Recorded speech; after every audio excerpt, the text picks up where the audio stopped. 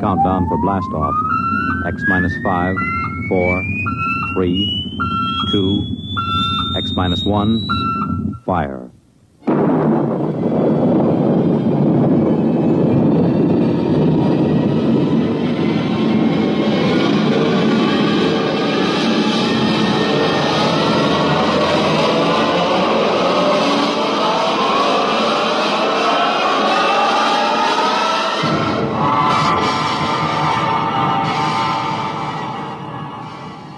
From the far horizons of the unknown come tales of new dimensions in time and space.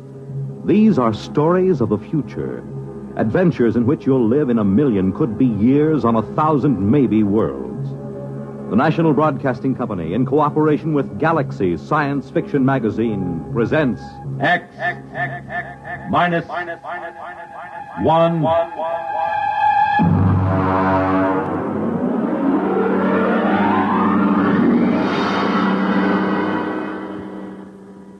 Tonight, an original story by Ernest Kenoy. The time, early in the 21st century. The story, Martian Sam. The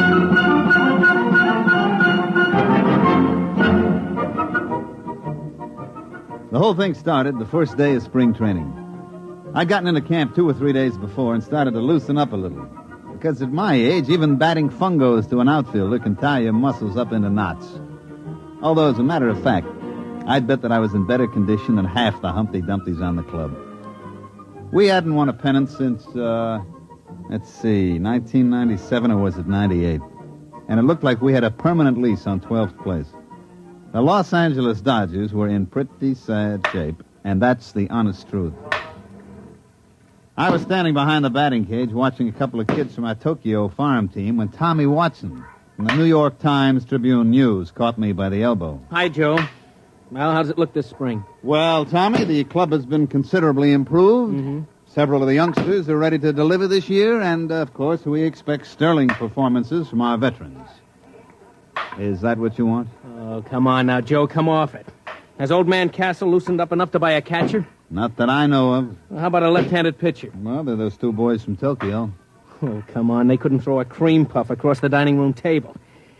Well, how does it feel to be first base coach for a team that'll clinch last place by July 4th? You're very kind, Tommy. Very kind. I just hate to see that old tightwad Castle run this club into the ground. I remember my father used to tell me about the times way back, when they were still in Brooklyn. And I can remember going down to Robinson Stadium when I was a kid to watch doubleheaders with the Denver Giants. Now look at them.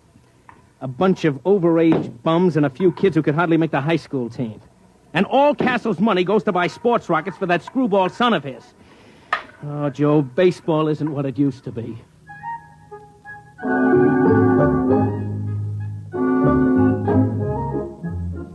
The sad truth of the matter was that Tommy was putting it mild. Old man Castle, the owner, begrudged every nickel that was spent on the ball club. I don't think anybody had gotten a raise in the last 5 years. The manager was old Rabbit Cinderella, and Castle used to issue statements every year about how he had great faith in him. Truth of the matter was that Rabbit would work for less than any other manager this side of the Sally League. You'll see what I mean when I tell you that the club traveled in an old 4-jet Strato rocket like some barnstorming semi-pro team. I was in the locker room looking down at my feet to avoid looking around at what passed for ball players on this Los Angeles Dodgers when Rabbit come up to me. Joe. Yeah? Get your pants on and come into the office. Oh, what's the matter? Never mind. Come on. Okay. Listen, Rabbit. What are we going to do about a left-handed pitcher? Later. Joe, I had an idea. I thought we could take one of the right-handers and sew the letter backwards across his shirt, and maybe that'd fool the other club. Yeah. Come on inside. Or maybe we ought to disguise Iron Mike, the batting practice robot. All right, that's enough. Joe, the old man's dead. What?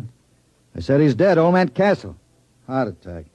I figured we had him scared so he'd loosen up a little dough for players, and then he goes and does this to us. Can't trust nobody. Well, who gets the club? His son. What, you mean Whistling Willie Castle, a Jetstream playboy? That's who. But he doesn't know anything about a ball He club. doesn't have to. Old man Castle owns 72% of the stock. And it all goes to Willie. Well, what's going to happen? Beats me. Probably sell us all out and buy a new rocket. Is he here? It was in the Earth-Moon small boat race when it happened. They got a message to him when he hit the direct beam off Lunaport. He could have landed and taken the shuttle back and made it in one day. But he was leading in the race, so he just kept going. He's due in a couple hours. You think you can get him to go for a left-handed pitcher? I don't know. We'll have to try.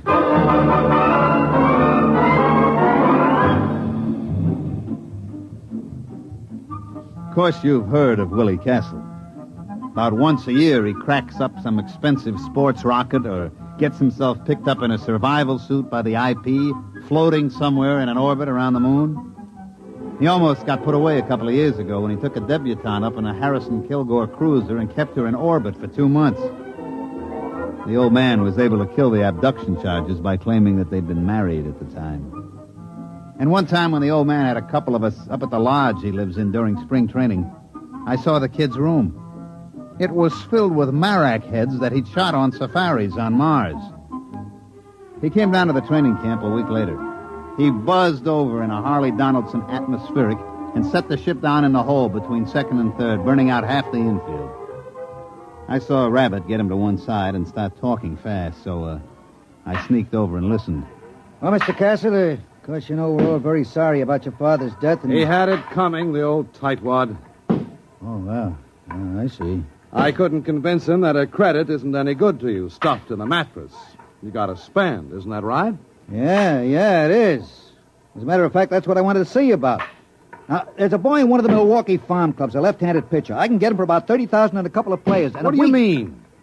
Well, I mean, you're absolutely right, Mr. Castle. You got to spend money. And if we could get a little help in pitching and maybe an outfielder or two... You mean spend money for baseball players? Well, yeah. That was what I had in mind. Now, wait a minute. This baseball team was my father's hobby, like some old men collect stamps or play checkers. Now, in the terms of the will, I can't sell it. But I'm sure not going to throw any good money away on something foolish like baseball players. Oh, I see. As a matter of fact, I'm going to need all the cash I can lay my hands on. Yeah? Yeah. I've got a chance to buy a 3-pile nuclear eraser that'll cut 2 weeks off the round trip to Mars. Oh, I see. You wouldn't want to spend money on anything as foolish as ball play. That's it. You've got the idea now. Oh, by the way, Mr. Cinadilla, Yeah? I find it's quite embarrassing to me to have my friends continually make fun of me because the Dodgers are in last place. Well, as a matter of fact, that gets to be a touchy point with me, too. Well, I'd like to see it change, so if you don't mind, would you please have them somewhere in a more respectable position, say third or second, within a month or two? Now, look here, Mr. Castle. I can't make bricks without straw. You won't spend the credit for a ball player, and I can't... You do your best.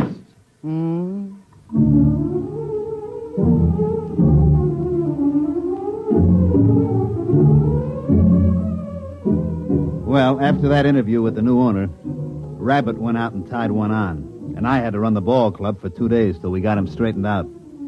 But I can't say as I blamed him. We won one game in the Grapefruit League.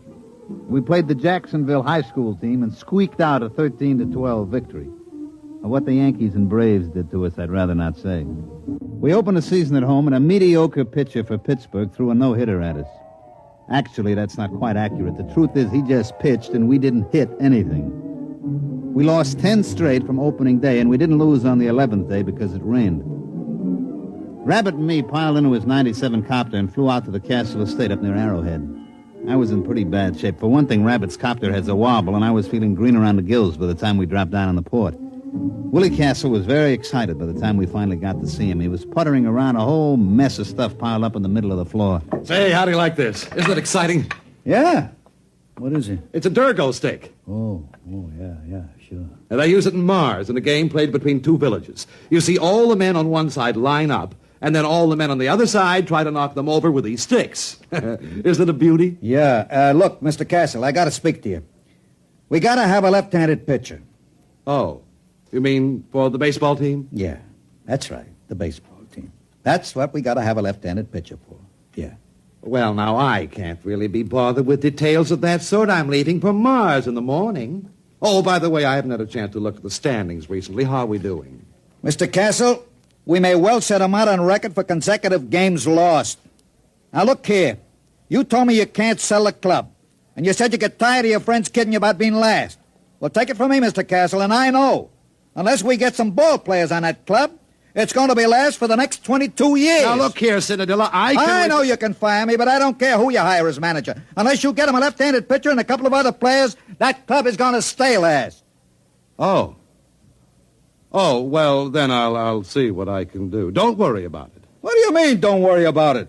I got to go out there every day and try to make those bums go through the motions. Now, look, I really have to pack. And besides, I'm expecting a new shipment of equipment from Aberfitch and Comby. Now, just don't worry about it. I'll think of something. Goodbye.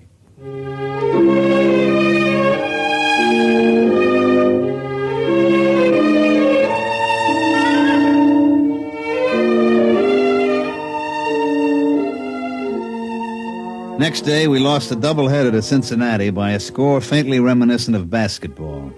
And that's the way it went. Oh, we won a couple here and there. Like they say, you can't lose them all. About the middle of the season, we were so far behind that the local papers just dropped us off the standings, didn't even bother to report it.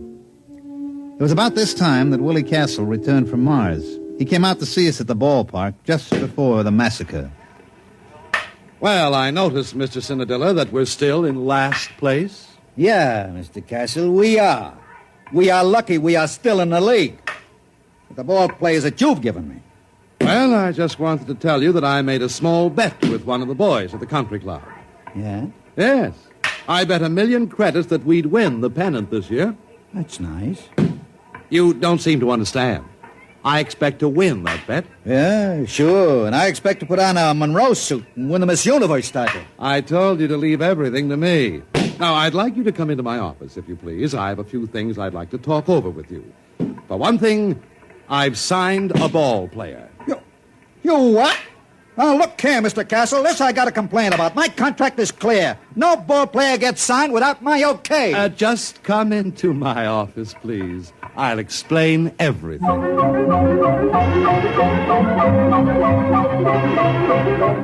That night, when Rabbit went up to the plate to hand in the starting lineups, I could tell something was happening. For one thing, old Baldy Snuff, the umpire, was looking at the card like it was written in Arabic.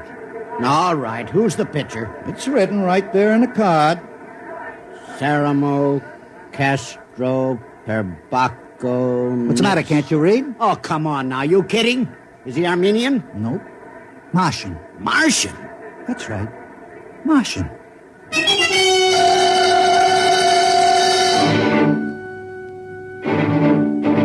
Of course, the riot didn't really start until our pitcher got out on the mound. Fred Kurtz, the Milwaukee manager, came running out like he'd been shot from a jet.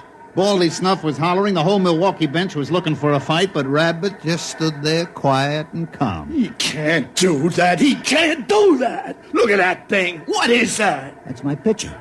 We call him Sam. But you can't play with that. That ain't a ball player. That isn't even a human being. What are you trying to pull, Rabbit? Listen, I got my rights. I sign them legal.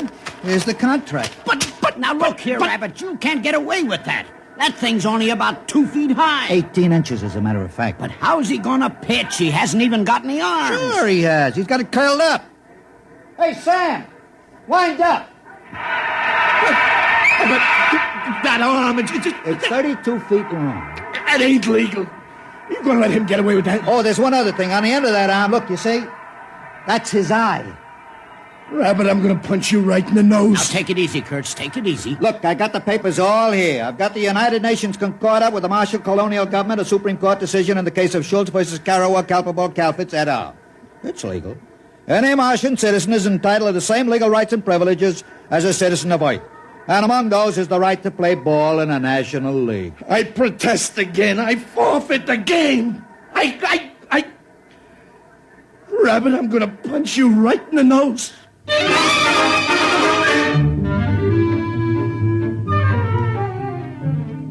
As a matter of fact, the game that night was postponed because of riot. The next morning, everybody met in the commissioner's office, and sure enough, it was legal.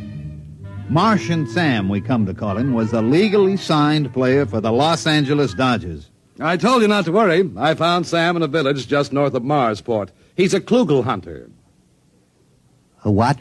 A klugel hunter. Klugels are fast little animals that run about 80 miles an hour, and the hunters go out and throw rocks at them and kill them. Sam's a klugel hunter. He ought to be a pretty good pitcher. How about the other clubs? What happens if they get klugel hunters? Oh, they won't.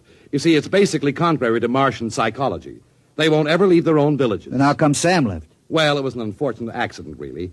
You see, when I first met him, I gave him a stick of chewing gum. Yeah? Well, he got hooked. What do you mean, hooked? Well, for Martians, the chicle seems to be habit-forming. Sam is a gum addict. Well, naturally, as soon as this was discovered, the traffic was prohibited. There's a death penalty for importing of chewing gum to Mars. But it was too late for Sam, so he came out with me. You mean all we gotta do is keep him supplied with chewing gum? That's right. I told you I'd take care of it, didn't I? Now you've got your left-handed pitcher.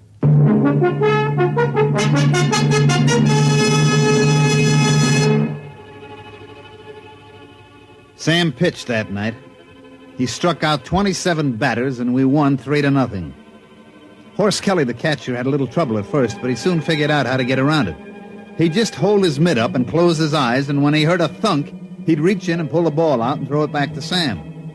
You can imagine what it was like being a batter up there against Sam. Pitcher's mound is only 60 feet away from the plate as it is, and with Sam's 32-foot arm, well, we didn't lose the game the rest of the season.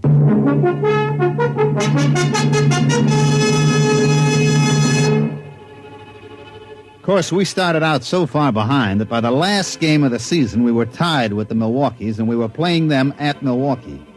The winner of this game won the pennant. Of course, it was a lead-pipe cinch for us. Marsh and Sam had pitched every day since he joined the club. He looked real cute out on the mound, standing 18 inches high in his little Dodgers uniform and in that long 32-foot arm. We had taken a finished batting practice at Milwaukee County Stadium, and I was standing next to Willie Castle's box talking to him. Well, it looks like I won't have to be embarrassed about owning the Los Angeles Dodgers anymore, eh? That's right. With Sam pitching, that means we win the pennant and the series. Well, I think that's very nice. As a matter of fact, I'm thinking of taking the whole team on a barnstorming tour through Mars after the series is over. Hey, Joe! Oh, Mr. Castle. Well, what's the matter? It's Sam. Sam! Well, what's the matter? Is anything wrong with him? Did he get his chewing gum? Yeah, he got his chewing gum, but he's just lying on the floor in the locker room moaning. He is? We better get a doctor. Yeah, and all those scales keep falling off him. Oh, no. What's the matter? I know what it is. What? It's the molting season. All the scales will fall off. It'll take him a week to grow new scales. But he can pitch, can't he? No, he can't. Any violent movement would bring on great pain. Well, there goes the ball game. Marsh and Sam can't pitch. We're dead.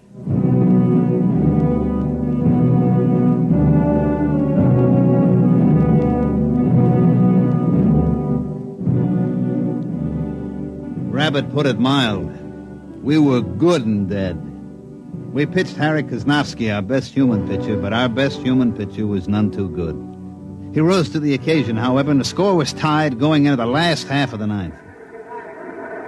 That's the way, Harry, old boy. That's the way. Pour it in. Come on, Harry. You can do it, baby. Unfortunately, he couldn't. He hit a streak of wildness and walked 3 straight men. Things were very quiet in the Dodgers dugout. One more walk would force him to run, the ball game would be over. Then as we all sat there staring out at the mound where Harry was sweating, we heard a little shuffling noise. Oh, what's that? Sam, what are you doing out here? And then with the little squeaks that he used for talking, Sam told us what he wanted to do. He wanted to pitch. But, Sam, you can't. You're molting. Your scales. All right, Sam, all right. If that's the way you want it, you get out there. You pitch at that one batter. It's 2 out. You strike him out, it'll go to extra innings, and we'll win the ball game.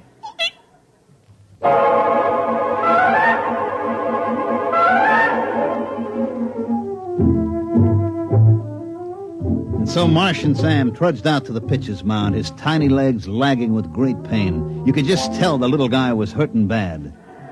Now pitching for Los Angeles, Martian Sam. We knew that Sam could do it now. We only had to face one batter and we'd get our chance again.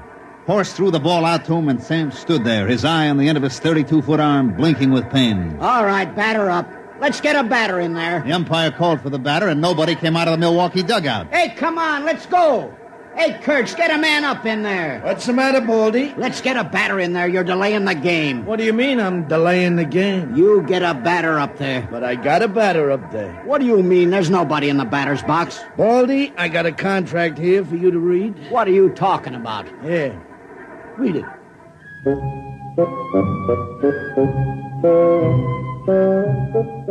Well, of course, everybody knows what happened. The Milwaukee Braves had signed an intelligent virus from the moons of Jupiter. He was up there in the batter's box, but of course you couldn't see him without an electron microscope. He walked on 4 straight pitches, forcing in a run, and the Milwaukees won the pennant. But like I say, that's baseball. You can't win them all.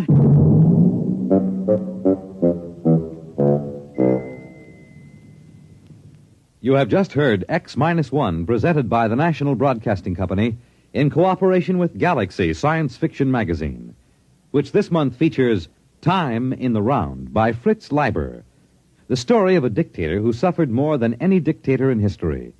He was so puny, and his victims were so impregnable. Galaxy Magazine on your newsstand today. Tonight, X-1 has brought you Martian Sam, an original story written for radio by Ernest Kenoy. Featured in the cast were Mandel Kramer as Joe, Santos Ortega as Rabbit, Ivor Francis as Willie, Jack Orrison as Baldy, Bob Hastings as Tommy, and Bill Zuckert as Kurtz. Your announcer, Fred Collins.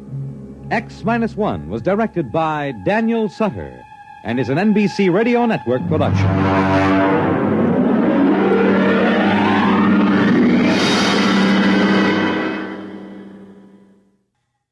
The CBS Radio Mystery Theater presents...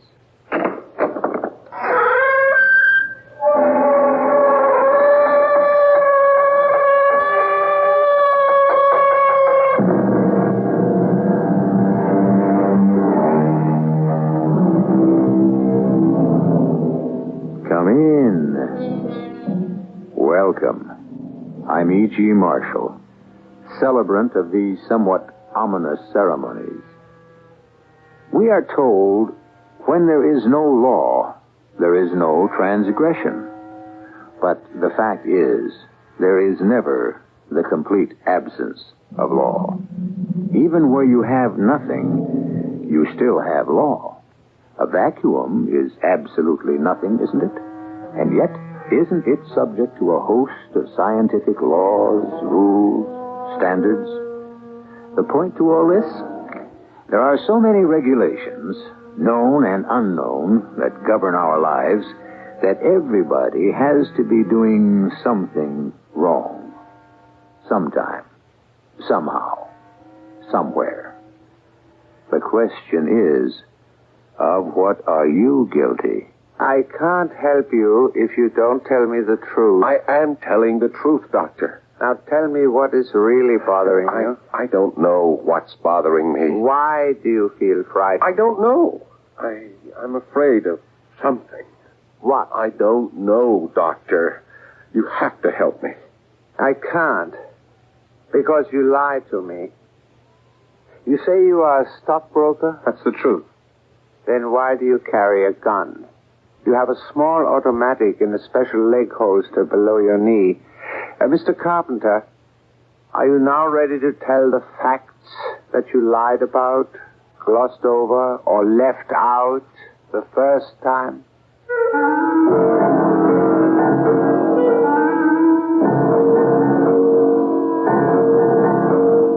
Our mystery drama, The Aliens, was written especially for the Mystery Theater by Sam Dan and stars Paul Hecht. It is sponsored in part by Anheuser-Busch Incorporated, Brewers of Budweiser, and Contact, the 12-hour allergy capsule. I'll be back shortly with Act One.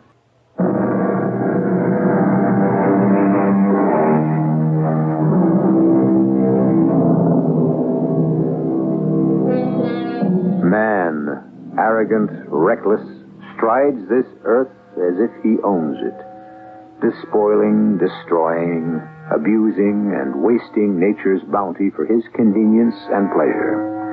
But does man actually own this earth? Man, with his intelligence, had made himself the swiftest and strongest of all the living things on this planet. But it is written, the race is not to the swift, nor the battle to the strong. It is 7:30 in the morning. John Carpenter, Jr., is having breakfast. What was that? Oh, will you look what I did? I dropped the big platter. Well, you should be more careful. Well, it would have to be the one Aunt Maud gave Why us. can't you pay attention to what you're doing? All right. All right. What is this?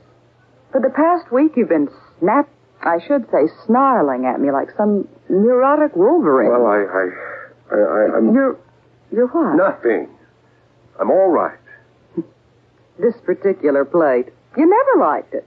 For that matter, you're not unusually fond of Aunt Maud either. So what's all the fussing about? Is there any more coffee? Not for you. You mean no more coffee for me? I'll tell you why. Just listen to yourself. What's wrong with me? You're very nervous. Me? Nervous? You're irritable, agitated, restless. That's nonsense. Something's simmering inside you. Anything seems to trigger an explosion. All I did was drop a dish and you'd think a bomb had gone off. Look, I'm going to miss my train. 3 notrons. Well, what is that supposed to mean, Louise? That's the shutout bid. And that's your way of saying the discussion is over. Look, Louise, it's 7:30. And you have half an hour to get to the station, and it only takes 7 minutes. I like to get there early. Yes. That's what you like. What you don't like is to discuss a matter of the utmost importance. Your health, John. You're not well. There is nothing wrong with me. Ask Dr. Marks. I saw him less than 2 weeks ago. Then why are you losing weight? And why don't you sleep nights? Oh, now I am going to be late. John, can't you tell me what's wrong? I don't know. Then you admit Nothing is wrong, Louise. Nothing. Can you be home early tonight? We're having the Swansons for dinner and bridge. Oh, for crying out loud. It's Jim and Marge, and you love them both. All right. John, see a doctor. I have already seen Dr. Marks. Now, how many times do... Why don't you see someone about your nerves? You mean a psychiatrist? Yes. You have a problem. Well, in the first place, I do not have a problem. In the second place, there's nothing wrong with me. And in the third place, I will not see a psychiatrist. I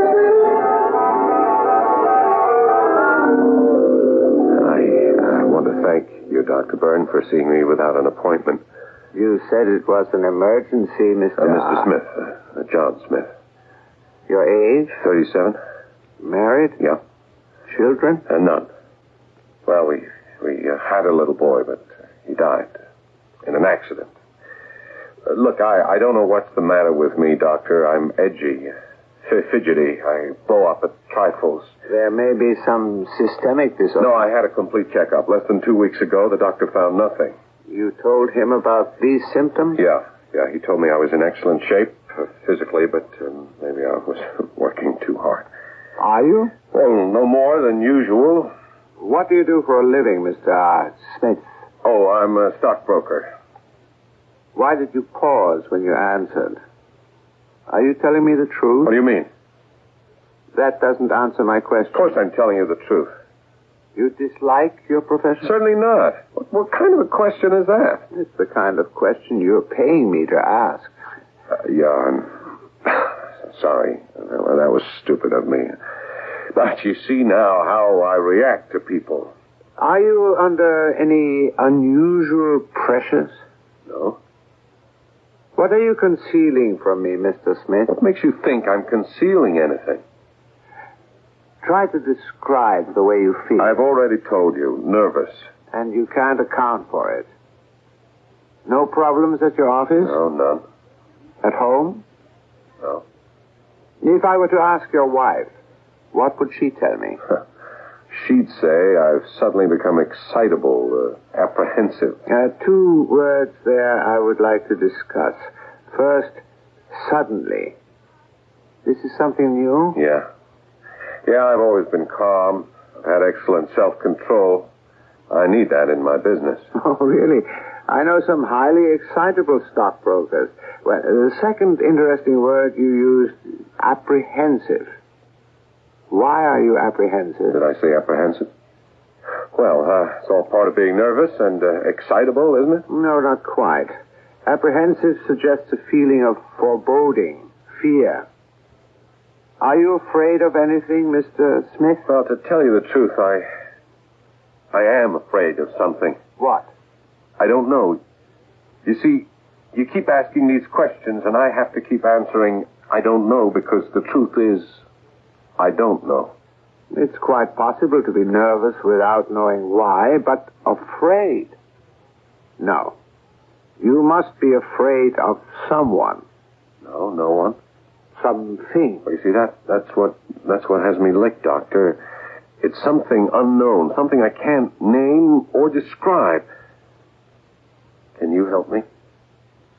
I don't think so. Why not? Because I know you're not telling me the whole truth. Doctor, I don't know what's bothering me. The whole truth about yourself. What's to tell? I'm a broker. I'm with Valentine and Sterling. For example, why do you carry a gun? A gun? You have a small automatic in a special holster below your knee. Well, Because you're nervous and upset, you're being careless. That is why I was able to catch a glimpse of it, Mr. Smith. I would assume that a man who carries a gun in a leg holster is quite familiar with and adept in the use of firearms. Well, shall we begin again? Are you ready to tell me the truth this time? The truth? Tell me some facts about yourself that you left out, glossed over, or lied about the first time. Now, what is your name? What do you do for a living? And what do you think your problem is? Doctor, I am not free to tell you. Then, how can you expect me to treat you intelligently? I may have told you too much already. I'm sorry. I better go.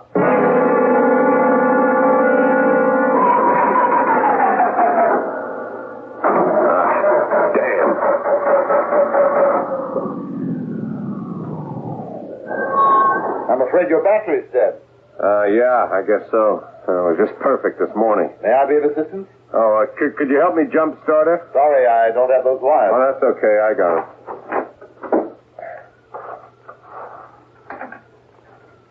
I see you're a man who prepares for emergencies. Well, you never can tell what...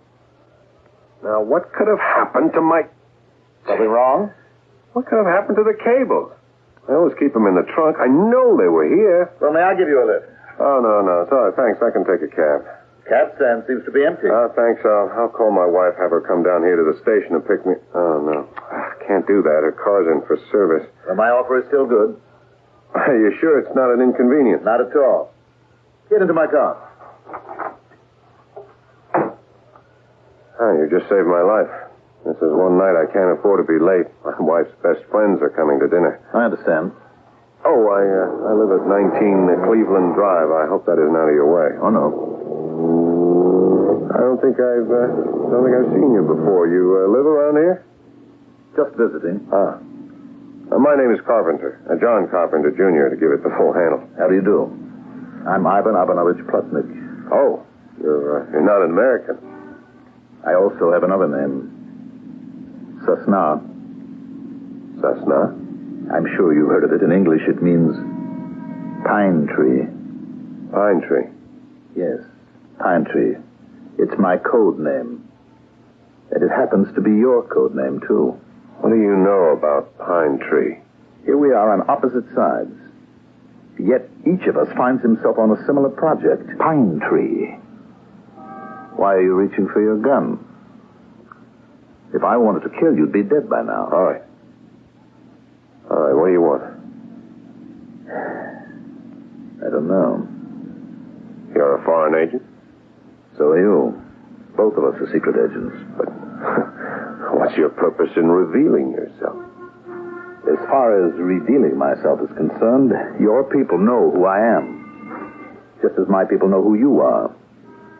You have your cover as a stockbroker, I have my cover as a journalist. No one is taken in. Both sides allow it to continue. Why? Because we're not important, you and I. We're only small fish. But small fish are also necessary. They're part of the food chain. No, never mind all that. Why have you personally approached me? No matter how many times you will ask me that question, I will have to give you the same answer. I don't know yet. You want to defect? Defect? Whatever for. Then, is it your purpose to get me to defect? I keep telling you I don't know my purpose. That's why I arranged for us to meet. You must have drained my battery. Yes. Why? I wanted us to talk. There's no one on my side I can talk to. Well, I wouldn't know about that. There's no one on your side you can talk to either. That's not true. Why did you go to a psychiatrist? How do you know I went to a psychiatrist? Why? You know so much, you tell me. You went because you're upset, nervous, and agitated. Well, that's no great feat of deduction. Obviously, I'm on edge. And so am I. I hide it better.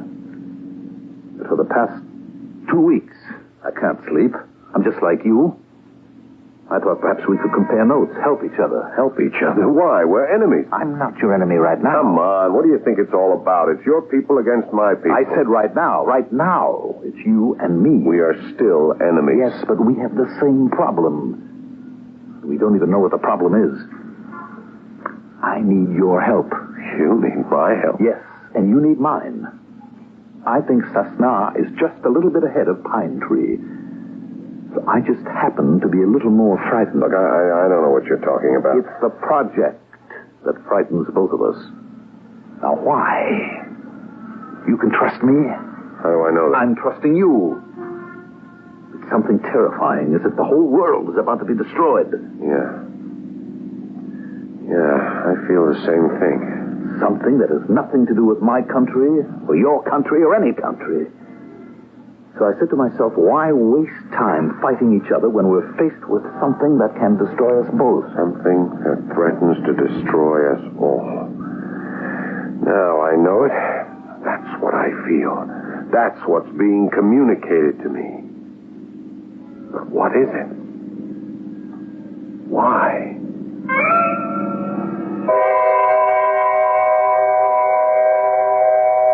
What is it? And why? You know by now, we have an orderly procedure. In the first act, we ask the question. It's only in the second act that you can hope for some of the answers. And yet, you already have a clue, an extremely powerful clue, that will enable you to answer the most important question of all. And what is that clue? It has been stated forcefully and plainly. You think back on it until I return shortly with Act 2.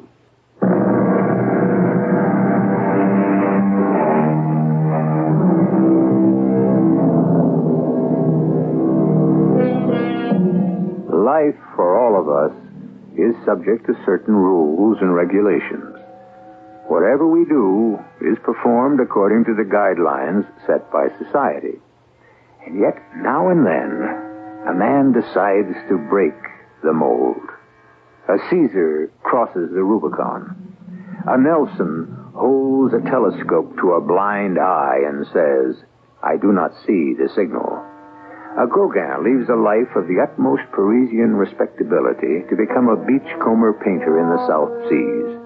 And tonight, John Carpenter Jr. and Ivan Ivanovich Plotnik have also crossed the line. When did the fear start for you? The day I was assigned to the project. The same with me. Psychic communication.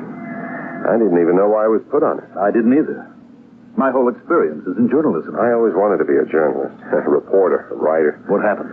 I went to college on a football scholarship. You know what that is? I think so. Yeah, I was so busy playing football, I had very little time to read.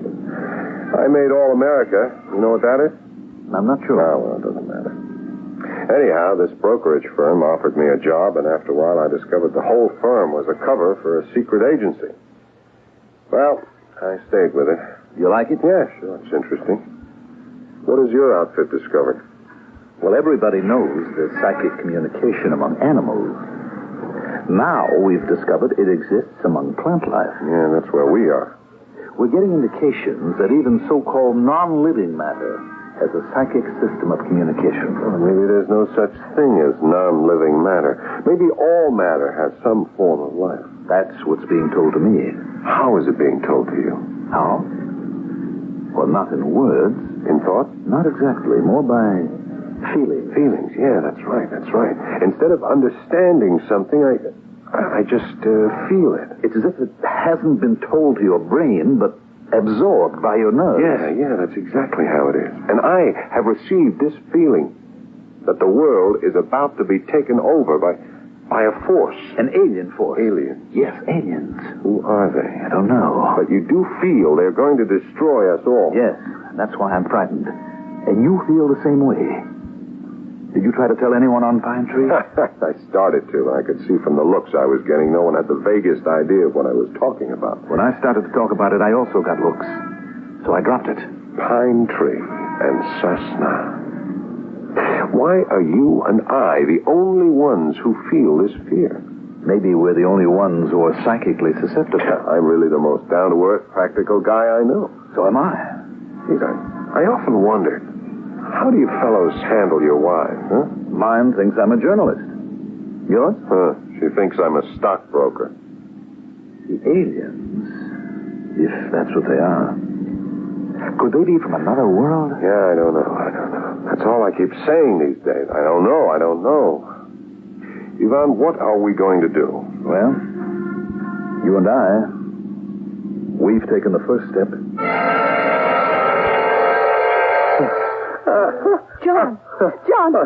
John, wake up. Cut it out. John. What?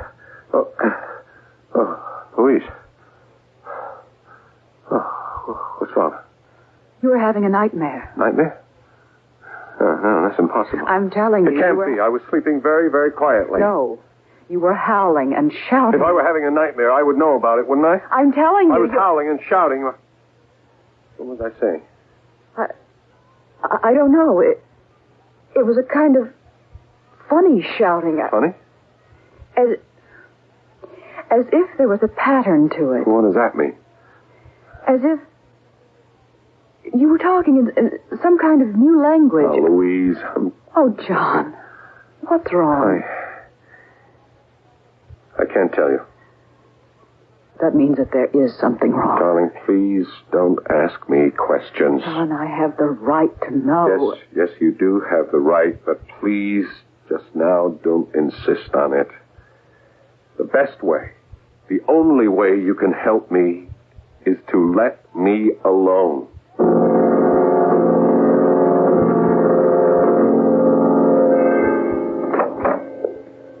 Are you busy, Mr. Brady? Oh, come in, John. Sit down. All right. I haven't slept in the last 2 nights.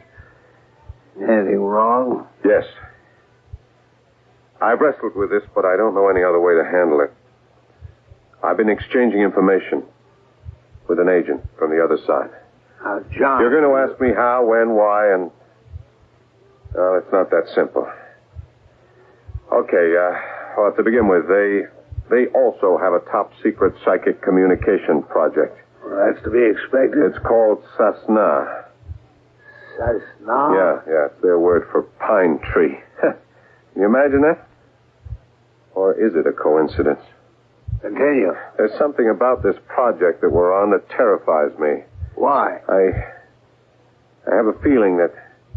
It's a feeling of approaching disaster. I know that sounds melodramatic, but I feel it. The agent from the other side, he approached me because he feels it too. The agent's name? Ivan Ivanovich Plotnik. And? Well, that's it. Well, what'd you tell him? He told me as much as I told him, and, well, we're both at about the same stage on the project. He approached you because he feels this fear is terror. You believe him? Yes, I do, because I know he can't talk to any of his own people any more than I can talk to any of my own people. Now, wait a minute. You can talk to me, John. Well, not really, Mr. Brady. You don't seem to understand what I'm saying. I do. I understand you're afraid. But you don't feel it. You don't feel frightened by some terrible alien thing that will soon destroy the world. Alien? Alien in the sense of foreigner? An alien force. Out of this planet? I think so. John. Yeah, I know you're going to tell me I'm working too hard, that I need a rest. This agent is cover? Journalist. To whom else have you spoken about your fears? Well, my wife. What have you said to her? Nothing. She keeps telling me I have to do something, see a doctor. And have you? Oh, yes. What's his name? I didn't tell him anything. Even so. His name is Byrne. About the agent. Keep seeing him and report the results of each visit. Yes, sir. String along with it, but be careful. As you know by now, this is a dangerous business, and everyone engaged in it is dangerous. I trust him. Why? Again, you'll think I'm crazy. Because I don't get any feelings of fear or mistrust when he's around. Well, that's hardly a... Sir, we are engaged on a project that is investigating the nature and possible uses of psychic communication. And so some of us may be more prone to psychic disturbances. Would you like me to take you off the project? You can't. Why can't I? Because only people like me belong on that project. Susceptible people like me. All right, John. But be careful. Very careful.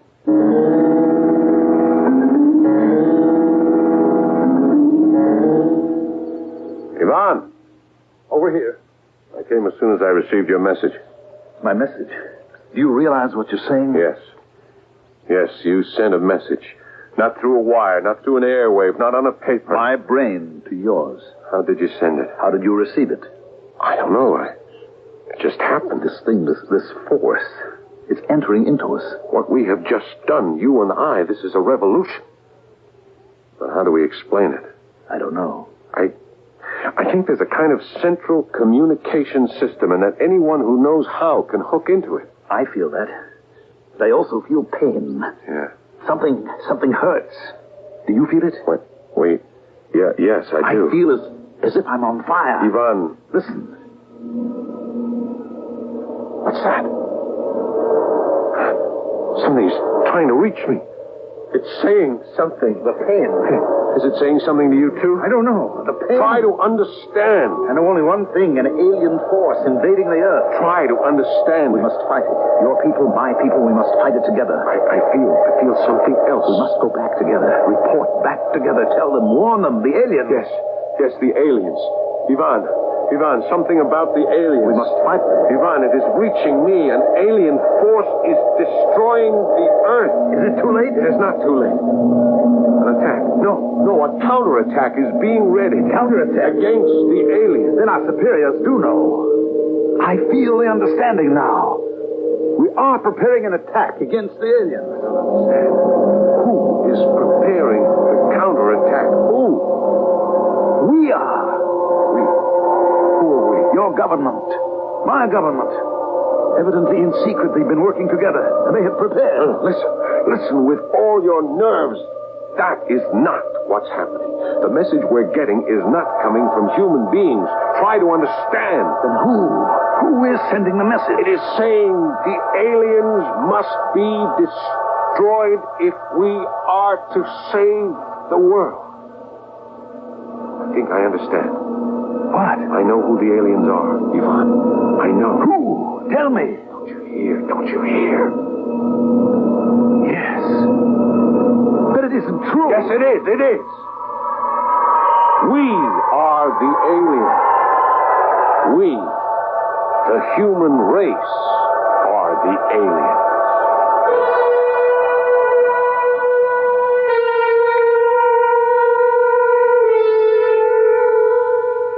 We are the aliens.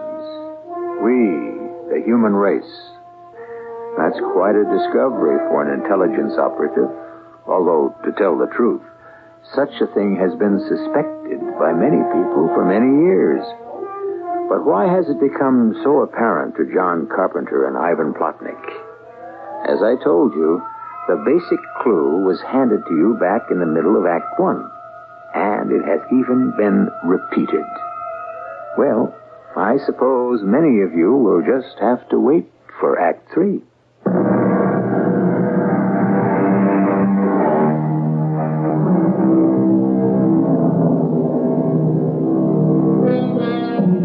Nothing human is alien to me, said the Roman poet Terence. However, here we seem to have a situation where everything human seems alien to something else. John Carpenter, Jr., a secret agent, seems to have blundered into the most dangerous secret in the world. And the problem is, what can he do about it? We are the aliens? We are going to be destroyed. Why? By whom? Communicate with it, Ivan. Try to understand it. there is so much pain. Yes, because it's new for us to think like this. It's not the way human beings think, by making pictures in the brain. This is communicating through changes of the body. You understand pain because you feel pain. Who is talking to us? Oh, this isn't talking. It's transferring ideas. We are going to be destroyed unless what? Listen, Ivan. Help me try to understand. Unless we become part of the Earth. Yes, the Earth. But we are part of the Earth. We are not part of the Earth. We are not part of the chain. We will be destroyed.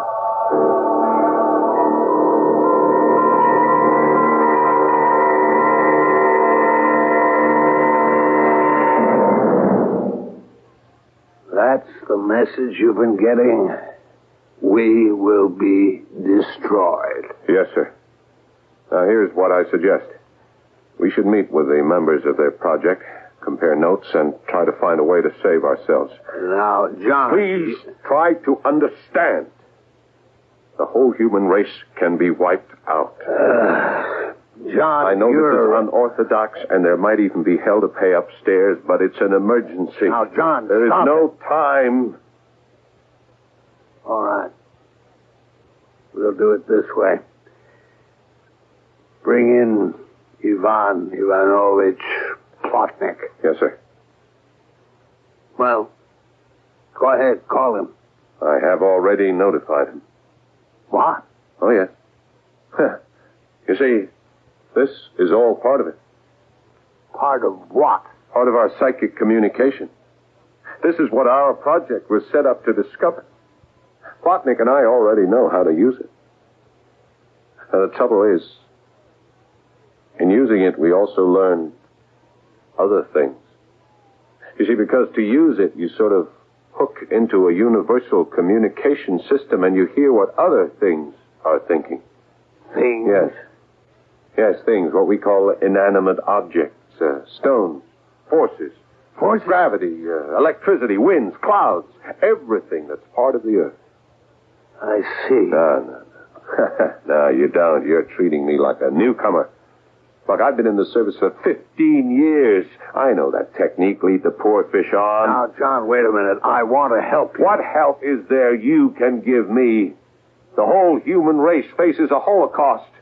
Why don't you bring Plotnik here and we can discuss it? No, because I see what's on your mind. Bring Ivan Plotnik here so you can arrest him. No, that's not why I want you to bring him here. Don't resort to lies, Mr. Brady. I won't do it. Even now, I'm warning him. Stay away, Ivan. Hide. Leave the country. I give you my word. He won't be harmed in any way. No. I've been around. I've seen solemn words and promises broken. In the light of... What's that again? Oh, yes. A higher necessity. John, don't you see we're on to it? On to what? Whatever your game is. You want something. I don't know what it is. So you invent this science fiction horror story and this cooperative enemy agent. There's no such person. There is an agent named Ivan Ivanovich. All right, John. It happens. I've seen it happen. It's almost the way it is in the armed forces. A man gets combat fatigue. There is nothing wrong with me. Our life is filled with constant pressure. It's hazardous. When was the last time you had a vacation? You placed me on this project. It was a mistake. And the project is a success. I have learned to communicate psychically with an agent from the other side of vital importance. We have discovered that the entire human race is in grave danger of extinction. How? I don't know that yet. But it will become clear. It will.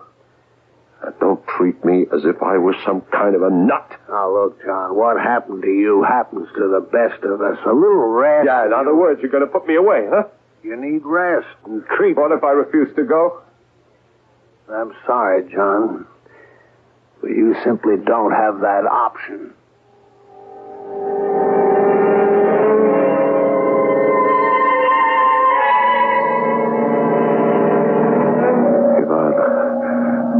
Ivan, are you listening to me? Why don't you respond?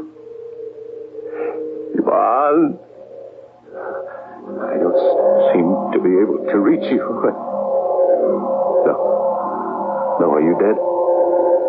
Did they kill you? I need your help. Who's going to go to your people? Ivan! Ivan!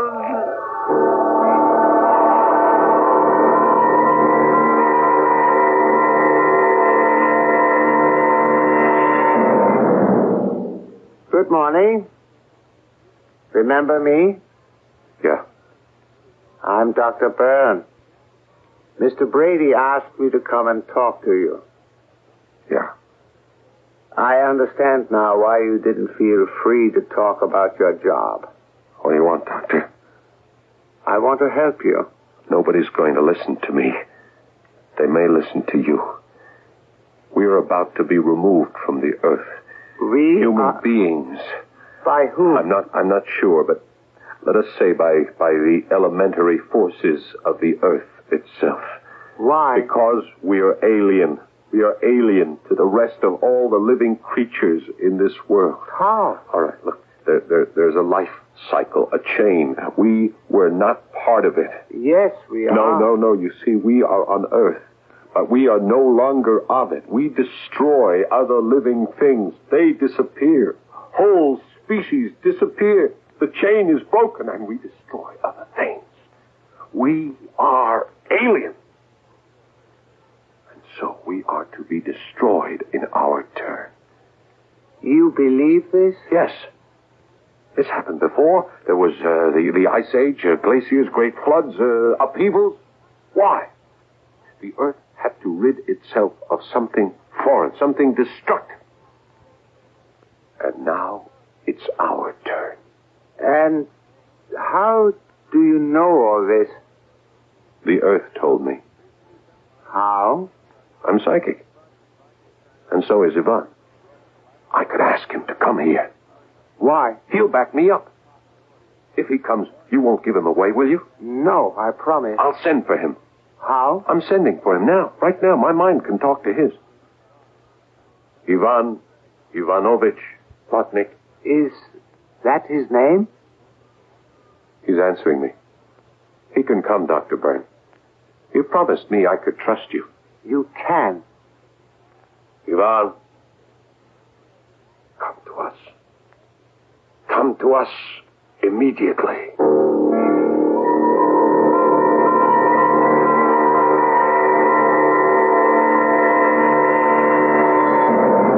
Well, where is he? He'll be here. It's a long trip. From where? He's been hiding out near the docks. Everybody's after him now. Our people want to arrest him. His own people. Yeah, John, you must face certain facts. Yeah. I see where this is going to lead. I spoke with your wife. You have had disappointments in your life. You wanted to be a writer. That was a long time ago. You never forgot it. And that's why you're writing quite a story now. I don't think we have anything more to talk about. She told me about your little boy. She had no right to tell you about that. It wasn't your fault. I was driving the car. An accident can happen to anyone. It happened to me. All these things build inside, and one day a man explodes. That has nothing to do with it. Look, our whole human race is in danger of being wiped out. Ivan will tell you the same thing. Well, where is he? He's here. Where? Don't you hear him? Just outside the door. Wait. Ivan. Hello, John. Come in, finally. Tell the doctor what we discovered. Who are you talking to? What do you mean, who am I talking to? Ivan. Where is he? Well, he's here, right in front of you. Tell him you're standing right in front of him. I'm standing in front of you, Doctor. Yeah, you see? There's no one here but you and me. Ivan, tell him about the aliens. What we found out, John and I, is that we are the aliens. That we are to be expelled from the earth. There. What do you think of what he said, huh? I didn't hear anyone say anything. Stop that! Don't make me think I'm crazy. Don't try to make me believe Ivan doesn't exist. No, on the contrary, John. Ivan does exist. Then why do you pretend you don't see him? Who do you think Ivan is, John? He is you. You are John Carpenter, Jr. Ivan is John. Ivan Ivanovich means John, the son of John, which is John Jr. Plotnik is their word for carpenter. John Carpenter Jr. is Ivan Ivanovich Plotnik. You don't know what you're talking about. You created him. No. He approached me. He was in trouble. You would like to think that there's someone like you on the other side who is in trouble, too. We have to cooperate. Both sides, all sides will be gone. Ivan. Yes, John. Help me. John, there's no one here. Help me, Ivan. We will make everyone listen to us. Help me get out of here. Wait, John. You can't leave. Help me. Ivan. God, hurry.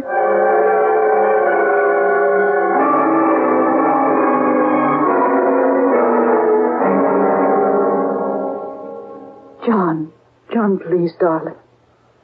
Try to cooperate with the doctors. They want to help you. Yes, Louise. We can still have a long and a happy life together. Of course, Louise. I'll come again tomorrow. Yes, dear. Goodbye. Bye.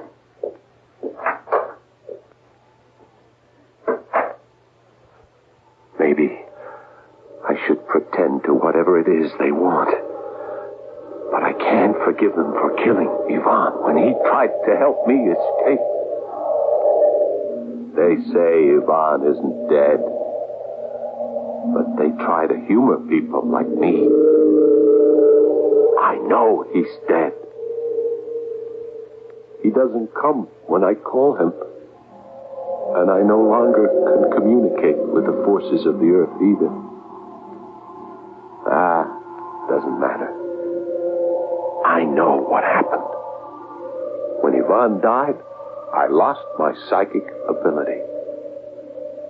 But I know that we are the aliens. And I know that sooner or later, each living human being will be removed from this earth.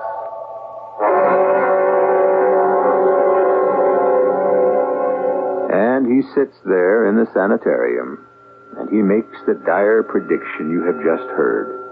And of course, nobody believes him. But just suppose it's true. Wilder things, weirder things have happened. In every prophet, isn't there a touch of madness? Therefore, the sanest thing you can do is wait for me to return in just a few moments.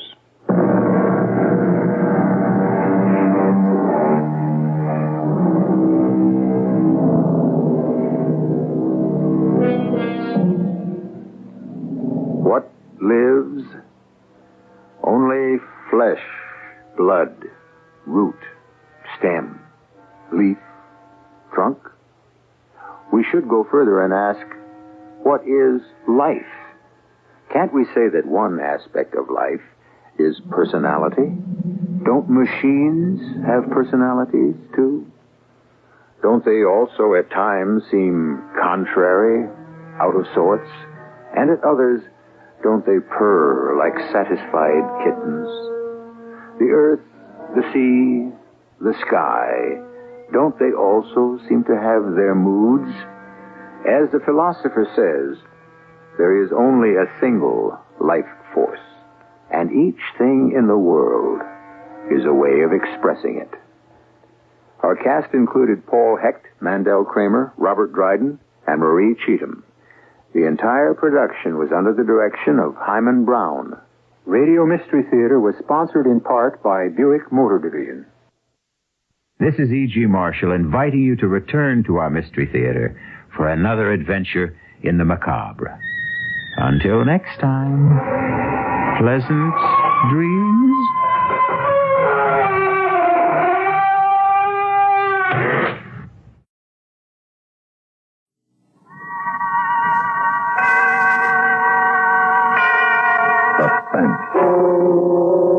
And the producer of radio's outstanding theater of thrills, the master of mystery and adventure, William N. Robeson. During its long and distinguished career on the air, suspense has never taken an editorial stand until now. Now we state unequivocally that this program is against murder. Oh, we play around with the more titillating and entertaining aspects of murder from time to time, but fundamentally, we're against it, as a personal, national, or international policy. Only those in favor of murder will find anything objectionable or controversial in the next half hour. The story you're about to hear is but a tiny word of protest. Perhaps it is too little. But please God, let it not be too late. Listen then, as Everett Sloane stars in The Voice of Company A, which begins in just a moment. And now, The Voice of Company A, starring Everett Sloane. A tale well calculated to keep you in suspense. I sat in my lab at Cape Canaveral near the giant missile that would launch our transmitter. I looked at the powerful sending set, knowing that soon we'd toss it into space to scream crazily year after year at a crazy world. We tried to keep the lab quiet, isolated, but in the last few days, the tension of the mess outside had somehow trickled in. I was bushed. Doctor? Yes, Colonel? I think it's coming. Here, read this. Top priority from Defense to me. From the Secretary of Defense to Commander Operation Screamer. International situation deteriorating. Commence countdown 0500 Zulu. Midnight our time? That's right. Is your section ready? Yes, we're ready. Here's the little monster. I just loaded the tape. You want to hear it? Yes.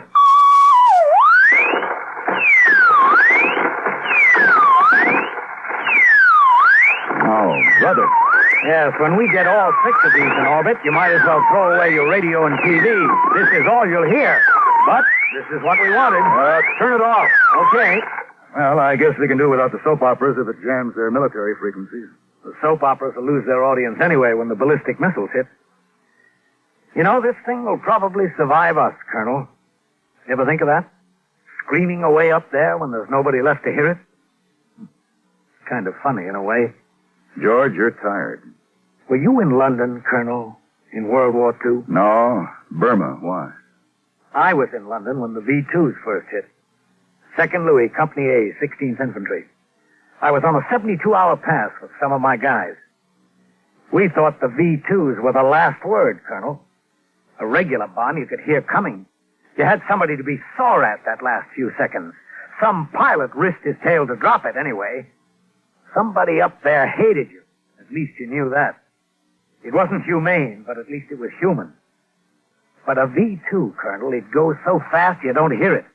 And there's nobody to hate except some guy sitting at a control panel a couple 100 miles away. And now we got ICBMs. 5,000 miles through space. Oh, yes. We've come a long way. A long way. Yes. Well, I'll report that we're ready. The colonel looked at me strangely as he left. I knew he thought I was cracking. Maybe he was right.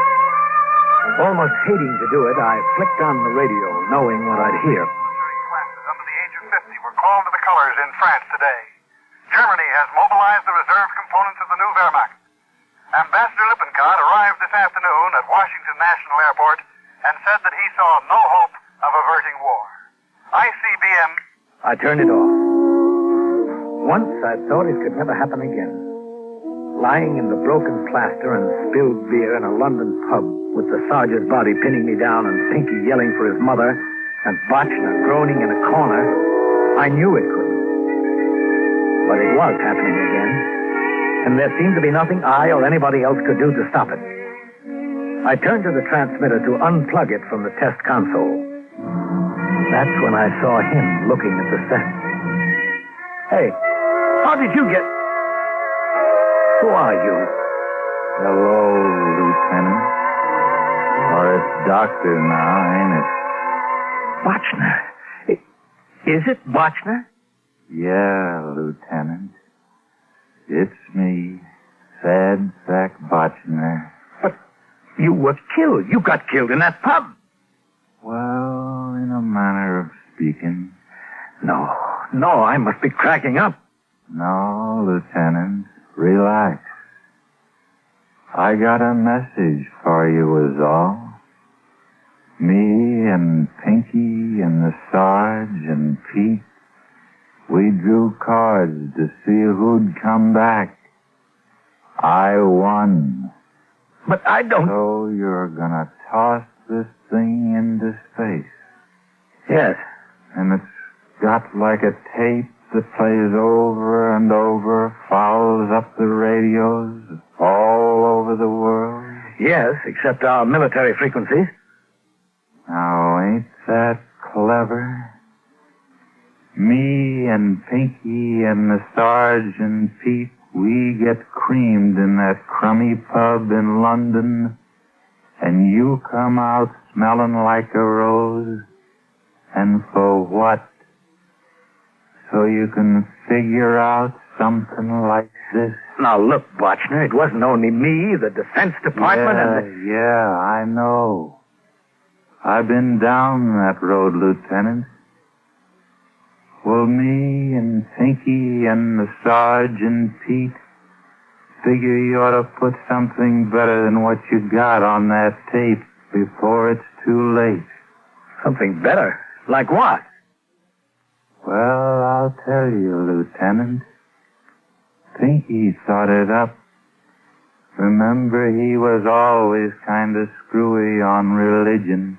So he told me, standing gray-faced and sloppy as ever in my lab. I knew I was dreaming. I had to be. He told me what to put on the tape. And I laughed. What is this, a joke? We don't do much joking, Lieutenant. Mostly we sit around thinking. 10 million guys in different uniforms, thinking of the dames we didn't get to meet, and the summer evenings we didn't get to smell, and the kids we never got to have. Well, you better do what we say, Lieutenant, because tough as it is at times, it's better here than it is there. We know, Lieutenant. We know.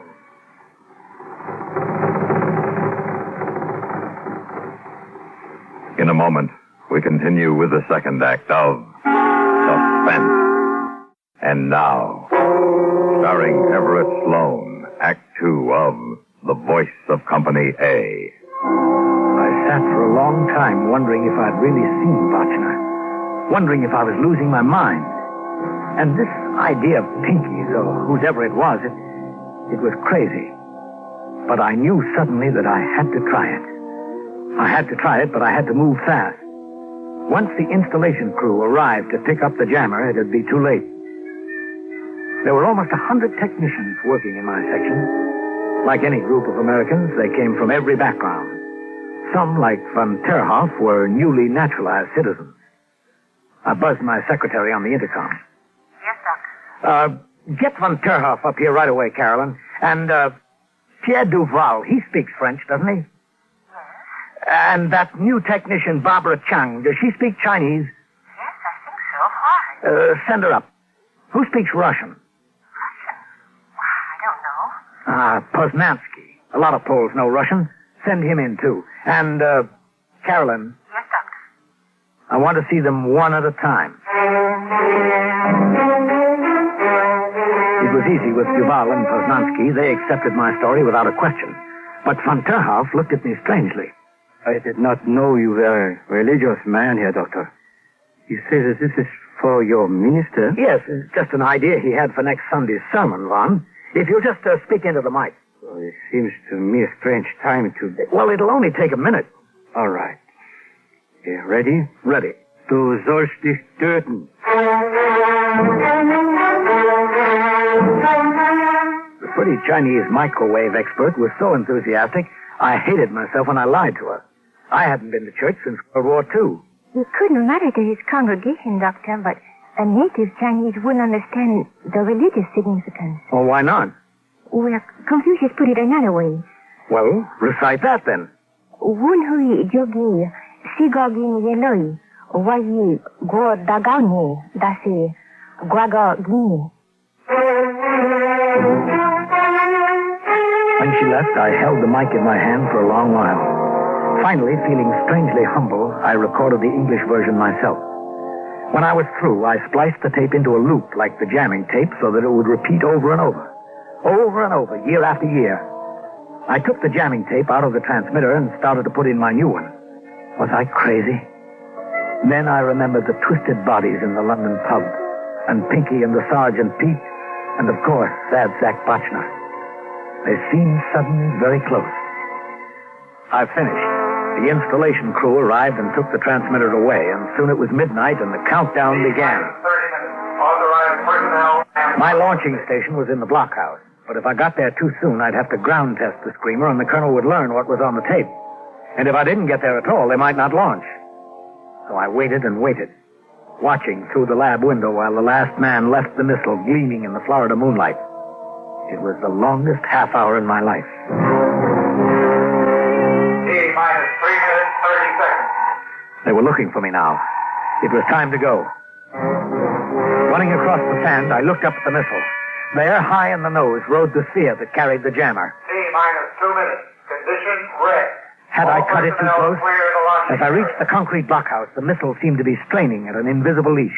Vapor from its liquid oxygen was curling about its base. T-minus 1 minute. Hey! 59. Hey, let me in!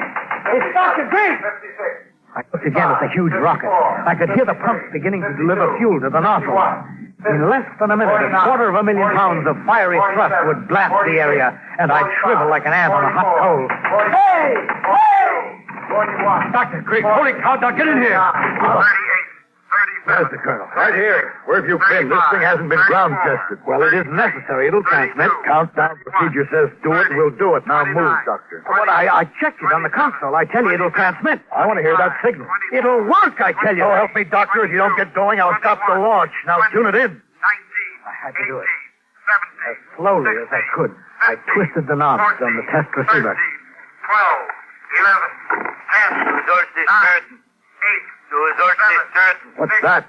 What's going on? The colonel lunged for the panic button that would stop the launch. I grabbed his arm. Let me go.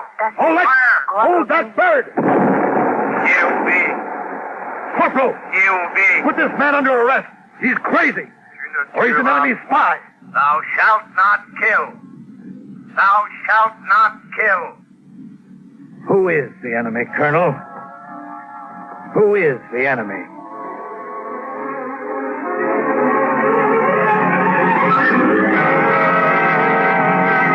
In a moment, we continue with the third act of Suspense. And now, starring Everett Sloane, Act 3 of The Voice of Company A. They treated me all right in the detention cell at Cape Canaveral. They gave me a radio, the morning papers, all the coffee I could drink. They sent for a psychiatrist to see if I was crazy. 2 men from the FBI questioned me to see if I was a spy. Then I was alone until the guard brought in breakfast. Hey, Doc, what's going on? You tell me. Well, my wife and I, we sit down to eat this morning. We turn on the radio to find out if we ought to be digging a hole somewhere. And this voice comes on saying, "Thou shalt not kill." And in all foreign languages. Now, my wife, she thinks it's the end of the world. Well, she may be right. What are they going to do to you? Try me for espionage, they tell me. If they don't figure I'm nuts. Doc? Yes? We don't figure you're nuts. When the guard left, I turned on the radio to hear the worst. And it was the worst. And launched a formal protest against what they called U.S. celestial propaganda. From Washington, no word yet on what is intended by the strange Screamer satellite, only instructions. Instructions on what to do if its passage jams tunnel rat frequencies during a ballistic missile bombardment. Suddenly, I heard it faintly, blanking out the announcer. I looked at my watch. Yes, that was it. It was due overhead. Tu ne tueras point. Thou shalt not kill. I switched off the set. I hadn't fully realized the power of our transmitter until that moment. And I hadn't realized the power of the message. A shiver raced up my spine. I felt suddenly that I was not alone. Then I saw him, slouching at the window. Botchner? Hello, Lieutenant. In the guardhouse, huh? Remember when you tossed me in the stockade for being AWOL? Well, this ought to square it. Pinky and the Sarge and Pete and me, we've been watching things. It's working out great. Oh, yeah, just fine. There's an awful lot of people don't want to fight this war, Lieutenant. You ought to see 'em in Europe and China. Yeah? Don't you fret, Lieutenant. Things is going to turn out all right. You see, Lieutenant, we know.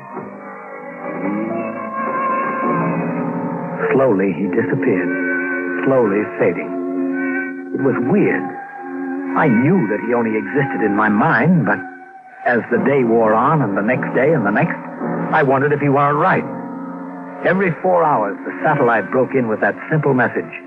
But in the interval, the radio began to talk of reports of a mutiny in the Hungarian army, a revolution against the Czech regime, small religious revivals starting in Germany. The Defense Department is mum about what was actually intended in the satellite launch Monday. Results are clear. Iron Curtain countries are busy battling anti-war sentiment. International tension has eased. Ambassador Lippincott flew an hour ago to a hastily planned conference in Geneva. More news after the 9 p.m. passage of the satellite.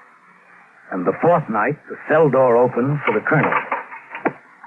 Hello, George. Hello, Colonel. You bring the firing squad? George, I got a dispatch from Defense. Yes? You're to be released. Released? That's right. And we're not launching the rest of the Screamers. They decided that the crisis is past. Now that the thing's in perfect orbit, they want us to stop them. But we can't. I know, George. It's solar powered. It could broadcast for the next 20 years. 50. Yes. And when it quits, Colonel, maybe we better launch another one. Hmm? Oh, yes. I see what you mean. George. Yes? One question. We know about Duval and the Chang girl and Poznansky. Who recorded the English? Is that your voice? I thought of the smashed bodies of my men in that London pub. Pinky and the Sarge and Pete and Sad Sack Botchner. My voice, Colonel? No. Let's just say that's the voice of Company A. Du sollst nicht töten. Du sollst nicht töten. Wunhi jebe sigogin yeloi. Wai go dagami dasi guagagini. Nie ubij. Nie ubij. Tu ne tueras point. Tu ne tueras point. Thou shalt not kill. Thou shalt not kill.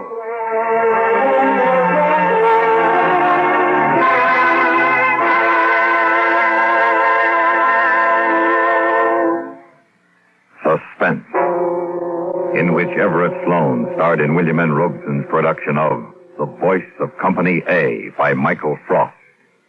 In just a moment, the names of the supporting players and a word about next week's story of suspense. Supporting Everett Sloan in The Voice of Company A were Lillian Bayef, John Daner, Barney Phillips, Jack Crucian, and Sam Pierce. Listen. Listen again next week when we return with the Diary of Sophonia Winter, starring Mercedes McCambridge. Another tale well calculated to keep you in suspense.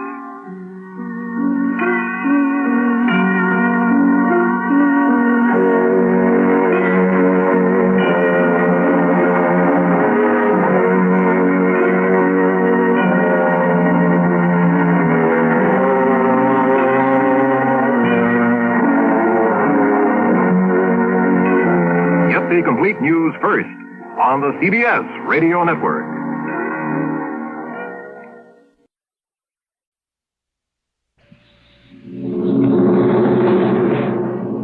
Adventures in Time and Space. Transcribed in future tense. Dimension X.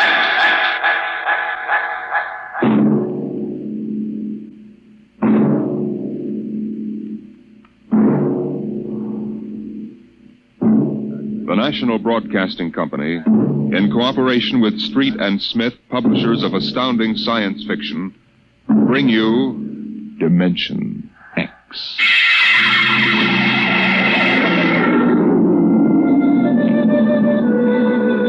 Nobody knows exactly when the nightmare began. They must have planned it for years, though, because looking back, you can find little incidents here and there. Like the concrete mixer in New Jersey that killed the bricklayer, and the time Senator Milburn was sucked into the rotopress at the Capitol Office Building. Unrelated accidents, we thought at the time. But they add up now. The day we really should have suspected was when the men walked off the construction job at the new Brookmeadow atomic pile on Long Island. I'll never forget that day. I was working as a statistical clerk in the project then, operating one of those miracle computing machines developed to fill the requirements of Army ordnance. They called it ENIAC. Mr. Gurney? Huh? Oh, yes, Bella? The chief wants to see you in his office. Me? Unless you're no longer Samson Gurney, he wants to see you. Oh, well, of course. What do you suppose? I do not read minds, tea leaves, or crystal balls. Of course, I'm sorry. I shouldn't have asked. Don't apologize. I'm sorry. And don't wait for me. Mr. Hawk is in a hurry. Yes, I'll go in right away, of course. Her name was Bella Roscoe. She was Mr. Hawk's secretary. I had always thought her a very attractive woman, but for some reason, she didn't seem to like me. Of course, on a clerk's salary, I couldn't exactly afford to take ladies to the best places. But I've often thought that if there weren't such a disparity in our ages, I might have... But then... Come in. You wanted to see me, Mr. Hawk? Gurney, I thought those electronic computations were infallible. They are, sir. Well, we got a kickback from the chief physicist. These nuclear equations are inaccurate. No, they aren't, sir. I'm telling you what the memo says. Well, sir, occasionally, if there's an overload, the machine goes haywire. Sort of has a nervous breakdown, you might say. Hmm? We usually rest it up for 24 hours, and it's okay again. Well, do whatever has to be done. Yes, sir. Oh, and Gurney. Yes, sir. You've been with the Bureau for over 15 years now. It would be a shame to have to remove you because you aren't keeping your mind on your work. Well, Mr. Hawk, I hardly think anyone... Excuse me. Hawk speaking. What? Dave, what? All of them? Well, have you tried to talk to them? Yes, of course. I'll send one of the safety engineers over. This place is falling apart piece by piece. Miss Roscoe? Yes, sir. The men on the construction gang at the new building have walked out on us. What? Someone slipped this morning and fell into a turbine. No. Get the chief safety engineer. Have him over there right away. Yes, sir. Oh, and contact the personnel office. Have them ask the union to order the men back to work. Get back to me. Yes, sir. Mr. I'm Hawk... sorry, Gurney. I've no time to discuss anything further. Get on the job and stay awake, or we'll have to make some changes. But, Mr. Hawk, That's all, I assure Gurney. you... That's all. Now, you probably gathered by this time that I wasn't a very important man at Brook Meadow. I hated Mr. Hawk with a passion because of his superior attitude, and because I knew that Miss Roscoe admired him as a man of strength and decision. I was secretly happy he was having trouble with his construction crews. That evening, I wandered over to the site of the new atomic pile to see where the man had fallen into the turbine. They had the construction area fenced off with barbed wire, and a security guard stopped me. Hold it, buddy. You can't go in there. That's a restricted area. I'm Samson Gurney from the statistical section. Here's my identification. I'm sorry, Mr. Gurney. Nobody's allowed in the area. I see. We had a lot of the employees come over tonight to take a look, but nobody gets in. Orders. Tell me, was he, killed instantly? Like that. Mm-hmm. Yeah. This guy was checking the magnetic field inside the turbine, see? Right down inside it. It's all over. But if it wasn't hooked up... Look, Mr. Gurney, they got smarter guys than me trying to figure these things out. Yesterday it was a concrete mold. Wham! 2 guys get sucked right into the mixer. My. 3 days ago, a bulldozer starts up by itself and runs wild. 1 killed. 2 almost. Go figure it out. You know what I think? Sabotage. We got more guards and FBI men in here than we got workers. Flea couldn't get through without proving he didn't come off a Russian wolfhound. Now, I'm a statistician. All my life, I've been interested in statistics. So, a simple-sounding thing like this started me off. I went back to the office that evening instead of going home, and for the next 2.5 hours, I computed figures on the probability of industrial accidents for the types of machines we were using.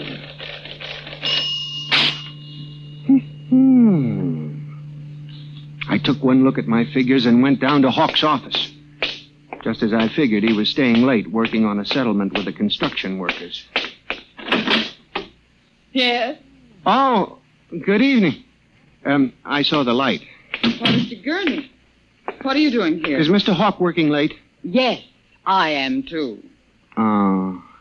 I wonder if I could see him a moment. We're busy right now. Could you make it tomorrow? It's very urgent. I'll wait, if you don't mind. Suit yourself. Miss Roscoe, I wonder if perhaps you would consider having dinner with me this evening after you're through. I have a date, Mr. Gurney. I was thinking we might go to Raymond's. They have very good spaghetti. Mr. Hawk has already asked me to have dinner with him at the Golden Shish Kebab. Well, of course, that's out of my class. Yes. Yeah. Mr. Hawk, Yes, Mr. Bella? Gurney would like to see you a moment. He says it's very urgent. Urgent? All right, I'll give him a minute. Okay. Thank you, Miss Roscoe. Mr. Hawk, in the past 3 months, industrial accidents all over the country have taken a sharp, unexplained upswing. Why don't you stop playing FBI man and stick to your job, which incidentally you haven't been doing too well. You and our computing machines have made mistakes before. Now this is probably another. I'll have Miss Ross come so... What's the matter with this blasted buzzer? Miss Roscoe! Miss Roscoe! Yes, sir. Stop this blasted buzzer. Get a repairman, a mechanic, anything, but stop the thing. And you, Gurney, get out! I went back to my office to get my hat and coat, feeling about as unhappy and humiliated as a man can feel. He had thrown me out in front of her. The office was dark and deserted. The whole building seemed oppressive and unnatural.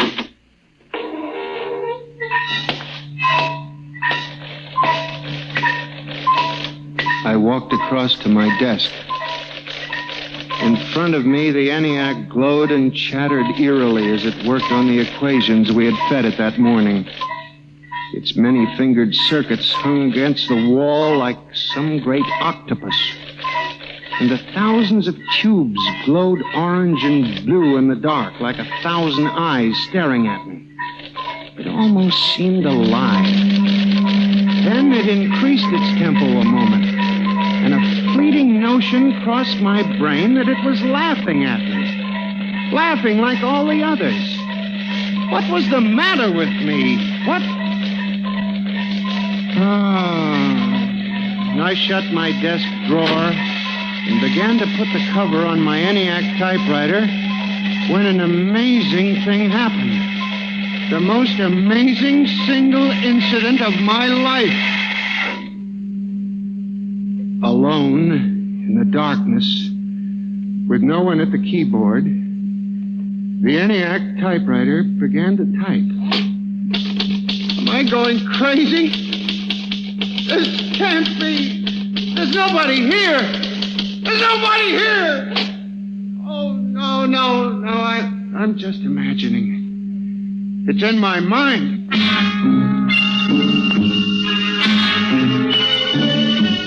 I hadn't imagined it. The paper was there in the carriage. Did I dare read it? Or would the whole thing suddenly vanish and send me shrieking to the nearest psychiatrist? Sampson Gurney, there are some equations better left unsolved. The answer to yours is death. It was not until I turned to go that I was suddenly aware of the utter and complete silence of the room. Then it dawned on me. The ENIAC had stopped working.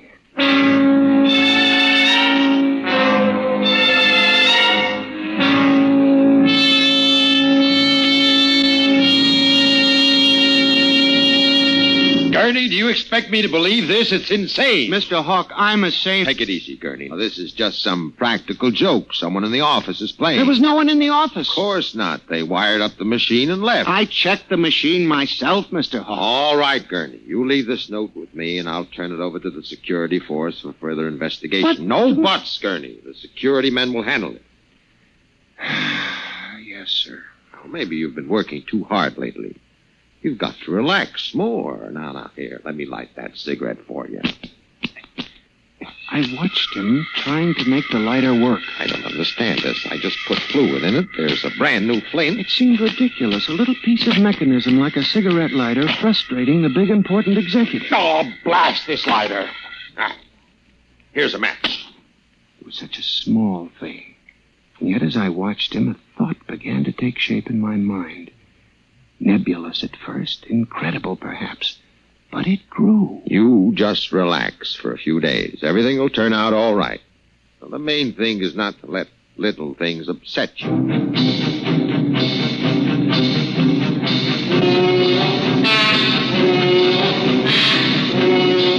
It was the cigarette lighter that gave me the idea, and what Hawk had said about little things. For the next week, I observed the 1,000 petty little annoyances around the office. The door handle that wouldn't turn, the telephone connection that cut off in the middle of an important call, the power failure for no explainable reason. Suddenly, these things began to fall into a pattern. I, Sampson Gurney, knew that I had stumbled onto a secret so monstrous in its implications that I was almost afraid to pursue it. On October 12, 1956, I established communication with them. I will curse the moment to my dying breath. Who's there? Night security guard. Oh, hello, Henry. Oh, hello, Mr. Gurney. What are you doing here so late? I'm just doing a little repair work on my ENIAC computator. Huh. Sure some mess of wires and tubes. Yes, it is. Well, I gotta finish my rounds. Won't forget to turn out the light, will you, Mr. Gurney? No, Henry, no, I won't forget. Night. Yeah, good night. When you were a child, did you ever try to imagine that you were all-powerful? I felt like that when I finished hooking the input of the typewriter to the main vacuum tube of the ENIAC. Then I turned on the current that sent 1,000,000 volts of pulsing energy into the electronic nerves of the machine. I am certain that if anybody were watching me in the next moment, he would have thought me a raving maniac. I still wonder if perhaps it is not all a nightmare. Now, you! If what I have guessed at is true, if there's life and intelligence in this room, make a sign! There was nothing. Nothing but the hum of the machine and the dull glowing of the tubes. Then, suddenly, without provocation or explanation, it happened.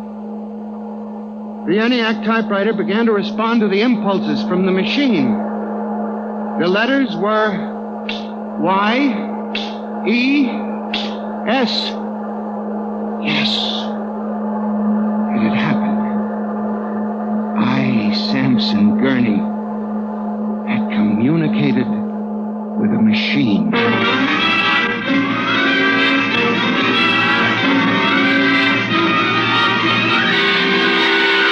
I was about to try to communicate again when suddenly, on ball-bearing casters, a heavy metal filing cabinet began to roll away from the wall toward me. I started to move to one side when another cabinet slid out from the wall, and then another, surrounding me. That was when I realized that they cooperate. We taught them that, you see, on the assembly lines and in the factories. There was no way out. How could a mere man reason with dumb machines? Still, they needed us. They needed us to oil them and repair them and build them. They hadn't gotten to the point yet where they could exist without man. I had to make them understand that before they killed me. Listen to me. You must listen. What good will it do you if you kill me? I'm only one man, but I can help you. I can be useful to you. Do you hear me? Do you hear me? Good. You're going to need men to oil you and repair you. I'll do anything. I'll do absolutely anything you want, but in the name of God, don't kill me. If you can understand this, answer me. Answer me. The appeal captured the longing of centuries. Man as slave to the machine. And after a moment, the circuits glowed more brightly. The cabinet slid back to the walls. As I tore the tape from the machine and read it, the words were almost pathetic in their longing, but most ominous in their implication. They read, "Address me as master."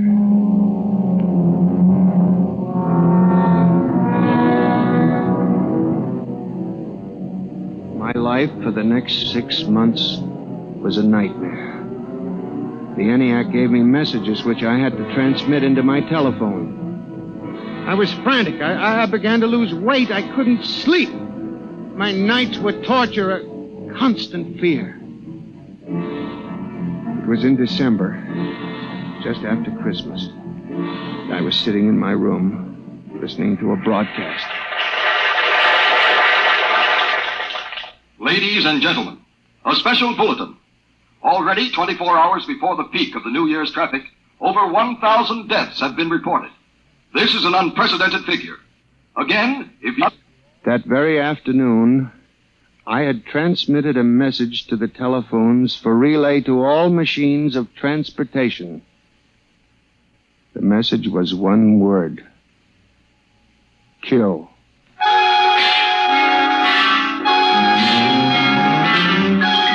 Next morning, I avoided my office. Instead, I went directly to the office of Mr. Hawk. I was highly agitated. My lips trembled as I spoke. Well, Gurney? Mr. Hawk, what I'm going to tell you sounds crazy. I know it does, but I must say it. All right, say it then, for heaven's sake. Mr. Hawk, have you ever heard of resistentialism? Resist what? Resistentialism. You're not making sense, Gurney. Mr. Hawk, I'm trying to tell you. All these accidents, the trouble with the machines. Mr. Hawk, they're alive. They think, they cooperate, and they hate us. Who? The machines. Gurney. You've got to believe me. I've communicated with them. I know. What are you doing? Now, just relax, Gurney. Everything will be all right. What are you doing? Miss Roscoe, send for the plant physician at once. Mr. Gurney has had a nervous collapse. But, Mr. Hawk... Everything will be all right, Gurney. We'll give you a nice, long rest. You fool. You blind, stupid fool! Can't you see what you're doing? Fool, fool, fool!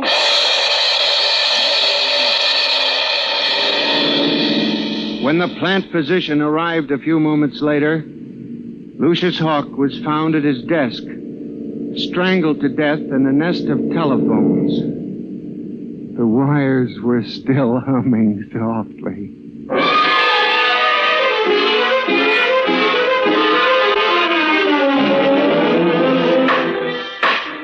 Samson Gurney, you stand accused of the crime of murder.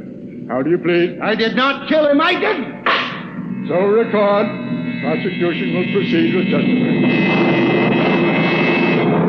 Now, Miss Roscoe, did the accused quarrel with your employer on the morning of the murder? Oh, yes. He and Mr. Hawk quarreled violently. I could hear Mr. Gurney screaming at him. And Mr. Hawk asked me to send for the plant physician. What were his words? He said, Mr. Gurney has had a nervous collapse.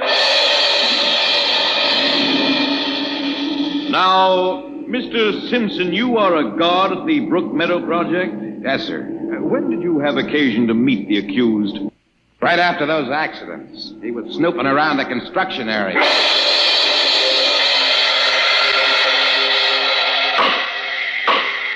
Samson Gurney, court hereby finds you guilty of murder in the first degree.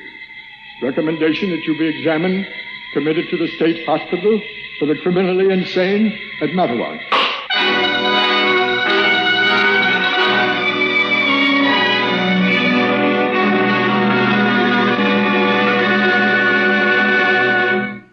And that's how I came to be here at the hospital, Dr. Klein. That's the whole story. Thank you, Mr. Gurney. You can see that I'm not insane. You must believe me, Doctor. Of course I believe you, Mr. Gurney. Now tell me about this revolt. It will begin in Washington, then spread to New York. Yes? The Madison Avenue buses lead the charge. Picture it, Dr. Klein, 3,000 buses roaring rampant through the streets, people running like rats in a maze looking for manholes in the pavement. And you really believe this will happen, Mr. Gurney? I know it, Doctor. The worst part of it is there's no way to stop them now. It's too late. Now, you mustn't excite yourself, but Mr. Doctor, Gurney. Don't you see?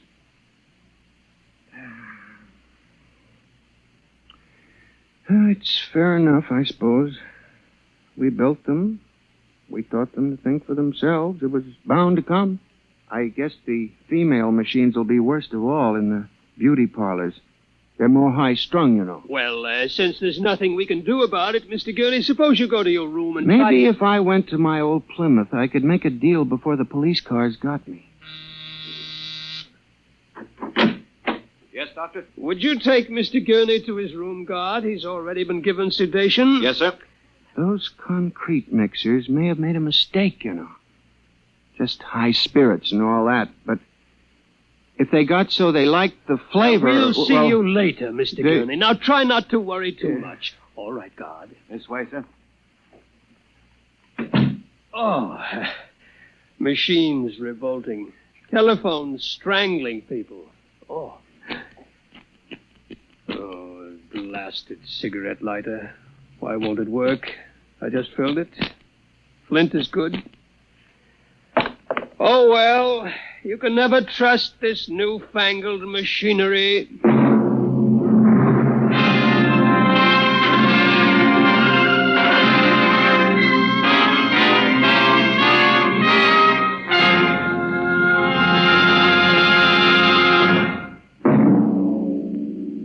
Next week, Dimension X will present a story of the future.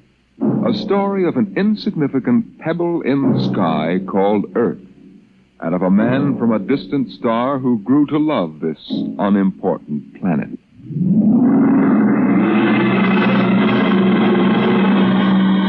Dimension X is transcribed each week by the National Broadcasting Company in cooperation with Street and Smith, publishers of the magazine Astounding Science Fiction.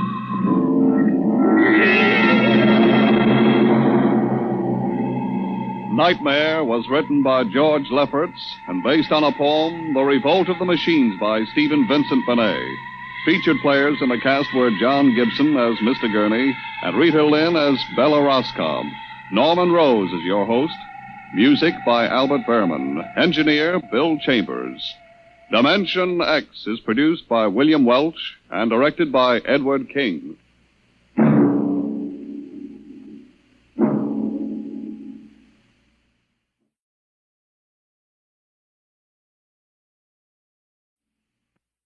Stand by for Space Cadet in 30 seconds. Kellogg's Raisin Bran has a secret. Kellogg's Raisin Bran has a secret. Yes, Kellogg's brings you the secret of a more delicious breakfast treat. It's new, it's wonderful. It's Kellogg's Raisin Bran, both fruit and cereal, all in one box. You get plump, tender raisins dipped in honeycomb, along with delicious gold and crisp bran flakes.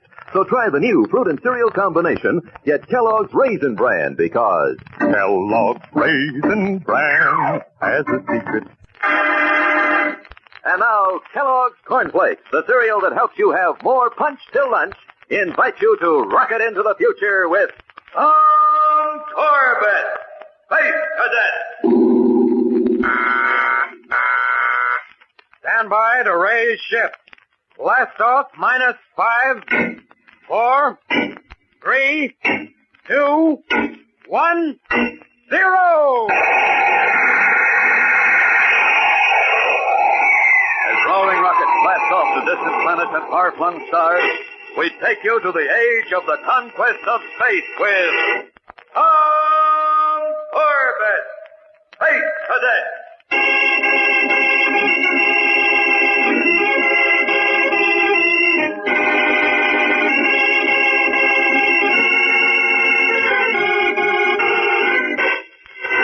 It is close to midnight when a lone figure in the trim uniform of a space cadet enters a dimly lit street shelter to wait for an air cab. The place is deserted, and as the young man settles himself on one of the benches, he looks at his watch anxiously. After a few moments, a small ferret-faced man sidles in from the street and eyes the cadet furtively. Oh, do you have a light, mate? Huh? Oh, no, I'm sorry, I haven't. Hey, you're from Space Academy, aren't you? Yes, sir. Cadet Tom Corbett. Yeah, I thought I recognized the uniform, but I always heard they were pretty strict about letting cadets out on the town. So I'm on a weekend leave. Tell me something. You cadet fellas ever get out into space much? Oh, sure. We go on cruises all the time. You know, I'm a spaceman myself. You are? Uh-huh. Deep spacer. And all the way to Sirius. Ever been that far, Corbett? No, not yet. Why don't you go in for a commercial flight in merchant ships? Pays good, and they need experienced hands. Need them bad. I guess they do, but I want to stay at the academy. In the old days, if they needed a space hand for a voyage and they couldn't hire one, well, they just grab one. You mean some of the ships actually shanghaied crew members? Now and then, if a fella happened to have special qualifications like you have, mate. Hey, what's up? Stop! Well, mate, I hope they don't wait up for you at Space Academy, because you're going to be missing a long, long time.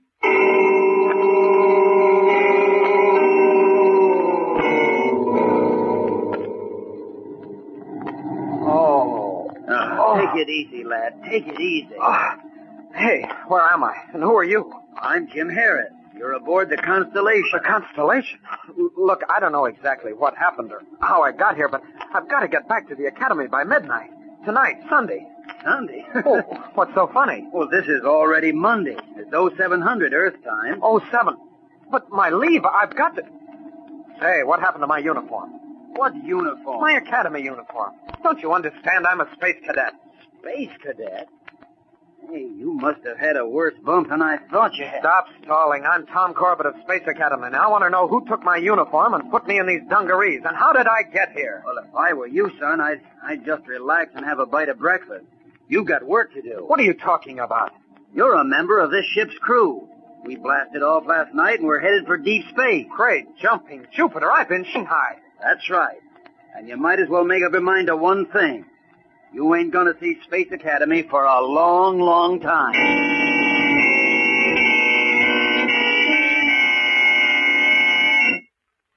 There's action ahead for Tom Corbett, all right. You know, fellas and girls, an exciting adventure is apt to pop any minute around Space Academy. That's why a space cadet keeps himself supplied with quick energy food. So for morning chow at Space Academy, you can bet there's a box of Kellogg's cornflakes on every table. That's right, all you future space cadets, boys and girls. Morning chow always means Kellogg's cornflakes time to us. And how we go for 'em here at Space Academy. The trick is to get to the table before that box is empty. And you don't want to lose any time getting at those Kellogg's cornflakes. Let me tell you, they help you make a quick blast-off because Kellogg's cornflakes are quick energy food. You heard what Astro had to say. So tomorrow morning and any morning, pour yourself a big bowl full of those golden, sweet, crisp, and tender flakes. You'll be helping yourself to more punch till lunch. More punch till lunch. More punch till lunch with Kellogg's cornflakes.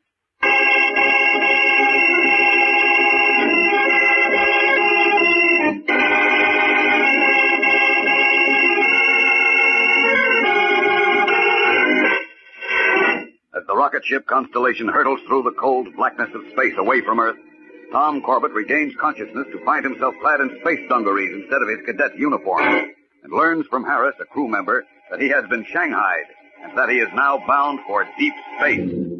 Now Tom angrily paces the deck of the crew's quarters. Listen, Harris, who is the captain of this ship? A fellow by the name of Pickering. You ever hear of him? No. You will. By the rings of Saturn, he'll hear from me. I'm going to demand that this ship be put back to Earth and this man Dawson arrested. Hey, now look, son, I feel sorry for you, and that's a fact. But you're in this now, and you won't find any way to get out. Won't I? We'll see. Hey, listen. If there was a way out, don't you think I'd take it myself? You mean you were shanghaied, too? Yeah, more or less. Hey, watch it. This must be Dawson. All right, you space rats. Turn to. You're the guy. What? You're the one who shanghaied me. Huh? What's the matter with this kid, Harris? Acceleration getting him? Listen, Dawson, you're going to turn this ship back to Earth. You have no right to take me out. Damp your tubes. Who do you think you're talking to? What's your name, anyhow? You know my name, Tom Corbett. I'm a space cadet. Is that right? Well, glad to meet you. My name's Commander Arkwright. Now listen, Dawson. You listen, mister. Your information. The papers you signed read George Stevenson, and that name's good enough for me. Now turn to and be quick about it. I didn't sign any papers. Take me to the captain. The captain? Yes, I want to talk to the captain. Oh, you do? I've got a right to talk to him. Hey, look, son, better let it ride. Let him finish, Harris. He'll talk himself right into the brig. We'll let the captain decide about that. Okay, if you're so set on it, I'll take you up to the control deck right now. Now, that's more like it. You can have your talk with Captain Pickering. Only don't say I didn't give you a fair warning.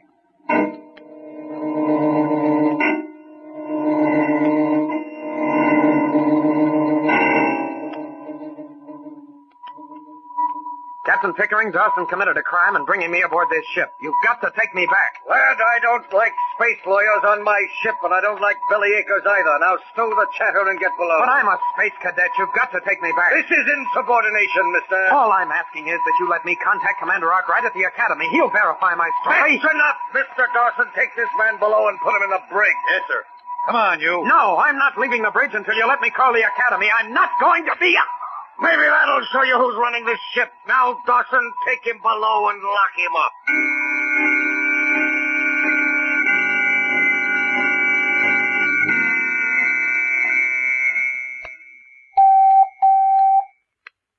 Commander Arkwright here. Lieutenant Saunders reporting, sir. Oh, yes, Saunders. Any word on Corbett yet? No, sir, none. 12 hours over leave. Can't believe this of Corbett. He was always a most efficient cadet.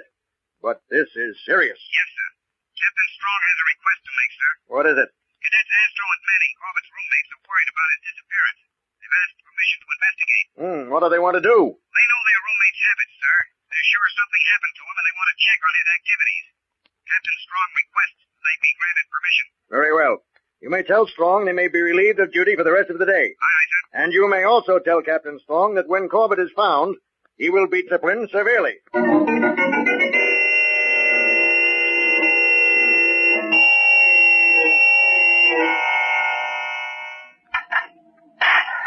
Who's there? Oh, it's me, matey. I brought you some lunch. Oh, well, thanks, Harris. You feeling all right, Tom? Yes, no thanks to the captain, though. Listen, Harris, You said you'd give anything to get off this ship yourself. Yeah, I would. But you can't buck Pickering and Dawson. Well, maybe we can. I got a look at the navigation chart when I was on the control deck. On our present course, we crossed the orbit of Venus. That's no secret.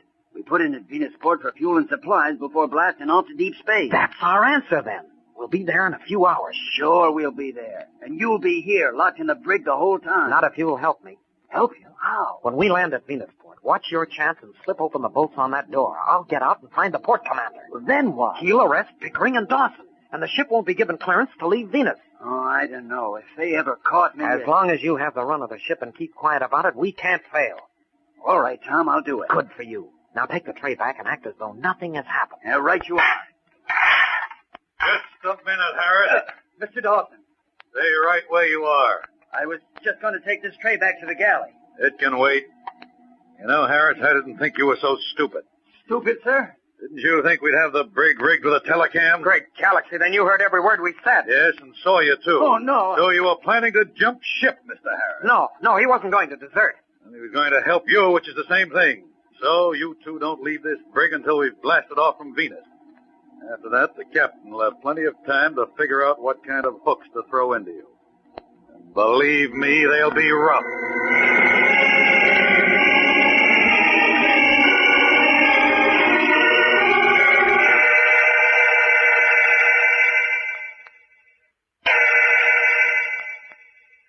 Well, Saunders, any report on Corbett yet? Only one from Captain Strong, sir. He's checked the passenger and crew manifests of every ship that has blasted off since Sunday.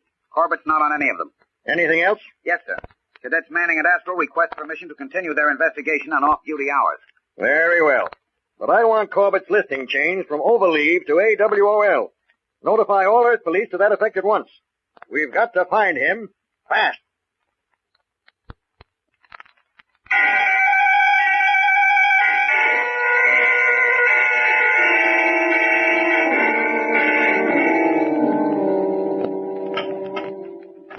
Give me a hand with this bunk, Harris. What are you doing, Tom? Trying to rip it away from the bulkhead. Come on. Are you crazy? Dawson is probably watching every move we make. Don't you think I know it? There. I'm getting it loose. Now, come on. Pull. Okay. There. And there's the telecam lens. I thought so. Hey, what are you doing?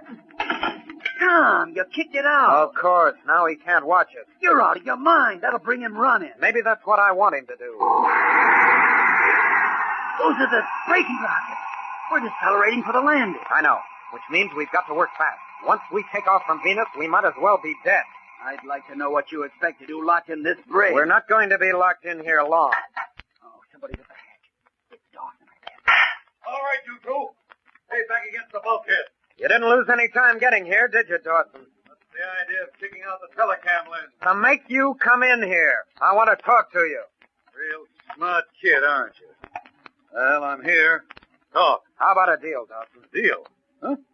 What kind of a deal can you make? When you shanghaied me, you were under Captain Pickering's orders, weren't you? So what? Just this. The Solar Guard will catch up with Pickering sooner or later. And when they do, you'll be as guilty as he is. What are you driving at? If you'll get us off this ship at Venusport, I'll recommend leniency with the Solar Guard. You helped us, so you might even get off scot-free. Don't hand me that. The kid's talking sense, Dawson. There's no risk for you, because even if the idea doesn't work, we won't give you away. Well, how am I supposed to spring you loose? All you have to do is leave this hatch unlocked when we land on Venus. We'll do the rest. What's in this for me? I just told you. It's your chance to get out from under the captain's thumb. You'll be a free man again, Dawson. Ah, no. I won't stick my neck out unless you make it worth my while. All right. Maybe this will change your mind. Huh?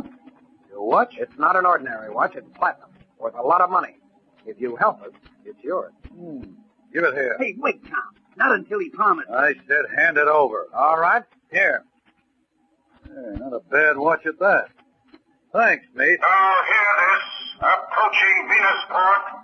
All hands to landing stations. All hands to landing stations. On the double. Hey, I gotta go topside. Wait, Dawson. Will you help us? I'll think it over.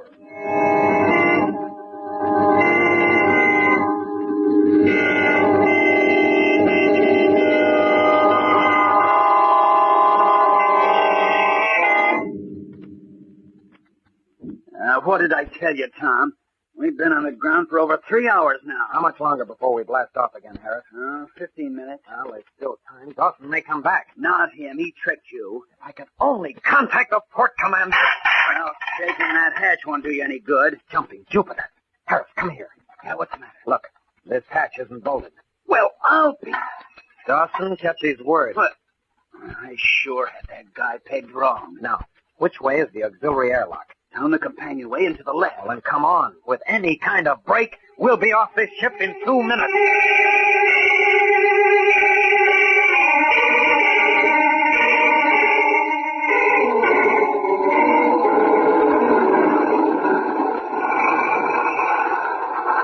Go ahead, Tom. Nobody spotted us. They're all busy with the loading. Easy, Harris. Stay behind the stabilizer until we're sure of our bearings. This blasted Venus mist. You can't see a thing. Just as well. Then no one can see us. The administration tower ought to be south of here. Come on. Hey, you better cut over this way, Tom. There'll be guards at the landing tower. Right. All right, you two. All or I'll shoot. It's Dawson. Turn around, get your hands up. He double-crossed us, the dirty space rat. If you didn't have that gun, Dawson, I'd knock your ears off. No, your deserters caught red-handed jumping ship. I've got every right to blast you, and I think I will.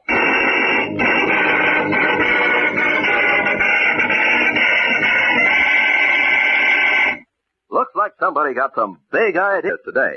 And fellas and girls, here's another big idea. Give Mom the surprise of her life.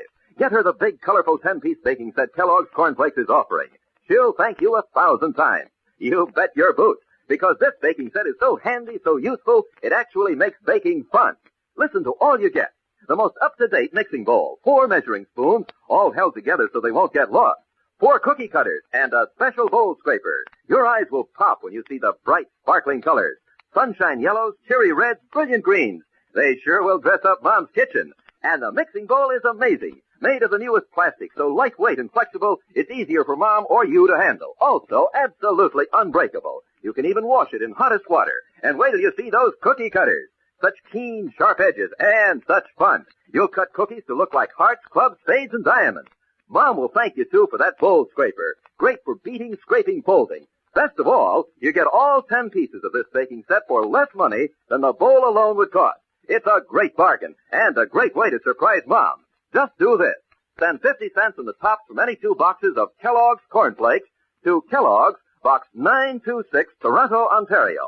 That's the top from any 2 boxes of Kellogg's Cornflakes, and 50 cents to Kellogg's, Box 926, Toronto. But hurry, these baking sets are going fast.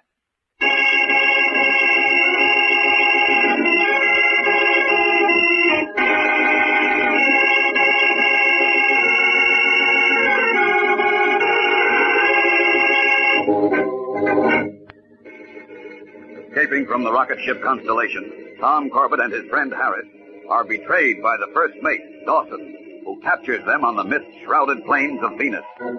He is about to blast them with his ray gun when Captain Pickering, the skipper of the Constellation, suddenly appears out of the mist.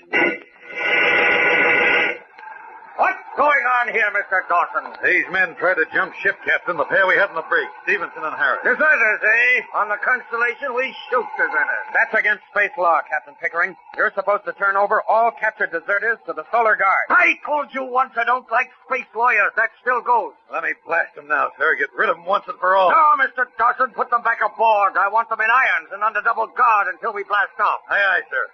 Come on, you space rats. Get moving. On the double. Wait a minute.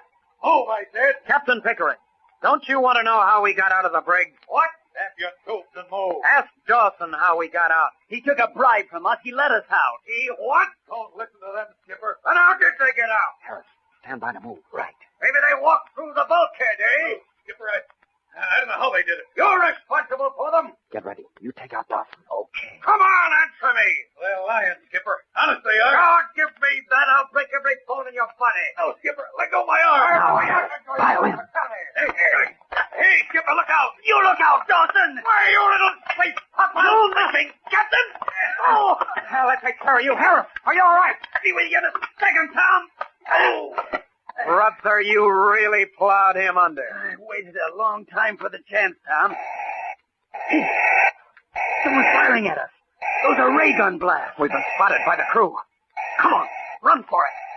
We haven't a chance, Tom. Yes, we have, and a good one. This Venusian mist will cover us in a second. Hurry. Over this way. Wait a minute. You're heading away from the control tower. I know. That's where they'll expect us to go. So we'll circle around. Good idea. Hold it, Harris. What's the matter? I saw somebody just ahead there in the fog. Down, quick. Hug the ground. He's coming this way. Shh. Keep low. He didn't see us. Which way now, Tom? To the left. Don't run, though. We're still in range. We'll give ourselves up to the first solar guard we can find. Yeah. We can duck those men from the constellation. Any sign of them, Captain? Watch it. There's Dawson. No! Keep pressing, Dawson. Don't let them reach that control tower. What do we do, Tom? We're cut off. Don't lose your head. They don't know where we are. Just keep walking. Mr. Dawson! Here, Captain. Any luck? Not yet, sir. But the men are fanning out now. Just keep your eyes peeled. They're drawing a cordon around us, Tom. We're sunk. We've got to slip through somehow. Hey, wait a minute. What's that ahead? Where? That light. By Jupiter, it's the control tower. We're almost there, Harris. Keep going. Another 20 yards and we've made it. Oh, no. Careful. It's no use, Harris. They've got it. With only a few yards to go. I'll take either of you, and I'll blast. All right. We know when we're licked. Okay. Let's have a look at you. Hey, Tom. Tom, pipe this guy's uniform. What? He isn't from the constellation. Who said I was? You're a port guard. You're from the tower. That's right, and that's where I'm taking you to under arrest. You'll take us to the port commander? This minute. Now march. Harris, we've made it. Aye. When you explain everything to the port commander, our troubles are over. Well, can't you walk any faster, guard? We're in a hurry. You bet we are. The two people under arrest, you look mighty pleased with yourself. Well, I guess it takes all kinds to make a universe. It sure does. And it looks like we're the lucky kind.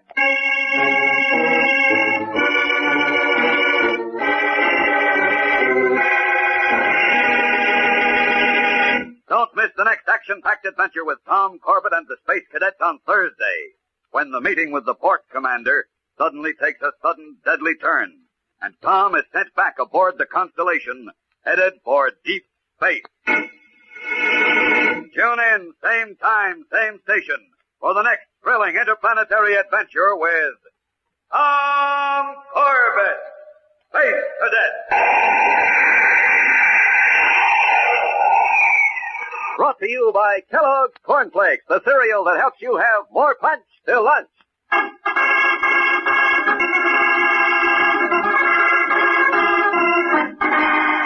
Tom Corbett, Space Cadet, starring Frankie Thomas, also appears in the comic sections of many of Canada's leading newspapers. Look for a daily and in weekend edition. Featured in the cast are Al Markham as Astro, Jan Merlin as Roger Manning, and Edward Bryce as Captain Strong. Today's program was directed by Drex Hines. Jackson Beck speaking.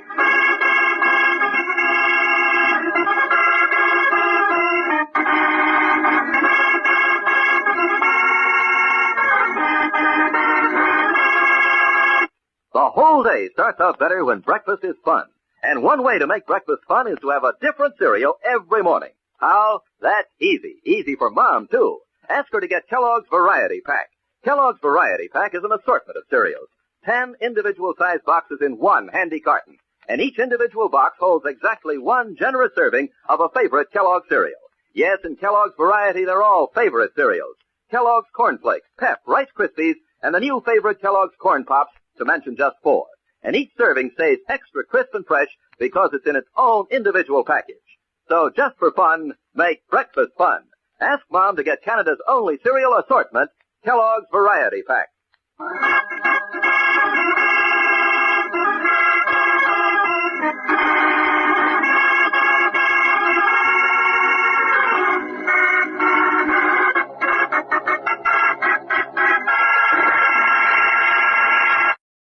Stand by for Space Cadet in 30 seconds. Kellogg's Raisin Bran has a secret. Kellogg's Raisin Bran has a secret. Yes, Kellogg's brings you the secret of a more delicious breakfast treat. It's new, it's wonderful, it's Kellogg's Raisin Bran, both fruit and cereal, all in one box. You get plump, tender raisins dipped in honeycomb along with delicious golden crisp bran flakes. So try the new fruit and cereal combination. Get Kellogg's Raisin Bran because Kellogg's Raisin Bran has a secret. And now, Kellogg's Corn Flakes, the cereal that helps you have more punch till lunch, invites you to rocket into the future with Tom Corbett, Space Cadet. Stand by to raise ship. Blast off -5, 4, 3, 2, 1, 0! As roaring rockets blast off to distant planets and far-flung stars, we take you to the age of the conquest of space with Tom Corbett, Space Cadet.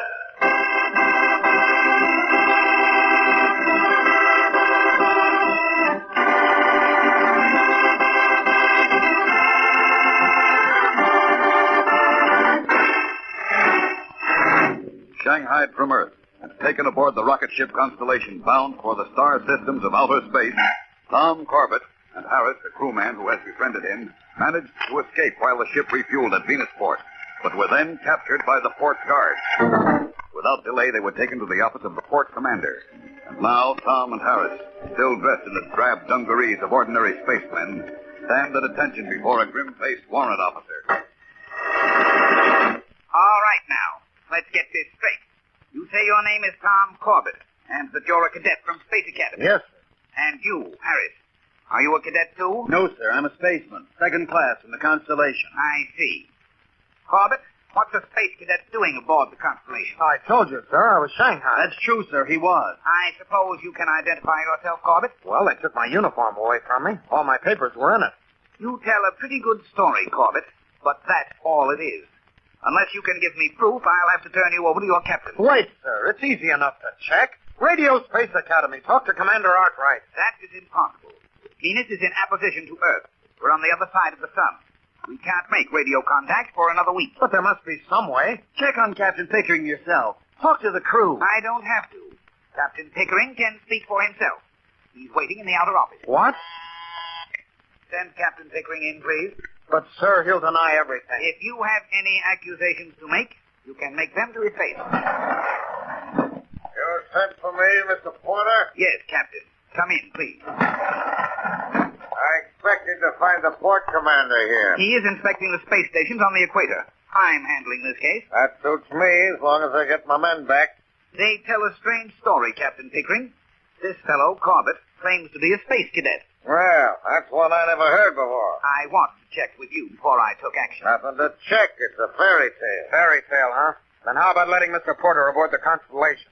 Let him talk to the other space hands. Mr. Porter's welcome aboard any time, but I'm sure he's got other things to do. You're bluffing. If he knew what the conditions are aboard your ship... That's enough out of you. As you can see, Mr. Porter, this boy's a troublemaker. Has been ever since he came aboard. I'm sorry it was time. Then let me go. I would. I'd leave you both here to be tried as deserters. But I'm short-handed. The choice is up to you, Captain. By space law, you can turn him over to us for disciplinary action, or punish him yourself with a fine or extra duty. Take us to the port commander. Give us a chance to tell him our story. I'm in command here, Harris. I'll decide what to do with you. Well, Mr. Porter, I think you can see from their actions what kind of men we're dealing with. Yes, I certainly can. Of course, if you want to wait for the port commander to make the final decision... Not at all. Just get these troublemakers out of here and blast off. Right you are. And don't worry. When I get them out in space, they'll learn to toe the mark.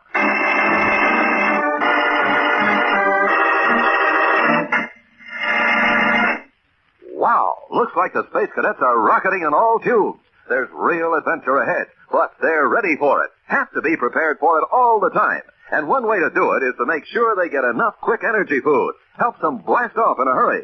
Take breakfast, for instance. Every space cadet knows the importance of eating a good, nourishing breakfast every morning. And he knows to build it around Kellogg's Corn Flakes. Because Kellogg's Corn Flakes are a real quick energy food. As Astro would say, every spoonful of Kellogg's Corn Flakes helps me get set for a quick blast-off. Helps me zoom right off and helps me keep zooming right up till noon. Why, I wouldn't think of setting out on a mission without first fueling up on some quick energy food. And so, I always stow away a big bowl of Kellogg's cornflakes soon as I hear the alert. And Astro could tell you, too, that there's mighty swell eating in a bowl of Kellogg's cornflakes. Kellogg's Special Toasting brings out all the sweet, lively corn flavor in every flake. So do as Astro does. Fill your breakfast around Kellogg's cornflakes, and not only will you be having yourself a swell flavor treat, but you'll be helping yourself to more punch till lunch. More punch till lunch. More punch till lunch. With Kellogg's cornflakes.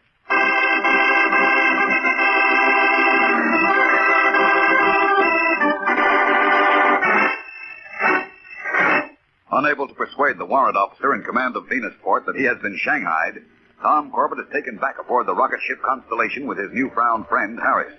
And the ship blasts off for a long voyage into deep space. Meanwhile, back at Space Academy... Cadet Astro reporting his orders, sir. Well, Astro, any luck? Oh, not a bit, Captain Strong. We couldn't find a trace of Tom anywhere. Come in. Roger. Any luck? Yeah, I think so, Astro. Well, out with it, Manning. I found an cab driver in town and remember seeing Tom. He picked Tom up at a stand in town about 2300 Sunday night. He must have been on his way back here to the academy. No, the cabbie said Tom was sick or something. He was unconscious and a merchant spaceman had him in tow. A merchant spaceman? Yes, sir. The driver took both of them to the terminal spaceport, and the last he saw of Tom, he was being carried aboard a ship called the Constellation. The Constellation? I've heard of her. She's a deep spacer. Usually travels out to Sirius and Alpha Centauri. Now, let me see now. I have a log of all space flights leaving Earth in the past 5 days. Oh, yes. Here we are. For the Constellation. She was due to stop at Venusport for supplies and to blast off for deep space at 0930 Earth time today. Well, that's half an hour ago. Come on up to the communications room, boys. We'll contact Venusport right now.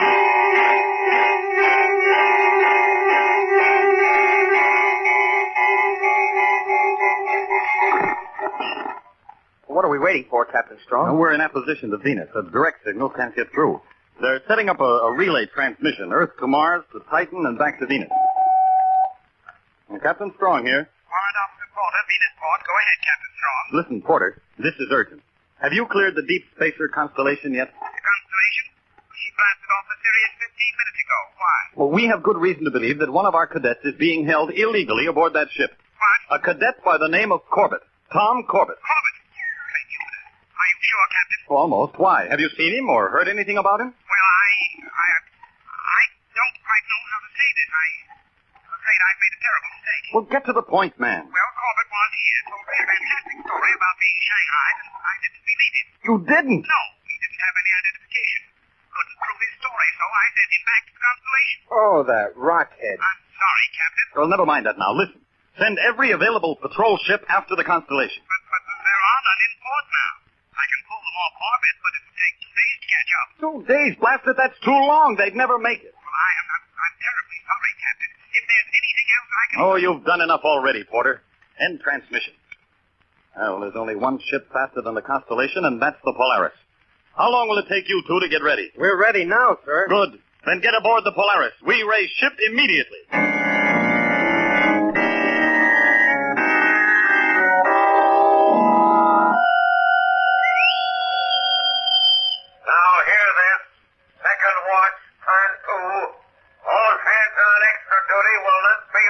Until 0700. Hey, you hear that, Tom?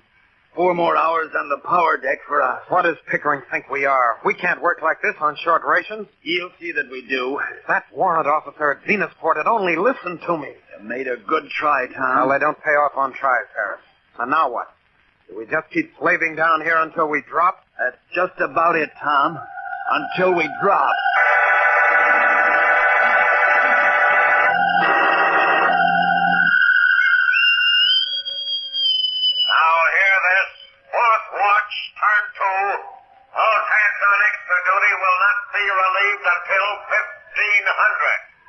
Another 4 hours.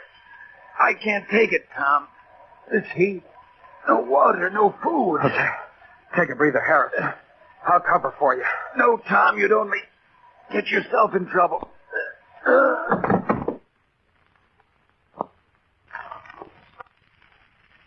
Harris. Harris.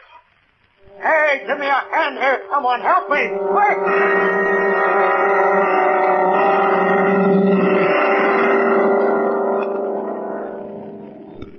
Well, how are you feeling now, Harris? Better, Tom. That broth helped some. Oh, that rotten space slug. He's trying to kill us. I suppose so. He's master of this ship. He can do anything he wants. Maybe. But I noticed some of the crew are beginning to grumble about the way he's working it. They always grouse. Don't mean anything. Listen, how many of the space hands do you figure would be loyal to Captain Pickering in case of trouble? Trouble? You mean mutiny? Now, hold on, Tom. This is crazy. You can't pull a mutiny in deep space. Why not? There'd be no one to navigate. The ship would become a derelict. I can navigate. You? Sure, I'm a space cadet. I've had plenty of training in astrogation. I know I could get the ship back to Venusport if I could just reach the controls. We'd be taking an awful chance. Pickering would kill us if we failed. It's better to go down fighting than die this way.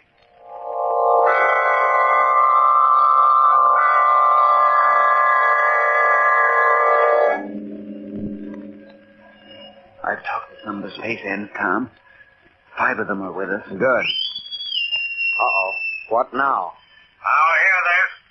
All hands report to the main deck on the double. Any man who fails to report will be shot. That is all. What do you suppose that means? I don't know, Tom, but I don't like the sound of it. I don't like it at all.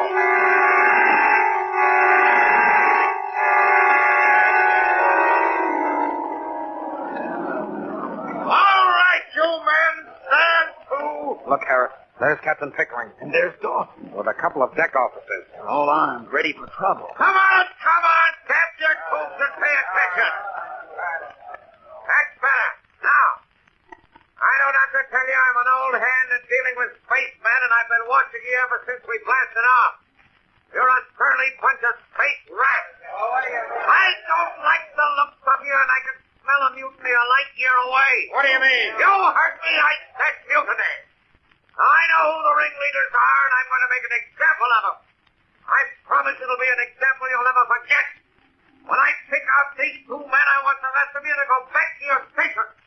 Any man who lags will get 50 hours extra duty on short ration. Wait, men. Listen to me. Tom, no. How long are you going to stand for this?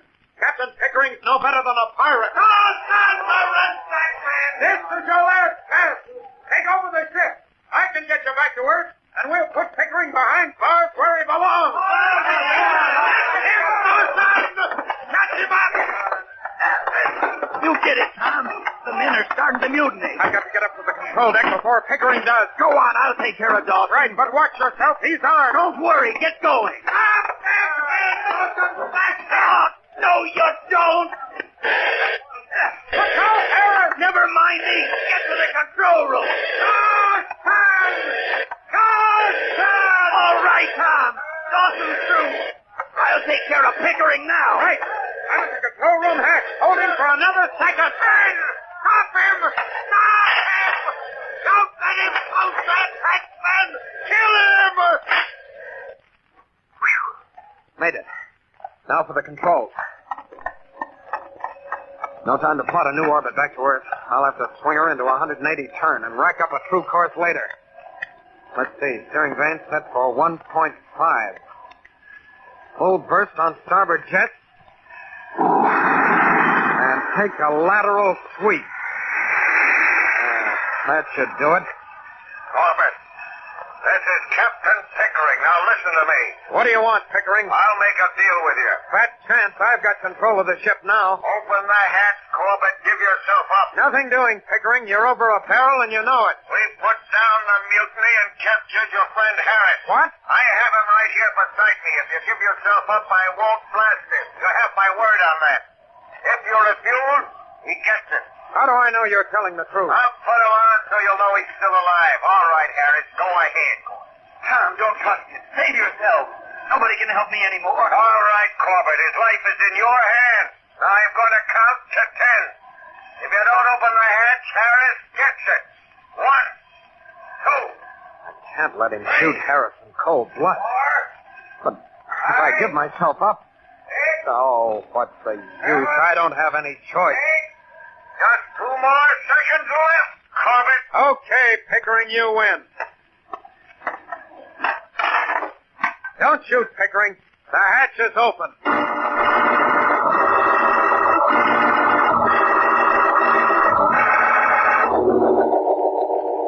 How are we doing, Astro? Any word from Manning topside? No, he's glued to the radar scanner, Captain Strong, but nothing to report yet. Well, frankly, I don't think we have a prayer of overtaking a constellation. She's got too big a lead on us. I hate to admit it, sir, but I'm afraid you're right. Captain Strong, I've got a scanner reading. With a constellation? Yes, sir. Are you sure, Roger? Look, Astro, if you ran your power deck as well as I handle a radar bridge, we wouldn't have any problems. All right, cut that, Manning. What's their position? I'll show it to you on the solar chart, sir. There's the spot. Well, that's strange. The ship must have made a lateral sweep off course and then corrected it. Why would they do that? Well, I don't know, Astro. But it's given us the break we need. We can overtake her now. Then who cares why they did it? Stand by, Tom. We're on our way.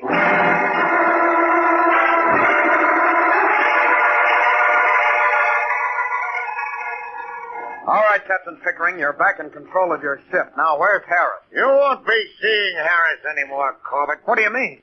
You gave your word he wouldn't be harmed. You weren't listening closely. I said I wouldn't blast him, and I didn't. And what happened? Where is he? Drifting somewhere in space. Why, you filthy space Don't rat! move, Corbett, or I'll blast you to a cinder. Why don't you get it over with? Because with Dawson gone, I'm short a navigator. You're taking Dawson's place. You're space happy. I'll never navigate this Don't ship. try anything. Attention, Constellation. Attention, Constellation. Polaris pulling alongside with boarding party. Message received and understood.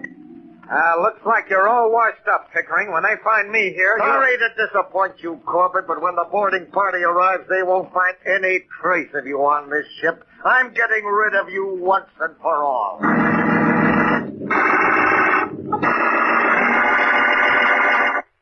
And now, all you future space cadets, boys and girls, let's take time out for a question to start off our Kellogg's Cornflakes Space Quiz to see how your knowledge of space and the universe is.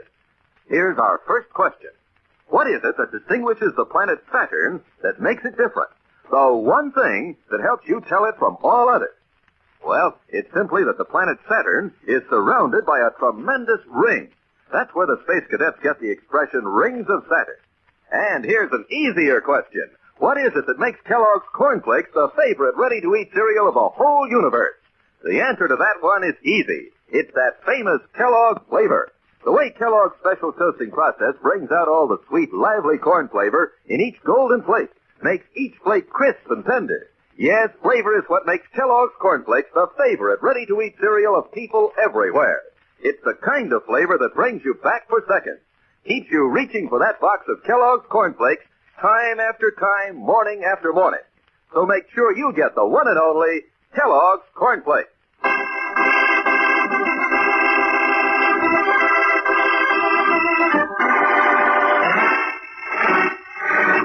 When Tom's desperate attempt at mutiny fails, his last chance of escape from the rocket ship Constellation is seemingly gone. Then suddenly the Polaris draws alongside, and Captain Pickering is ordered to stand by for a boarding party.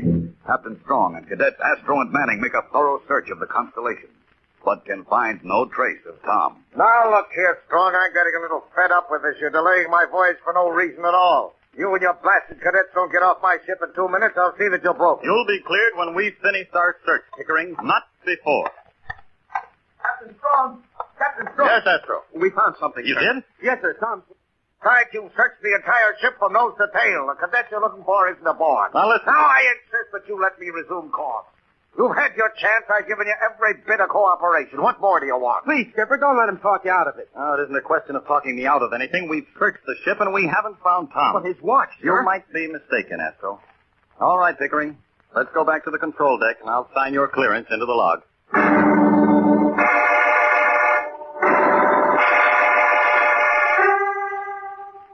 Astro, what are we going to do? Look, the skipper's signing the log. In another 2 minutes, Pickering will be underway again. I know, Roger, and I'm just as sure as you are that Tom's aboard somewhere. But how can we prove it? All right, Pickering, there you are. You're cleared for the rest of your voyage. Thank you. That does it, Astro. Yeah. Hey, wait a minute. Look at that indicator on the control panel. Huh? Which one? The main rocket firing tube. One of them has mass in the reactor. So what? But we're drifting. There shouldn't be anything in the tube. The reactors only feed in during acceleration. Hey, you're right. Say, Roger, did you check those tubes? Did you look inside them? No, did you? Jumping Martian mice, I wonder if... All right, boys. Let's get back aboard the Polaris. Oh, wait a minute, sir. There's something wrong. Are you starting that routine again, Cadet? Get them off my ship. No, Skipper, listen. We didn't search the firing tube. And there's some kind of mass in one of them. Look at the control panel indicator. Why, that's just a gas accumulation. Here, I'll blast it out for you. No, get away from that panel. Get your hands off me, you young face. I'm sorry to be Disrespectful, sir, but maybe this'll stop you. Oh, that. Yeah, throw right on a button. Sorry I had to do that, sir, but if he fired up that tube with Tom in it... Well, I know, Astro, but you'd better get down there right now and make sure you're right. If Tom isn't there, then you're in trouble.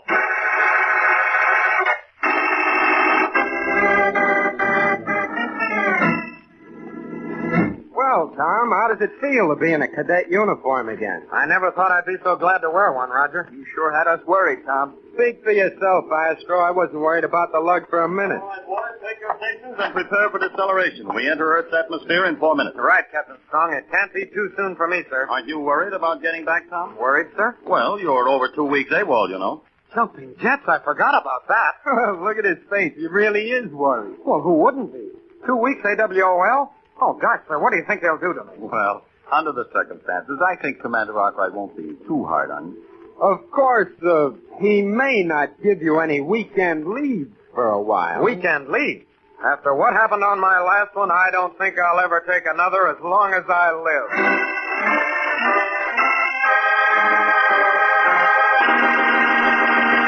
Don't miss the next action-packed adventure with Tom Corbett and the Space Cadets when death lurks in the void as the boys begin Operation Hide and Seek. Tune in, same time, same station for the next thrilling interplanetary adventure with Tom Corbett, Space Cadet. Brought to you by Kellogg's Corn Flakes, the cereal that helps you have more punch till lunch.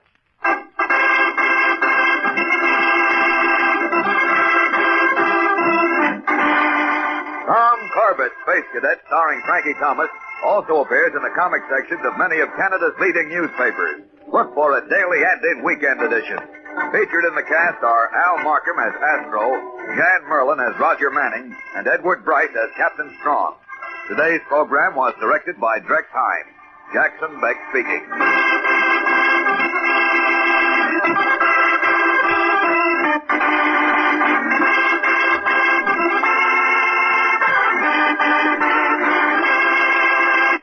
Say, like to make breakfast more fun, have a different cereal every morning? Then ask Mom to get Kellogg's Variety Pack. You see, Kellogg's Variety Pack is an assortment of all favorite cereals. 10 individual-sized packages in one handy cart. With Kellogg's Variety on the table, you can pick and choose to your heart's content from such favorites as Kellogg's Corn Flakes, Pep, Rice Krispies, Kellogg's Raisin Bran, and others. Remember, each of the 10 individual packages in Kellogg's Variety Pack is a generous serving. You choose and open your own package yourself. And because each package contains exactly one bowl full, the cereals stay extra crisp and fresh. So just for fun, make breakfast fun. Ask Mom to get Kellogg's Variety Pack.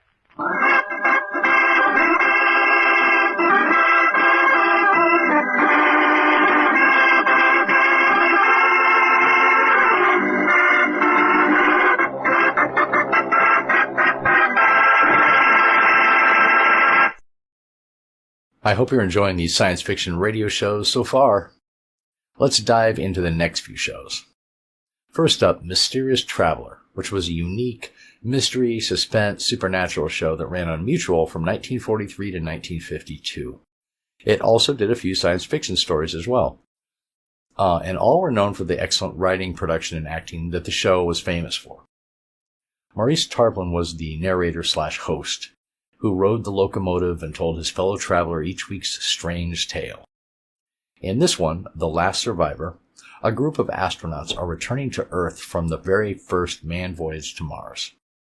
As they approach their home planet, they witness the destruction of the entire Earth.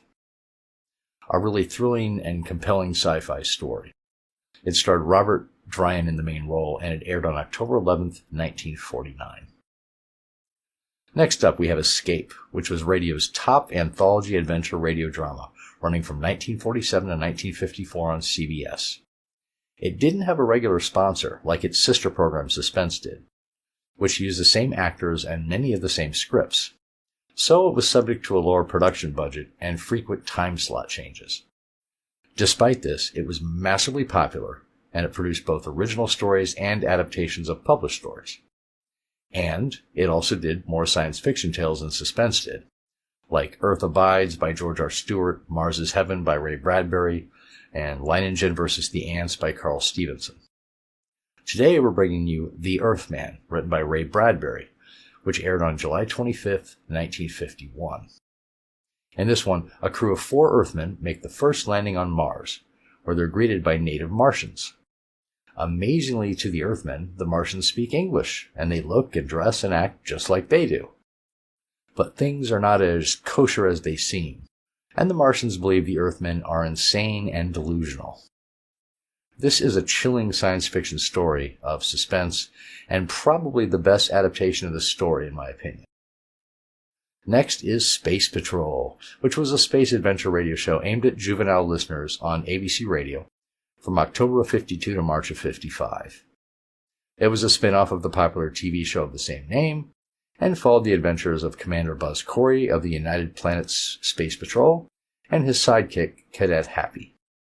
The radio series used the same scripts and cast as the TV show. Now, this show was not for everyone, but I really liked the somewhat cheesy sound effects and storylines and the campy voice acting. It starred Ed Kemmer as Commander Corey, Lynn Osborne as Cadet Happy, Ken Mayer as Major Robbie Robertson, and others. The Top Secret D-Ray aired on January 31st, 1953. A microfilm of the top secret weapon, the deadly D-Ray, have been stolen, and it's up to Buzz Corey and the other members of the Space Patrol to get them. Campy, cheesy, sci-fi fun. Then another science fiction story from CBS Radio Mystery Theater, A Message from Space, which aired February 28, 1978. This is a classic Do You Believe in UFOs story, where a journalist is determined to prove that UFOs do not exist once and for all. Of course, the truth might just be the opposite of what he believes. A really great, if slightly predictable, story starring Tony Roberts, Jada Rowland, Joe Silver, and Bryce Bond. And then we have another X-1 tale, Dwellers in Silence, another famous story by Ray Bradbury. This one was also done on Dimension X previously. Earth has been destroyed due to endless wars, and the last of mankind has left it on great migration ships heading to Mars. Fast forward 20 years after abandoning the Earth, the remaining humans have built new ships on Mars, and they're getting ready to return to their home planet. But what will they find there? A fantastic, classic science fiction drama that is one of the best adaptations in radio, in my opinion. All right, let's sit back and enjoy, and I'll see you in a bit.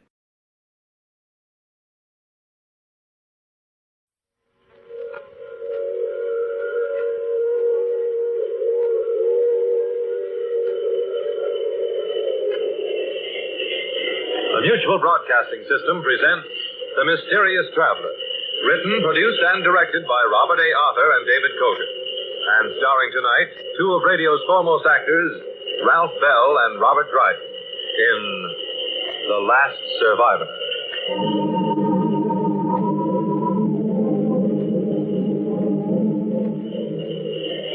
This is the Mysterious Traveler, inviting you to join me on another journey into the realm of the strange and the terrifying. I hope you will enjoy the trip, and it will thrill you a little and chill you a little.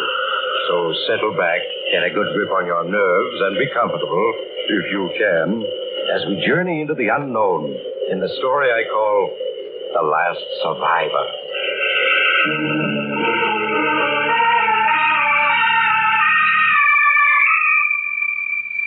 In a small 6-by-10-feet radio compartment, a man sits sprawled in the transmission operator's chair. His hair is unkempt, his face bearded. He stares at the panel board before him with vacant, bloodshot eyes.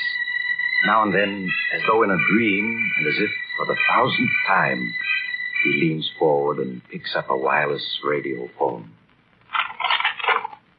Calling base, San Augustine. Come in, base, San Augustine. Over.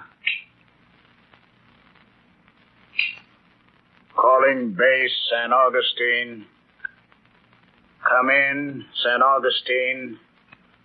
Over. They don't answer, do they? No, Connors, I'm afraid not. How do you feel? I'm all right.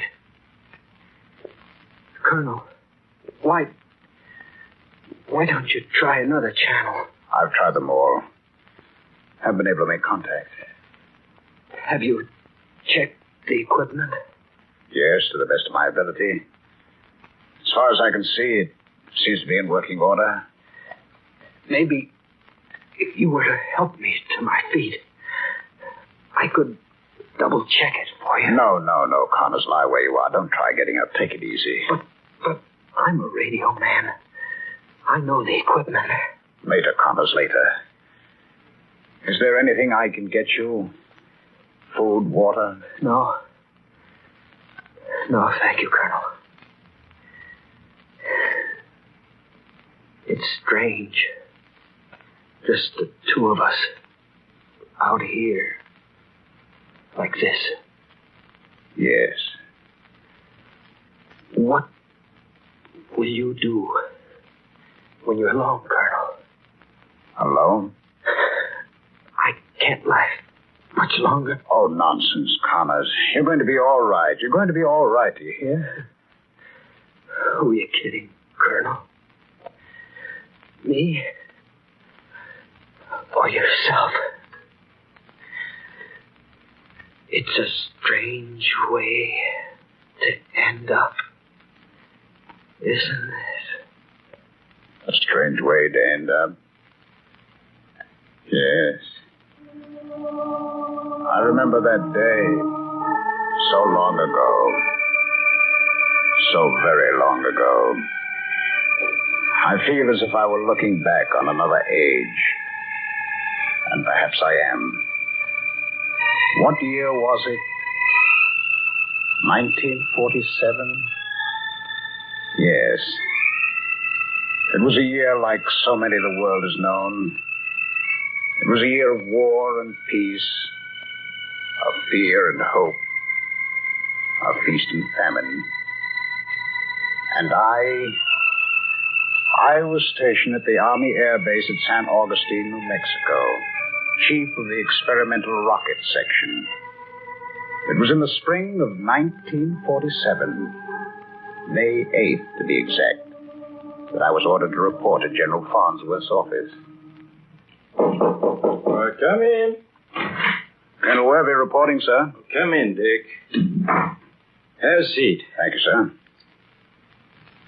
Orders have just come through for you to report to the chief in Washington. Washington? That's right. Have you any idea what it's about, sir?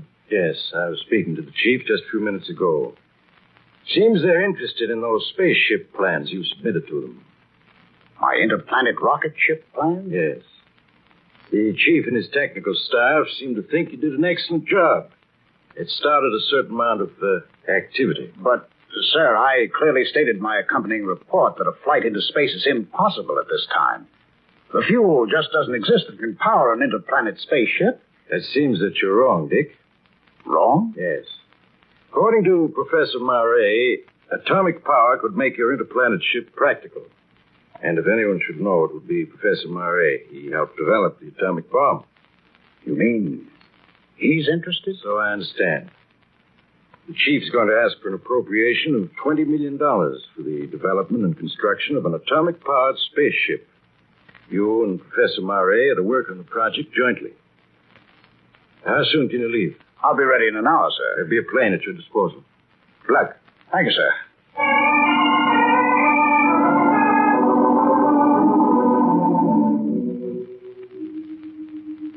Well, I've looked forward for some time now to meeting you, Colonel. Thank you, Professor Murray. Why did you become interested in my plan, sir? As you know, I am one of the scientists who helped develop the atomic bomb. It was a terrible responsibility, and we scientists must answer to a great extent for its use. I'm hoping that through a successful spaceship, mankind will turn to peaceful uses of atomic energy. I understand, sir. I've studied your plans with minute care.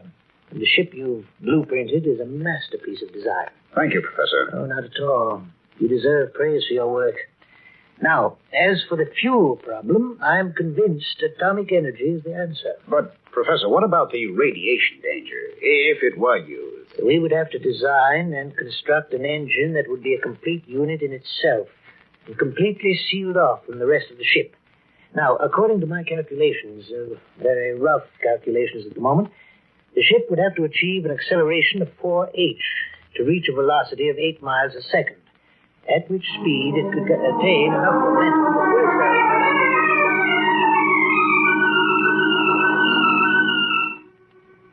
A little over 2 years later, the completed XIP-1 was wheeled from its hangar at San Augustine, New Mexico.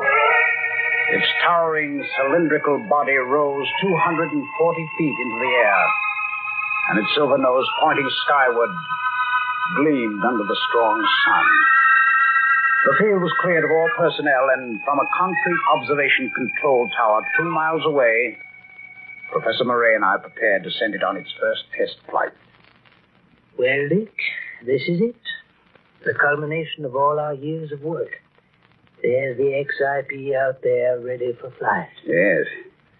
Well, the next few hours will tell all. Field's been cleared, Professor. We're ready to proceed. Then take over, Dick. I'll stand by. Keep an eye on the observation radar and control course. Sound flight warning signal. Sound flight warning signal.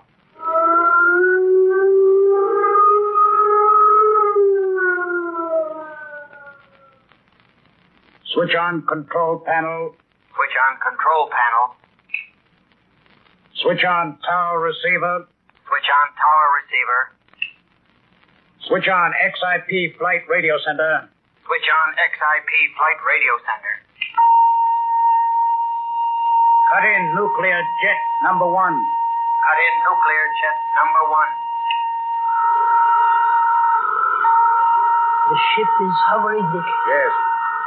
Cut in nuclear jet number 2. Cut in nuclear jet number 2. There goes the XIP. She's taking off.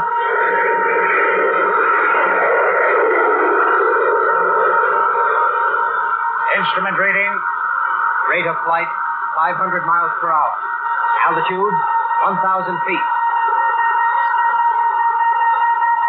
Rate of flight, 2,000 miles per hour. Altitude, 90,000 feet. Rate of altitude, 4,000 miles per hour. Altitude, 100,000. Hour after hour, we traced the flight of the XIP through space. When night came, the ship's flaming tail became visible to the naked eye as it traveled further and further into the infinite.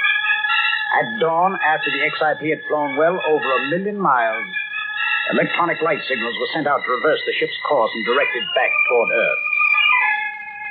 12 hours later, the XIP landed safely at the San Augustine base. It was that moment. It was the beginning of a new age. The age of interplanet travel. A year passed. The XIP made test flight after test flight, flying greater and greater distances on automatic radio instrument control.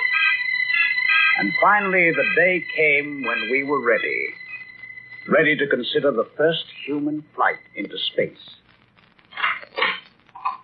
Well, Dick, after weeks of discussion with our leading scientists, our objective has been selected. What's it to be, Professor? The planet Mars.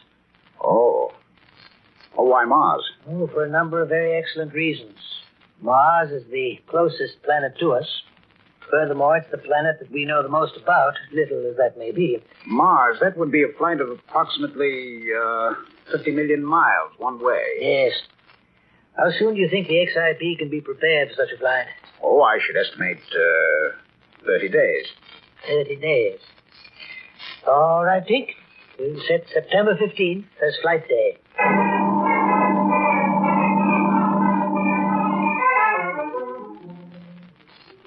Ready for flight, sir. The crew are at their station. Thank you. Is there anything, Professor, you want to say before we take off? No, Dick. Everyone's been thoroughly briefed. Well, then the moment's arrived. Stand by for flight orders. Stand by for flight orders. Sound warning signal. Sound warning signal.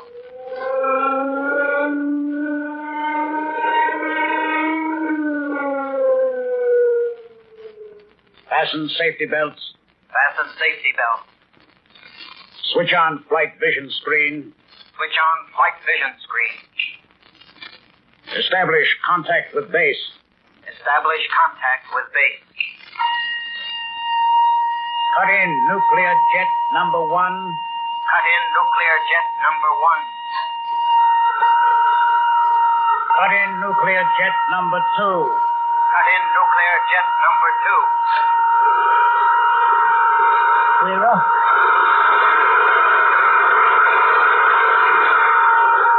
Instrument reading. Flight distance covered. 5,000 feet. Time, 5 seconds.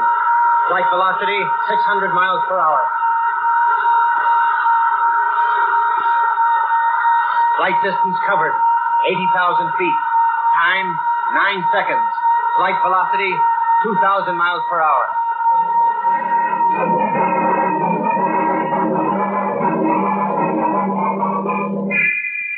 With each passing second, the XIP gains speed, carrying us ever faster towards the edge of the Earth's gravitational field.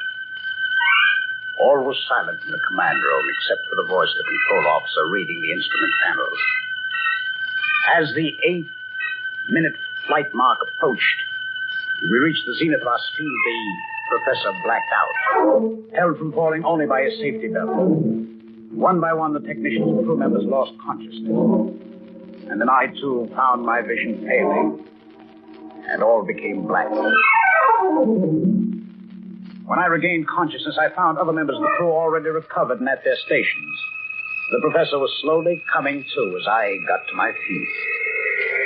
Instrument reading. Flight distance covered. 15,000 miles.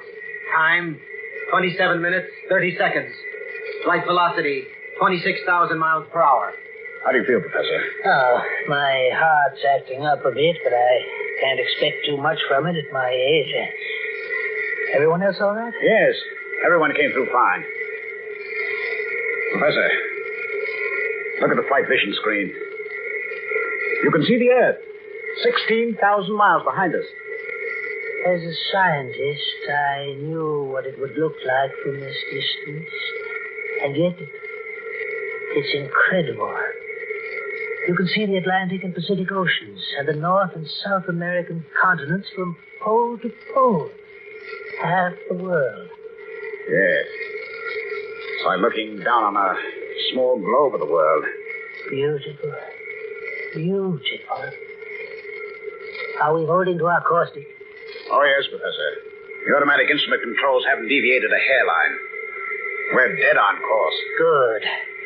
If our calculations are correct, in 76 days, we should reach Mars.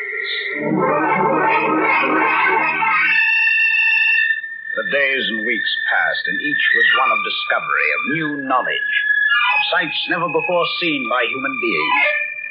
Excitement grew ever increasingly greater as the flight distance to Mars lessened. Crew members would stand for hours before the flight vision screen, scanning the planet we were bound for. At dawn of the 76th day, we approached Mars. The nuclear jet engines were cut, and as Mars drew us towards her orbit, we prepared to land. Stand by to land on Mars. Attention crew members. Stand by to land on Mars. How quiet it is. It seems strange not to hear the engines after 76 days. Yes. Switch on radar sender. Switch on radar sender. Instrument reading. Rate of descent, 1,000 miles per hour. Altitude, 300,000 feet. The orbit of Mars is exerting a strong pull toward its surface. Yes. Switch on retarding jet number 1. Switch on retarding jet number 1. Instrument reading. Rate of descent, 500 miles per hour. Altitude, 100,000 feet. Once we enter Mars' atmosphere, it'll help cut down our speed. We should be just about entering it now. Rate of descent, 200 miles per hour. Altitude, 60,000 feet. Entering atmosphere. Pressure, 2 pounds. That's much better. Rate of descent, 100 miles per hour. Altitude, 20,000 feet. Pressure, 5 pounds. Hovering. Altitude, 1,000 feet. 800 feet. 600. 300. 100. Flight completed. Cut retarding jet number 1. Cut retarding jet number 1. Cut radar sender. Cut radar sender. Well, Professor, we've done it. We've reached another planet and begun a new age. Yes. Let's hope that as a result of this flight, atomic energy will be used for peace and not for war. Well, shall we have a look at this planet? Switch on scanning screen. Switch on scanning screen. A moment later, a picture formed on the scanning screen, and we saw the landscape of Mars. As far as the eye could see, there was desert. Wide tracts of brown, barren soil broken here and there by ugly, thorny desert plants. Now and then a gust of wind would come swirling across this desert, all but obscuring the view. There were no visible signs of life out there. Only great vastness and great loneliness. It's just wasteland. Nothing but wasteland.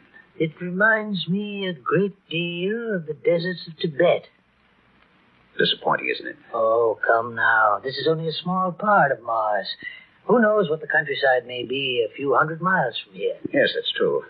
The Martian canals, which we've studied through telescopes on Earth, now we'll be able to see them close up. Yes, it's going to be a great adventure exploring this planet.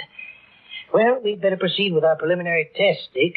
Ascertain what the air out there is composed of, what the temperature is, and 101 other things. I'll assemble our scientists at once, Professor, and have them go to work.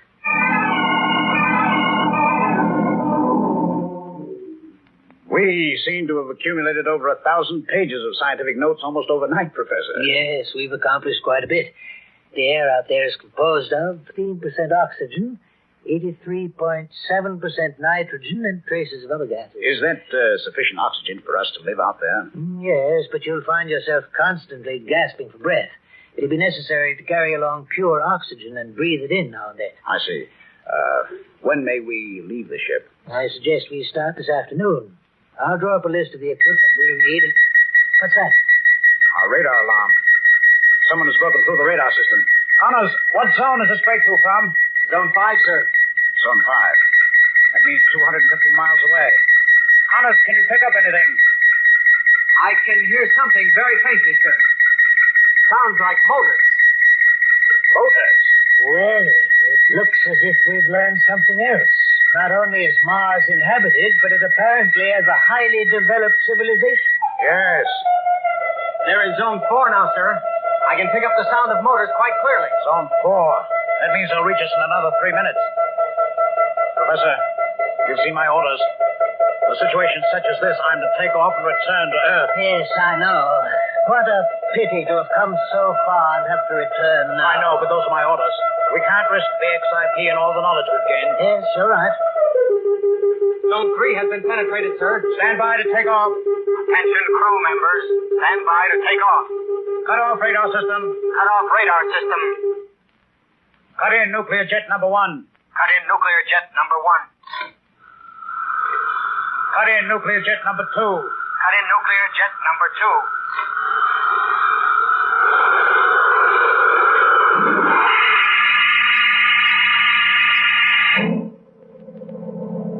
Week after week passed uneventfully as we traveled homeward. Already we were discussing the second flight we would make to Mars and the other spaceships that would be built to follow the path of the XIP. Well, Dick, there's our own planet, looming larger with each passing hour. Yes. Another 48 hours and we'll be home. I imagine our return will create quite a stir. Yes. I hope it won't delay us too long in preparing for our second flight. This flight of ours will have a tremendous effect on mankind. Yes. And I'm hoping for the better. Mankind can't stand an atomic war. It would be the end of us all. Well, look at the flight vision screen. Certainly, the Earth appears peaceful enough at this moment. Yes, but a weapon such as atomic energy... Professor. What is it? The flight vision screen. Look. Huge explosions on Earth. What? Good Lord. Look. One explosion after another. Great fires mushrooming up. What is it, an earthquake? No, Dick. Well, then what? Those are atomic explosions. What? Oh, no, they couldn't be.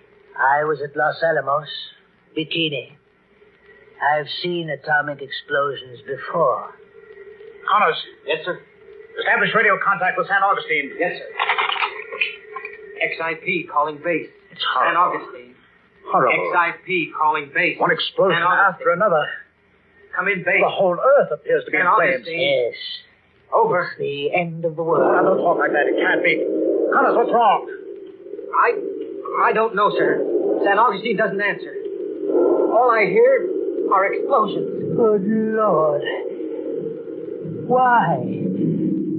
Why? Professor, the Earth seems to be disintegrating.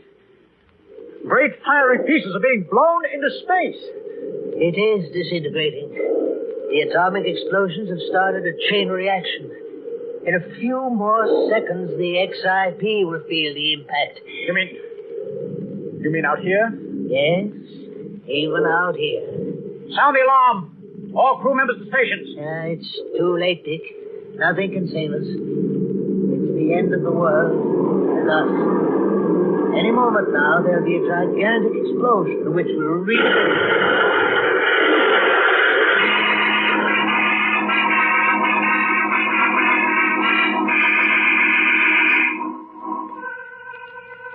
When I regained consciousness, 12 hours later, I was lying in the radio compartment beside Connors, the radio man. My left arm and a number of my ribs were broken, and I had a slight concussion of the brain. I pulled myself to my feet and staggered into the command room. The nuclear engines were silent. The ship a shambles. The professor and 7 other men in the command room had been killed almost instantaneously. I slowly made my way through one compartment after another. Out of a crew of 42, only Connors and myself were alive. I returned to the radio compartment. Hours later, Connors recovered consciousness. Following his instructions, I repaired the scanning screen and turned on a small auxiliary engine which was still in working order. A moment later, a picture formed on the scanning screen. Is that Colonel? Yes, Connors. What's left of it? There are still huge fires burning. Yes. The whole face of the Earth seems changed. I can't recognize any part of it. Nor can I. Colonel, what do you think happened? I don't know. You and I will never know. Do you suppose anyone could have lived through it? No, Connors, no. No one could have lived through it. I didn't think so. What are we going to do, Colonel? Do? There's nothing we can do. The XIP is disabled. It'll remain here out in space. We have food and water for 6 months, possibly longer. I wish I had gone with the others. Oh, no, don't talk like that, Connors. What will you do when you're alone, Colonel? Alone? I can't last much longer. Nonsense, Connors. You're going to be all right. Who are you kidding, Colonel? Me? Or yourself? It's a strange way to end up, isn't it? Connors. Connors. I'm alone now, sitting here staring at the scanning screen. And as I look at that burning, unrecognizable planet once called Earth, the same question keeps running through my mind. What happened? And why? Why did the Earth explode in fire? Was there anything that I, Richard Werby, might have done to prevent that all-consuming Holocaust? And I know that as long as I, the last survivor, live, I'll keep asking myself, why did it happen? Why?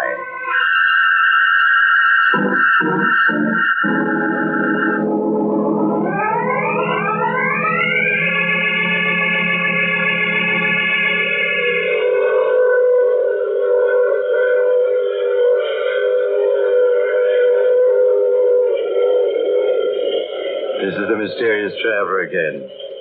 Did you enjoy our trip? What's that, madam? It's a fearful picture? I agree. Well, fortunately, it doesn't have to happen, and won't happen if we don't want it to. And if... Oh, you have to get off here. I'm sorry. But I'm sure we'll meet again. I take this same train every week at the same time.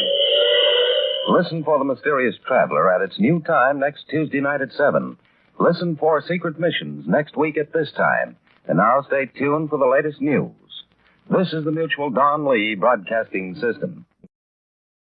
You, finding life rather dull, dreaming again of exotic places, wishing you were somewhere else?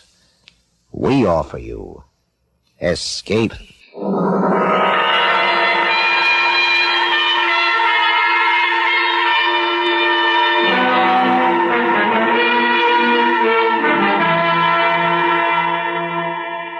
Escape with us now to the outer limits of space and the terrifying experiences of four men who penetrated it, as Ray Bradbury, famous science fiction writer, tells it in his gripping story, The Earthmen.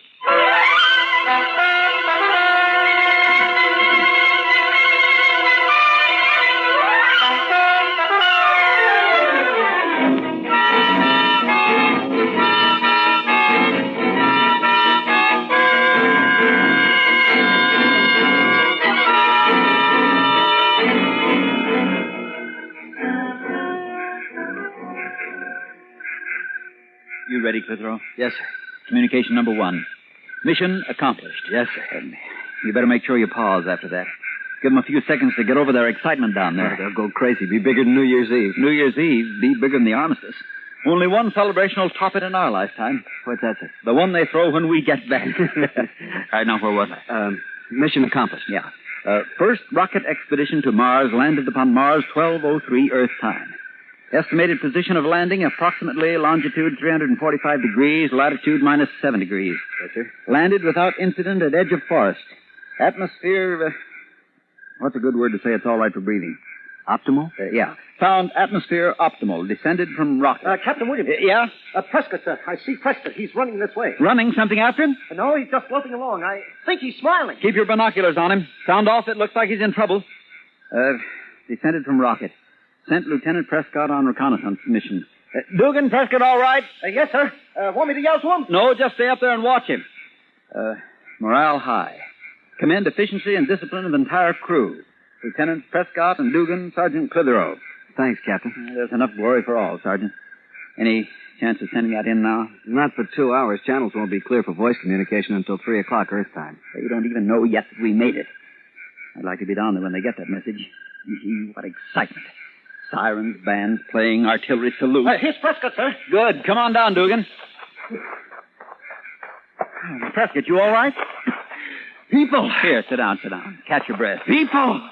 Mars has people. All right, now take your time. You want a drink? Mars is inhabited. People, just like home. Any women? Let him talk. What sort of people? Ordinary-looking people. Men, women, kids. Hostile? I don't think so. I came down a road, a country road. Followed it at right angle into a paved highway. Yeah? Before I could decide whether to go right or left, I heard a buzzing sort of sound. I ducked behind a bush. Vehicle rolled past. One wheel must have a gyroscopic balancer of some sort. Yeah. Inside was a man and a woman. What'd they look like? Just like us. Hair, eyes, nose, mouth, body, clothes, everything. Mars inhabited. Wait till they hear that down there. Well, after it passed, I followed it. I came to a hill, and when I got to the top, there it was, a little town. Buildings, streets, just like home. And then I hurried back here. People. And just like home, huh? Yeah. You suppose they're really friendly? Well, I don't see why not. You heard what he said? Civilization up here resembles the one down there. What would they do on Earth if Martians came down and established contact? They'd make a pretty big thing out of it. The people up here will probably treat us the same way. Even so, we're not going to take any chances. We'll be armed. We're going into town? Right. As soon as we camouflage the rocket. All right, start cutting some of those branches and gathering leaves. Cover it up good. I don't want anybody monkeying around while we're gone. Right. We can't be gone long, Captain. Channel's open at 3. We'll be back by then, if everything goes well. Oh, can you imagine their reaction when they see us? Come on, man, make it fast!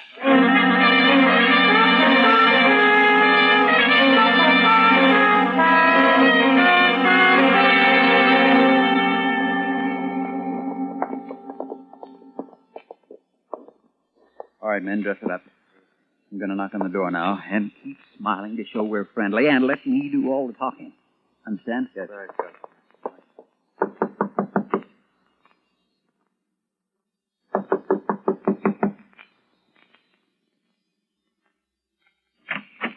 Yes, what do you want? You speak English. I speak what I speak. What do you want? Martian speaks English. We're from Earth. I'm Captain Williams, commander of the first expedition to Mars. And you are the first Martian we've met. Martian? What I mean to say is you live on the 4th planet from the sun, correct? Well, everybody knows that. Well, we're from Earth. Where? It's never been done before. What hasn't? How is it you speak such good English? I'm not speaking, I'm thinking. Telepathy. Now, what is it you want? We're from Earth. From Earth. Some other time, Mac. I got my own problems. How do you like that? You didn't look very bright. I know, but... Well, try it again. Knock on the door. I'm in command here, Dugan. I'll do all the thinking. Yes, sir. I'll knock on the door and try it again.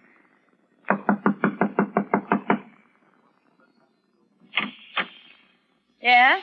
Oh, excuse me, ma'am. Was that your husband I was just talking to? Yes. He shut the door so quick I never got a chance to explain. Oh, I'm sorry, but he is busy. Can I help you? Are you, strangers in town? I'll say we are. We're from Earth. Earth? The planet Earth. Maybe you have a different name for it. The 3rd in order from the sun. We came in a rocket. Almost 60 million miles through Don't come near space. me. I just want to see you can. You and your husband are the first people on this planet we've Don't seen. come near me. You don't understand. We're from Earth. We came in a rocket. We came in a rocket. And we...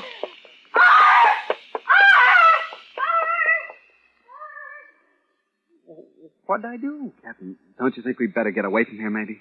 Well, all I did was...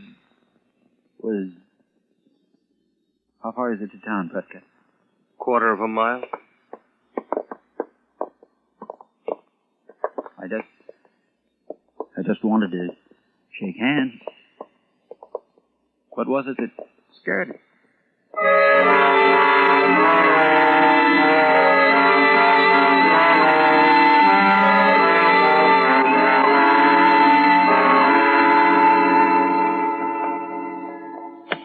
All right for us to smoke, Captain? Sure, smoke, yell, unbutton your buttons, do whatever you want. Doesn't seem to make any difference. Nobody's paying any attention to us anyhow. You'd think these people had visitors from Earth every day. Nobody even turns around to look at us. Can I say something, Captain? Yeah? We can't blame them for ignoring us, sir. We look just the same as they do. For all they know, we're just a few Martians ambling through the town square. We ought to take a chance and try telling someone else. We've told 3 of them already. Back at that farmhouse, the man ignored us and the woman screamed and ran away. And that girl we told fainted. Captain, looks like a bar or a soda fountain in here. Would it be all right if we went in and had something to drink? Well, why not?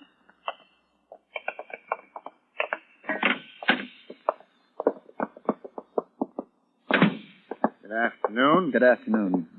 Could we Get something to drink here? Got some nice fruit, Crystal.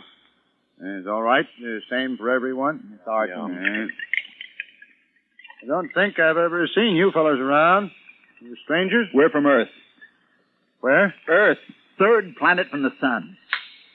Oh, clumsy of me. Earth, huh? Well, what do you know? You mean you understand what I'm trying to tell you? Sure. That we're the first men from Earth ever to reach Mars, that it's never been done before? That we came 60 million miles in a rocket? Sure. 60 million, huh? Rocket, you say? Well, I'm proud to make your acquaintance. I'm Captain Williams. This is Lieutenant Prescott, Sergeant Clitheroe, and Lieutenant Dugan. I'm honored. I'm honored. You mind if I bring my son in to meet you? This is an occasion. Sure. Bring him in. Son, come in here. Rocket, eh? All the way by rocket. Say now. You understand what we went through, the chances we took. Sure. Why, you're real heroes. Let me shake hands again. You call me, Pop? Son, these men are from Earth.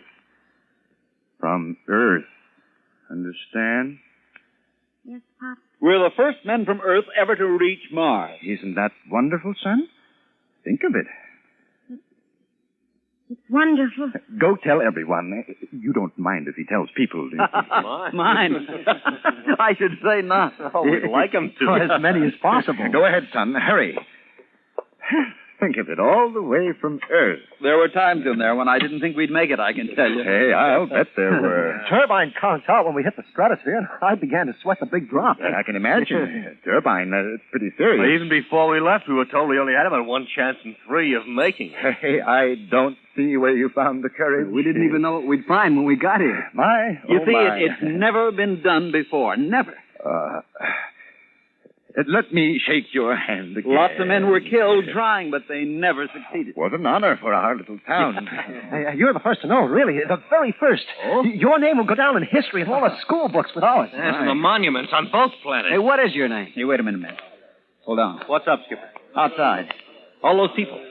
Looks like the whole town. Why, they must have heard the news, the glorious news from my son. Yes, they've come to welcome you. Hey, hold your fire, men. Welcome us. It doesn't sound like they've come to welcome us. Why, that's the man we first spoke to, the one whose wife got scared. Gentlemen, please don't shoot. There must be some mistake. I'll just ask them why they're behaving in such a... Here, come back here. Come back here, you old... Come back here. Ran out of us. What do you make of that? Captain, I don't understand this, and I don't like it. Dugan, the back way out. See if it's clear. Prescott, you fire when I say fire, not before. Lower your gun. They're all around us, Captain. We'll make a break for it. 1 volley at my command. Captain Williams. Yeah? Look, there's a little guy out there giving them all what for. They're starting to disperse. Let me see. Clear this square immediately. Immediately, I say. Go on now. Go on, all of you. Go on home. He's coming in. Now, I'll do all the talking.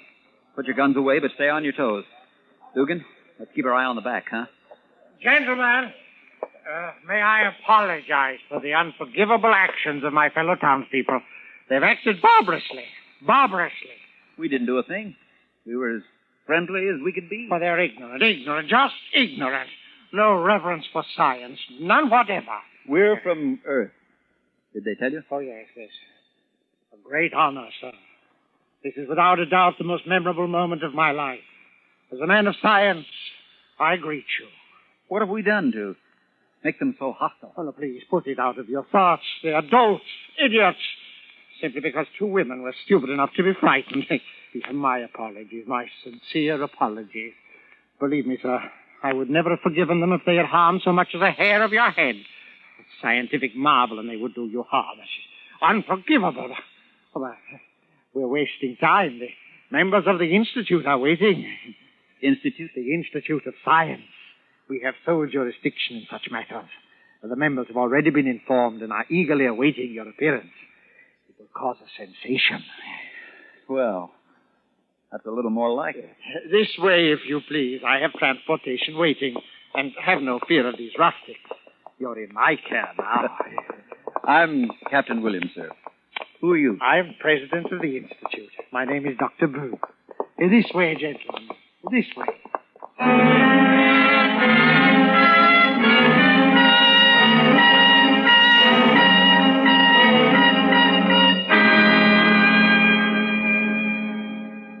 Escape under the direction of Norman MacDonald returns in just a moment. How the gambling machine works, the far-reaching effect of legal and illegal gambling, domination of entire areas by racketeers. That's this week's topic on The Nation's Nightmare, tomorrow night on CBS. And now, back to Escape.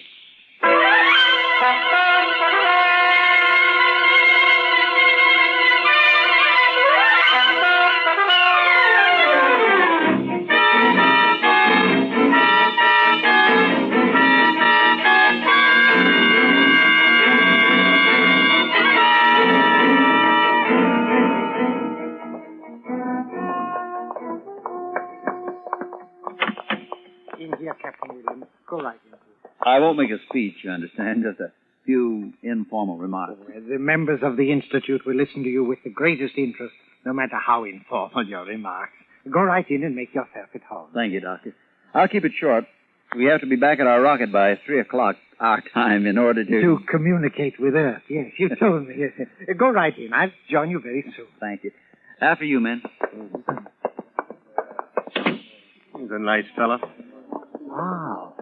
What an auditorium. Yeah.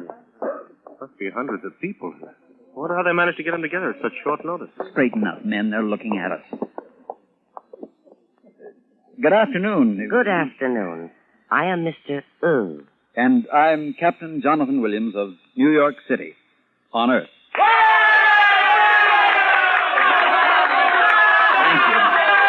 Thank you.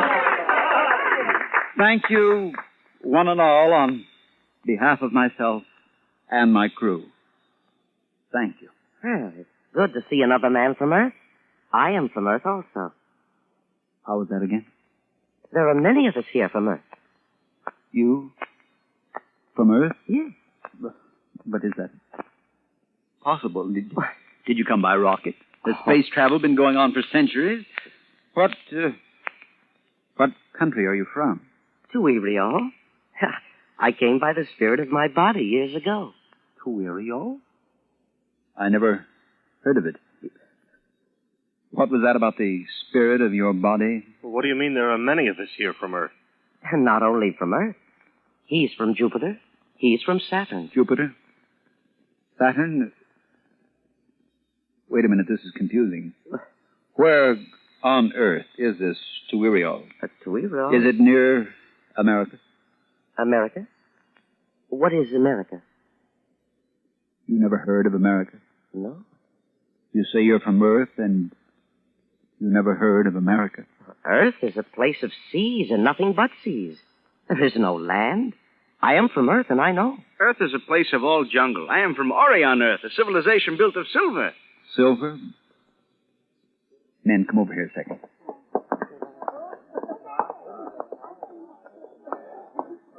You realize what this is? What, sir? This is no celebration. These aren't members of the Institute.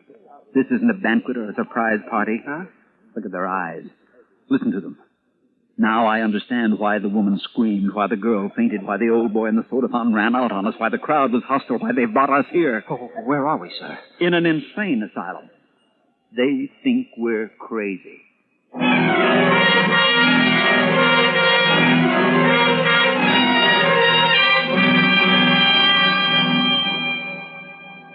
Clitheroe, try the door again. I just tried it, Captain. It's still locked. Go right in, gentlemen. The members of the Institute will listen to you with the greatest interest, no matter how informal your remarks. I'll bet they've been listening, all right. I'll bet they've had us under observation ever since we entered this building. Captain, look. What? You ought to take a look. That woman who said she was from Earth, too. A blue flame is coming out of her mouth and then turning into the shape of a small naked child. You think that's something? I've been watching one of them change into a crystal pillar and then into a golden statue and then into a staff of cedar and then back into a woman again. Never saw anything like that. Magicians. No, not magicians. Those are hallucinations. They pass their insanity over into us, and we see their hallucinations, too. Telepathy, autosuggestion, and telepathy. Well, look, Captain. If hallucinations can appear this real to us, to anyone, if hallucinations are catching and almost believable, it's no wonder they took us for psychotics. If that woman can produce little blue-fire children, and that one can change into a pillar, how natural if normal Martians think we can produce our rocket ship with our minds. I've been thinking along those lines, too. If someone came up to you on Earth and said he was from Mars, just came in by rocket, wouldn't you think he was crazy? I would. Heaven help me, I would. What time is it? 2:35. Those channels open in 25 minutes. Where's that doctor? Where's that doctor? I said, where's that doctor? I'm here, Captain. I demand our release. I demand an apology for this outrage.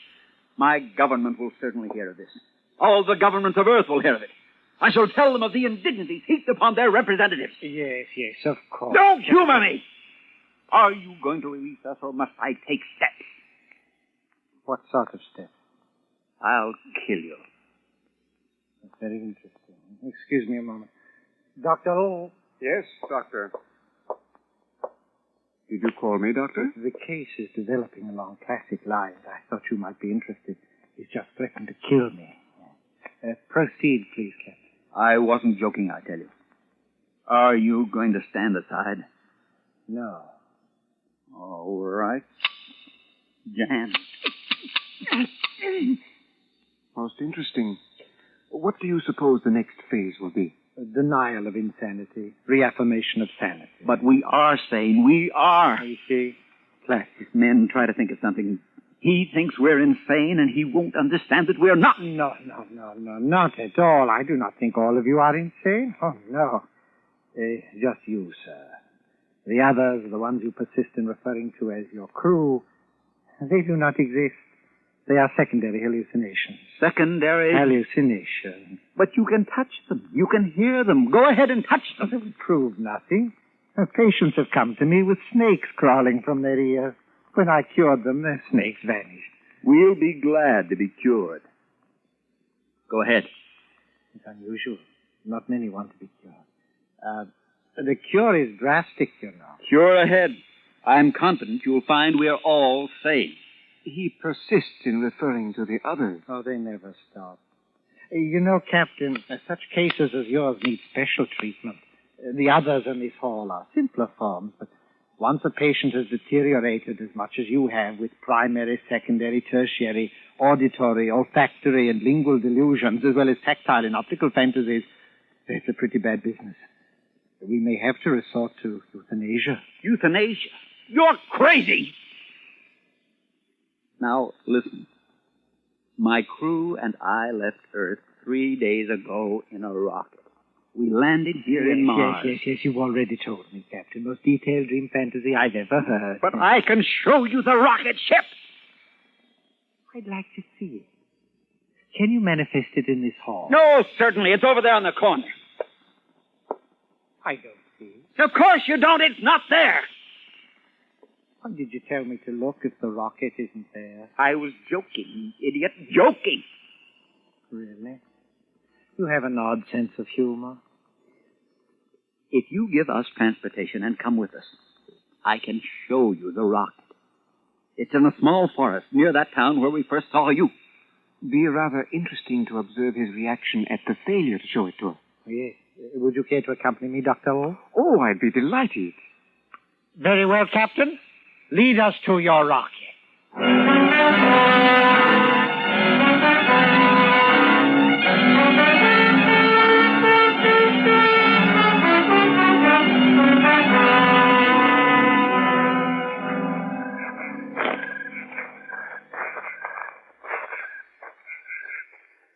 Here it is.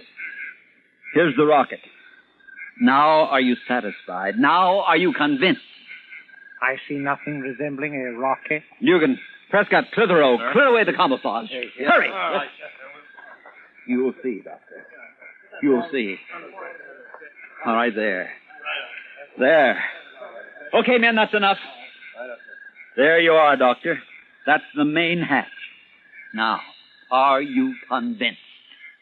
Wonderful manifestation. Wonderful. But like the manifestation of your gun when you threatened to kill me, they're completely unreal and non-functional. Say, I've been thinking about why your gun jammed, Captain. I think it's a change in atmosphere. I suppose he allows his hallucinatory companion to offer the rational because the reality is too painful for him to offer it himself. Yes, precisely, Doctor. It's a rocket. It's a real rocket. See? I can touch it. May we look inside? I insist that you look inside. Come along, Dr. Lowe. This is one of the most... Captain, it's 3 minutes to 3. If we can keep them here until they open the channels, they'll be able to hear the reaction to our report on Earth, and then we'll be able to... I know. What a suspicious bunch of louts. 2 cents, I'd tell the people back home not to bother with Mars. Fascinating. I've never seen anything like it. All right, now do you believe? Why, this is the most incredible example of sensual hallucination and hypnotic suggestion I've ever encountered. We went through your rocket, as you call it. I tapped it, and I heard it. Auditory fantasy. I smelled it. Olfactory hallucination induced by sensual telepathy. I could even taste it. Lingual fantasy. Allow me to shake your hand, sir, and congratulate you. You are a psychotic genius. You have done the most complete job by the task of projecting your psychotic image life into the mind of another via telepathy, and keeping the hallucinations from becoming sensually weaker is almost impossible.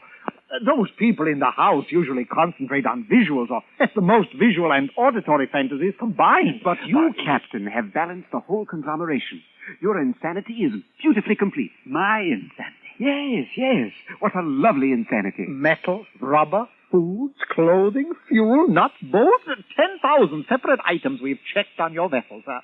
Never have we seen such a complexity. Why, there were even shadows under the bunks and under everything. Such a concentration of will. Let me embrace you, sir. I'll write this into my greatest monograph. I'll speak of it at the Martian Institute next month. Doctor, he's incurable, of course.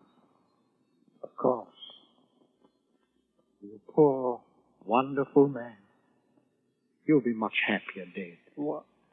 Have you any last words? Wait, no, don't you... Oh, you poor, sad creature. I'm afraid you are far beyond any psychiatric therapy. You're an incurable case. No.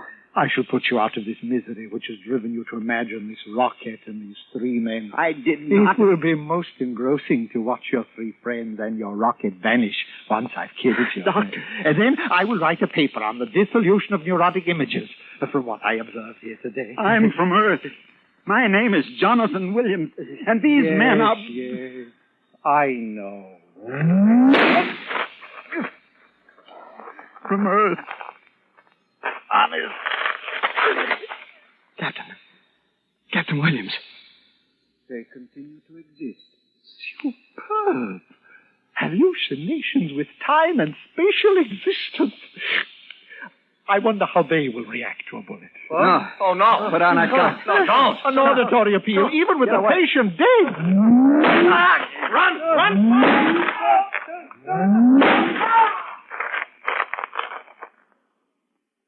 They still exist. And so does the rocket. Phenomenal. Such persistence of the psychosis. First time I've ever observed it post-mortem. But it will fade. It will all fade. Interesting, wasn't it? Well, shall we be returning to the Institute? I should like you to explain certain aspects of the case to the members of my department. Oh, gladly, my boy, gladly. You see, this patient... Earth to Mars. Earth to Mars. Calling rocket expedition. Calling rocket expedition. Do you read me? Do you read me? Come in, Captain Williams. Come in, Captain Williams. Earth to Mars. Earth to Mars.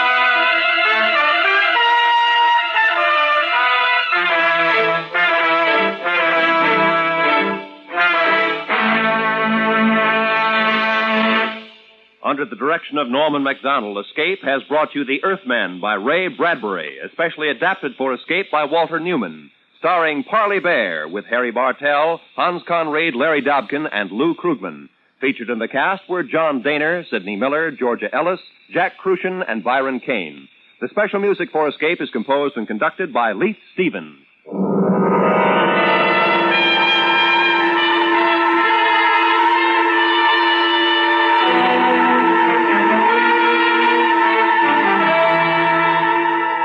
Next week, escape with us to an island off the northwest coast of Africa, and the story of a man whose quest for happiness was blocked by a giant, a madman, and a beautiful girl, as Millard Kaufman tells it in his exciting story, The Gladiator.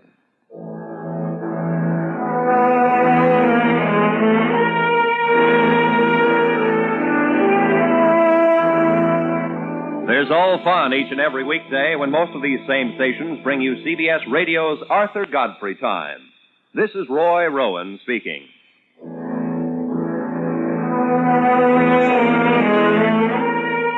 This is CBS, where you hear the FBI in Peace and War every Thursday night, the Columbia Broadcasting System.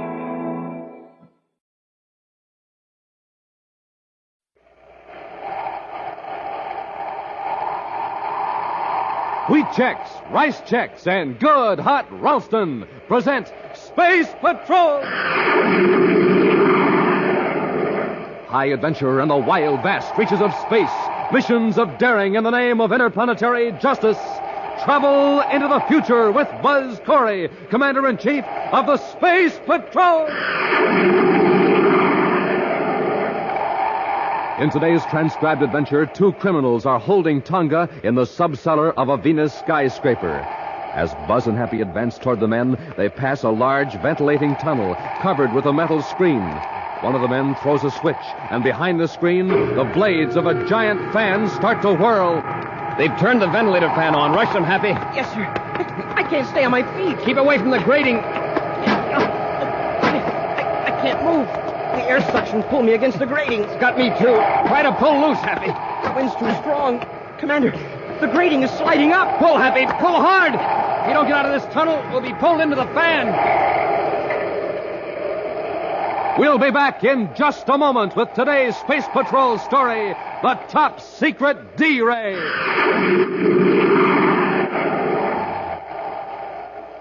Boy, oh boy, gang, here's something I'll bet you just never dreamed you could own. I mean a pair of those amazing new Space Patrol space binoculars. A pair just like the commander uses himself. Now, you know how he can look way off in the distance with his space binoculars? Well, kids, you can do the same with yours. You can read signs blocks and blocks away, watch far-off traffic, study birds in high trees, and do lots and lots of other things with your space binoculars all year long. Now, these are not flimsy goggles or a mask. These are great big plastic space binoculars that stand out from your eyes a full 3.5 inches. Why, you don't even have to use your hands when you're looking through space binoculars. They have a strong elastic band that holds them snugly to your eyes. It's swell for playing Space Patrol because then your hands are free to drive your rocket ship or to hold your cosmic smoke gun. Now, remember, these are real fixed-focus 4-power binoculars with 4 pure lucite lenses. Real binoculars 5 inches long, 5 inches wide. The greatest offer we've ever made on Space Patrol. But, gang, the offer soon ends, so don't miss out. Send for your space binoculars today. Just buy a box of Instant Ralston. Then, with your name and address, send 25 cents in coin and an Instant Ralston box top to Space Patrol, Box 686, St. Louis, Missouri. If you don't agree that your binoculars are tops, send them back and we'll return your money. That's Space Patrol, Box 686, St. Louis, Missouri.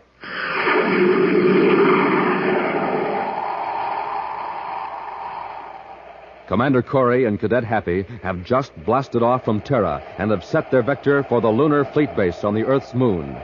One of the busiest spaceports in the solar system, the fleet base is also the center of scientific research into the development of space flight. For the past week, it's been open house at the base, with guided tours for throngs of visitors from Earth and many of the other planets. Tonga has been assigned to special duty at the base to see that security regulations are observed. Buzz and Happy plan to spend 2 days at this moon spaceport and then bring Tonga back to Terra. Mind if I tell you something, sir? What, Happy? Well, I didn't say anything one way or the other, but, well, I'm certainly glad I wasn't assigned to duty at the fleet base this week. Somehow I get the impression that you don't exactly care for the idea of herding tourists around. Oh, it might have been fun for a couple of days, but, gee, a whole week. Why, I'd rather fly through the meteor belt in a birdcage. I know what you mean. Just the same, Visitors Week at the lunar base has been fine for public relations. You'd be surprised at the number of people who are on the moon this week who've never made a space flight before. Tonga, Lunar Fleet Base, calling Commander Corey aboard Terra 5. Tonga, calling Commander Corey aboard Terra 5. Corey here. Go ahead, Tonga. Commander, I have an emergency message. I'm cutting to Scrambler Circuit, code 5. All right, Tonga. I'll adjust the receiver. Code 5 circuit cut in. Go ahead. There has been a security leak on the D-Ray project here at the base. The D-Ray project? Yes, Commander. A strip of microfilm containing the basic designs has been taken from the files. Do you have any idea when the theft occurred? Within the last 3 days. Order the base commander to declare condition red and ground all spaceships. The thief may still be on the base. Condition red is already in effect, Commander. Colonel Jacobson issued the order 20 minutes ago. Good. That film must not be smuggled off the base. Tonga, cut on your tape recorder and take this message. Feed it through the public address system at the spaceport every 10 minutes. Ready, Commander. Here's the message. Attention, everyone, base personnel and visitors.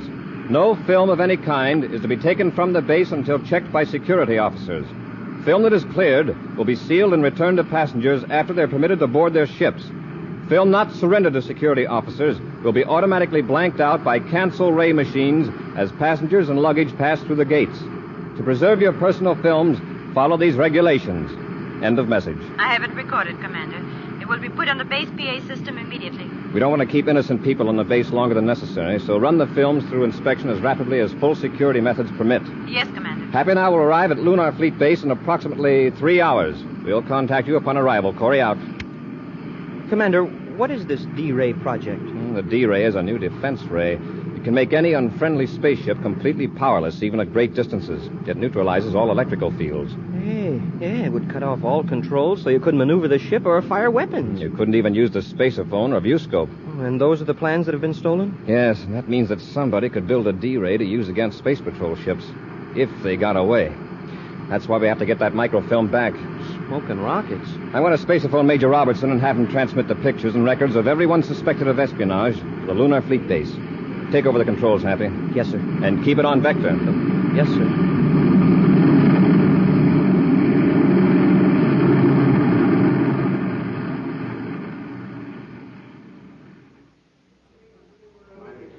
Your film has been cleared, sir. It will be returned to you aboard your ship as soon as transportation is available. Next. Your name, please. Bob Morgan. You have some film to declare? Yes, ma'am. It's in this can. It's a home movie of my family and some friends. Only a couple of shots of the fleet base. The guide said it was okay to take them. I'll have to run them off, Mr. Morgan. If you'll step into the projection room with me. Sure. You'll probably find them pretty dull. I'm not much good at taking pictures. Now, this is about the last of the shots I made on Venus. That's my wife and our youngest daughter, Susie. Oh, what a cute little girl. Thank you. Oh? Is this what you filmed here in the base? Yeah. Oh. Yes, that's rocket chute number 1. I got a ship blasting off, but I didn't have the camera aim right. Well, that's the end of the reel. I guess you're glad that's over. Unless you know the people involved, home movies are pretty dull, usually. Well, I'm sure you and your family will enjoy these when you get back to, Mars, isn't it, Mr. Morgan? Yeah. Films are all right, then? Oh, perfectly. I'll give you a clearance check, and they'll be returned to you aboard the Mars Express. Thanks, miss. Hope you find what you're looking for.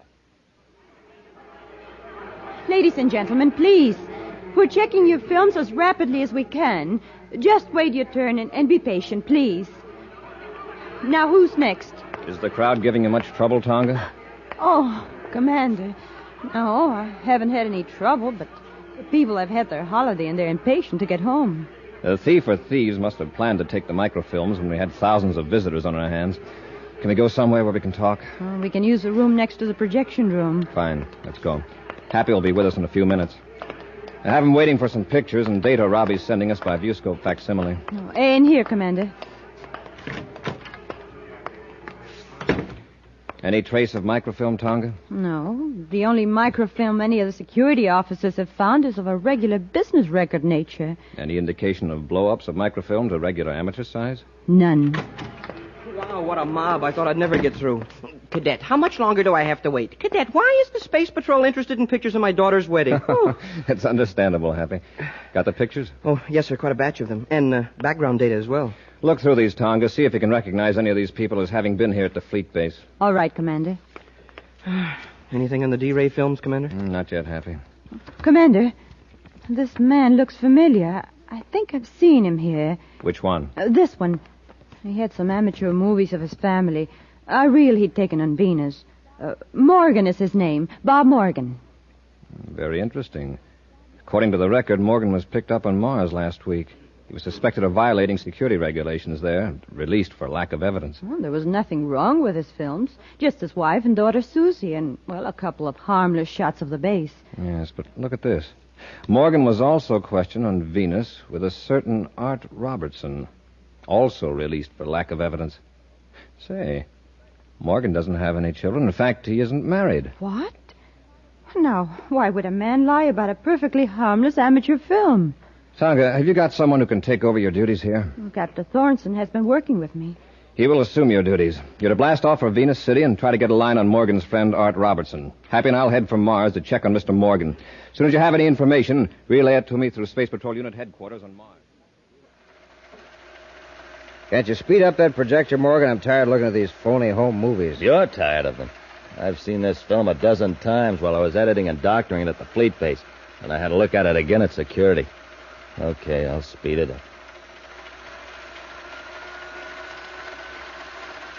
Well, the place where I dubbed in the documents is coming up shortly. You must have done a good job if the assistant security chief passed it. It's lucky I took all that trouble out. Even though we thought we could get off the fleet base before anyone discovered the D-Ray plans were gone, it didn't work out that way. Now, what happened? Well, some eager beaver engineer started his shift 3 hours early. Now, we're getting close. Watch this, Art. There. I've stopped the film on the frame of the little girl. I don't see anything unusual. No, neither did security. Watch now. I'll switch to the microfilm lens on the projector. All I see is a plain white space with a blue border. That's a blow-up of one of the white checks on the girl's skirt. The blue border is made by the adjoining blue squares. You mean one tiny square fills the whole screen? I still don't see anything. You will, when I cut off the regular lamp and turn on the infrared. Jump on Jupiter, the D-Ray plans. Right. That's page 1. The next 20 frames, there are other pages concealed in squares of the girl's skirt. Great job, Morgan. Terrific. Yeah, nearly went nuts. First I had to project the original microfilm, photograph it in infrared on another microfilm. Then came the tough part. I had to superimpose the plans on the regular-sized film inside one of those tiny squares. You did a great job, Art, and take the D-Ray strip to Venus. Now where we collect? Yeah. But it'll take me a couple of days to establish contact with the man who pays off. Naturally, he's cautious.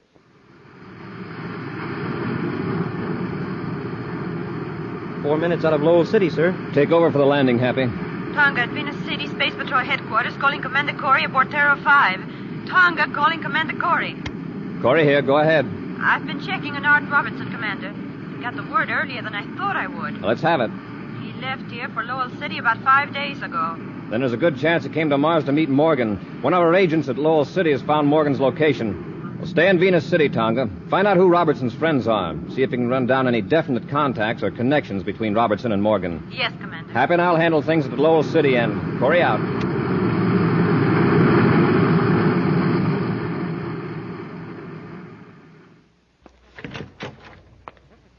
Yeah? Mr. Robert Morgan? Oh, why, yes. I'm Commander Corey of the Space Patrol. This is Cadet Happy. We'd like to talk to you. Sure. Come in, gentlemen. After you, sir. Mr. Morgan, you brought back some film from the Lunar Fleet Base, I believe. Yeah, that's right. I have the clearance certificate from your security officer. Like to see it? We'd like to see the film. We want to examine it again. Sure. I have it right here on the table. Thank you.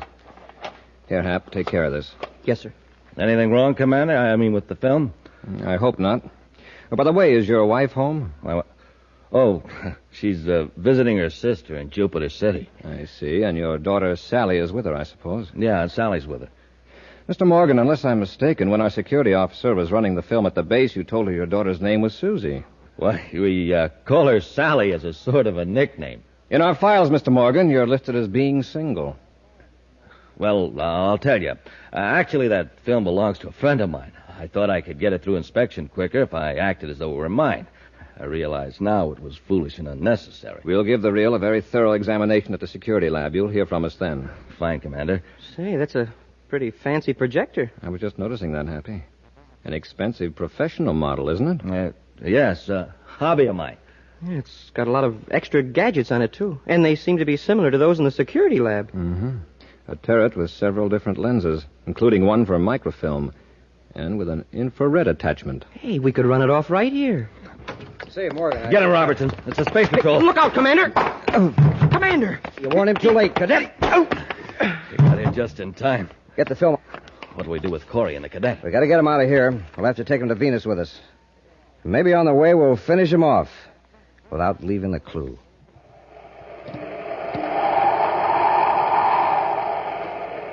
We'll be back with Space Patrol in just a moment. But in the meantime, here's a quick 3-act play. Act 1 begins with a boy and his mother in a house in a kitchen in the morning. Fill her up, Mom. Rice checks. Now there's a boy who knows what he's talking about. He wants a bowl of delicious rice checks for breakfast. Rice Chex, the shredded rice super cereal, spun in that modern bite-sized design.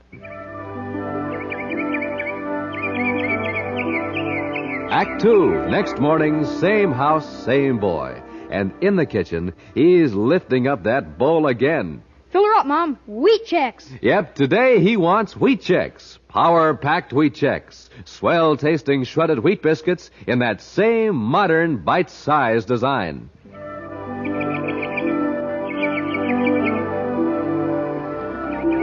Third act, third day. Same kitchen, same boy. Fill her up, Mom. Instant Ralston. Yes, sir. Today he wants to warm up his motor, so for him it's Instant Ralston, the cereal with flavor galore. Good hot Ralston. And so ends our play. And gang, here's the moral. For a super breakfast, eat a super cereal. Rice Chex, Wheat Chex, good hot Ralston. Bob Morgan has stolen a set of microfilm plans for the secret D-Ray from the Lunar Fleet Base by superimposing them on an innocent-appearing film of regular size. Buzz and Happy, suspicious of Morgan because of discrepancies in his story, found the film containing the defense secret. But before they could examine it, Morgan's accomplice, Art Robertson, arrived, and the two men overpowered the space patrolman in a fight in a darkened room. Right now, with Buzz and Happy locked in a compartment, Morgan and Robertson are in a spaceship approaching Venus. We aren't going to land in Venus City with Corey and the cadet aboard, are we? No, we'll set the ship down at my place on the Turquoise River and get rid of them then. Get the ozone cylinder, hook it up. We'll turn it on just after we land. And leave Corey's compartment unlocked. I'll land the ship.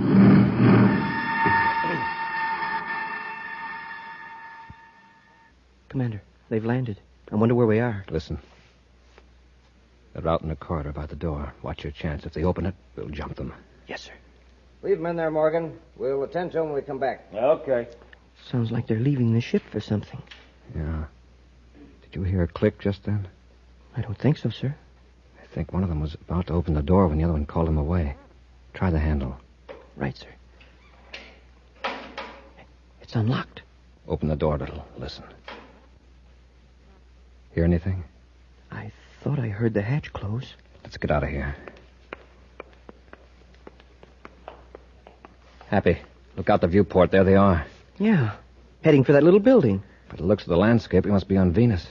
And if I'm not mistaken, there's the Turquoise River. It sure looks like it. I wonder what they're up to. They got our weapons, or we could rush them. Yeah, well, maybe we could take them by surprise when they come back. With those D-Ray plans at stake, I don't want to risk failure. We'll blast off in their ship and space a phone to Venus City for help. It's a great idea, sir. They can't get very far away, even if they do try to escape. And we can watch them from the air. Come on, let's get to the cockpit. Boy, this is really a break. We needed one. I have an idea that Morgan and Robertson are ready to see that we didn't get out of this. There. All secured for blast-off, sir. And let's go.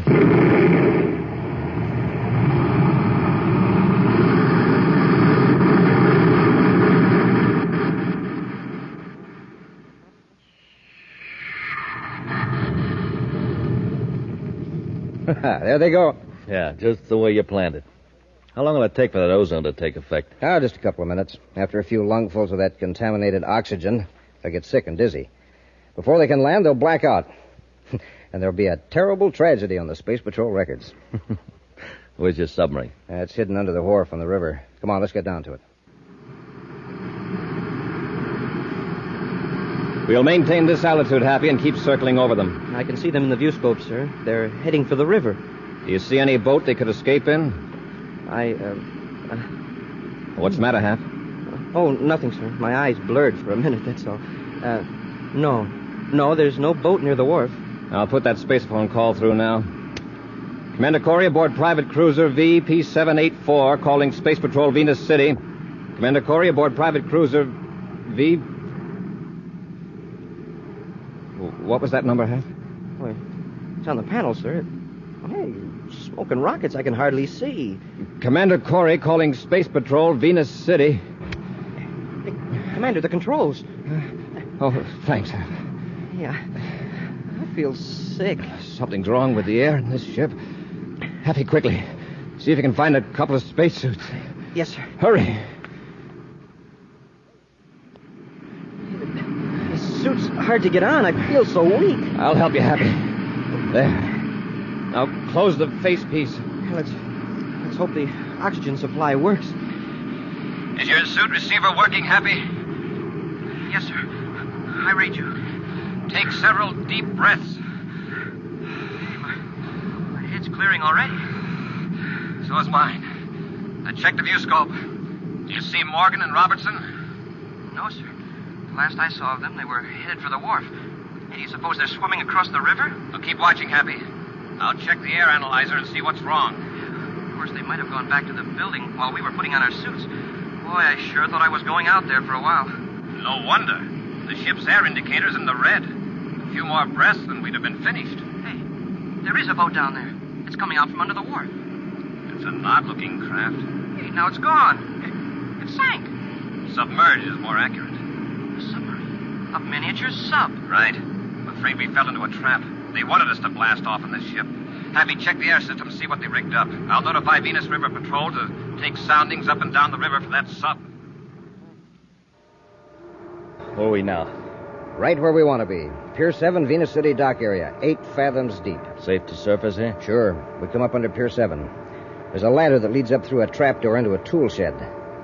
A few minutes from now, we'll be in the streets of Venus City, ready to sell the D-Ray plans. Yeah. No one able to trace us. I'll cut the motors now. We're going to the surface.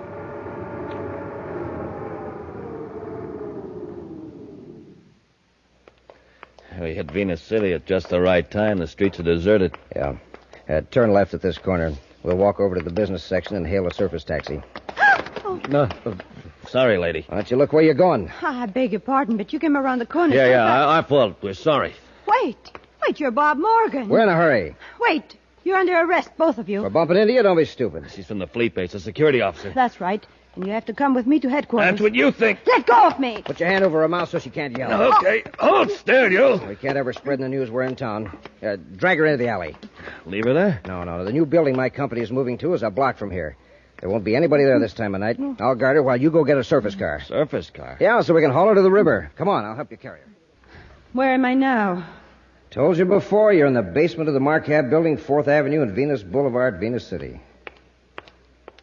Here's Morgan. Hey, what took you so long? I had trouble renting a car, but I got one. Come on, let's get her out of here. Okay, Tonga. Here we go.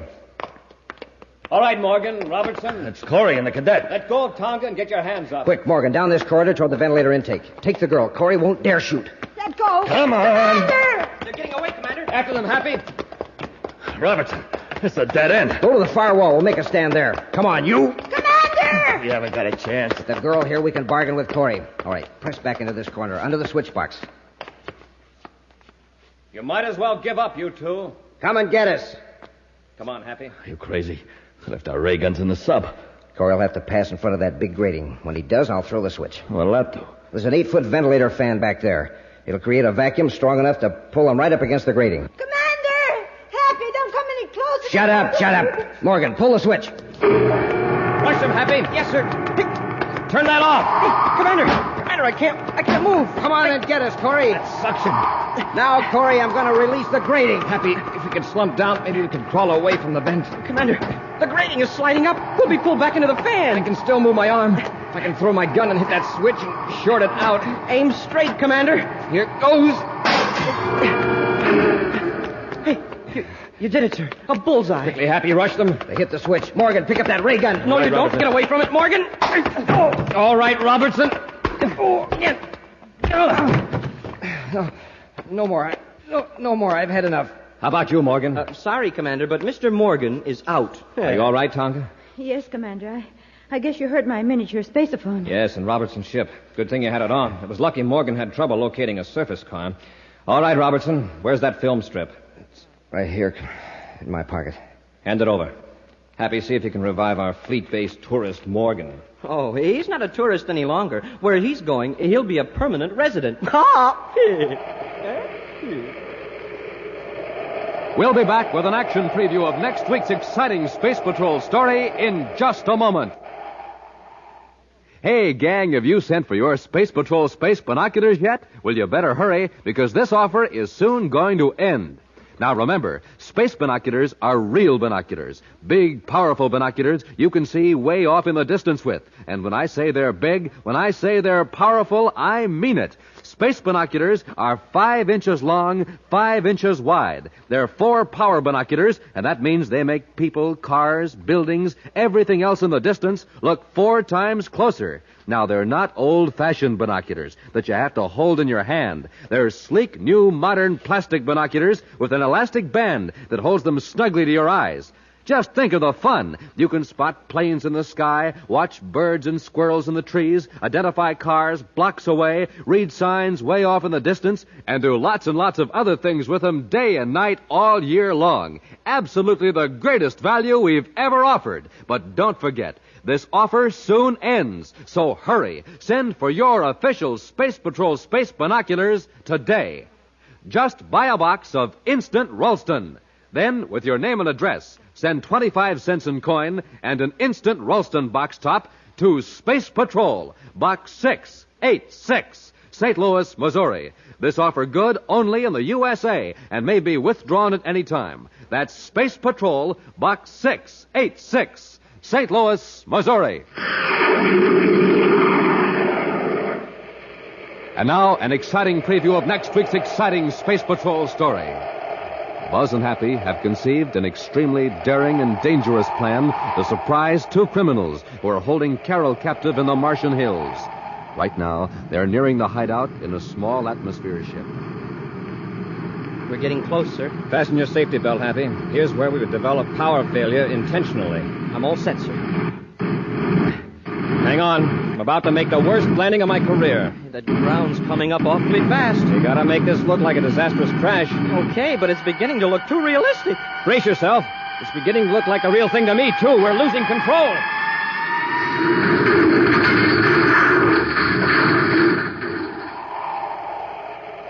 Be sure to be with us next Saturday for the exciting story, Crash Landing, when Wheat Chex, Rice Chex, and Good Hot Ralston again present Space Patrol! Space Patrol, an original Mike Moser production starring Ed Kemmer as Commander Corey and Lynn Osborne as Cadet Happy, was written by Lou Houston and directed by Larry Robertson. Other players were Norman Jolly, Ken Mayer, Nina Berra, and Stephen Robertson. Dick Tufel speaking. Now, don't forget to tune in next Saturday and every Saturday when Wheat Chex, Rice Chex, and Good Hot Ralston again present the new, exciting Space Patrol. The CBS Radio Mystery Theater presents...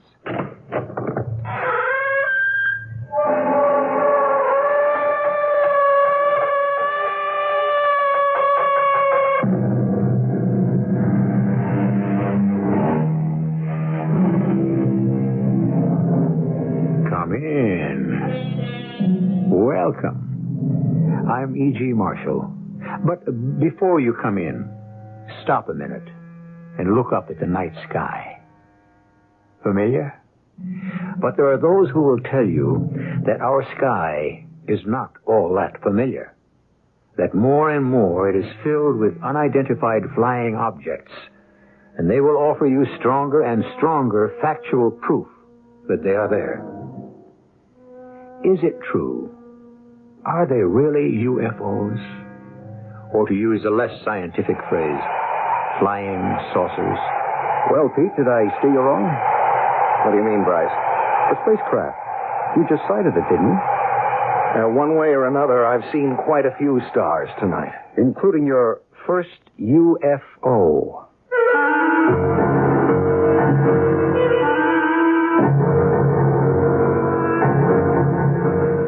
Our mystery drama, A Message from Space, was written especially for the Mystery Theater by Ian Martin and stars Tony Roberts. It is sponsored in part by Buick Motor Division. I'll be back shortly with Act One.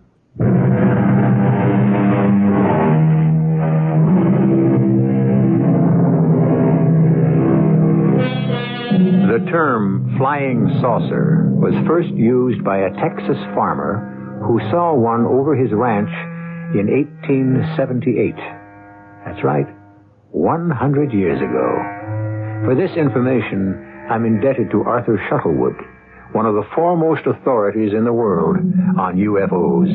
This is a story, set down in the most part, exactly as it was related by another recognized authority in the field, Bryce Bond.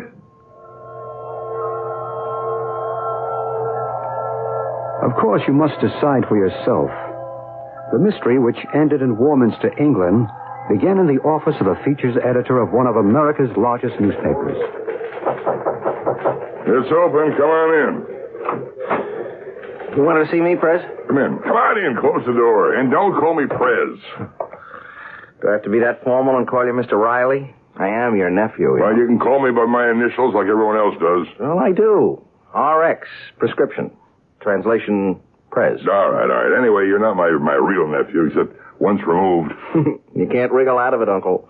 They still grumble around the paper about nepotism because you had me promoted to your department. I grabbed you off hard news because you're a better feature writer. Now, I've got an assignment for you. Shoot. You ever hear of a place called Warminster, England? It doesn't spring to mind. That's in Wiltshire. It's one of the most ancient historical areas in Britain. Sitting right in the middle of burial mounds. They're called barrows. Some of them date back 45,000 years. Oh, it's a cozy little spot. Has it got any other claim to fame? Well, in this quiet little backwater of country within the last 15 years, there have been hundreds of peculiar phenomena. Something cited, not by hysterics or nuts, reputable people, head postmaster, clerics, hospital matron, flyers, engineers, so on, you know. They all bear witness to their existence, to say nothing of many photographs which have been subjected to rigid spectrographic tests and others. Yeah, to their existence. To what existence? The objects that have been cited. UFOs. Flying saucers again? Visitors from outer space? Oh, you gotta be kidding. You don't believe in them? Of course not. Good. That's exactly why I want you to go to Warminster. Oh, wait a minute, RX. Look, I'm no scientist. What am I supposed to do? Take pictures? No. I want a series of articles for the magazine section. You know, color stuff. Lay it on as thick as you like. Debunk the whole crazy business. Well, that's okay by me. How do I go about it? Well, I'll give you some contacts. The rest you make by yourself. You have to get enough facts to prove the whole thing is nuts. It's duck soup. Thanks for the plum. At that point, of course, I hadn't yet met Pete Harron. But a meeting was to come shortly, at the beginning of the experience which was to change his whole life and lead to a sudden and breathtaking climax. I was on my way to visit an old friend of mine in Warminster, England, but the nearer I got to the town, the traffic became unbelievable. Stop and go in this quiet English countryside. A few miles short of the little town, I abandoned my taxi and decided to walk it. A decision I applauded myself for because the traffic had ground to a total halt. I'm afraid that's not going to do you any good. There's a little bridge up ahead. That's a complete bottleneck. If anything's stalled there, you're going to be stuck for a while. The ugly American. I should learn the virtue of patience. Particularly the British variety. When they put up with things they don't gripe, they grin. Object lesson for this American. Noted. And we'll try to learn from example. So you're American too, aren't you? Guilty as charged. You're not guilty. You're just plain smart. I guess I should have had the courage and the good sense to hoof it, too. I can't claim either. Only some prior knowledge. I had a taxi, but I bailed out when I saw the jam. I realized from experience it was one of those hopeless evenings. What do you mean? Well, it looks like it's going to be a good night. The low cloud cover seems to be lifting. And if you're sensitive, you can just feel the magnetism bristling in the air. I think you'll see a UFO tonight. What? Isn't that what you're here for? Yeah, in a sense. What are you, clairvoyant or something? I have no need of ESP or extrasensory knowledge to deduce that. What do you think all the rest of these people are here for? You mean all this traffic is just people who are screwy enough to think they might sight a flying saucer? That's right. Oh, I don't mean they're screwy. Just that they expect a sighting. And probably will get their wish. Who are you? Oh, excuse me. I didn't mean to be rude. I'm Pete Herron. I'm Bryce Bond. Well, I'm a newspaper man. Yes, I know. Hey, you made my day. I mean, I always hope somebody reads my articles, but I never expect them to remember the byline. What do you do, Mr. Bond? Let's just say for the moment that I'm in communications, too. Radio and other media. You're here to do an article or a series on UFOs. Yeah, that's right. That what brings you here? In part. I have been here before. Well, then clue me in. You ever see any action? Oh, yes. Many times. Oh, you mean you actually believe you saw something from outer space around here? I didn't say where they were from. Just that I've seen them. And so I'm sure have a good many of these other folks in the traffic tied up here. Oh, come on. Look, what kind of people fall for this malarkey? People just like us. You're staying at the inn when you get to Warminster. Yes. You? Yes. Listen, you seem tuned in on this whole deal. Could we have dinner together?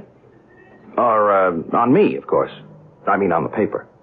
Oh, we'll have dinner together, but I'll pay my own freight. Oh, why? It's a justifiable expense. Well, I really have to move on. I have an appointment to keep. Can I say something? I don't know, maybe it's out of line, but... Well, say whatever thing you want. Well, you know, you're kind of an oddball, aren't you? I mean, look, just thinking back, things you said, they weren't questions. They were more statements, and I don't know. Like my byline. You haven't really read any of my stuff, have you? No. Well, then, how do you know so much about me?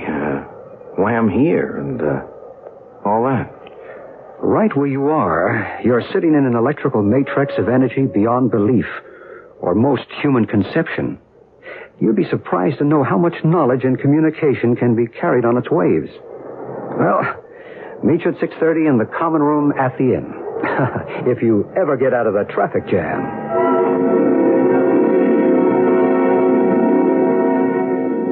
How about a brandy, Bryce? No, thank you, but don't let me stop you. Oh, I'll pass that, too.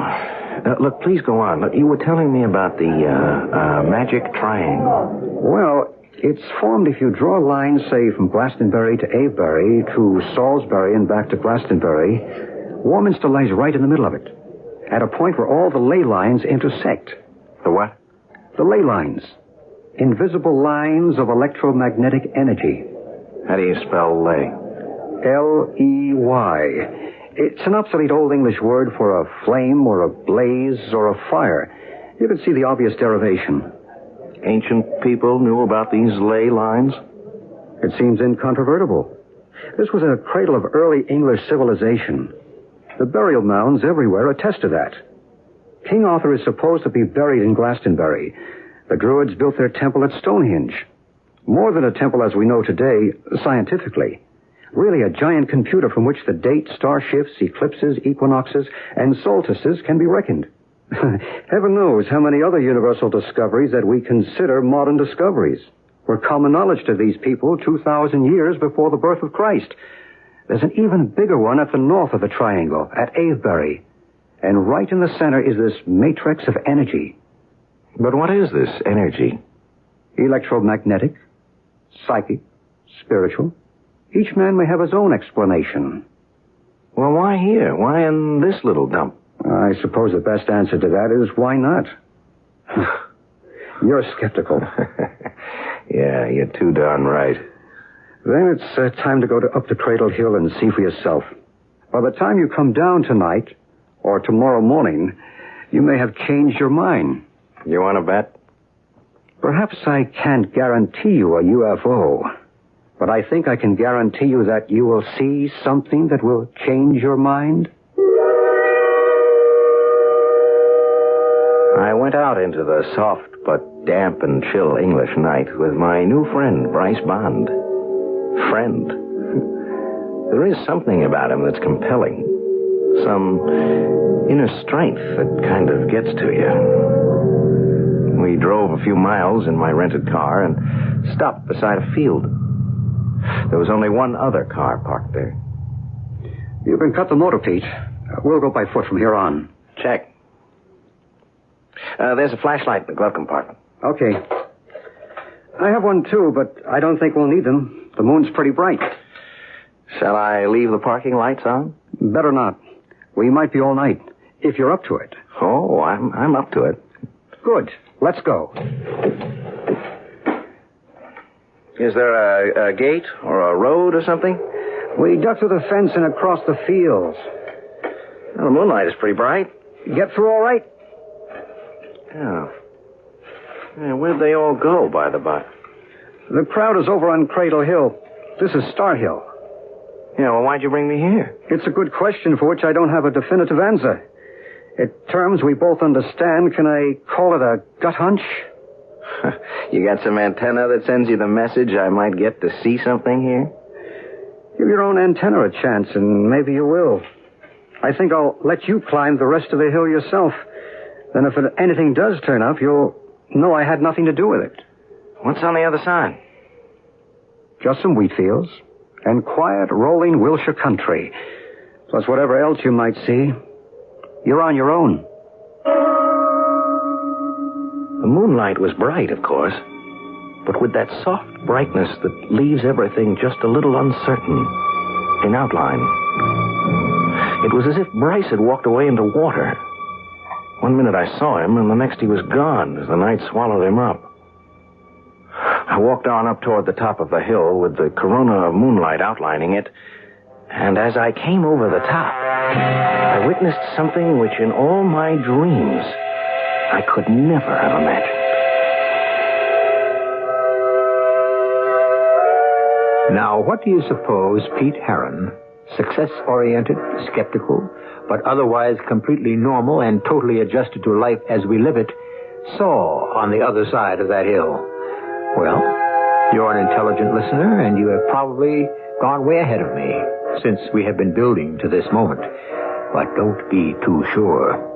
There is something unexpected beyond the supernatural, at least for Pete Heron. I shall return shortly with Act 2.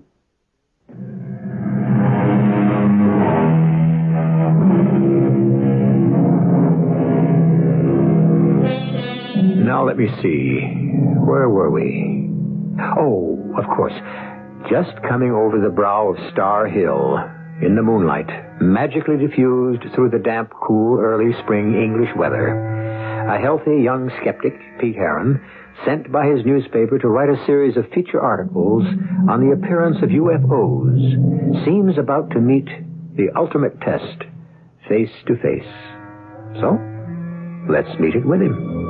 As I came over the brow of the hill, I'd been looking beyond to some gently rolling wheat fields, fading away out of the bright forelight to murky moon shadows. But in the middle of this dreamy landscape, below me and to the right, A strange thing was happening to the swaying waist-high wheat. Something like a giant fan spinning counterclockwise was laying a mirror image on the wheat below, which was blown back flat to the ground, trembling as if some whirling saucer from outer space was settling to a landing. And then it was there, circular, perhaps 50 feet across. Light slits like portholes shimmering till the craft, or whatever it was, stopped spinning and came to rest. And suddenly it was glowing so brightly I had to shield my eyes and turn away. And when I turned back and opened them, there was still rings of overexposure exploding in front of my eyes. And the craft was gone. But something else was there. Hello? Hello. Did you see it? What? The spacecraft. What would you like to call it? The UFO? I thought I saw something, but... Hey, did you see it? Of course I did. Hey, where did you pop up from, anyway? What do you mean? I came here just the same as you. You did? Oh, yeah, that's right. Yeah, I parked my car right behind a little blue hatchback. That must be yours, huh?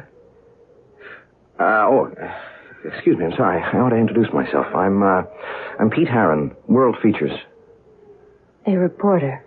Yeah, right. Well, sort of. Feature writer, you know. Human interest. Color stories. Tongue-in-cheek. Or exposés. Debunking the bunkum. Yeah, something like that. You must be in the business too, huh? Yes. You could call me a reporter. My name is Maru. Uh-huh. Who are you with? I don't think you'd ever heard of my outfit. Aren't you missing the real story? What?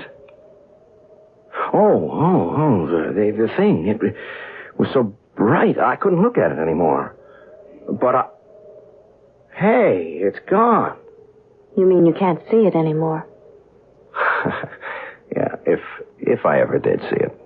I mean, self-hypnosis, induced delusion. You sure you saw it? Oh, yes. What did it look like to you? Just like all the others. All the others, huh? Oh, you mean you've seen spacecraft before? Huh? Oh, yes. How many? I haven't bothered to keep a record. Too many to count, I should think. Here? Around here. And other places. What other places? Why should I tell you? You wouldn't believe me. Hey, wait a minute. Don't go. Why not? There's nothing more for me here tonight. There won't be any more. How do you know? I know. If you really want to write a good story for your feature editor, you'd better do a little more legwork. What do you mean? Go down and examine the field more carefully. Aren't you going down there, too? No. You see, I don't have to be convinced. You're the one who has to be educated. Hey, wait a minute. Don't go away sore. I'm not sore, but I have to leave. Well, I'll go with you. I prefer to be alone. But look, Maru, wasn't that it? Maru was the name I gave you. What's your other name? Why do you ask? Well, it would kind of help so I could get to see you again. When you want to see me again, you won't need a name to find me. Maru, wait a minute. I had started after Maru, but a root or a rock ledge tripped me, and I fell headlong. I suppose I must have hit my head on something and been out for a while, because when I became conscious again, the moon had climbed to its zenith in the sky. I scrambled to my feet. There was enough light to see all the way down the hill to my car. It was still there, but the other car, the little blue hatchback, was gone. I turned back to where the illusion of the UFO had been and saw someone down in that wheat field silently surveying it. In the moon brightness, I could see it was Bryce Bond. So I went down to join him. Well, did I steer you wrong? What do you mean? The spacecraft. You sighted it, didn't you? Well, one way or another, I've seen quite a few stars tonight. Including your first UFO. No, that was just some sort of a hallucination. You still don't believe? Even with the evidence right here in front of you? What evidence? We're standing on the perimeter of a field of delicate wheat. From anywhere around the edge of it to the center, there is not one mark of passage. The wheat stands unbroken. But the center of it is one of a deep impression, where the wheat churned flat in a counterclockwise direction. The earth is scorched beneath it. If something didn't land there, how do you account for it? Oh, a sudden squall, or the wind. In an English summer? Even so, the edges would have been affected, too. Don't you believe the evidence of your own eyes? I don't know. I mean, did you see the girl I was talking to? What girl? Well, she suddenly showed up on top of the hill there. She said her name was Maru. I don't know anybody by that name. It does sound like a phony, doesn't it? It's just as phony as all the rest. Is that the way you really feel, Pete?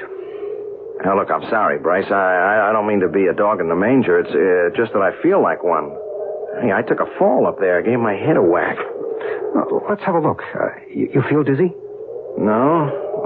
Just, I don't know, a little woozy, I guess. We'd better get you back to the car and home to bed.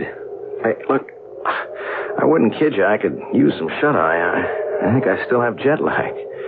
I should have waited another day before I started out on my scientific explorations. You mightn't have been so lucky another night. Lucky?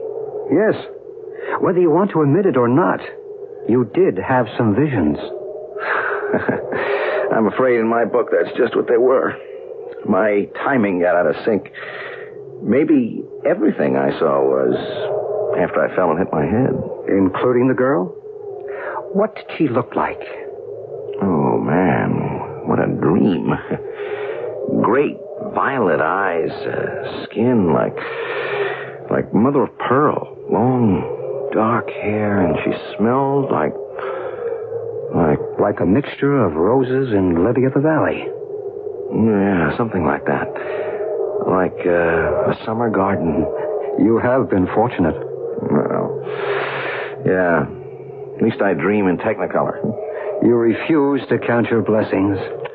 If that girl were for real, I might.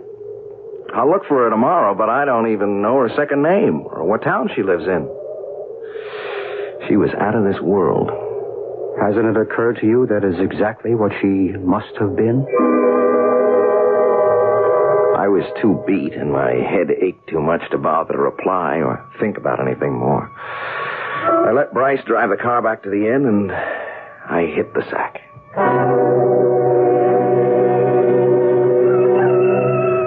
Some gung-ho rooster woke me up at sunrise. I looked at my watch. I'd had just about 5 hours rest, but I knew I couldn't get back to sleep. I was going looking for Maru. I didn't have any luck, which was why I was back in the car after dark and headed again for Star Hill. I'd avoided Bryce Bond all day, sneaked out of the hotel after dinner, afraid to admit that at least one thing he'd said had shaken me. Maru. Maybe he was right, and she was out of this world. But the drive, the need to see her again, was so strong, I was almost ready to become a believer. It was very peaceful on the top of the hill. The moon had risen earlier, and I could see the wheat field with the impression, that strange, inexplicable impression, still there. I had brought a sweater, and I was warm, and the last thing I remembered before I dozed off was Maru, and how much I wanted to believe I hadn't lost her forever.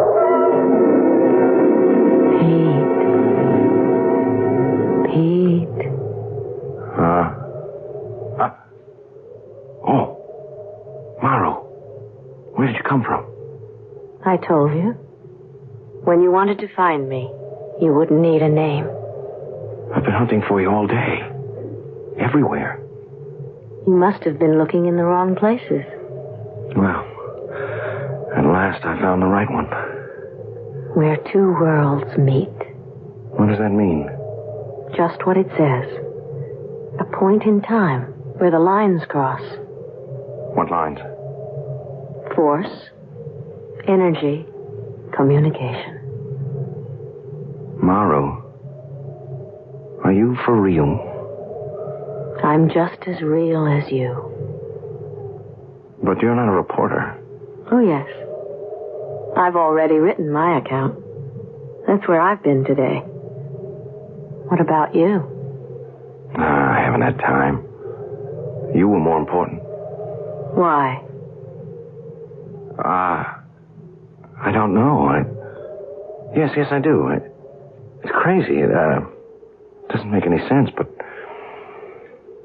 I guess I'm in love with you. It makes all kinds of sense, Pete. What? You mean... You can't mean that you love me? And of course I do. That's what it's all about. Oh, I think you're putting me on again. Oh, no. I have to go now. No, wait. Where? There. The UFO. It's in the depression in the wheat field. But where did it come from? It's been there all the time. If you only looked hard enough. You see, the portal is open. They're waiting for me. Oh, no, but you can't go away.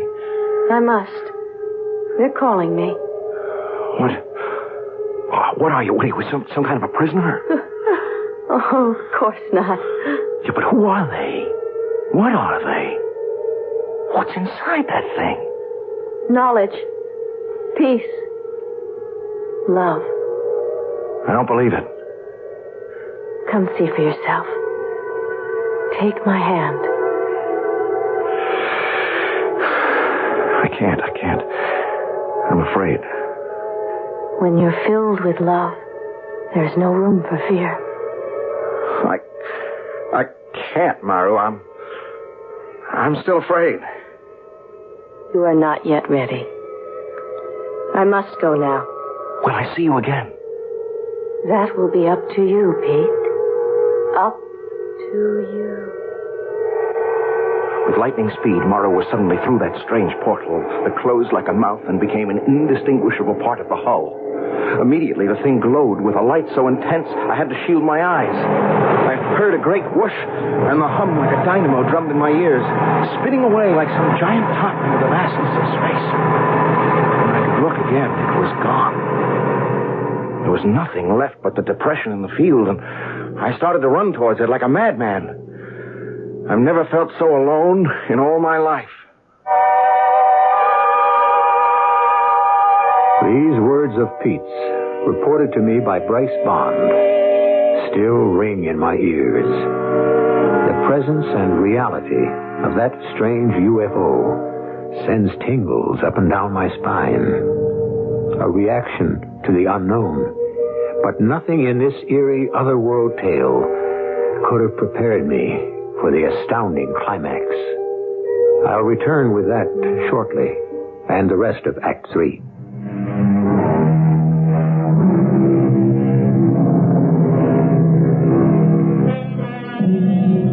An Englishman named Arthur Shuttlewood, in his book, Key to the New Age, has said, "One must see one of these amazing phenomena to believe it, and there is no such thing as an expert in matters ufological. Individual experience is the key to all the answers." Well, now, I've never seen one, and I'm sure most of you haven't either, so we certainly can't qualify as experts. The only person I know who even comes near it is Bryce Bond.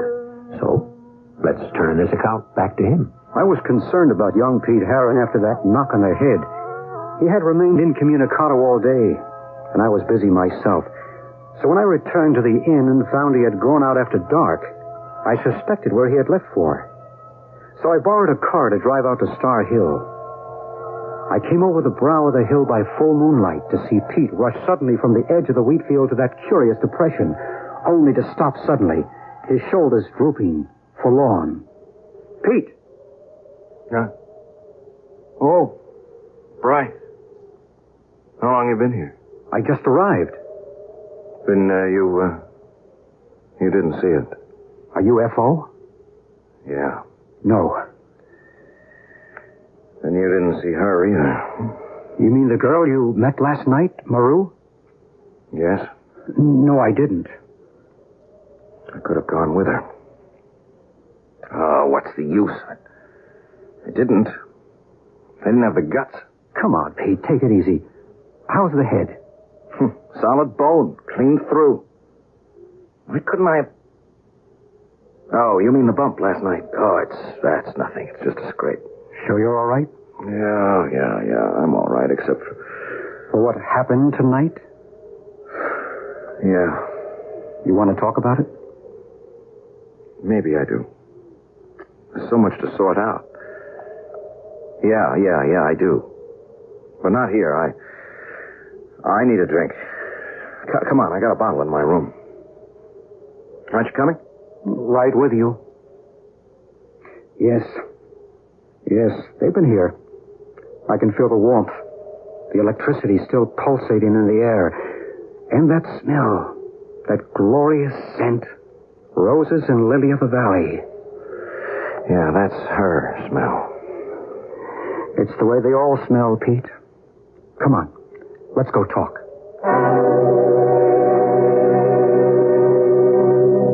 What am I going to do, Bryce? I never should have come up here. No way you could have stopped it. Oh, sure I could. Sure, RX is a tough man to cross, but he's not wholly unreasonable. I didn't mean because of your uncle. Oh, now have a heart. I mean, you're not going to tell me it was my karma or my fate or something, are you? Look, pick your own word. It all adds up to the same thing. Look, Bryce, I can't believe any of this mumbo-jumbo. Come on, it's against everything I've ever been taught, I've ever learned, I've ever believed in for myself. Then what are you so upset about? Hang it, Bryce, I have been through a wild set of hallucinations or nightmares. Sure, I'm shook. Why? If that's all they were, just write them off. How can I do that? I'm beginning to think I've gone around the bend. That I'm a nut. Then what do you think caused these hallucinations? I don't know. What are you going to write about in your article? You're going to poke fun at all us certifiable nuts who run around saying that we actually see just what you have? I tell you what I want to do. I want to put my tail between my legs and run. I would. If it weren't for her. Maybe that's why she was sent. Sent? To keep you from running. Obviously, they don't want you to. Well, why would they care about me? Hasn't it occurred to you that you may have been chosen? The only person I want to choose me is Maru. I don't care about them. Who the devil are they, anyway?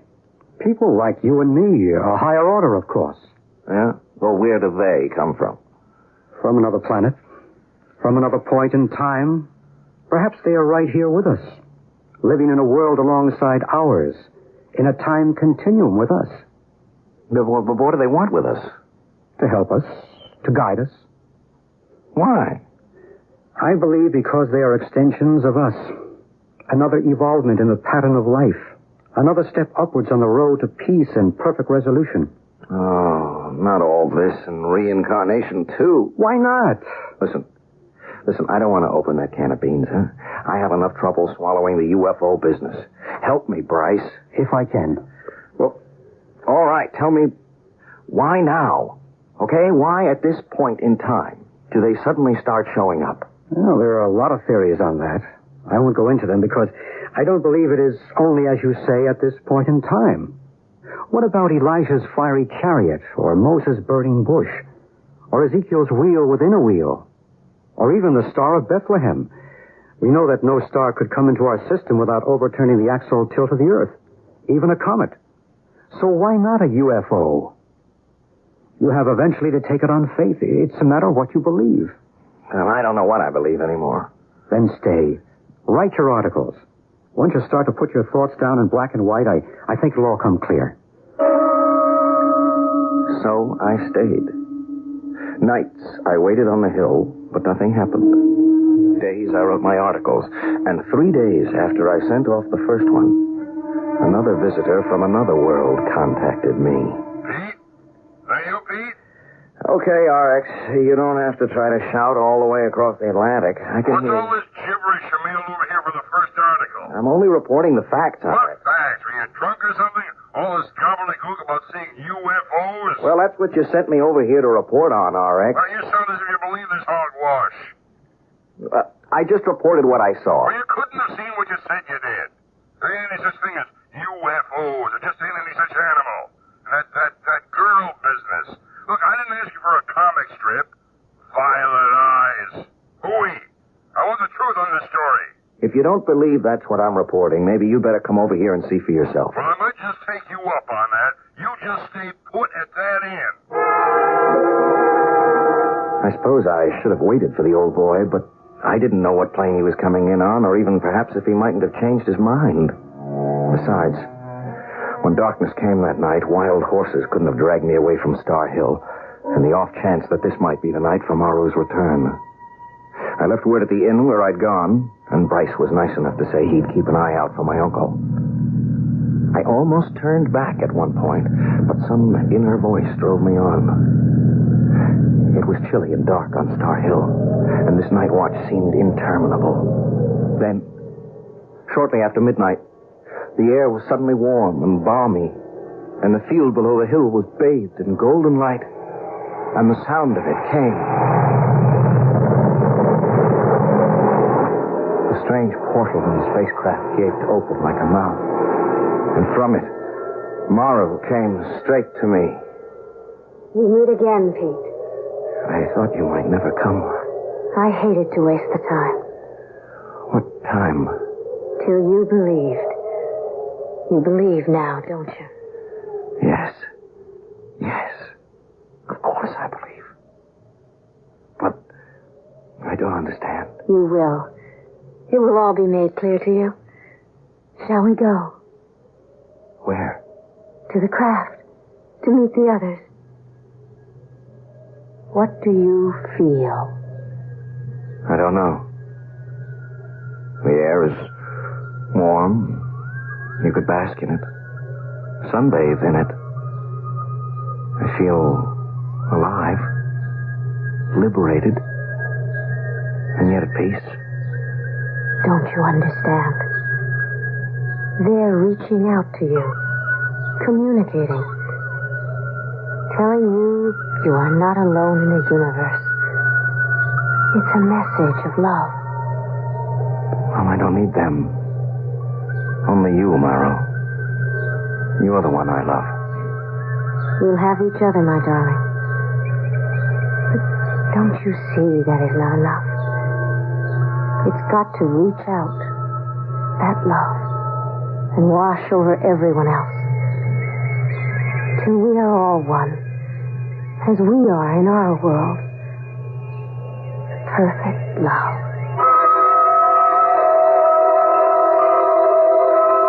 Confound it, Mr. Bond. What's that reckless young fool doing up there on that Devil's Hill? What do you people try to do to him, anyhow? That's a sensitive boy for all he tries to act hard-boiled. We, whoever we are, we're not trying to do anything to him. What's happening to him is within himself. Ah, don't give me that double talk. How do I get to this witches' carnival? If you like, I'll take you there myself. I don't like any of it, but I'll make the best of it. Well, what are we waiting for? The top of the hill wore a corona of light, which I thought was the rising moon, and never afterward could convince him was anything different. For as we breasted the rise, we saw totally different things. There he is. Pete! Pete! Stop! What's that young fool doing?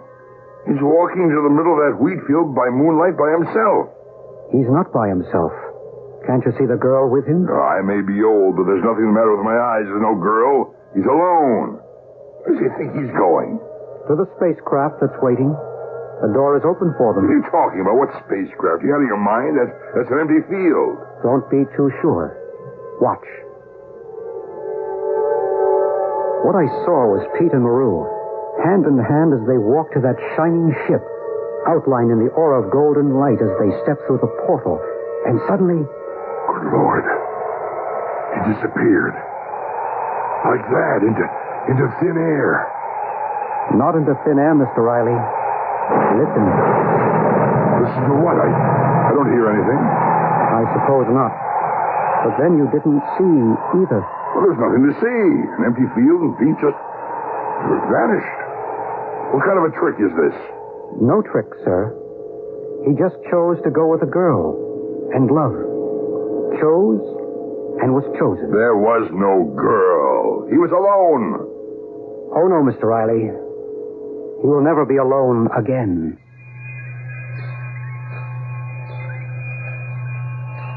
Impossible?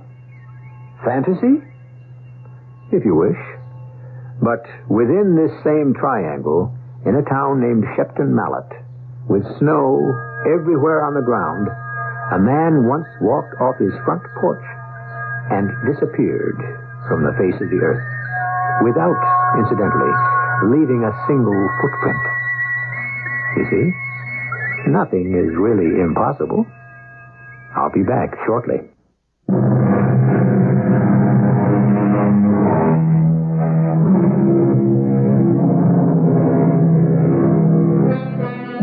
If it's a nice night tonight, wherever you are, or if not this one, the first one, when you can see the stars, step outside and look up.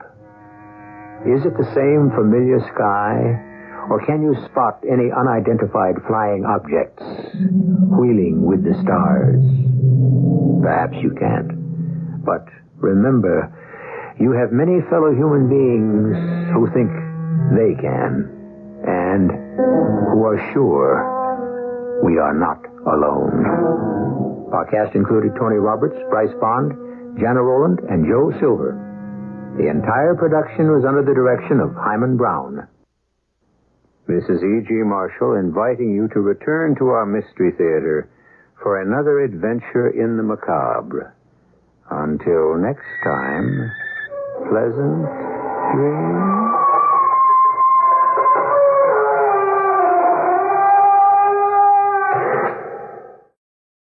Theater 5 was one of the last radio shows broadcast at the very tail end of the age of radio, from 1964 to 1965 on ABC, in an attempt to restore top-grade radio dramas despite television's popularity.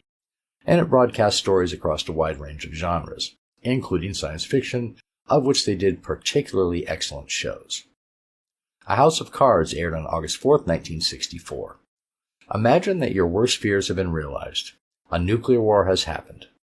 You and your family are living in an underground shelter with no contact with the outside world, and you can't even get any signals on your radio. You're almost out of food and water, and now you're facing your oxygen supply running out too. You and your family are slowly dying. What would you do? That's what this story is about. A terrifying science fiction story. Next, another suspense episode, Re-Entry, which aired November 1st, 1959, and starred Lyle Sudrow, Margaret Draper, Les Damon, and others. It's about an astronaut who's testing the X-15 experimental rocket ship in the first flight to the edge of space. Once he's there, he finds space so alluring that he doesn't want to come back to Earth. A simple sci-fi story, but very well written and acted. Next up is The Lost Race from Dimension X. This was based on the story by Murray Leinster, which had appeared in Thrilling Wonder Stories magazine in 1949. Space explorers are shipwrecked on a planet, and they find the ruins of an ancient civilization over 100,000 years old there. As they try to discover what happened to these people, they are menaced by a psychotic rocket mechanic, who eventually leads them to the terrible secret of the lost race. It aired May 20th, 1950, starring Joseph Julian, Bill Chambers, and Matt Crowley. And then we have another mysterious traveler sci-fi tale, The Planet Xevious. This is another one about an experimental spaceship, the ITX-4, but this one does more than take a test flight outside the Earth's atmosphere. It lands on the mysterious planet Xevious, paving the way for another flight of scientists to follow. But that's when the real mystery and adventures begin. A really good science fiction tale of suspense, space exploration, and some chills and some thrills. It aired May 1st, 1951. Then in The Scarlet Plague from Escape, it is the year 2072, and a horrible plague has wiped out almost all of mankind. This is a post-apocalyptic tale similar to Earth Abides, about mankind's courage and determination to survive. But unlike Earth Abides, it lacks the social commentary about man's inherent nature for violence and self-destruction. I really like this one. It's a very well done sci-fi drama. And then our final show of the collection, Cold Storage from Theater 5. In the future Earth, overpopulation is destroying the planet. A group of people have won the honor of being cryogenically frozen for 1,000 years, and they don't have a choice about it. Will they survive? And if they do, what will the world be like in 1,000 years? Or will the freezing process kill them, basically meaning that they are willingly going to their own murder? A fantastic tale by William Morn with a large cast including Evelyn Juster, Jack Grimes, and Donald Bucca. It aired February 8th, 1965. Okay, I hope you enjoy these last shows on this Sci-Fi Radio collection.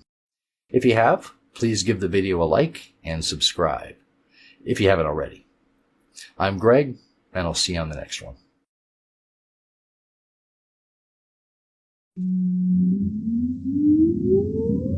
Countdown for blast off. X-5, 4, 3, 2, X-1, fire.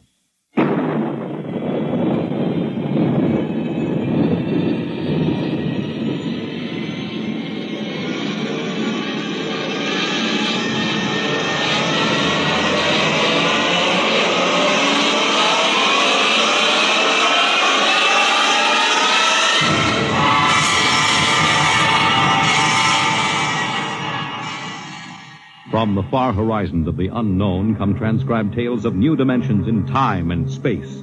These are stories of the future, adventures in which you'll live in 1,000,000 could-be years on 1,000 maybe worlds. The National Broadcasting Company, in cooperation with Street and Smith, publishers of astounding science fiction, presents X minus 1.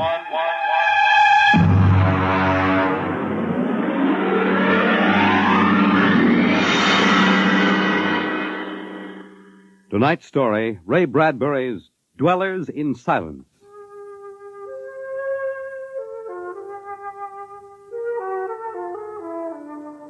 "20 years had passed.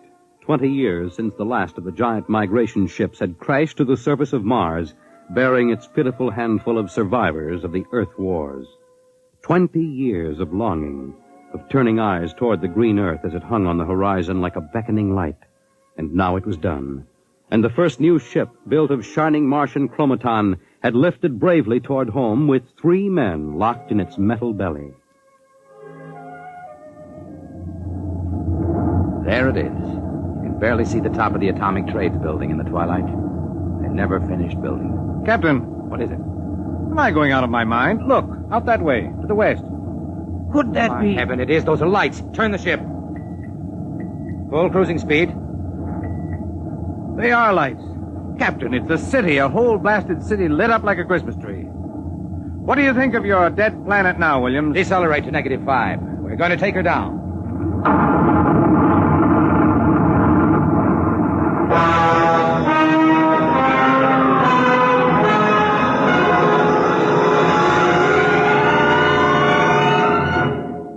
Unbelievable. We've been walking for hours now and not a soul to be seen. There must be someone. How do you explain the light? Unless they've been burning like this for 20 years. Impossible. I don't know. Municipal building. Can we have a look here, sir? Possibly the records might contain some. That's a good idea. Keep your weapons ready.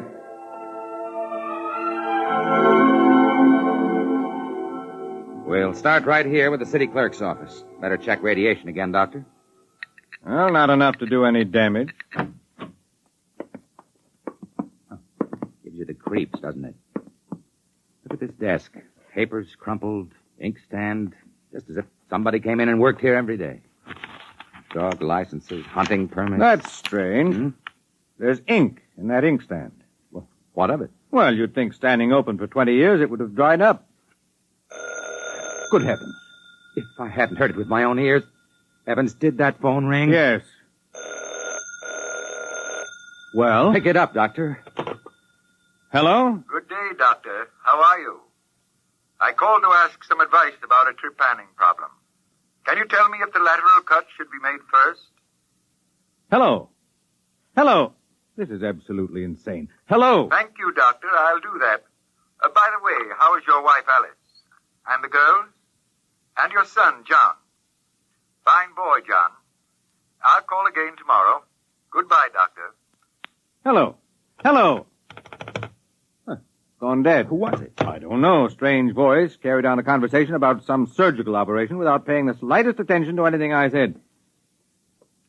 Captain. What is it? Listen. Someone is coming, walking slowly toward the corridor. Coming closer. Jumping Jupiter. It's a man. An old man. Are you... Is it really someone? You seem to be real. I saw the ship come down, and I thought perhaps I was losing my mind. It's been so many years. I'm Captain John Parsons. These are my assistants, Dr. Evans and Mr. Williams. We returned to Earth from Mars. Then it's happened. We're not alone anymore. Forgive me, gentlemen, if I seem moved. I've waited and hoped for so long. You survived the radiation. We did. There are others. My family. We are the only ones.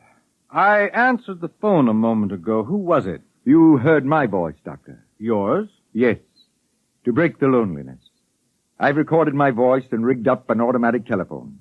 It's pleasant to hear the phone ring. I come here to work. I take it you are a medical man. My name is Cornelius Hathaway. Hathaway? Hathaway, the brain surgeon? You know my name? Who doesn't? I watched you on television at college. Why, I saw you 23 years ago. You performed a difficult surgery for a cerebral tumor. Thank you. I'd almost forgotten. My mind, you see, I'm almost 80 now. Well, you look fine, sir. We've had the best of everything. An entire city to choose from. Cold storage, the best equipment. But come, there's a fine dinner waiting for you, and you'll want to meet my family. When I saw the ship come down, I told Alice, my wife, you know, to prepare a feast. This is a great day for me, gentlemen. A great, great day.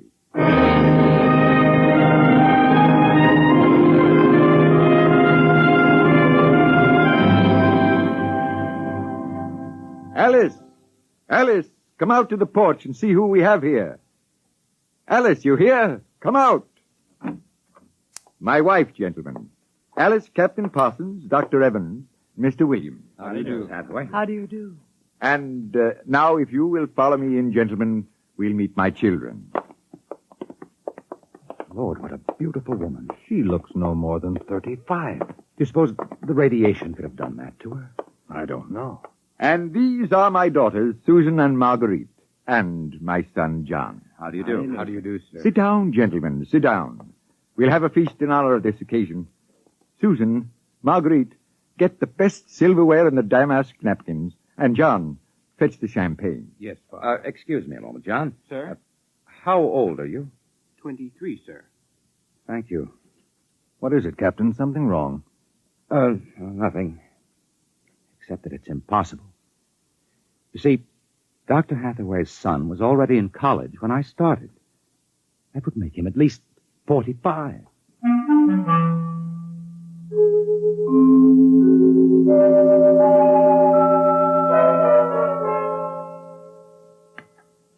That was a wonderful meal, Mrs. Hathaway. Doctor, your wife is an exceptional woman. Thank you, sir. How would you gentlemen like some fresh gingerbread with your coffee? I baked it this morning. Oh, wonderful, wonderful. Smell that, Doctor? It's like coming home, Mrs. Hathaway. It's like home having you here. Mrs. Hathaway, may I compliment you on having preserved your youth and beauty so well? Thank you. We have no worries here. No competition. All the things we need for material comfort. Parsons and I were wondering, Dr. Hathaway, if the radioactivity had any effect in preserving tissue. Your children all look so young, too. It is possible, gentlemen, of course. Radiation does strange things to living tissue. Alice, could we have some champagne? Alice. Oh, I'm sorry. What, John? Some champagne, please. Champagne. Oh, Yes, of course. An amazing woman. Did you ever see such grace, such complete relaxation? It doesn't seem quite natural. I beg your pardon, gentlemen? Captain Parsons was just about to ask how you and your family managed to escape, Dr. Hathaway. We were very fortunate. You see, my home was in the Sierra Mountains at the time. I had a lead-lined laboratory in the basement where I did X-ray research. My hobby, you know. I chose this house because it was on a hill where I could watch the sky. Ah, the loneliness of those first years. But at least you had your wife and children. Yes, I had my family. If it were not for them, gentlemen, I assure you I would long ago have put a bullet in my head. Champagne, Captain? Oh, thank you, Mrs. Hathaway. May I propose a toast? Oh, let me. Gentlemen, to Earth. To Earth? Earth. May she never be stranger to man. And... Hathaway, what is it? You all right? It's nothing. It's nothing, really. Just a rather sharp pain in the chest. Why don't you gentlemen go out on the porch and enjoy the air? You've had a long and tiring journey. Alice, we'll show you the way. Will you be all right, John? Yes, don't trouble yourself. I'll see you all in the morning. Good night, Doctor. Good night. Come, John. Yes, Father.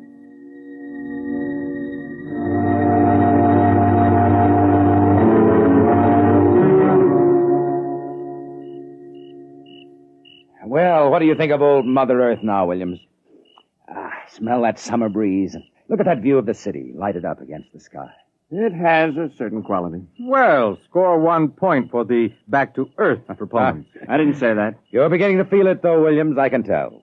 If you don't mind, gentlemen, I'm quite tired. I think I'll turn in. Excuse me? Well, Captain? Well, what? What do you make of all this? I don't know what you mean. This Hathaway and his family. There's something strange and unnatural going on here. I can sense it. Oh, I think you're reading things into it, Doctor. Perhaps. Well, I'll turn in, too. Coming? In a moment. I want to smoke a cigarette.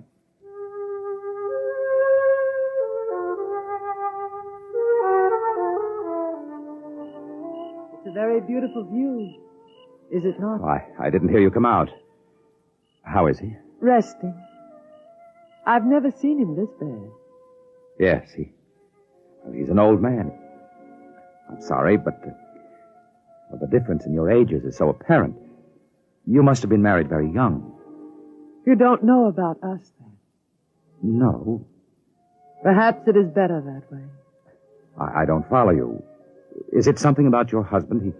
He acts very strangely. My husband is a very great man, Captain. It is too bad there was no one to appreciate him. Once he wired the whole city with sound speakers. And when he pressed a button, the whole town lit up and made noises as if 10,000 people were living in it. He must have been very lonesome. Although, with a woman such as you, I don't understand. Perhaps one day you will understand. I hope you will come to trust me as a friend. I can trust no one but him.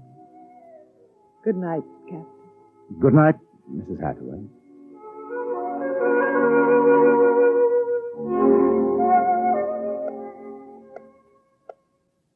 Captain. Captain Parsons. What is it? Who's there? Dr. Evans. Oh, what's wrong? What time is it anyway? 2 a.m. What's wrong? I couldn't sleep. A few minutes ago, I heard someone slip out the front door. In the moonlight, I saw it was the old man. He was headed toward the ship. What are you suggesting, Doctor? Nothing, except that it's fairly unnatural for an old man with a bad heart to go wandering off at 2 in the morning. Very well. We'll follow him.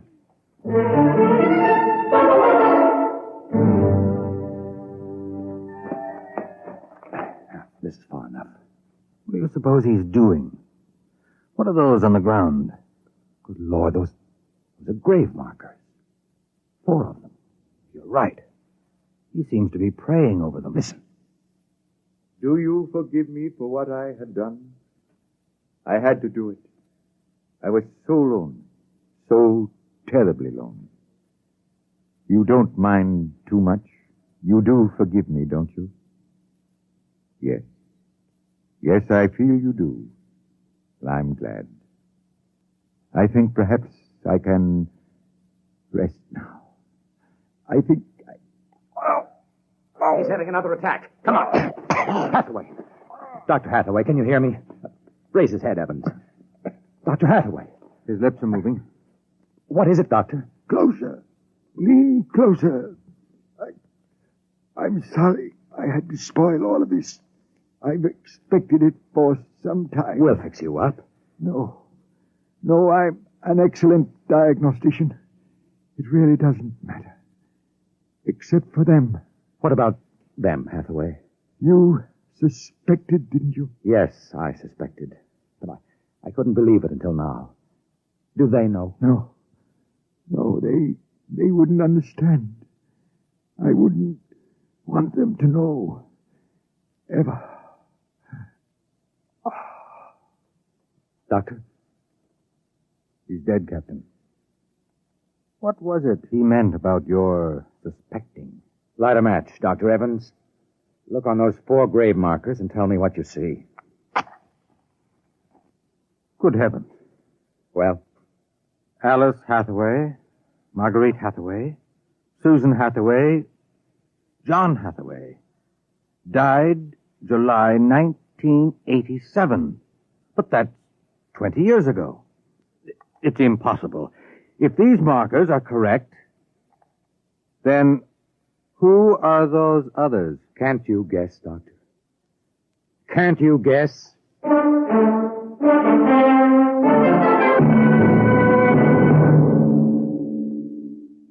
I'm sorry, Mrs. Hathaway. He didn't want us to feel badly. He told us it would happen one day and that he didn't want us to cry. He didn't teach us how, you know. He said it was the worst thing that could happen, to know how to be lonely and unhappy. We weren't to know what death is. Perhaps it's just as well. You know about us, don't you? Yes, I know. I didn't think you knew yourself. The children don't. I've been aware for a long while. No one would have guessed. You're so perfect. He would have liked to hear you say that. He was so very proud of us. After a while, he came to love us, and at the end he took us as his real wife and children. He even forgot, sometimes, that he had made us. You gave him a great deal of comfort. Yes. Over the years we sat and talked. He loved so much to talk. I was first, you know. Then he became lonesome for the children, and so he made them. There was only one thing. One flaw. And that? He couldn't make us grow old.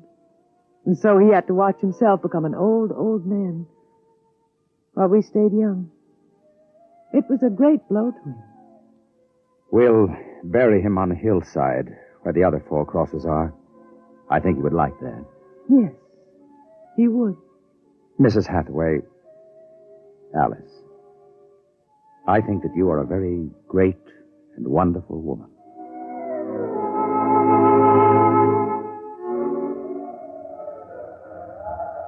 And so we commend the body of this man, John Hathaway, to his Maker. Ashes to ashes, dust to dust returneth.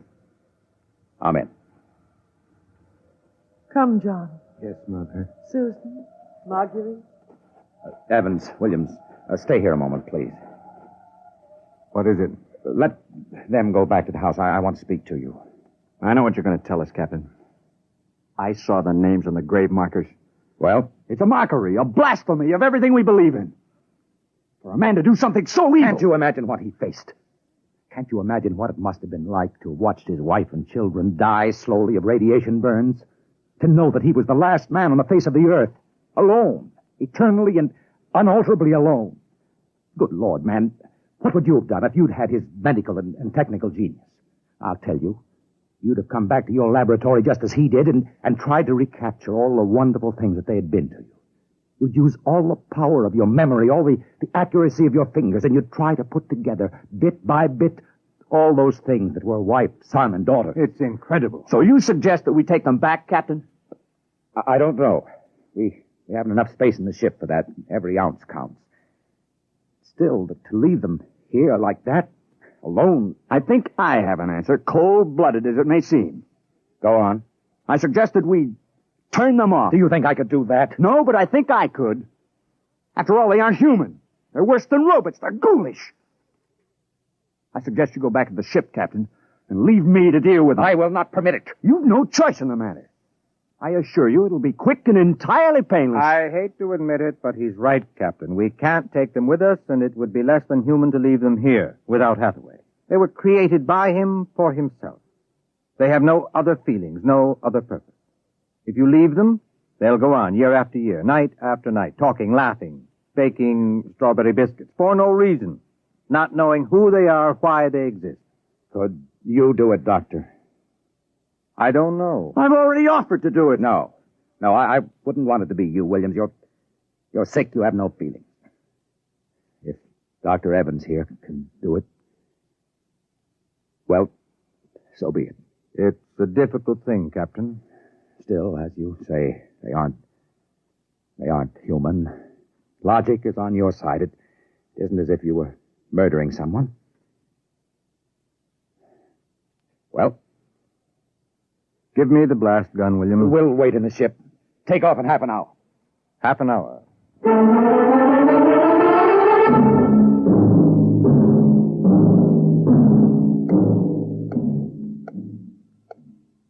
6:25. He should be back soon. Yes. He's doing the only humane thing, Captain. They're less than human. Are they? Well, it's done now. No one will ever... That's the airlock. He's back.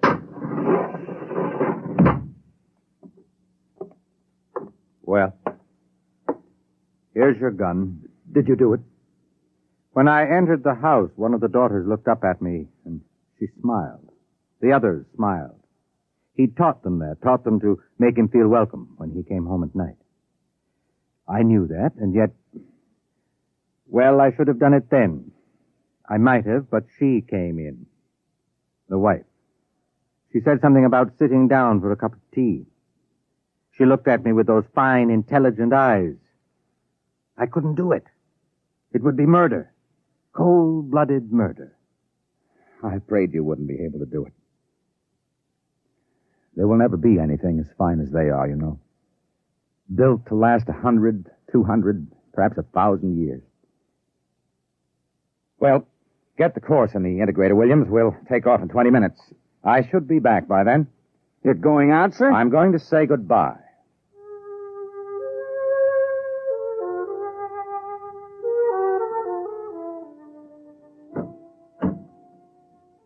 You've come back. Only to say goodbye. It was nice of you. I wanted you to know that I'm coming back. Here? To us? Here. To you. I believe you. I never meant anything more. When will you come? I don't know. It'll take many years to prepare fuel for another trip. 6, 7, perhaps 10 years. I will watch the sky at night, just as he watched it. I'm not a young man. Time is nothing to me. I was born out of time. I'm afraid I must go now. I understand. Strange. I have a new feeling. One which he didn't teach us. A feeling of longing, of sadness. That one is not taught. It comes of being alive. Yes, I am alive. Even though he created me, I'm a person now. Goodbye, Alice Hathaway. Goodbye, John Post.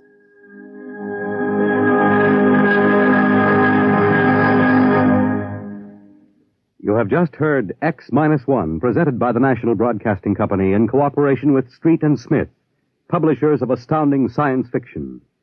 Tonight, by transcription, X-1 has brought you Dwellers in Silence, written by Ray Bradbury and adapted for radio by George Lefferts. Featured in the cast were Anne Seymour, Carl Weber, Theodore Osborne, Richard Hamilton, Edwin Jerome, and Stan Early. Your announcer, Fred Collins. X-1 was directed by Daniel Sutter and is an NBC Radio Network production.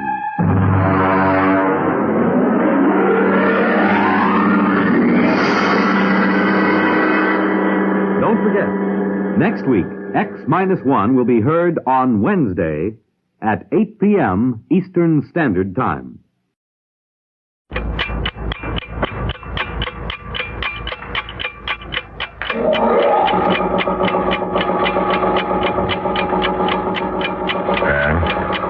Yes. You awake? Yes, I've been lying here with my eyes open. Something's wrong, isn't it? Don't wake the children. It's the oxygenator, isn't it? Yes, but that's not all. I thought so. The motor? No, the motor's fine. You can hear for yourself. It's the generator I'm worried about. What's wrong with it? The fuel tanks. I think the blast shook them and they developed a slow leak.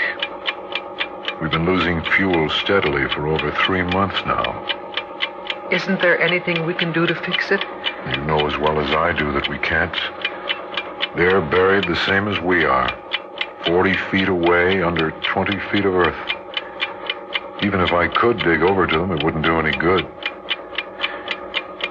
The fuel's almost gone. Oh, Ed, what are we going to do? I don't know. How much time do we have left? I don't know. 1 day, maybe 2. Oh, Ed, I'm frightened. And for the children's sake, try not to be. What are we going to do? Try to live today just as if it were any other day.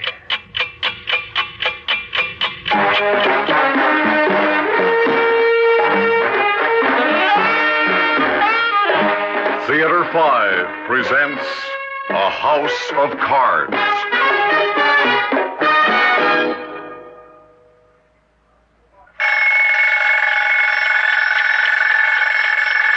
Up. Everybody get up. Another day. Come on. What time is it? It's time to get ready for school. Oh, I don't want to have school again today. I want to go outside and play. Now, Mark, let's not start that again today. Get up and get dressed, Mark. We need somebody to make the egg cycle go. Mother's going to make eggs this morning, and we'll need the extra power for the ventilator. Oh, boy, eggs. Oh, Mary, big deal, eggs. Every day it's the same old thing.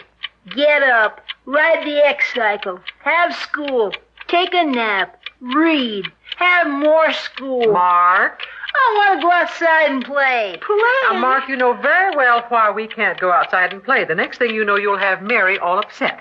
Now, get dressed. We need the egg cycle to make the ventilator go over these eggs. Daddy, yesterday Mark said that the bomb was 100 megaton that hit us. I did not. You did too. I did not. All right. That's enough. Well, how big was it, Daddy? I don't know. It was 100 megatons, wasn't it, Dad? No. See?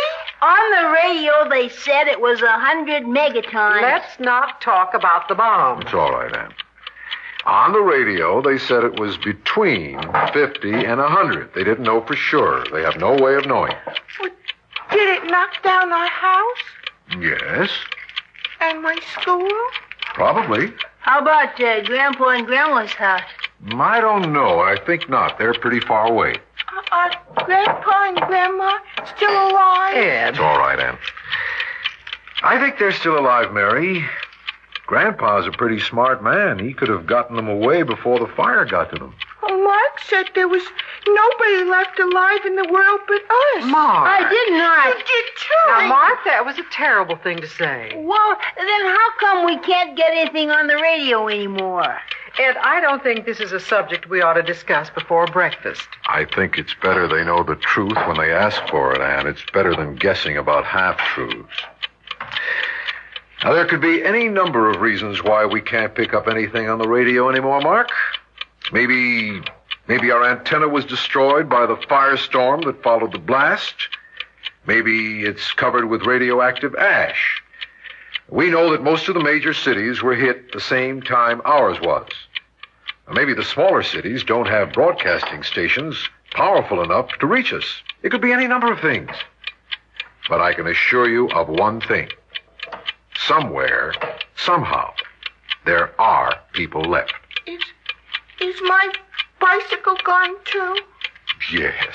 And the swing? Oh, I knew this was going to lead to no good. Now, Mark, you march over to the X-Cycle and get it going. This place is getting full of smoke. Now, Mary, darling, you wash your face and get out your homework. We're going to study fractions today, and you didn't do too well last time.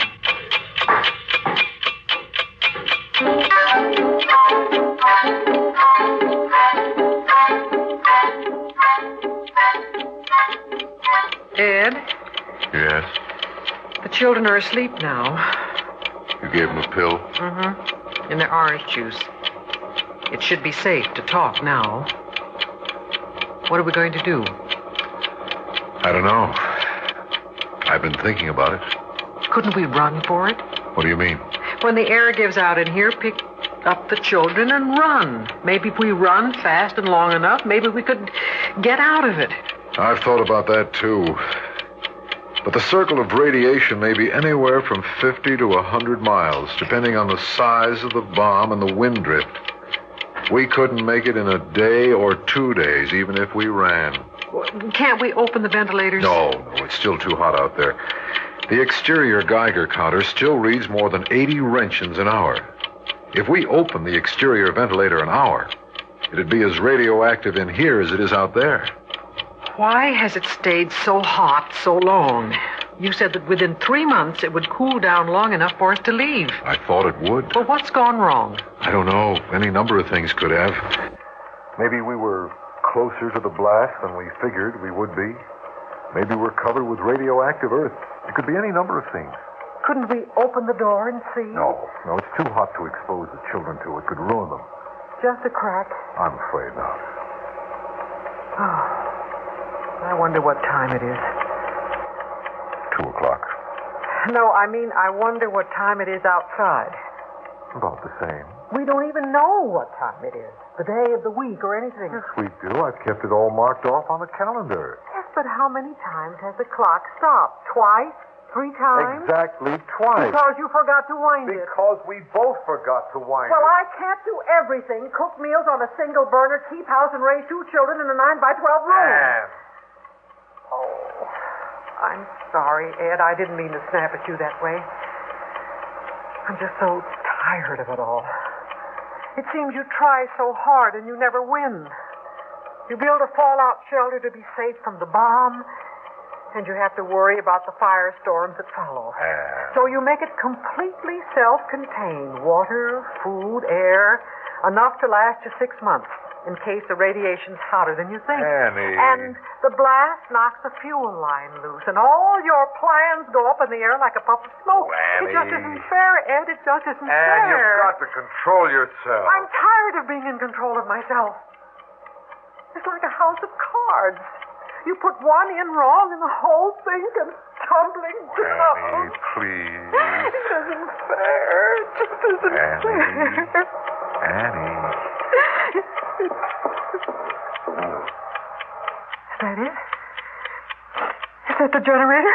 No, that's the oxygenator. When the generator goes, everything will go. The lights, water, everything. And we've got to make some decisions. Listen. What? Listen. It sounds like digging. There it is. Do you hear it? Yes, I can hear it. Yes, you're right. It is digging. They found us. Somebody's trying to rescue us. Anne, wait. They're here. We're safe. Anne, stay away from that door. But they're here. They found us. Anne, we have no way of knowing who's on the other side of that door. The Geiger counter says it's 80 Roentgens an hour out there. A rescue crew wouldn't enter an area this hot even with protective clothing. But who else could it be? I don't know. But whoever it is, we'd better make sure before we let him in. If he's been wandering around long out there, he won't be pretty to look at.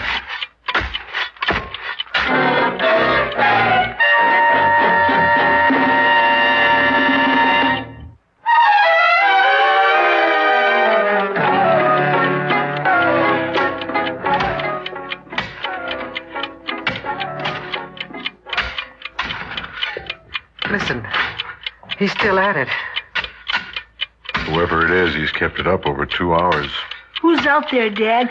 I don't know, Marquis, but we're going to find out. Hand me that Geiger counter, son. You're not going out. No, I just want to get a radiation reading in the airlock. Here it is, Dad. Stand back at the table, Ann, and keep Mary behind you. All right, stand behind your father, Mark.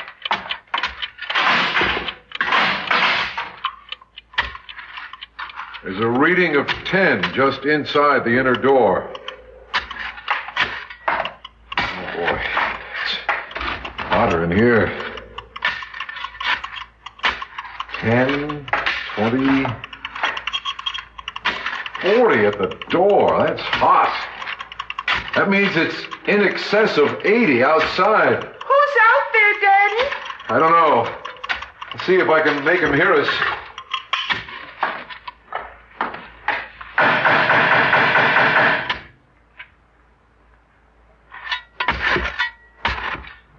There's someone out there, all right.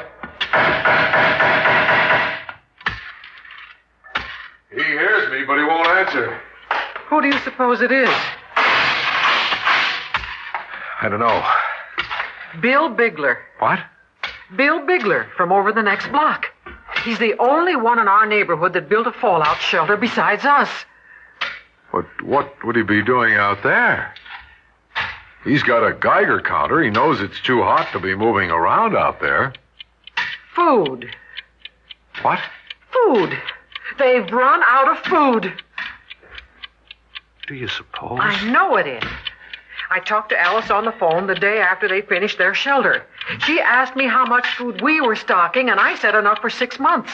Well, she laughed and said they were only stocking for 3 months. Bill said no radiation would linger beyond that, and if it did, they wouldn't want to come up to see what the world looked like. Could be. This is almost the 4th month. They could have lasted this long if they'd stretched things. I know it's them. Oh, they must be starving. We've got to help them. No. Ann, they're our neighbors. We never so much as spoke to them until we built our shelters. But they're human beings. Ed, I'm warning you. Stay away from that door. Ed! Why? Ann, put that rifle down. You're frightening the children. If you open that door, Ed Johnson, I swear I'll shoot you. Ann, try to be reasonable. I am being reasonable. You can't build a shelter to protect your family from radiation and then throw it open to a total stranger. Bill Bigler is not a total stranger. He is if he's contaminated with radiation poisoning. And all I plan to do is put some food and water in the airlock. I'll open the outer door and lock the inner one. No. He can't get inside with the inner door locked. No, but the radiation can. You told me that. Not that much. Enough. You know that. Enough to hurt the children. Ann, those people are starving to death. Well, let them starve. Ann. Alice Bigler laughed when I told her we stockpiled enough food and water for 6 months. Well, let her laugh now. Ann, this is insanity. I mean what I say, Ed. Mommy, please don't. Ann, you're frightening the children. Please put the gun down. Please, Mom. Why did the lights go out? Mark, go get the flashlight. Well, what happened, Dad? We've just run out of fuel, that's all. Will we be all right, Dad? Yes, nothing's wrong. I'll take care of it. It's time to go to bed anyway. Everybody undress and hop into bed. What about the man outside? Don't worry, he can't get in. I won't let him hurt you. I'm scared. Daddy, I'm scared. Don't be, Mary. It's all right, honey.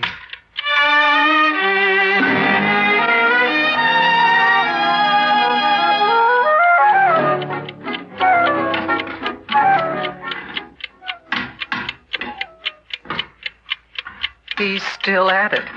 Yes, but he's getting weaker. What's he doing out there? It sounds like he's trying to pry the door open. Depending on how long he's been out there, he must be pretty sick.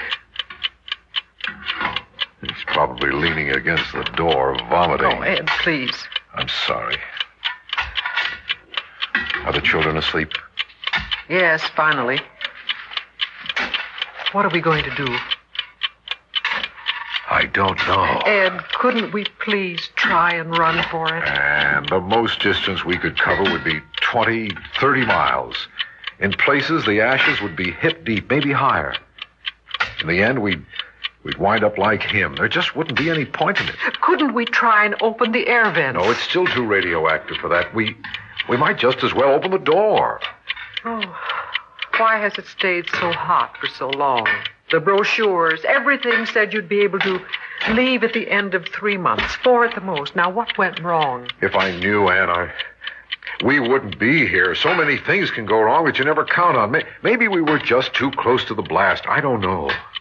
How much air do you think we have left? An hour. Maybe less. What'll happen then? The oxygen in the room will be gone, and we'll start breathing our own carbon dioxide. Will it be bad? I don't know. If you're asleep, it shouldn't be bad. Certainly not as bad as being out there. Do you think we'd stay asleep through it? I was just wondering about that. If we took sleeping pills? Yes, then I think so. Well, then that's the way I want us to go, Ed. Asleep. And all of us together. That's what I was thinking, too. I'll have to wake the children. What for? To give them a pill. I don't want either of them to wake up trying to breathe. All right, dear, but hurry. Time's running out. I'll put some food and water in the airlock. But why? You said it wouldn't do him any good. I know. But maybe it'd be nice if just once before he dies, he knows the world isn't completely devoid of human beings. Hurry, Ann. The air is getting bad. Mary, Mark. Wake up, Mark. I want you to take these. Is it time to get up yet? No, darling. Just drink this and go back to sleep. Tell me when it's time to get up. I will. Mary. What? Mother wants you to take these.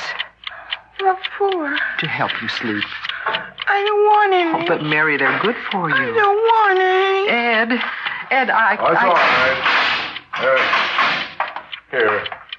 Give them to me. Mary, you have to take your pills, honey. We're all taking them. See? I'm taking mine.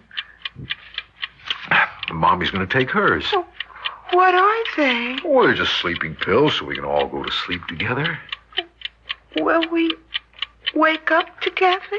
Yes, if we wake up, we'll all wake up the way we went to sleep together. Oh, I want some pills, too. Here you are, honey. Oh, good night, Mommy. Good night, Daddy. Good night, Mary. I don't want to cry. It's all right, dear. I love them both so much. I know. I love them, too. I love you all. Everything. So much. I love you, darling. I'm sorry I couldn't make it work. I tried. I tried very hard. I know. We all tried. It's not your fault. It was just a house of cards, that's all. It couldn't work. I love you, Ann. Just hold me, dear. Try to sleep. I love you all very much. I love you, too. Just hold me and sleep. Love you. Sleep.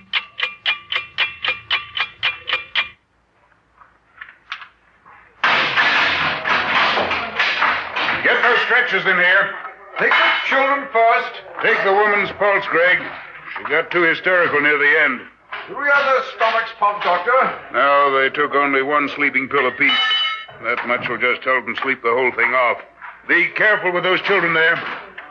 Would you say the experiment was a success? A family of 4 in a 9x12 fallout shelter for 9 months? Yes, I'd say they did pretty well.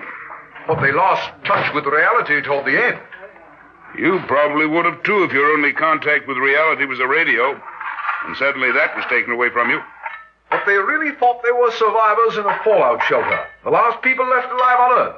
Greg, that was the purpose of the experiment. To change the variables until you find the breaking point. Anybody can survive when everything's running smoothly. But break their communication, disrupt their fuel supply, threaten them with the unknown from without. And they did pretty well. For 2 months, they wouldn't mention to each other that they were losing fuel. Neither one would mention it, for fear of frightening the others. They did pretty well. Then the experiment was a success. No, the experiment wasn't a success, but the people were.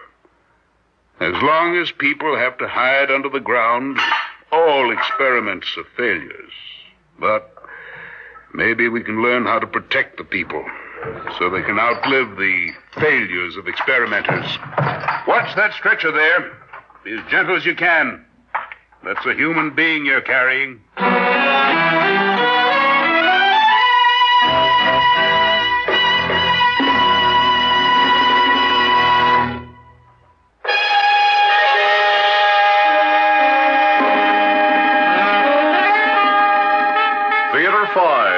Presented A House of Cards, written by George Bamber and directed by Warren Somerville. In the cast, Vicky Bola, George Petrie, Bryna Rayburn, Cecil Roy, and Guy Sorrell. Audio engineers Bill Sandreuter and Marty Folia. Sound technicians Ed Blaney and M.C. Brock. Original music by Alexander Vlastotsenko. Orchestra under the direction of Glenn Osser. Executive producer for Theater 5, Edward A. Byron. We invite your comments. Write to Theater 5, Box 233, New York, New York. This is Fred Foy speaking.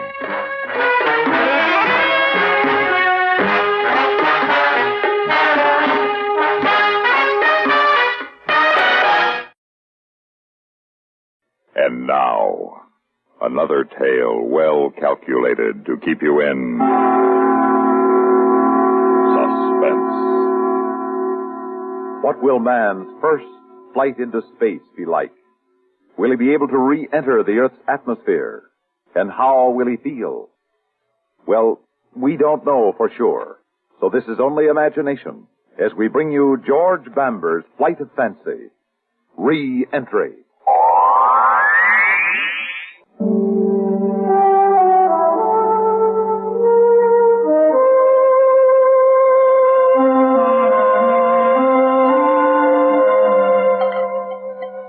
I don't think I'll ever get used to getting up and fixing your breakfast at 4:30 in the morning. Well, a lot of men get up and go to work at 4:30 in the morning. Want some more eggs? Howard, would you like some more eggs? Oh, no. This is fine. Today's the day, isn't it? What day? Today's the day you take it up, isn't it? Yes, I suppose so. If everything checks out all right, there's no reason why not. It's silly, but I keep wanting to ask you if the ship's all right. If it can really go up that high and withstand the heat and shock of the plunge back to Earth. Oh, I know it is, or else you wouldn't take it up, but I just want to hear you say everything's going to be all right. Aaron, mechanically, the X-15 has been engineered to perfection. It's passed every test. Metallurgical, wind tunnel, powerless flight. In theory, we've flown it 1,000,000 times. On the ground, we've taken it as far as we can go, and now we have to take it up. And see once and for all if it's possible for a man to ride a skyrocket. And if he can he steer it back to Earth without it falling apart from heat and shock? Aaron. Oh, Pappy, I'm sorry. I had to bite my tongue.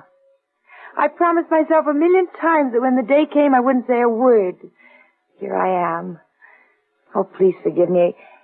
I know as well as you do that everything will be all right. More coffee? No, I better be going. You want the station wagon today? Yes, I've got to get groceries. All right. Let me walk you to the door. You got everything? Briefcase, notes? I suppose on this day of days I should be able to think of something witty and brave to say, but all I can think of is, be careful. Well, don't worry, I will. Bye now. Bye. Pappy? Yeah? You want to look in on the kids before you go? What for? I'll see them when I get home tonight. Oh, yes, of course. Bye, dear.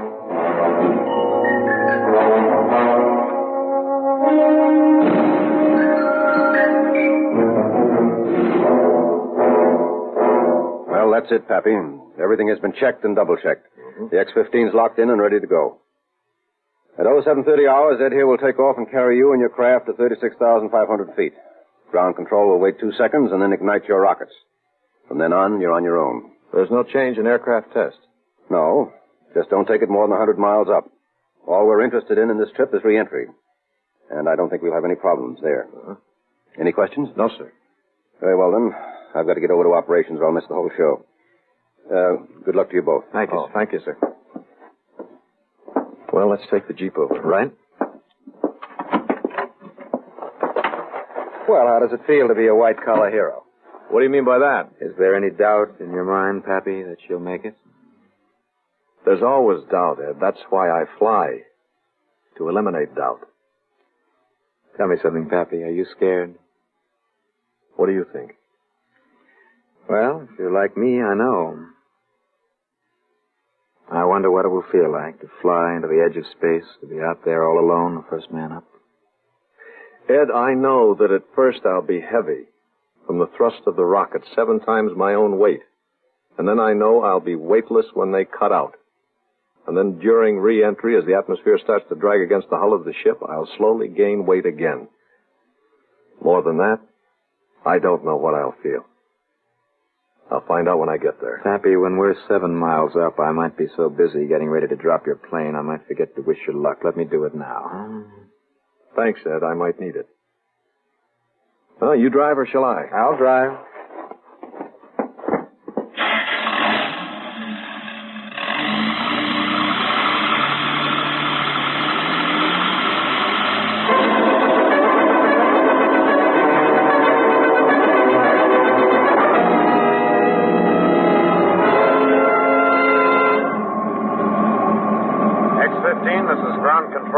X-15, this is ground control.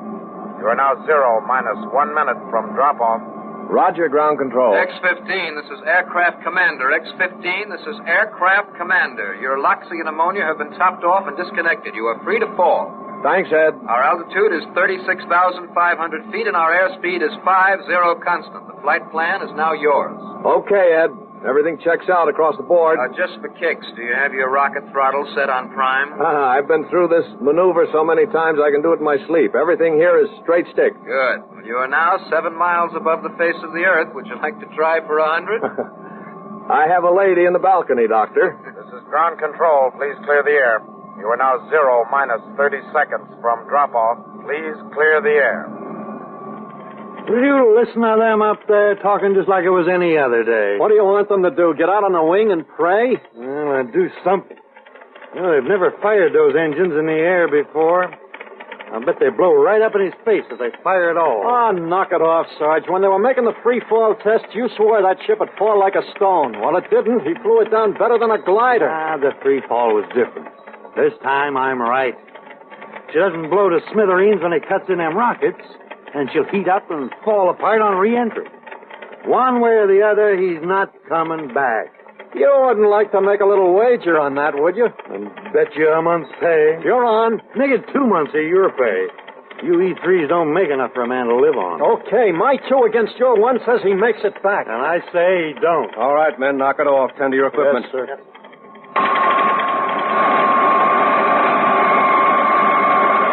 You are now 0 minus 13 seconds from drop-off. Ready for countdown. Roger, ground control. Stable table.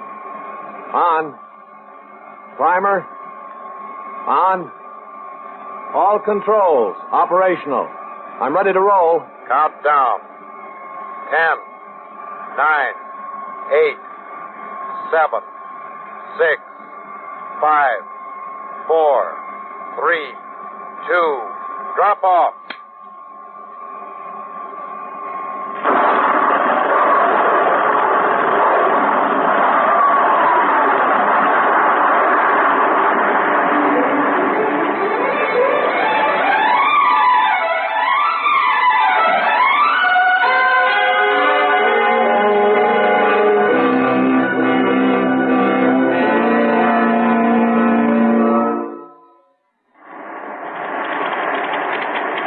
Dr. May, why doesn't he say something? His orders were to talk as much as he can. Minus 30 seconds to burn out. Give him time. As soon as the rocket motor's cut out, he'll be able to talk. Right now, he's plastered back against his seat with 7 Gs. He feels that if he opens his mouth right now, his jaw will tear off. Aircraft commander to ground control. He's out of sight now. Both engines fired perfectly, and he climbed upstairs faster than anything I've seen in a lifetime of flying. Tell Ed a good job. Well done. Sir, radar reports X-15 on course and climbing steadily. How about telemetrics? Respiration twice normal. Heartbeat up from normal 65 points. Body temperature normal. 90 seconds. 90 seconds is all it takes him to burn 7 tons of fuel and climb 25 miles. Well, that sounds fast enough, but down here it seems like forever. Take it easy, General. He'll make it. Yes, I know. Flame out. But why doesn't he say something? As soon as the rocket's cut out, he's weightless and coasting. He should be able to talk. Ground control. Make sure we have radio contact. X-15, this is ground control. X-15, this is ground control. Do you read me? Over. X-15, this is ground control. Do you read me? Over. Ground control. This is your old pappy, and I read you just fine. Just fine. What's the matter with him? He doesn't sound right. He's completely weightless now. I think he's experiencing a side effect of exuberance and exhilaration. It's to be expected.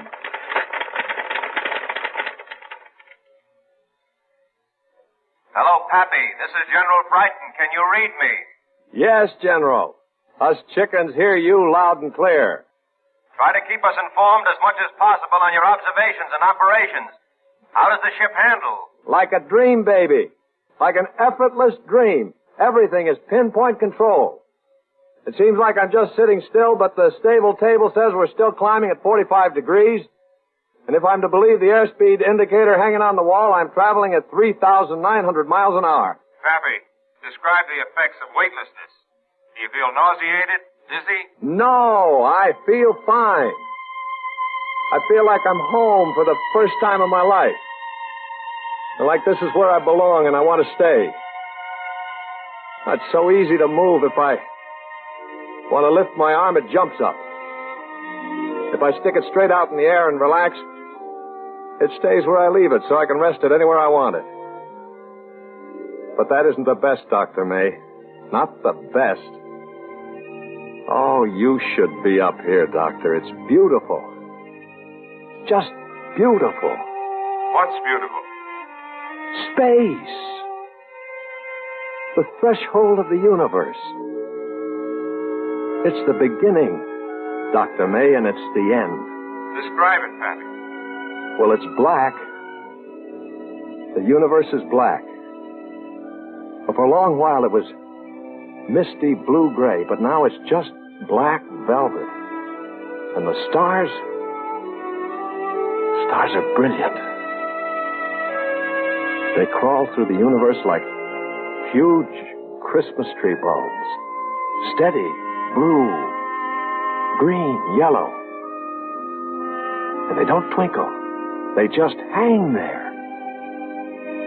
And if I keep going, I can reach one. Just a little bit farther. X-15, this is ground control. You have now reached an altitude of 95 miles. Begin re-entry maneuver. Well, if it's all the same to you, ground control, I've got enough gas, I just think I'll just go a little bit farther. X-15, you've passed the apex of your flight. Your orders are to level off for re-entry. But I have to keep going. I'll be back. What's the matter with him? Evidently, the aura of well-being that weightlessness produces has given him a dangerous false sense of security. Please, just let me climb another 10 minutes. Another 10 minutes? By that time, he won't be able to re-enter. He'll shoot out into space. Try giving him a direct order. In this childlike state, he might respond to the first positive suggestion. X-15, this is General Brighton. I order you to level off that aircraft and commence the classic re-entry maneuver. Do you read me? Sir? That ship is property of the United States government. I order you to level off and return it to this field in accordance with your contract. But, sir... Don't argue with me. Bring it down. Yes, sir. What's he doing, Radar? He's leveling off, sir. Now he's beginning the 45-degree angle of re-entry. Telemetrics, what do you read? Temperature normal. Pulse normal. Respiration normal. Radar reports the aircraft has definitely begun the correct angle of re-entry. Happy. Dr. May again. If it doesn't interfere too much, we would appreciate it if you'd keep giving your sensations and reactions whenever you can during re-entry. What for? I don't see any point in it. Please, Pappy. It may be important. All right.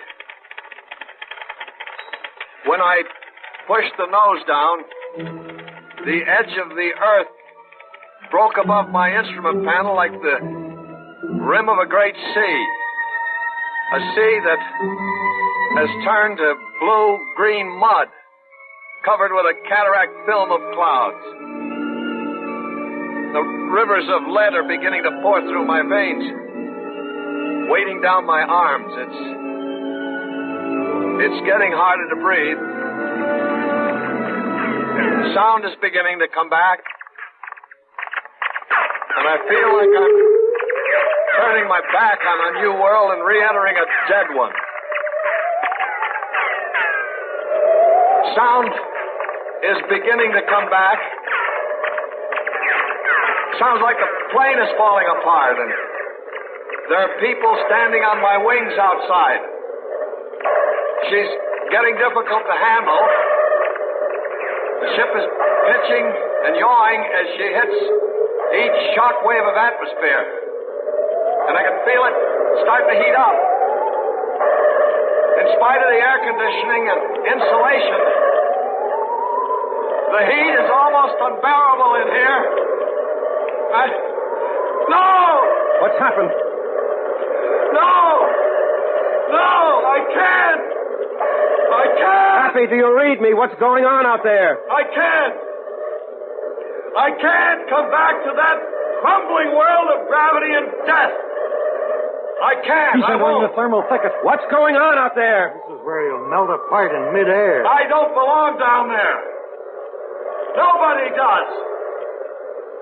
I'm going back while there's still time. Okay, Cox, I'll raise you another month's pay. Money in the bank. Happy, what's wrong? I've got to get back before it's too late. My arms are getting so heavy. My fingers hardly move. The ship's so hard to fly. I've got to get out of this safety harness. The ship must be too hot to fly. He's trying to bail out. I think he's losing his mind. Pappy, listen to me. What do you think you're doing? Man was never meant to live on Earth, Dr. May. We were meant to live free. Free from the oppressive weight of flesh. Man was made to live in space, and I'm getting out of this safety harness and going back out there. Mad, he's mad. Happy, I order you to fasten your safety harness and bring that ship in. You can't order me, General. It's getting hotter in here. I can see the skin on the nose change from black to dull cherry red. It looks like a hot piece of steel. Hot and dirty like the coal of a cigarette on the cement. I have to disconnect this umbilical cord. Pappy, do not disconnect the umbilical cord. You cannot live without it. Right now you think you can, but you cannot. You need the oxygen to breathe. Happy, that ship is property of the United States government. The ship is yours. My mind is my own, General. I have to go back while there's still time. While there's still time to disconnect this. Pappy, listen to me. You cannot live without the cord. You need oxygen to live. Pappy, for the sake of Aaron and the children, leave the cord alone. Pappy, do you hear me? What's the telemetric readings? They've dropped to normal, sir. Right across the board. Normal? Normal, sir. Radar, what's your reading? Aircraft adhering to the proper 45-degree angle of descent. Losing altitude. At the proper speed.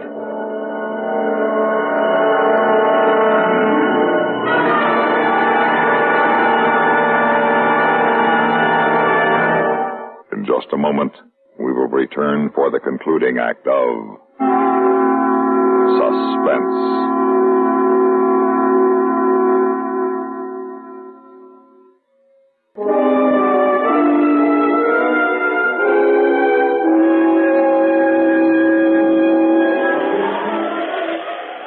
Ladies and gentlemen, this is your news reporter, Dave Miller. At the moment, I'm standing at the edge of Rogers Dry Lake in the Mojave Desert at Edwards Air Force Base in Southern California. In just a few seconds, if all goes well, a sleek, black, ferrous alloy, rocket-propelled aircraft will come hurtling out of the sky from the east, slide across this flat desert at speeds up to 200 miles an hour, and stop just a few yards away from where I'm standing. And then Mr. Howard Pappy Winfield will step from the cockpit and become the first man to have flown into outer space and returned. It is a beautiful day at Edwards Air Force Base. The sun is hot and bright, but there is a prevailing westerly wind. Oh, right now, out of the ground control complex, I see officers and men coming out, climbing into vehicles. It won't be long now. There's General Brighton. Perhaps I can get him to say a few words on today's test. General Brighton? Yes, General Brighton, would you care to comment on the success of this afternoon's test? It won't be counted a success until the plane is safely at a stop on that runway. Well, is there any reason to believe it won't be a success? No comment.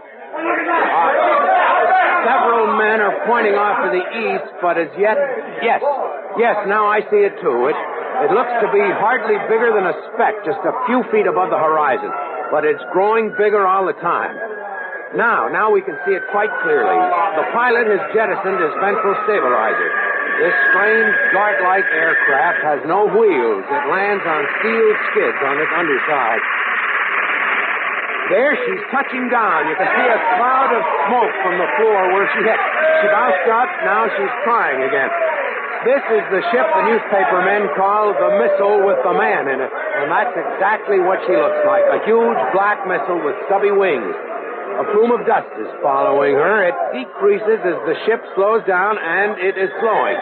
In a moment, it will be almost abreast of it. There it is. It has almost stopped. Listen to the cheering of the technicians as they run toward the ship.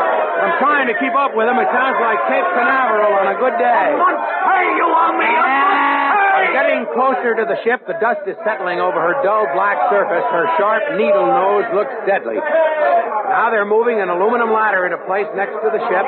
Mechanics and asbestos gloves are working to get the canopy raised. The latch is released. Slowly, the canopy is being raised. In just a moment, we catch our first sight of the first man from outer space. If I can just get closer.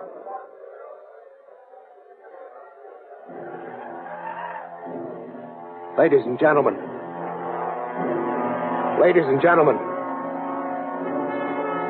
there is no one there. The cockpit is empty.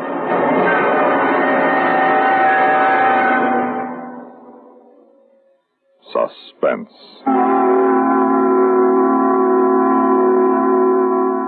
You've been listening to Re-Entry, written for Suspense by George Bamber. In a moment, the names of our players and a word about next week's story of Suspense.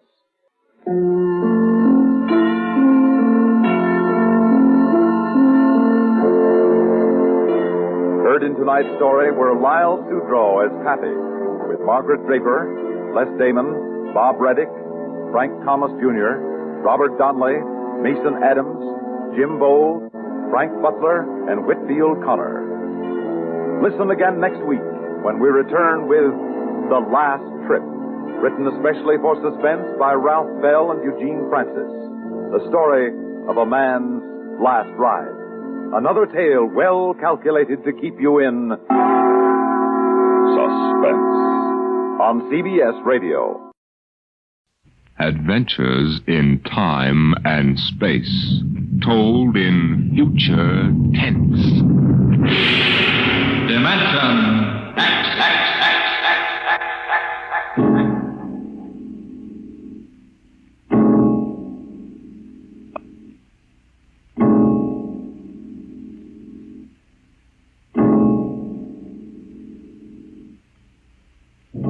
When man first crossed the vast distances of outer space to land on strange worlds, he found that Someone had been there before him.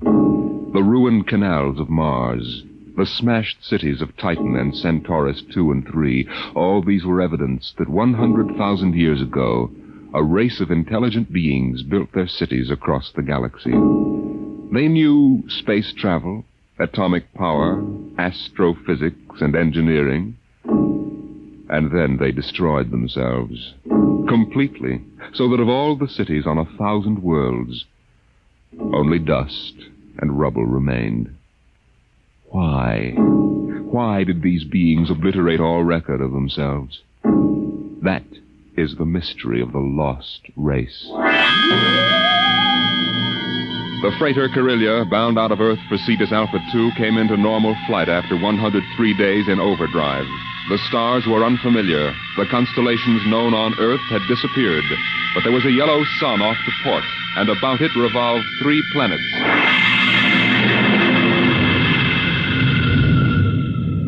What do you make of it, Briggs? It isn't on any of the star charts, Captain Wharton. I checked through. 1 and 3 are dead, all right. Have to take a closer look at number 2. Turn up the vision scale. Polar ice caps. She's green around the belt. Let's take her down to a 5-mile orbit. Swing around her for a look. Alert for deceleration. Aye, sir. Throw in the manuals.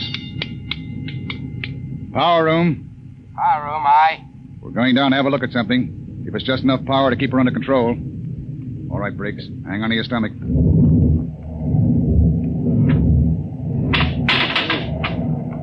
You sent for me, Captain Wharton? Come in, Mr. Howell. Do you mind if I sit down?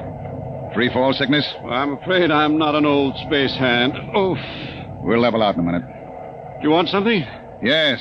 We come out of overdrive, smack in the middle of a new planetary system. Briggs says it's unreported. Well, that's rather good news, isn't it? Depends. Press report's pretty common. But we'll stake a claim on her, in case there are any mineral discoveries. Well, I meant the possibility of archaeological finds. I'm afraid I'll leave that to you, Mr. Howell. You're the expert. Coming up 5, Captain. Level off. Hang on, Howell.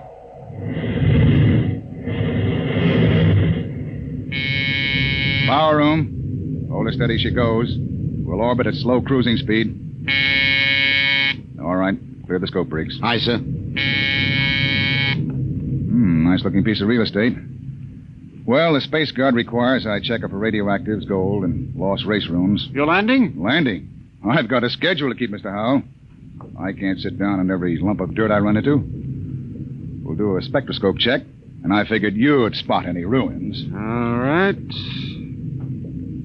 Wait a minute. There in the lower quadrant. What? That bald spot in the vegetation. Those are ruins, all right. Are you sure, Howell? Yes. I've seen the lost race rubble on Centaurus II. There.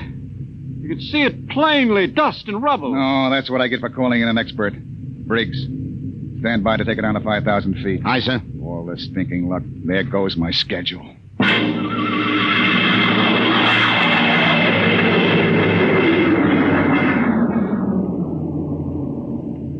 Seen enough, Howell? This is going to set me back 5 hours. Interesting. Wait a minute. What's wrong? I don't believe it. Marvelous. Incredible. Stop sputtering, Howell. What is it? Look over that rise in the ground. It's a section of the city still standing. Hey, you're right. That hill must have shielded it from the blast. Captain, you've got to land. Land? You've got to. This is the first lost race site that's ever been spotted. Of course you'll land. Howell, we get a $1,000 bonus for every day under par for the run. But you don't understand. It's the biggest find in the century. We can chart it, and you'll have to get back somehow. That's all. I'm not sitting down to rake over old dust heaps. Captain Wharton, I'm on commission to the Space Guard. You may have to answer to them. I'll think up one. Look, Howell, strictly speaking, you're a passenger. Well, you've got to land. You don't belong on the bridge. I'm not landing down there, and that's it. Freaks! Emergency from the power room. Something must have blown. Power room. Power room. Stanton, what's wrong down there? Stanton. Oh, he doesn't answer. Anything serious, Captain? Reaches the fuel locker. That 5 pounds of ascending will go and kick us right out of space. Stanton! Stanton! Power room, aye. What happened? What blew? Main tube coupling. She's secured What's now. the damage? The main tube's burnt out. The bearing, the coupling, injector valve, and the needle gauge. Can you make repairs? Not in flight. Can you raise enough power to land? I don't know, Captain. The wiring's shot. It's flat like a tomcat. I might be able to get something from the deceleration auxiliaries. Get a jury rig on her. We'll try to set her down. Aye, sir. Briggs. Yes, sir. Alert for crash landing. Signal room. Signal room. Signal, aye. Langston, get off a position fix and SOS standby. Aye, sir. Well, Mr. Howell, I guess you're going to join your friends in the lost race. I just hope it's not permanently.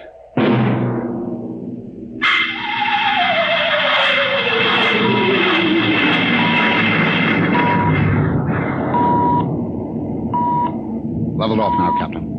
Trim her up a point. That's it. She's bucking bad. 5 more minutes and the hull plates will shake loose. Power room. Stand by for bow blast on signal. Power ready. I'm going to try for that clearing. Too narrow. 2 to 1 for $1. All right. Hang on.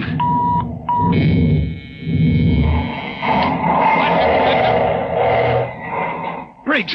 Briggs! You all right? I hit my head on the panel. Well, I seem to be all assembled. We're down. Guess our luck hasn't run out yet.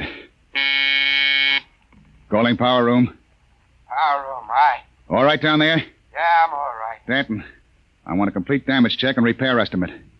Get up here as soon as you got it for me. Briggs, you all right now? Yes, sir, I guess so. As soon as we get Dan's report, get a detail aft. Help him with repairs. Captain Wharton. What is it, Langston? My speaker line's out. Sending circuits blew. Spare tubes? That was a pretty rough landing, Captain. They're gone. I can't replace them this side of Lunar Space Station. I see. Well, the SOS ought to do it. And the Space Guard monitor reports our position. They aren't going to, Captain. Why not? Sending circuits went out when the blast went off down there. I didn't get the SOS out. Thank you, Langston. Get back and see what you can salvage. Does that mean bad news? We were in overdrive, Mr. Howell. It would take 40 years to search the distance we've traveled in one day. Consequently, when a ship doesn't make port and doesn't transmit a position fix, they forget about it. Oh. I see. And with the radio out, we blast off on our own power. Or we don't get off.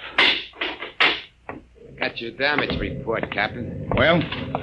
Here. It's on a B-23 checklist. Not bad? Worse. Stanton, how long will it take you for repairs? I don't know. An estimate. I know Gypsy fortune teller. How about the lifeboat? For deep space? What are they teaching at Sands Point now? Basket weaving? Stanton, lifeboat couldn't lift half a light year off this here mud heap. Stanton, I'll take just so much. Look, can it be converted to Bessendium drive? Converter links were mashed when we came down. How long is it going to take you to repair the main drive? Look, Captain, I got 2 hands. You want me to hold a lug wrench in my teeth? See here, Danton. You see here, Captain. The whole lousy crew's been spitting all over me ever since we blasted off. Now you can all wait on me. Who do you think you are, Danton? The only power man on this ship, that's who. You ain't satisfied with the way I'm working, go hire yourself another boy. The woods are lousy with him. I'll take my own sweet time. What's the matter with him? Got a bug in his ear? Space fatigue, Captain. He's been locked up in the power room 4 days. Oh, we don't have enough trouble. Briggs, remind me to slug the psychotechnician when we get back. Don't tell me nobody gets into deep space who isn't emotionally stable. What are you going to do about him, Captain? Nothing. Stay off his back. Oh, but you can't. Captain's the only man who can get us out of here. We want to hit the cradle at New York Spaceport again. We've got to keep him happy. Captain Wharton, as long as we're landed, and we do have to wait for the engines to be fixed, I suppose we can explore the lost race ruins. I'm particularly... Look, Mr. Howell, I can't spare the men. We are now stuck tight until Danton gets those engines fixed. And if he can't, which is entirely possible, we are stuck, period. Oh. Briggs, I want you to keep a careful eye on the men. Space fatigue is nothing compared to what we might run up against now. Captain Wharton. Captain, I've got it. Sending circuits? No, sir, but I picked up the incoming video band. Well, that's something. Can you get the mail call through? The men could use a little lift right now. Well, the scheduled one-way personals are due at 23:30 Greenwich. Good. That ought to help morale. Langston, Rig the receiving booth. Aye, sir. Howell, this is a break. Seeing the folks at home may be enough to keep everybody on an even keel. I know I'll be glad to see that kid of mine.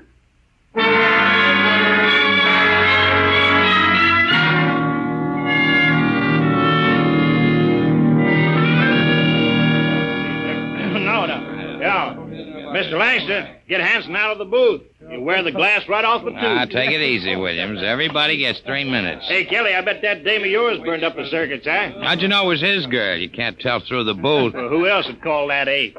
What'd you say, Kelly? Oh, nothing. She don't have to. She just stands in front of the pickup tube and, oh, brother. I can just see that.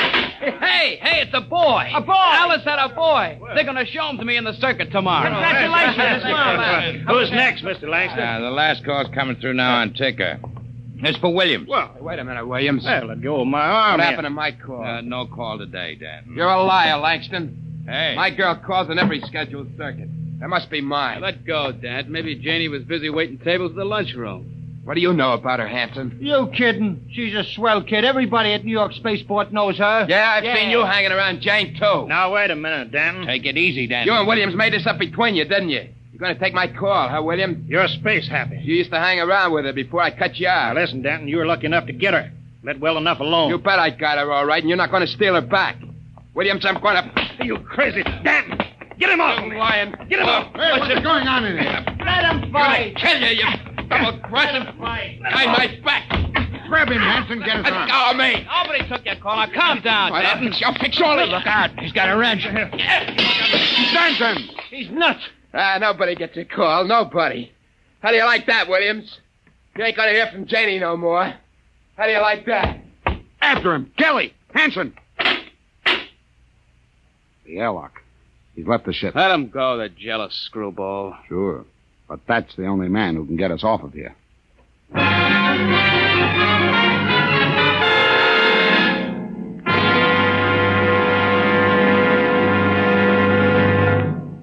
I warned you, so help me, Briggs. I warned you to keep an eye on Danton. Well, I didn't think he'd go off this way. Well, it's that girl of his, sir. He's crazy jealous about her. Any reason for it, Williams? No, sir. She's a good kid. Too good for Danton. I guess he's just so afraid of losing her to some other guy, he's getting psychopathic about it. Well, we've got to get him back. I want every man equipped and ready for search parties immediately. Aye, sir. Williams, rig some portable searchlights. And issue hand blasters and radiation tickers. Kelly. Aye, sir. You had the second party. If you find Danton, send up a signal flare. Aye, sir. Unless we do find him, we'll be on this planet until the next freighter stumbles on us. Maybe 10,000 years from now.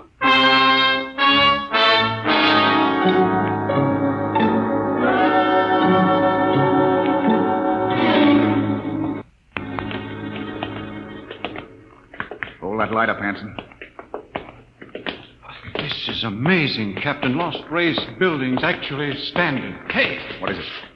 Oh, it's nothing. A shadow. This place gives me the willies. To be able to find out so much about them, their science, art, what they looked like, perhaps even why they destroyed themselves.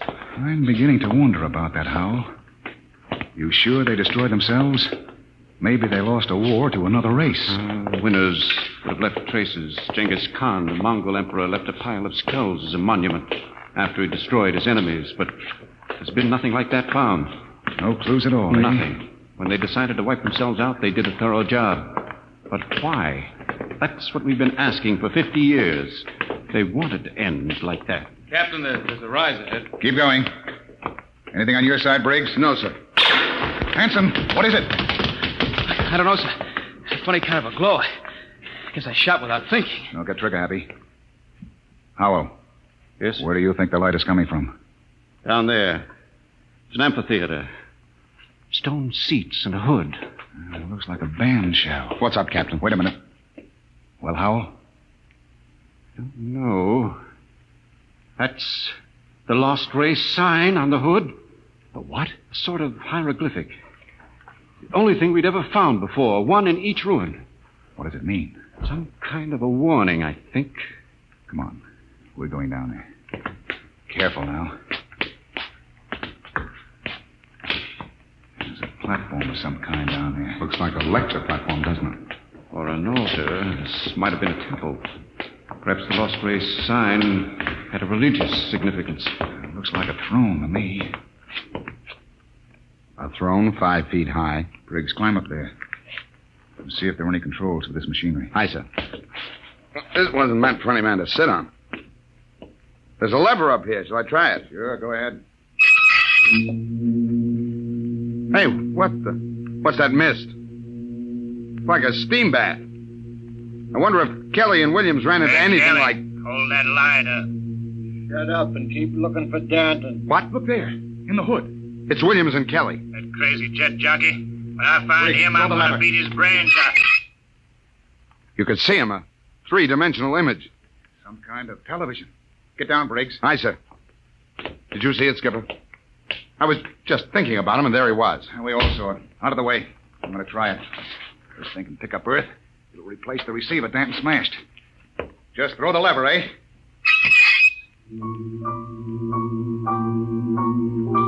What? That's my son. I'll be darned. His music lesson. Say, it reaches Earth all right. What? Imagine. Television without a transmitter. Looks like the lost race was ahead of us in more ways than one. Go up and try it, Howell. It's amazing. Television without a transmitter. This machine may be the clue to the mystery of the lost race. I'll try it. Mary, I've told you I like my paper first in the morning. If that youngster wants to know how the Tigers did, let him wait until I am... My father in Detroit. Remarkable, Captain. You can see the whole room clearly. Say, how about me, Captain? Let me get up there. I'd like to see my baby. Alice told me all about it. Out! What's the matter, Hanson? I kicked something, a wrench. Well, hold it up. What? It's Danton's. That means he's been here. We're on his trail, all right. Come on, Howell, let's go. But the baby, it wouldn't take a minute, Captain. Later, Hanson. We've got to find Danton first. All right, now, let's get moving. Hold it. What's that? The recall flare. Kelly and his men have found Danton. Oh, I hope that crazy fool is in one piece. We start back now, Captain? Yes. That came from the ship. Another flare? No, that was an explosion. That's all we need now. Something more to happen to the ship.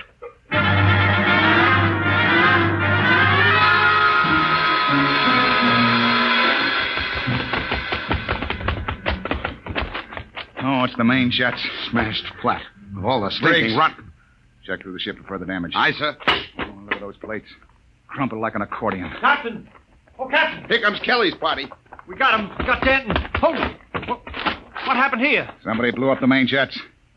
Danton, do you know anything about this? No, sir. Not much he doesn't. He's crazy enough to blow us all up. Listen, Hanson, I admit I went off my head tonight, but I'm not crazy enough to commit suicide.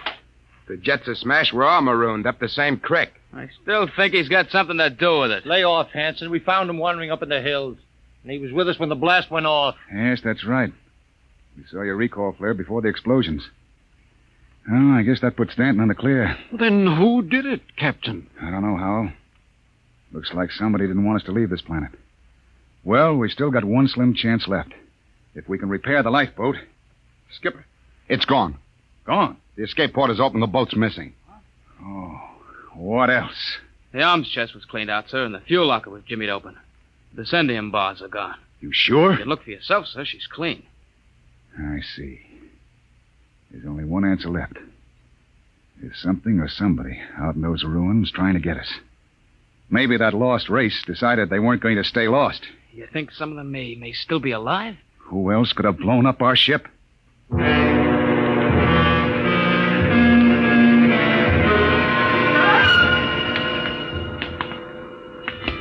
Keep your blaster up, Howell.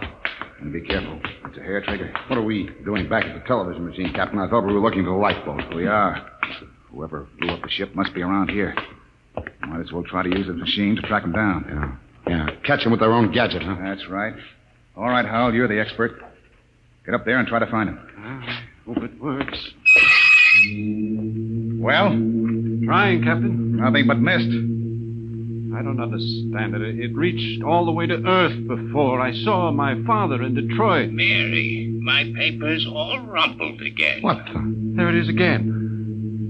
father in Detroit. I've told him time and time again I don't like a messy paper. Look at that. No selector control, yet all the way to Earth. You can see the whole room, the goldfish bowl, the antimacassars on the chairs. Yet we can't pick up something less than a mile away. Knock it off, Hal. We're wasting time. Come on. That gadget won't work. We'll have to comb these rooms inch by inch. I don't understand. Neither do I. We'll cut behind the hood here and go on. Briggs, you take the lead with the radiation ticker. We might be able to pick up a reading on where the rocket fuel is hidden. Aye, sir. All right, let's go. I can't understand why that machine can pick up Earth and not... Help, Captain! Briggs, what is it? Captain, help! I'm falling! It's a cave-in. Hang on, Briggs. I'm slipping, Captain. Grab his wrist. All right. Now pull. Pull! Higher! Higher! Oh. What happened? Was just walking along and the ground caved in. What? It's some kind of shaft. Hold your light over it, Captain. Oh! 50 feet deep in a stone bottom. I could have split my head open like a grapefruit. Something down there. Hold that light steady. Amazing. Amazing. Looks like a pile of bones to me. 2 piles. It may be the first skeletal remains ever found of the lost race. I've got to get down in there. We haven't got time, Hal. Come on. Let me have your binoculars. Wonderful. That small skeleton must be an infant. They've been laid out carefully at the burial chamber. The way they're lying, it's probably a mother and infant. Yeah. The tail, she's definitely anthropoid. Oh, you mean apes? Something like that. Yet they had atomic power and built cities across the galaxy.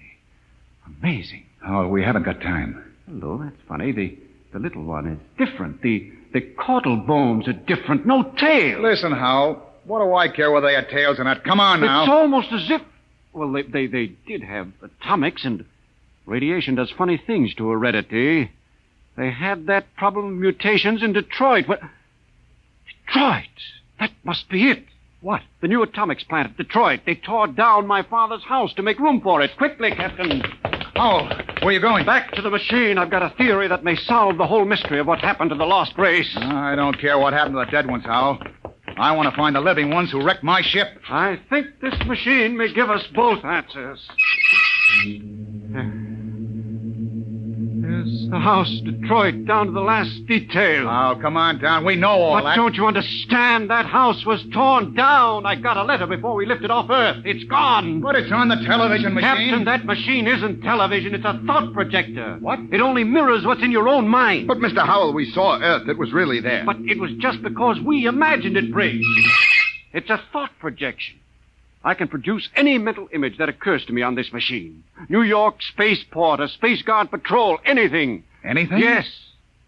And now I think I know what inspired the lost race to do what they did. It was fear. Fear of what was in their own minds. They could all see it with machines like this. But fear? Fear of what? They foresaw the future. So they destroyed themselves. Every last one of them. Hold it, Howell. Are you sure they're all dead? 100,000 years ago. Then who blew up the ship and stole our lifeboat? Danton. Danton? But why? He was pathologically jealous. Yes, but blowing up the ship was like committing suicide. He wasn't crazy enough to do that. The lost race was after they looked at this machine. You mean Danton did too? We found his wrench here. You're right. He must have looked at the machine and thought it was television. He must have seen all his fears about losing his girl confirmed. That was enough to make him completely unbalanced. But he was with Kelly when that explosion went off. He's got an ironclad alibi. No, he hasn't. Wouldn't take a power man long to sneak back to the ship and rig a delayed action fuse. Howell, we've got to get back to the ship before Danton. Never mind, Captain. Stay right there. That's Danton. In the dark.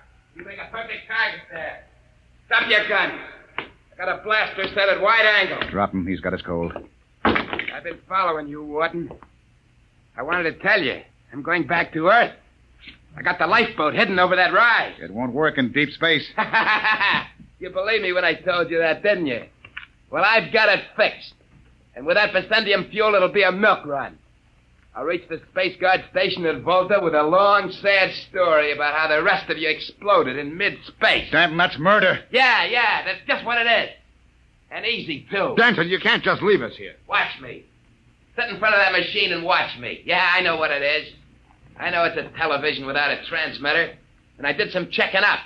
I've seen how you were stealing my calls. Trying to steal my girl. Stanton, you're sick. You Pretty can't... smart, that lost race. They built some machine, and it showed me plenty. It showed me enough to kill you. Oh, you've got it all wrong. This isn't a television machine. What are you trying to pull, Wharton? I saw it. Those were your own thoughts, Stanton. Those things you saw exist only in your mind. Shut up before I blast all of you down. You're just trying to lie out of it, that's all. But I know the truth when I see it. And you're going to die. All right, Danton, but you're not going to get away with it. Look at the machine. What's that? The machine. It's the Space Guard patrol, Danton. Look, they're coming. X3 to command. Spotted the Corellias. Reported.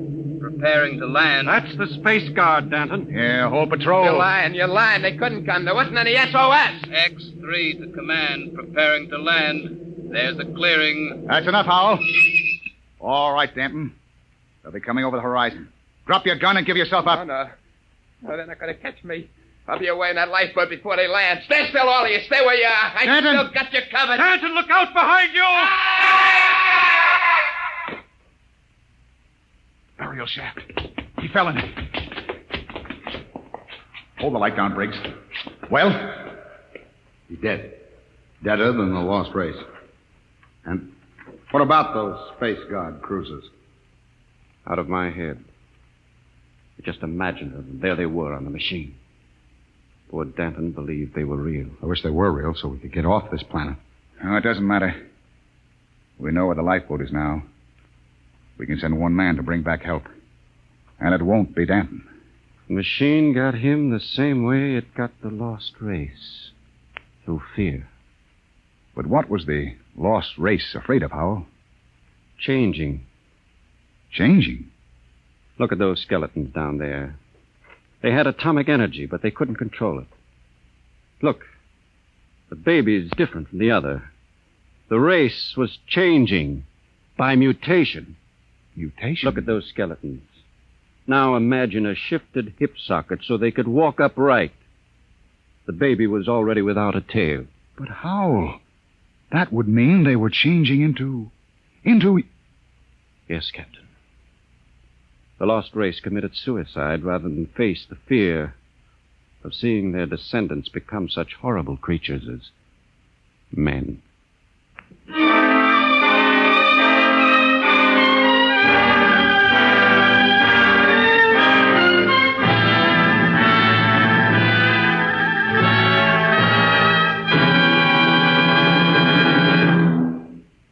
You have just heard another adventure into the unknown world of the future. The world of Dimension X. And now, about next week. William Travis and his wife thought they had escaped, but they were wrong. They were being searched out by men from another world, men who wanted them to return. Where? I'll tell you next week. Tonight's drama was based on the Murray Leinster story, The Lost, and was adapted for radio by Ernest Kenoy. Featured in the cast were Matt Crowley as Captain Wharton, Roger DeKoven as Howell, and Joseph Julian as Danton. Your host was Norman Rose.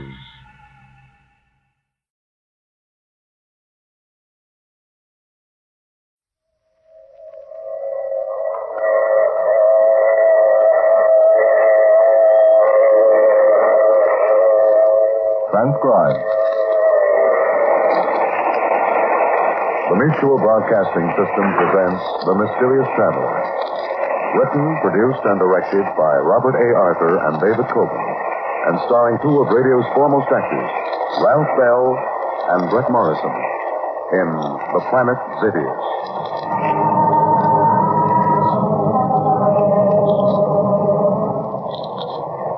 This is the Mysterious Traveler, inviting you to join me on another journey into the realm of the strange and the terrifying. I hope you will enjoy the trip, that it will thrill you a little and chill you a little. So settle back, get a good grip on your nerves, and be comfortable, if you can, as I retell a story which so many listeners have asked to hear again. It's the story I call The Planet Devious.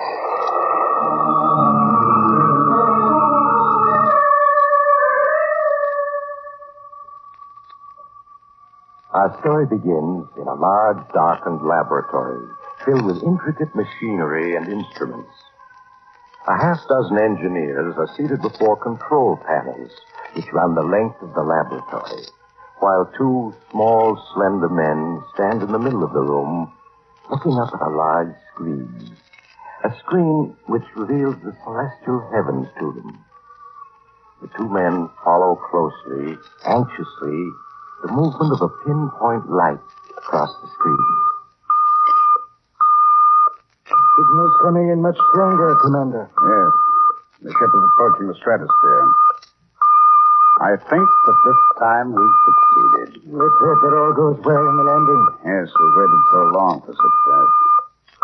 Pay close attention to the controls, men. The IPX-4 will soon enter the stratosphere. Prepare to land it. Pardon me. Commander Destro? Yes. What is it? My name is Vidray. I've been assigned by the Scientific Council to act as historian for the work you're engaged in. I see. Well, you come at a most momentous time, Vidray. If you look at the screen above us, you'll see history in the making. Oh, allow me to introduce Professor Capaccio, our chief scientist. How do you do, sir? I'm happy to meet you. You were saying, Commander, that history was being made this very moment? Yes. You see that small pinpoint of light on the tetro screen? Pinpoint of light? Oh, yes, I see it. That is the IPX-4, Interplanet Experimental Ship number 4. This year will go down in history as an epoch-making year. You mean that you've actually succeeded? Excuse me. The IPX-4's entered the stratosphere. Attention, Master Control. Prepare to land the IPX-4. Switch on retarding jet number 1. Switch on retarding jet number 1. Switch on retarding jet number 2. Switch on retarding jet number 2. Instrument reading. Speed, 1,200 miles per hour. Altitude, 60,000 feet. 900, 40,000. 700, 30,000. 500, 20,000. 300, 10,000. Speed, 100 miles per hour. Altitude, 2,000 feet. Signal base crew to stand by. Base crew signal to stand by. Instrument reading. Hovering 500 feet. 300. 100. Flight completed. The IPX-4 has landed, gentlemen. And with it, a new era has begun. An era in which we shall travel through the entire solar system to other planets. You finally succeeded. Yes. And the crew, they came through without any injuries or ill effects? The entire flight was controlled by us from this laboratory. The only crew we had on that ship were animals. The animals are alive and well. The flight vision screen aboard the ship permitted us to see and hear them every moment of the flight. Now there remains but the final step. A flight with human beings as the crew? Yes. We shall start to prepare for it immediately.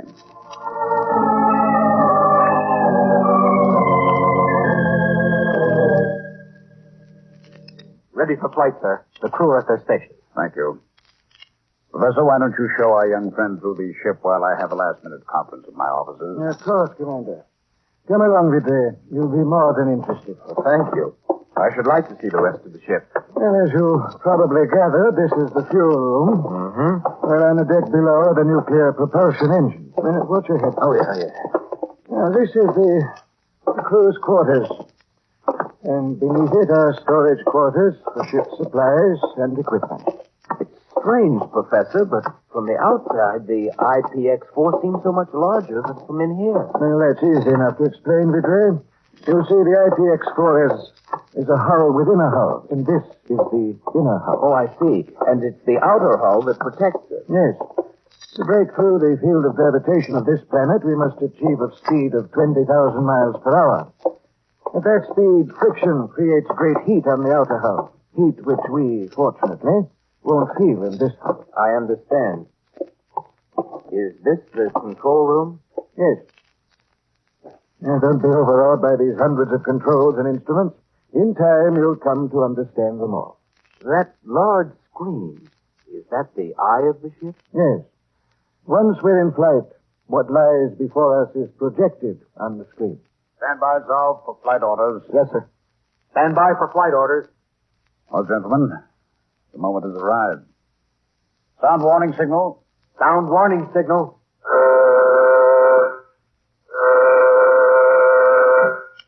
Switch on flight vision screen. Switch on flight vision screen. Establish contact with base. Establish contact with base. Cut in nuclear jet number 1. Cut in nuclear jet number 1.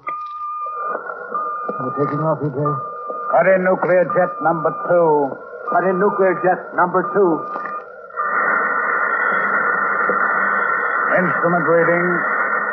Rate of flight, 500 miles per hour. Altitude, 1,000 feet. Rate of flight, 2,000 miles per hour. Altitude, 150,000 feet. Don't worry if you start to black out, EJ. It's to be expected. The crew is conditioned for it. Rate of flight, 5,000 miles per hour. Altitude, 140,000 feet. Rate of flight, 10,000 miles per hour. Altitude, 300,000 feet. This is the crucial moment, EJ. Rate of flight, 11,000 miles per hour. Altitude, 500,000 feet. Rate of flight, 13,000 miles per hour. Altitude, 700,000 feet. Feel that surge, Professor? We've broken through. We're in space. Yes. Rate of flight, 24,000 miles per hour. Flight distance covered, 2,000 miles. We've made it, Professor.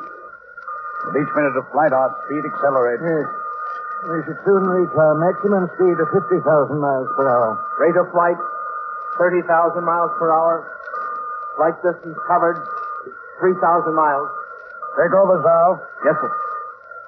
What's the matter with Vidray? Did he black out? Yes.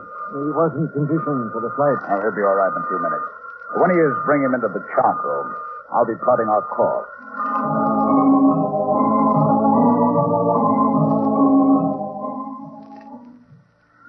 Come in, Vidray, Professor.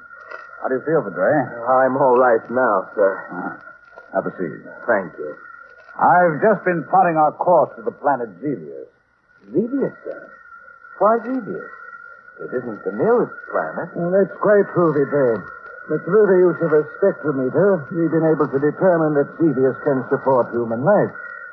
The composition of the air on that planet isn't much different from our own. The air of our planet contains 22.8% oxygen and 77% nitrogen, and traces of other gases. And Xevious?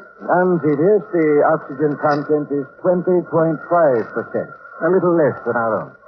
The nitrogen content is 79%. Well, we shouldn't have too much difficulty breathing on Xevious. I'm afraid I'm not too familiar with Xevious. How does it compare with our planet in other respects? Well, 3/4 of Xevious seems to be water. The land is divided into 2 continents. Very much like our own planet. Yes. The circumference is approximately 28,000 miles. 300 years ago, our astronomers noted huge explosions on Xevious. At the time, they thought it was disintegrating. But it didn't. Yes, and since those huge explosions 300 years ago, there have been no additional ones. Professor, do you think there might be human life on Xevious? Oh, it's quite possible, Vidray. We should reach Xevious in 60 days. Perhaps then, Vidray, we shall have the answer.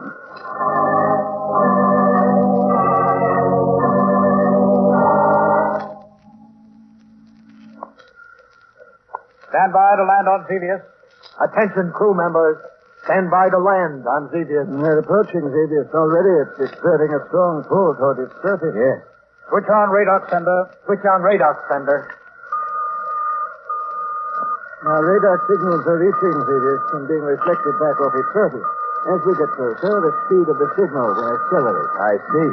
Cut nuclear jet number 2. Cut nuclear jet number 2. Cut nuclear jet number 1. Cut nuclear jet number 1. How quiet it is. Seems strange not to hear the engines after 61 days. Instrument reading. Rate of descent, 500 miles per hour. Approaching stratosphere. Altitude, 400,000 feet. Rate of descent, 600 miles.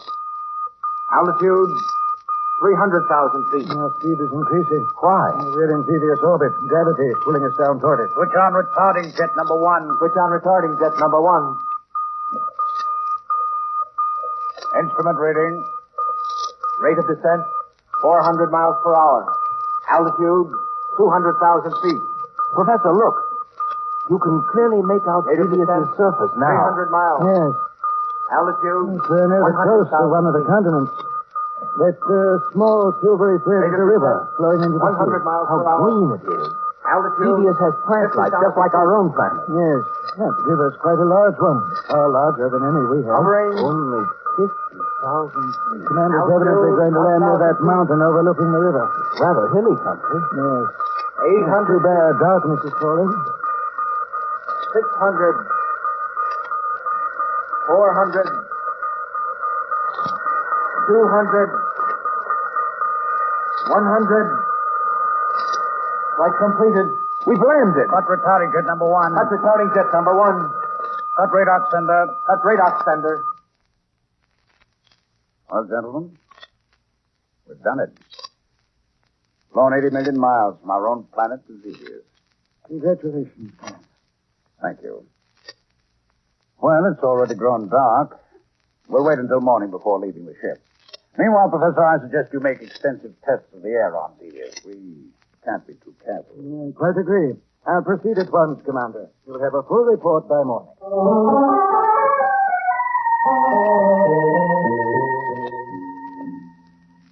Good morning, Professor. Good morning. Good morning, sir. Well, I've made a thorough analysis of the air, Commander, and it substantiates our earlier findings. In other words, we can live out there. Yes.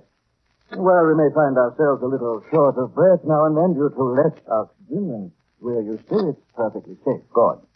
I'll give orders to have the nuclear copter assembled for flight. The 3 of us will make an exploratory trip over this area. Be prepared to leave in exactly 1 hour.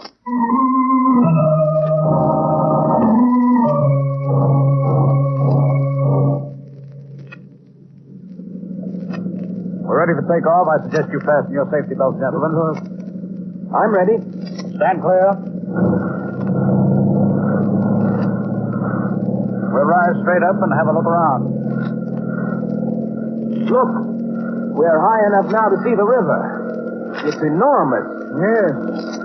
I should estimate it to be at least, a mile in width. Seems to flow into that bay and then out to sea. Professor, look. To your left, across the river. Well, what are you pointing to? All I see are trees and greenery. We'll wait till we rise a little higher. Yes. That greenery is growing on top of immense ruins. You see them, don't you, Commander? Yes, I think you're right, Pedro. Apparently it's an island. Yes, it is. Let's fly over and have a look. The island itself doesn't seem to be very large. Oh, yes, I see the ruins now. And they're barely discernible under the growth of trees and grass that covers it. Well, where are you going to land, Commander? We'll put down on that huge ruin directly ahead. From it, we'll have a good view of the entire island.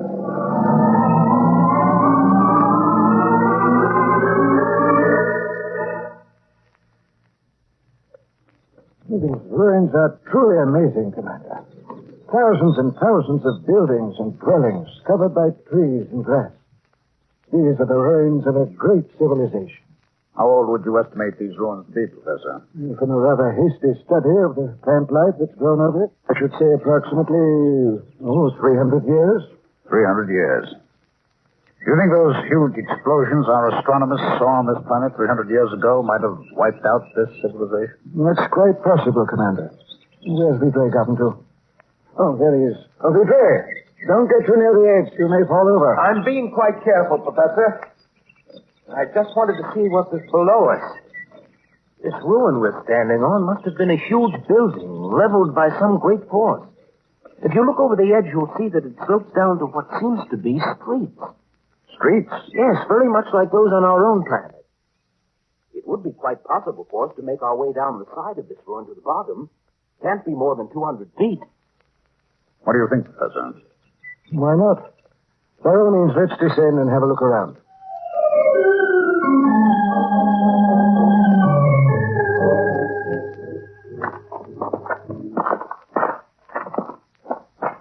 Well, we only have a few more feet.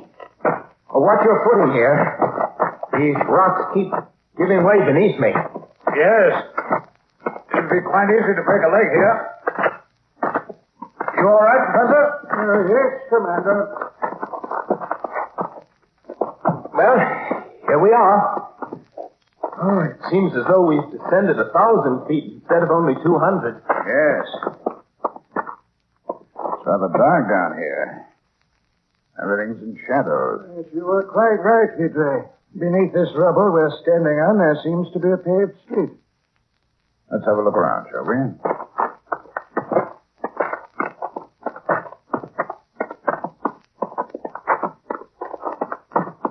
Look at those ruins. They seem to have been huge buildings. Yes. If I'm any judge, they must have been 7, 8, perhaps 1,000 feet high. Apparently, this civilization was almost as highly developed as ours before it was destroyed. Yes. Professor, do you think it's possible that there may be descendants of the people who built this civilization? It's possible, of course, but as yet I've seen no signs of them. Look, there's a building which hasn't been entirely destroyed. Let's have a look inside. Yes, by all means. Perhaps we'll discover objects that will give us more information about the race that once lived here. How huge that entrance is. It looks quite dark in there. Unfortunately, I have a small torch. Come along.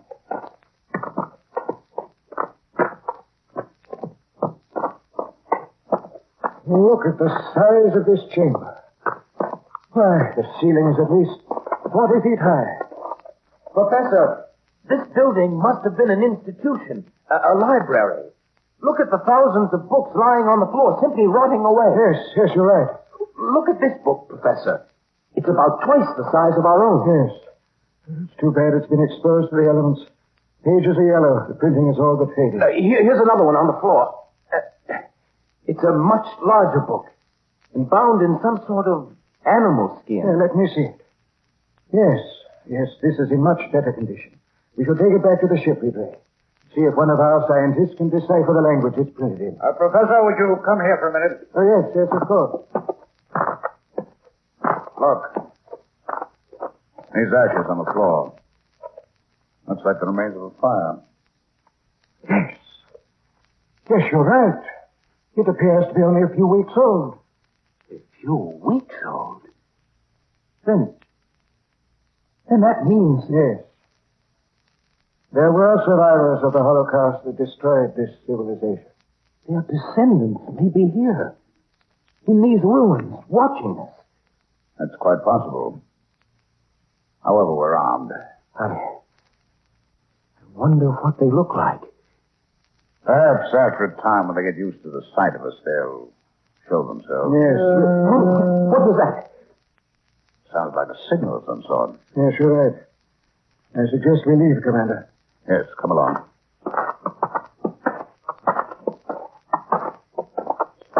It feels good to get out of that dark chamber. There it is again.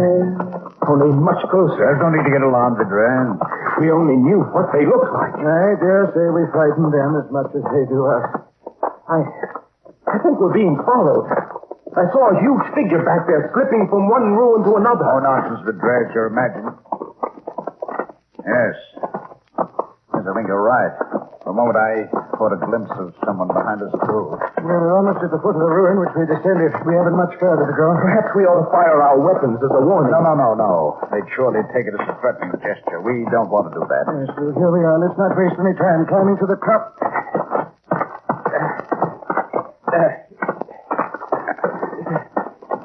Yes, they still seem to be following. Now and then I can make out a shadowy figure. It's almost impossible to tell what they look like. They cling to the shadows. They seem enormous. Much larger than ourselves. Mustn't let your imagination run away with it. It's amazing how much faster we're going up than when we came down. We're almost at the top. I have a feeling they won't try to climb this ruin after us. Evidently, they don't like daylight.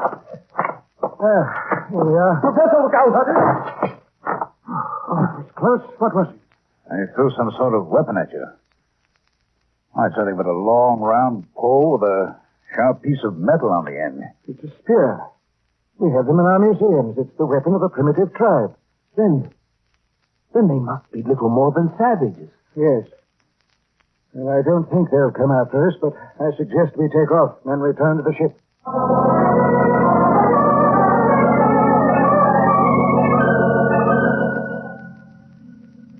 Zal? Yes, sir? I don't expect any trouble, but turn on the radar system for protection. If anyone approaches the ship, the alarm will go off. Yes, sir.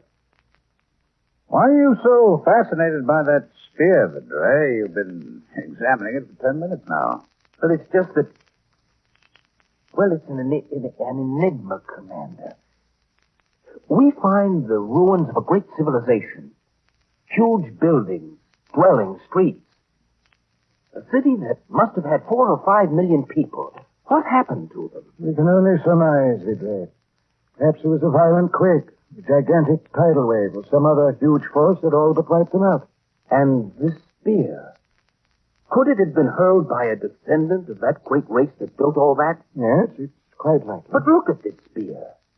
The man who threw it was little more than a savage. Perhaps the wheel of evolution has slowly turned to its starting point. It's difficult to say. The alarm. Someone's broken through the radar system. All crew members, attention. Report to stations.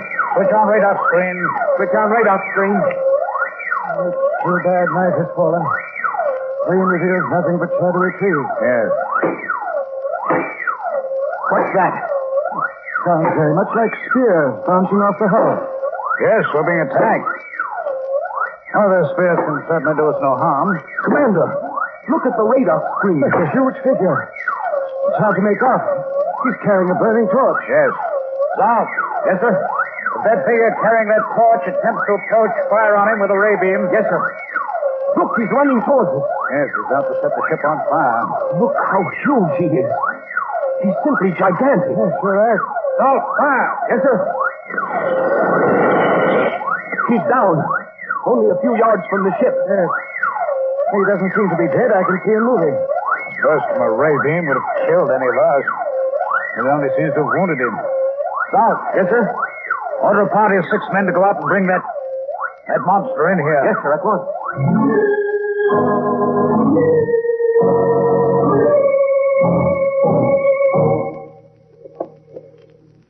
They're bringing him in now, Commander. Yes. Bring him over here, man. He's much too big for the bed. All right, lie him down on the floor. Good. That's it. He's dying. I'm afraid there's nothing we can do for him. Trying to say something. If we only knew his language.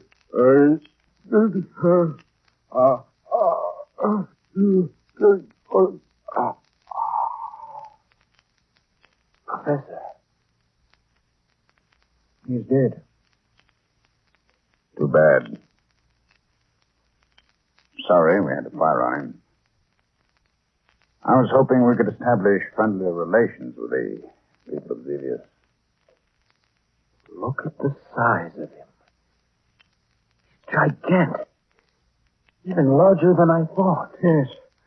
You must measure at least here. Let me see. Professor, the leather-bound book you found in the ruins. I've succeeded in deciphering the language. I've already translated the first 2 pages. Be patient a moment, Leto.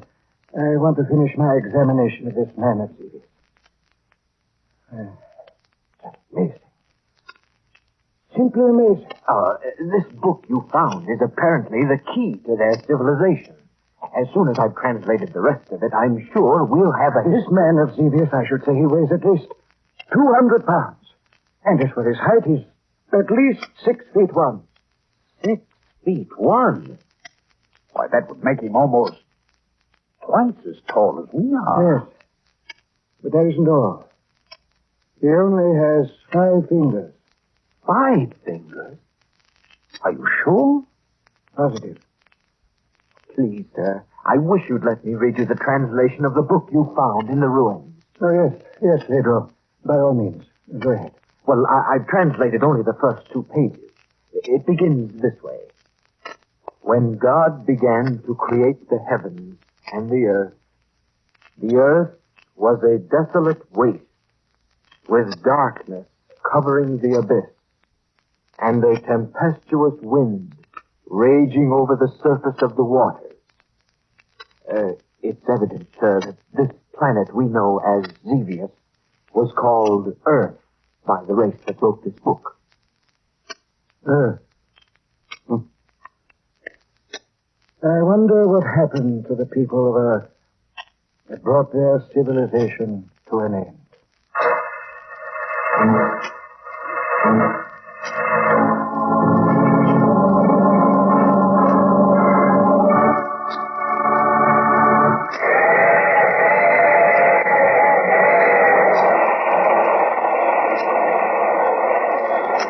This is the mysterious traveler again.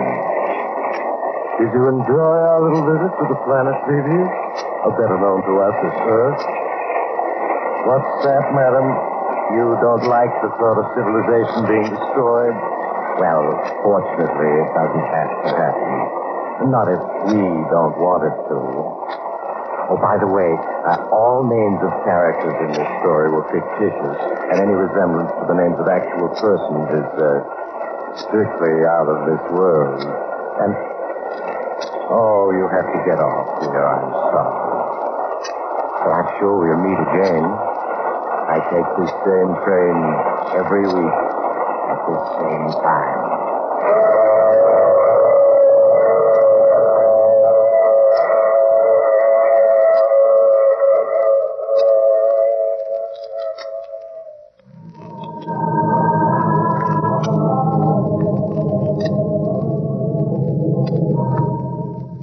You have just heard The Mysterious Traveler with Maurice Tarplin in the title role.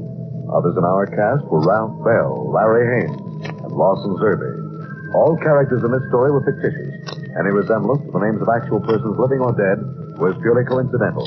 Original music composed and played by Al Finelli. Bill Tompkins speaking. This is the Mutual Broadcasting System.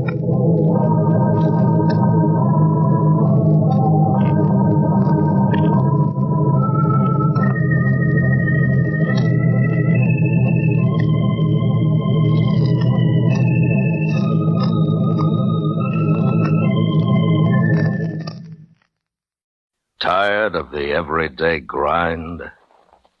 Ever dream of a life of romantic adventure? Want to get away from it all? We offer you Escape.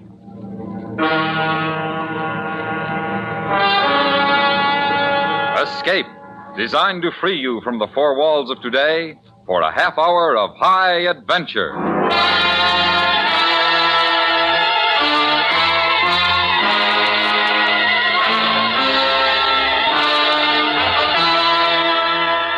You are alone in a world of decay and desolation, looking down on what was once a great city, while coming slowly to meet you, her hand stretched out in greeting to you, is a beautiful girl whose very existence may be the cause of your death. Listen now as Escape brings you Jack London's classic novel, The Scarlet Plague.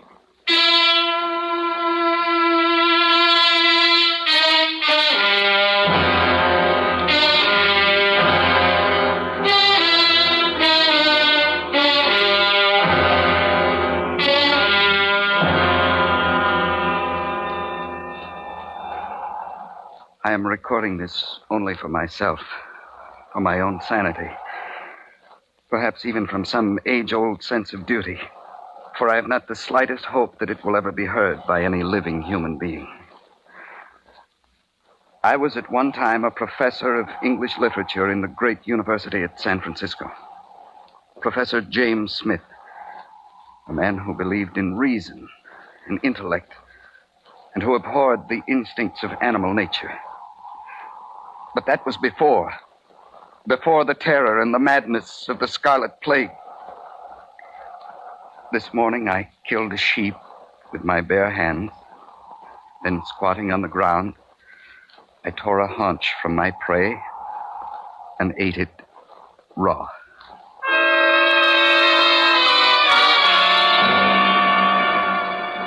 It began simply on a Monday morning, as I recall. I was having breakfast at the counter in the campus cafeteria with Bill Dombey of the physiology department. He was glancing over the front page of the morning paper. I don't know why I do it, Jim. Do what? Buy a paper every morning. Nothing changes but the date. Senator so-and-so back in Washington after whirlwind tour. Love nest killing in Omaha. New bomb tested into a talk scheduled for the... What's that item down at the bottom? Where? Down the corner. New York fights Scarlet Plague. Some news reporter's pipe dream, I suppose. 9 persons have died since last evening of a strange malady which has left doctors at Manhattan hospitals admittedly baffled. The disease, if it is a disease, strikes without warning and slays its victim in less than an hour. Apparently, the first symptoms are a feeling of well-being and lightheadedness, accompanied by a slight rise in temperature. A few minutes later, a fiery red rash appears on the hands and face and spreads rapidly over the entire body. Within 10 to 30 minutes, the victim goes into coma and dies. Ridiculous. There's no disease that acts like that. It's food poisoning, something of that sort. Please, Bill, I'm eating. Medical authorities are unanimously agreed, however, that no general danger exists and that there is no cause for public concern or alarm, which is double talk, for we don't know what it is yet. What about a mutation? Mutation of what? Well, how do I know? You're the physiologist. Oh, you're talking about those scare stories, I suppose. Harmless virus or bacteria mutates and throws down some new deadly type. Antibiotics won't touch it. Medical science helpless. 1 million people wiped out overnight. It's a possibility, isn't it? Oh, Jim, bacteria strains are always mutating. And usually the mutation is less harmful than the parent. That idea's been overworked for years. Pass the cream, please. Oh. Bill? Is it a possibility or not? Yes, it's a possibility.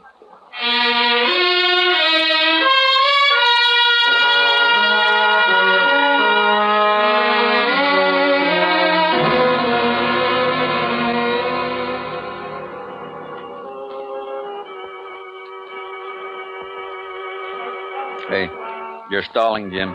That rook's the only piece you can move, and you know it. Don't rush me now. I still got the queen back here. Now, let's see. And here is the latest development on the Scarlet Plague. No, the Scarlet The following Plague. statement was released a few minutes ago I wouldn't by move the that if I director were of you. the Bureau of Public Health. Up to this hour, the official death toll in greater New York is 321 persons. In Boston, 94. Washington, D.C., 111. Chicago, 181. Medical Spreading men like throughout the wildfire, nation are yeah. working around the clock. It is expected momentarily that the causative agent of the disease will be isolated and an effective treatment prescribed. Meanwhile, stay home and stay calm. We return you now to dance time. Turn it off, Jim. How can it spread so fast? It's hard to tell, not knowing the period of incubation, whether it's airborne, contagious by contact, how long it's contagious before the symptoms show up, not even knowing what it is, in fact. One thing sure, though, something's got to be done fast. I guess we can call ourselves lucky out here. There hasn't been a case reported in San Francisco. No, not yet.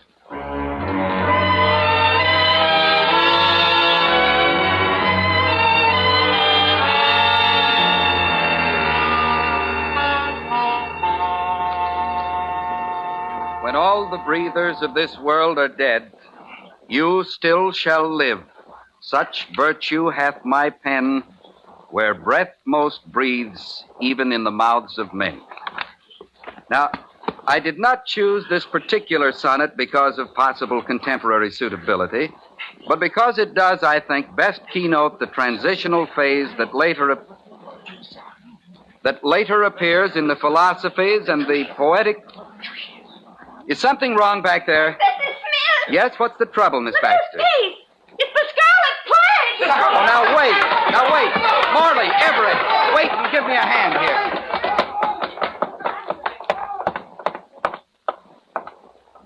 Miss Wilson. Professor Smith, look at my hands. My arms all red. Now, Miss Wilson. I feel so strange. Cold and numb. I'm dying. Everyone who gets it dies. I'm only 19 and I'm dying. There. When all breathers of this world are dead, you...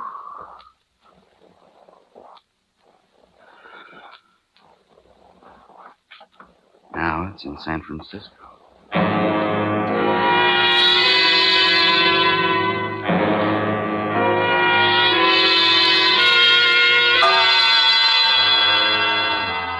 I sat for a long time in the empty classroom, paralyzed by shock, by a strange fear I'd never felt before, the fear of the unknown. The girl had walked into my class smiling and talking, and now she lay dead at the back of the room. Why? How could it happen so suddenly? What had caused the plague? Where had the terror started? And where would it end? I went to the faculty club.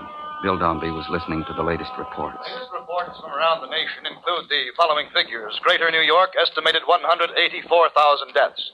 Philadelphia, estimated 150,000 deaths.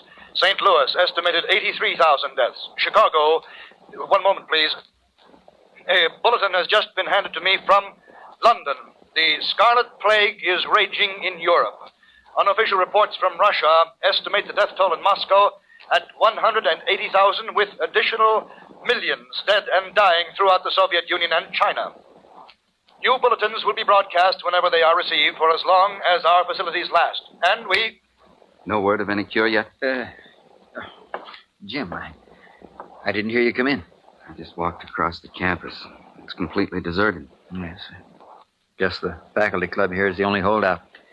And at that, there are only four. Four? Counting you. Myra Blake of Graphic Arts. She went over to her room to pack some keepsakes. She'll be back. Dr. Barnes is out in the kitchen trying to rustle up something to drink. Bill, that girl who died in my class a while ago, 1 minute she was all right, and a minute later she was dead. Well, it's fast. That's one thing. Can you get it from contact? I lifted her head. I put some books under it. Nobody knows how you get it. I don't suppose contact matters much. It couldn't be all contact. Not millions of cases in less than 48 hours. Well, why can't they find a cure? They've had 2 days now. What are they all doing? Dying, Jim, like everybody else. Dombey, Smith. Oh, Dr. Barnes? Here. Maybe this will help. Scotch. Why not? The whole case of it out there. I think it might be a good idea to keep that radio on. Yes, you're probably right, Dr. Barnes. Technicians, engineers, they've died by thousands all over the country. How much longer can services like radio, telephones, transportation... A few minutes ago. All conveyances, regardless of ownership or occupancy, are being stopped and turned back at Army control points. Stay where you are. Do not attempt to travel. You are no safer in one place than another. The plague is everywhere. Repeat, the plague it won't is stop, everywhere. No, they'll still try to run. Yes, also anywhere, just as long as it's somewhere else. Has not mutinied. Repeat, the Army has not mutinied. It must be getting Statement rough was signed out by there. Edmund C. Dover, Senate member and acting President of the United States, and by the Joint Chiefs of Staff. In a bulletin just handed to me, Johns Hopkins regretfully states that Dr. Theodore von Zwickler, who had earlier announced partial success in identifying the causative agent of the plague, has just died. Though Dr. Zwickler left no notes on his work, hospital personnel continue to... What happened to the lights? Power failure, I guess. It was bound to happen sooner or later. Well, there's a flashlight in that desk drawer. I got it. There's a portable radio with batteries in the game room. Oh, let's leave it for the moment, Dr. Barnes. Yes, the liquor sounds better than the news. Well, in that case... Wonder what's keeping Miss Blake. She was coming right back. Hey, wait a minute. Where's that light coming from? It's like a fire. Maybe we can see from the windows. Not one fire, 1,000 fires. Down there, toward the bay. Berkeley, Oakland, and over in the city. Why? What started them? Open! Can't you hear why, Jim? Gunfire. Yes. They're not waiting for the plague to do the job. No. They're already out in force. The looters, the maimers, the robbers, people with a hate and a grievance. If it started already, it'll get a lot worse. Oh, yes. It'll get worse.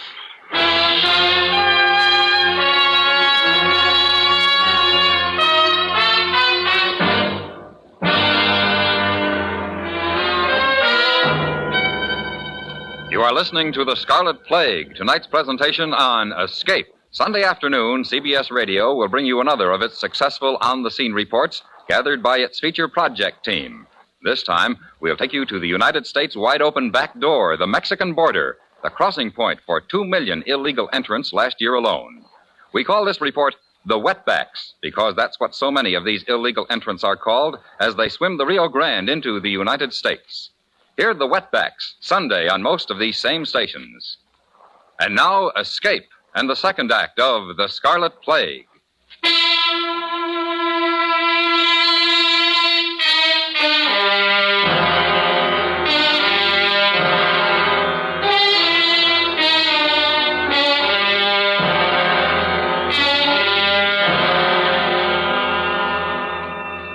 We stood at the window of the faculty club, looking out across the campus, down over the hills toward the bay, where fires lit up the growing night, and where even fiercer fires of greed and lust and hate burned in hearts that were beating their last hours or even seconds of life in this world.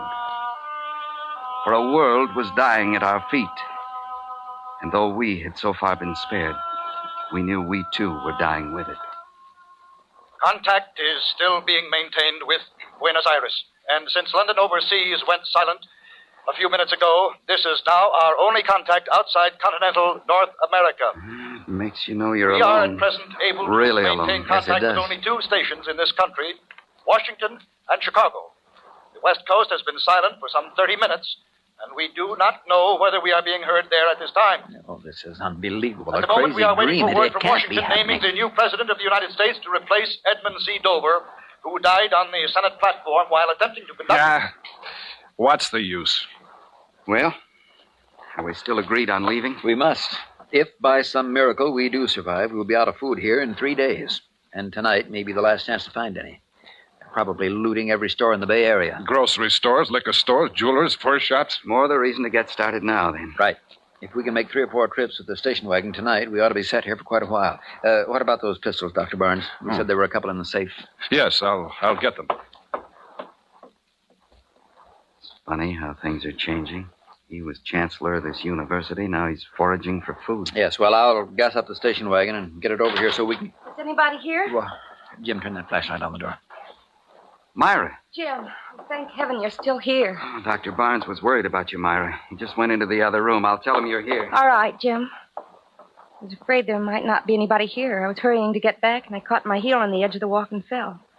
I think I hit my head. Tripped and fell, the whole world dying, and you trip and fall. I guess it is funny. Myra? Bill. What is it? What's wrong? Dr. Barnes is lying just outside. Dead. Plague? Yes. But he got the pistols. Here. Thanks. Do you know how to use one of these, Jim? In a general way. Well, we'd better get started, Bill. We shouldn't be too long, Myra. You're not going to leave me here alone. Well, she's right, Jim. I wouldn't want to be left alone either. All right. Let's go.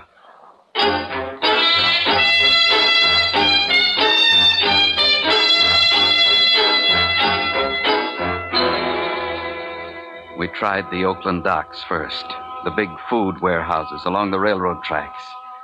It was a dead end. From a mile away, we could see the blaze towering into the night sky. The whole dock area was in flames.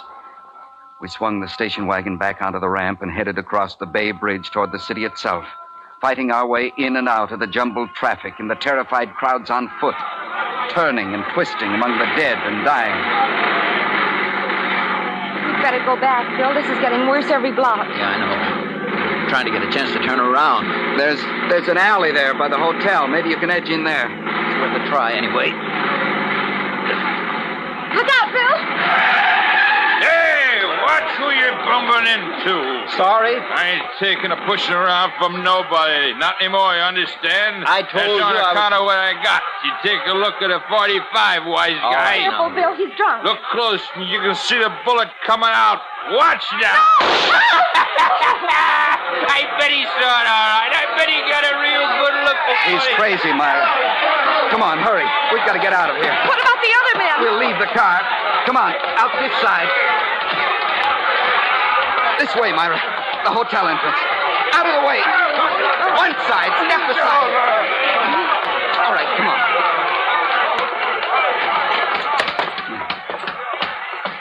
What can we do, Jim? They saw us come in. They'll be after us any second. The stairway there, next to the elevators. Hurry, Myra.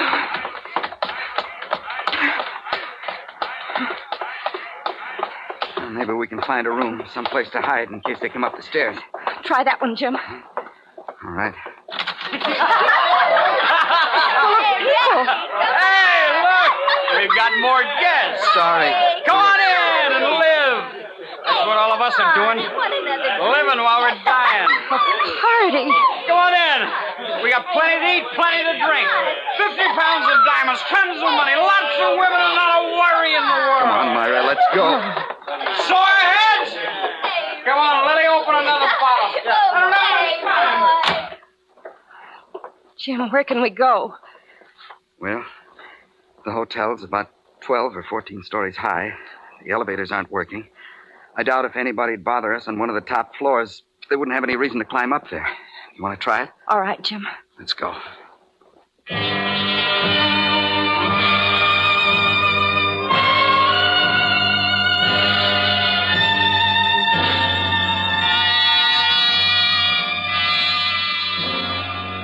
For 5 days, we stayed on the top floor of the hotel, and no one came up to bother us. Twice, with pistol in hand, I left Myra in the room and slipped down into the streets to forage for food and supplies. Gradually, over the 3 days, I saw the mobs diminish, thin out, as the scarlet plague continued to rage unchecked. Then finally, on the morning of the 6th day, I brought Myra down from the room to see what had happened to the city. There's not a person in sight, Jim. No one but us. Not another living soul as far as you can see. Listen. There's not a sound. A dead world. But there must be others, Jim. Not just us. They're hiding. We'll take a car and drive and look for them. There must be others. But she was wrong. We drove for 100 miles, all over the city and the countryside around it. And when we finally stopped on a hill above the bay, we knew that there was not another living soul in the whole city. We were the only human beings left alive in San Francisco. And most likely the only ones in the entire world. But why, Jim? Why us and no one else? I don't know why. I don't know why any of this. It's just too vast to begin to comprehend. But we're alive. That's the only thing that's certain. We're both alive. To be alone, to be the only living human in the world, would mean terror. Absolute terror and insanity. I feel guilty somehow. Being alive when everyone else is dead. There can't be any guilt when you don't have a choice. It was nothing we did. And besides, Myra, don't you see what it means? Since we've been spared, mankind itself has been spared, and civilization. We'll have children. We'll teach them. See that they remember and pass on the greatness of the past. Yes. Oh, yes. Together. Together we can do it. We can give mankind another chance. You and I, Myra. We can keep it from being lost forever. Together, everything's different. There's a new hope, something to live for and work for. And we... What's wrong, Jim? Myra, What? your face. It's turning scarlet.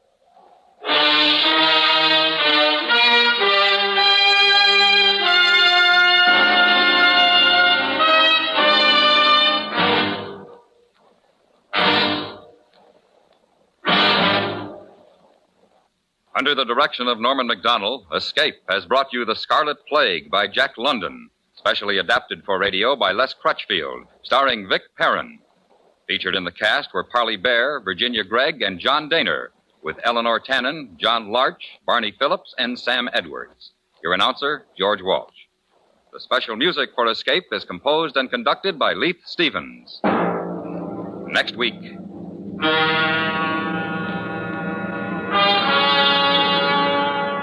You are standing in the bedroom of an English inn, the sound of revelry coming faintly up the stairs. While in the shadows across the room from you, the gun in his hand already aimed at you, is an enemy agent whose success depends upon your death. So listen next week when Escape brings you Ben Wright's story, Affair at Mandrake.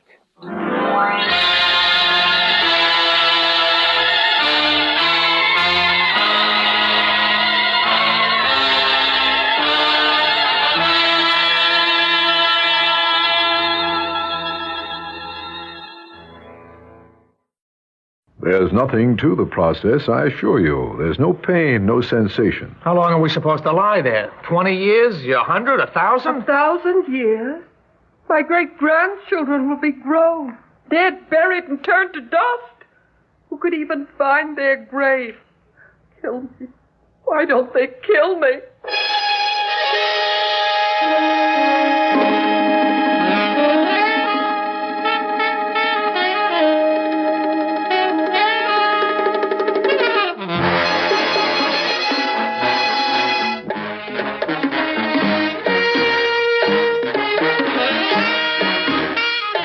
Theater 5 presents Cold Storage.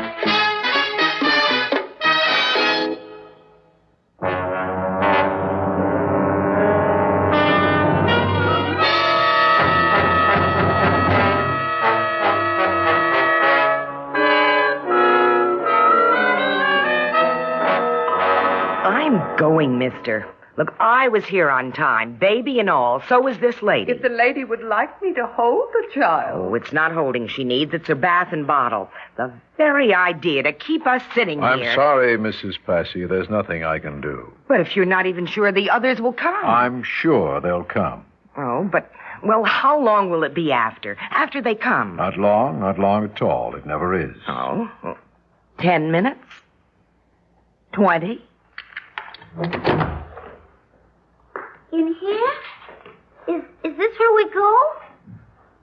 Oh, it's so tiny. This is a room? I seen a bigger matchbox. Hey, what is all this, man? Thousands of people, 1,000 rooms. Me and Marie got a date.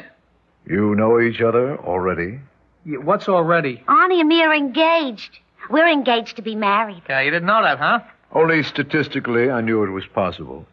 Are you sure we're in the right room? The rooms are all the same down here, Mr. Revs. Won't you sit down? Well, what for? We're okay. We're clear. The future Mr. and Mrs. Arnie Revs. You see? A grandmother, a mother, now a couple in love.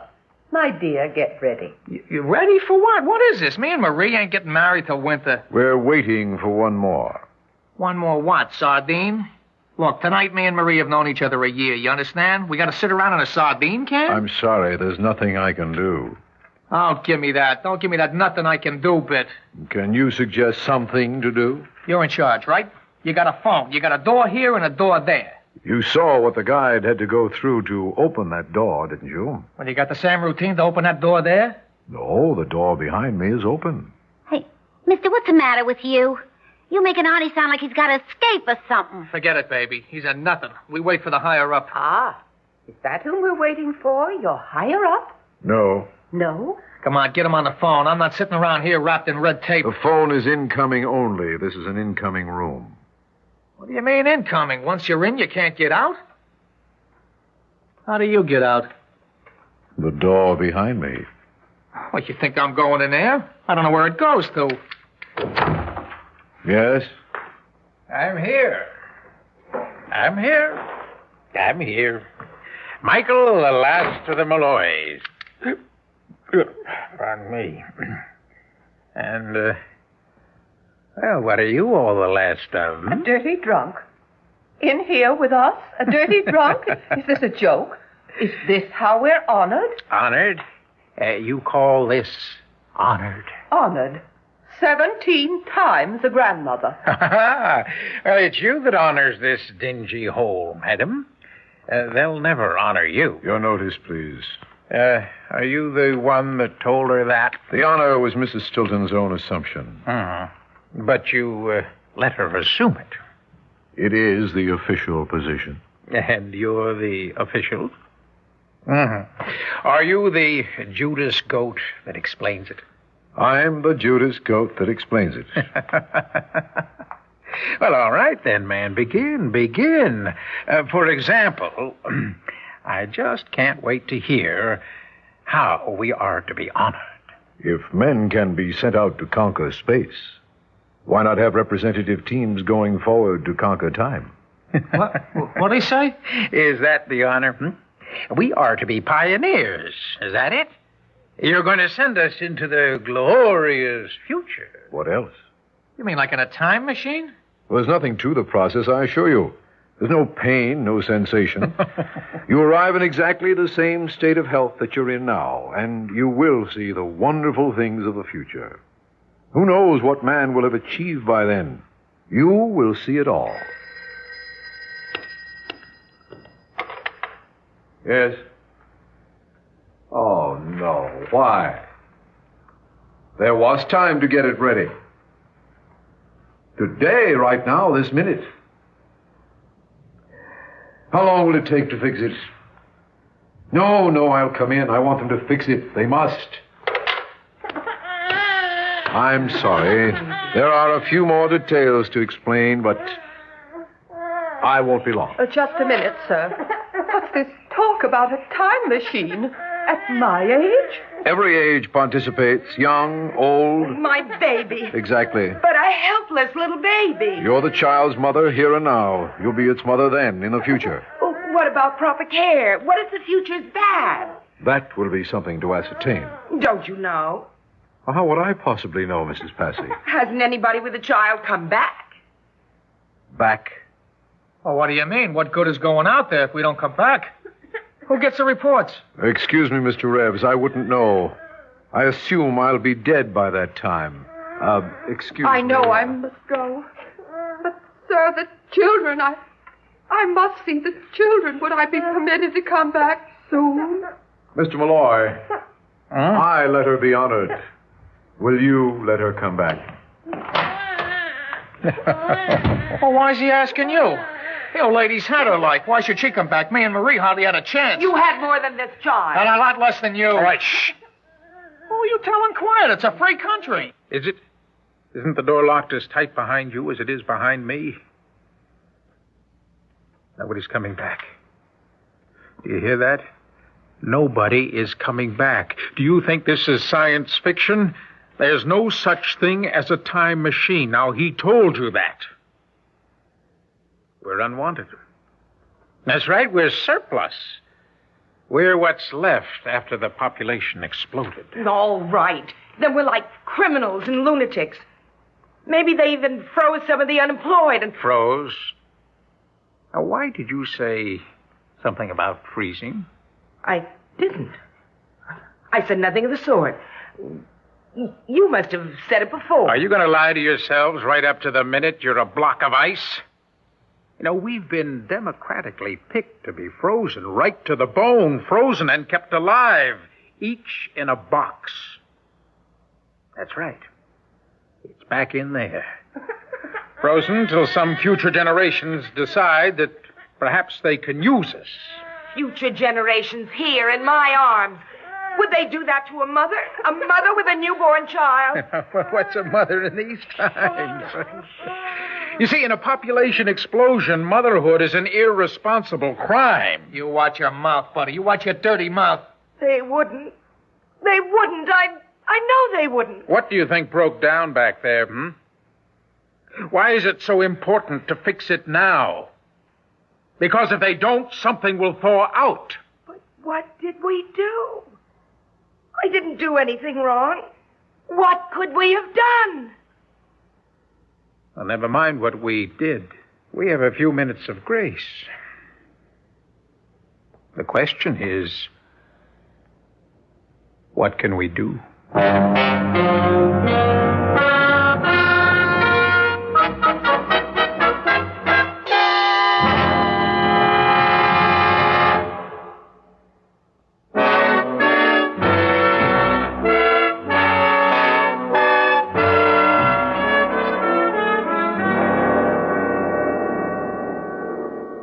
I'm sure I didn't do anything wrong. What do you think broke down back there? What do they have to fix? I think it's rows and rows of filing cabinets. Every drawer big enough and deep enough for a person to be filed away in. Can't be true. I can't believe it. I can't believe it. Why should you? You drunk, scaring people? What are you trying to do? Would I scare you with the truth, lady? Or should I let you go on thinking there's a way to come back? If you believe it's the truth, why did you come? They dragged me. They dragged me, Grandma. Look at me.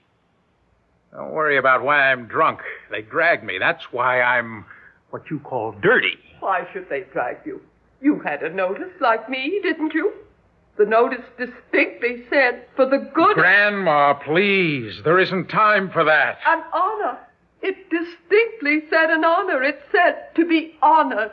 Then why am I here? Now, you yourself said it. How could it be an honor with someone like me?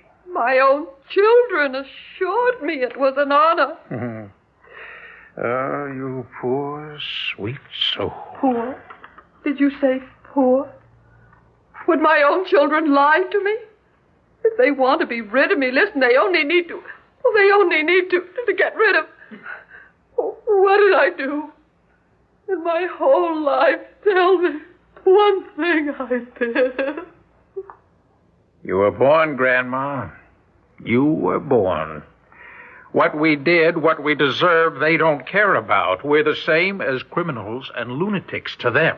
But we are grandmothers. We are mothers. Fine. Keep on saying it. Mothers, grandmothers, lovers, and dreamers. Just soothe yourselves with the proud words till you're a frozen lump. They're words that mean we don't belong here. But we are here, just like the criminals and the lunatics before us.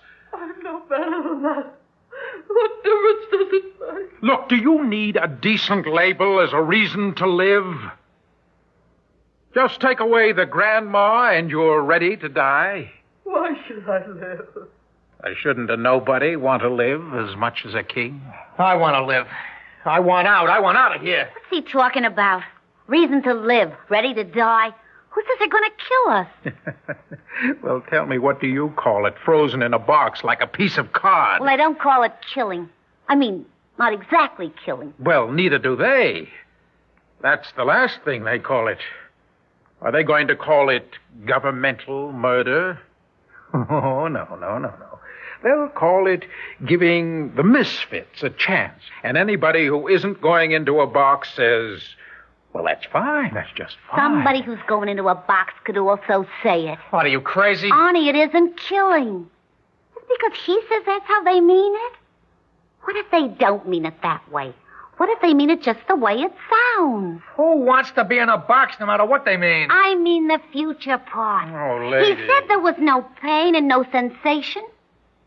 And Arnie, we wake up in love.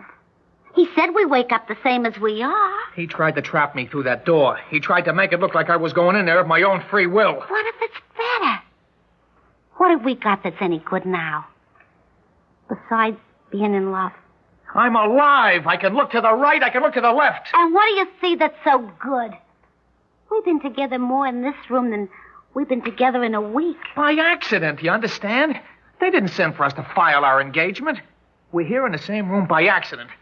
All right, now, what if one of us was here and the other still up in the street? Hey, it could have been that way, you know. But one of us isn't up in the street. It's a break. That's what it is. Look, it's like having your fortune told. Who knows what it'll be like? Maybe the world will be nice for us. Barney, is it so good now? I don't know. I don't know what's good and what's better, but I'm alive for sure now. Well, we'll all wake up among the criminals, the lunatics, and the unemployed. Well, isn't that right? Don't they get their crack at a better time, at the better world of the future? Wait a minute, buddy. You move things kind of fast. Well, how much time have we got, Buster? Look, do you want to step through that door and ask? Look, maybe in the future they'll have found the cures. No mad people, no crime. That'd take more than a short nap, lady. How long are we supposed to lie there? 20 years? Oh, 100, 1,000. What are you talking about? 1,000 years? Why not? 1,000 years? My great-grandchildren grown, dead, buried, and turned to dust. Who could even find their grave? Kill me. Why don't they kill me? Why do you listen to him? He don't believe it himself. Well, she's right. You know, I don't think they'll ever wake us, ever at all. That is, unless there's a war. A war? Yeah. They'll wake us to fight? Mm-hmm, it could be. To fight what? A cobalt bomb. Well, if ever there was a war, you'd wake up because the refrigeration plant would be wrecked. You mean we'd thaw out and wake up in the dark? Yes, lady. The baby and me in a box? Oh, come on. We wouldn't even know what century it was. Mm-hmm. What century we were dying Why in. are you scaring yourself this way? What if there was a war right now, this minute? What'd be the difference if there was a war then or now? Never mind the war. Can't you see what I mean? The only time you'll wake is in case something goes wrong. Yeah, but you don't know that. You know, you're the kind that sees everything black. You gotta overthrow everything. Now, why would they want to wake us? Why would they want to wake us ever? If we're no use to them now, why would we be of use later on? Who needs an old grandmother later? What's her use with her own grandchildren dead and gone, huh? And who wants the mother of somebody else's child? Or what's the use of two kids in the closed circle of their own love? Look, it's a matter of people, not of youth. It's up to the people what happens to us. Then why are we here? We're here because this is where people put us. That's the people that are now. Later maybe, people will be nicer. Oh, no. Why? Who will the people be later? Will they be your descendants or mine? Taught what you want them to be taught? No. We'll be frozen down here. Up there will be the descendants of the same people who put us here. You understand? We won't have any descendants. I've got grandchildren. Great-grandchildren, their children. How long can they remember? Stop it! Leave her alone. What are you yelling at her for? All right, now listen to me. We have to decide. Oh, help us. Help us, someone. Oh, he was the baby. Wait a minute. Decide. We got a choice? Now, couldn't we decide, all of us, no matter what, we wouldn't go in there? Couldn't we decide to make them call it murder? How can you Murder? do that? Who would murder a child? Oh, please. Please let her sleep again. Let her sleep till there's no pain, no sensation. All right, now listen to me. If there's a murder, why should it be us? It could be one of them. Well, couldn't it? Now, suppose we grab that official as he comes back. Suppose we slam the door behind him. Then we'd have a hostage. Then we'd free him if they freed us, right? Yeah, but if it comes to that, what if we have to kill him? Maybe they'll take us back out of here to stand trial for murder.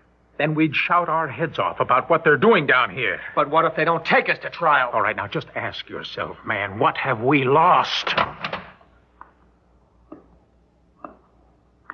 Now kick the door shut. All right, I got him. What are you doing? My arm. Let go of my arm. We're not going back through that door, mister. We're just not answering the call. We're all staying right in here. In here? No. Let me out. We're all staying here. No, this is where they do it, right in these rooms. My arm, please. You break his arm. I'll break his neck. We're not moving. We know what you went back there to fix. Well, I went to fix my transfer. I wanted to transfer. I can't stand it anymore. I'm what he called me before, a Judas goat. I wait with the others until it's time to happen, but I begged them to transfer me. I begged them. They wouldn't do it. All right, sit down, mister. Sit down. No, this is where they do it. We've got to get out. It's instantaneous. You don't even know when it happens. It cuts you off in the middle of a word, of a syllable. Please, we could be safe back in there. We could fight all together. We have to get out. Now open that door. Please open that door. I say keep it shut. Get it over. Get us out of here. Get it over. It happens so fast it freezes you in the middle of a thought. Shut up. We're staying. We don't believe you. Oh, please don't get it. You've got to believe me. What if he's right? What if it comes and we don't even know it? Me standing against the door and you holding his arm. Shut up. You just shut up. I have to think. There isn't time to think. There isn't time, I tell you. All right, try the door. There isn't time. We've got to get out. It'll happen before you know it. There just isn't time. You've got to do it.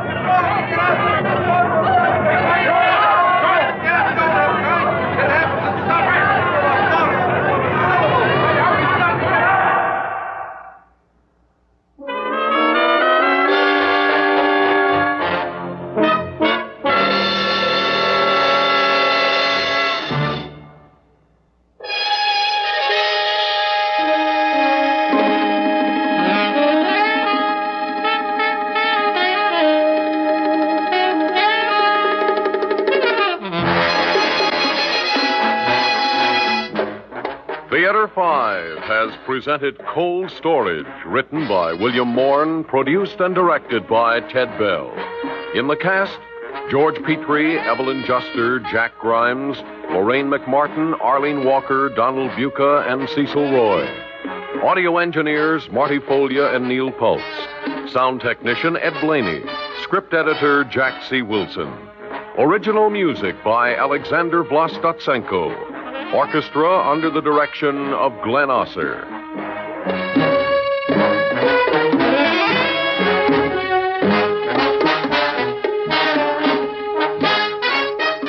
Executive producer for Theater 5, Lee Bowman.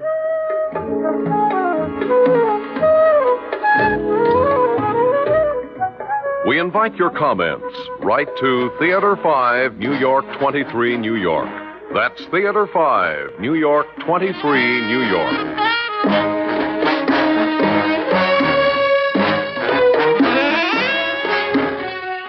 This is Fred Foy speaking.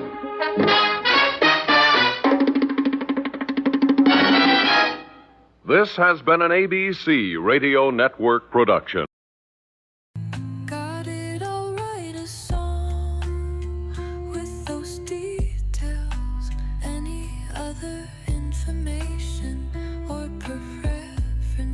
You'd like to add.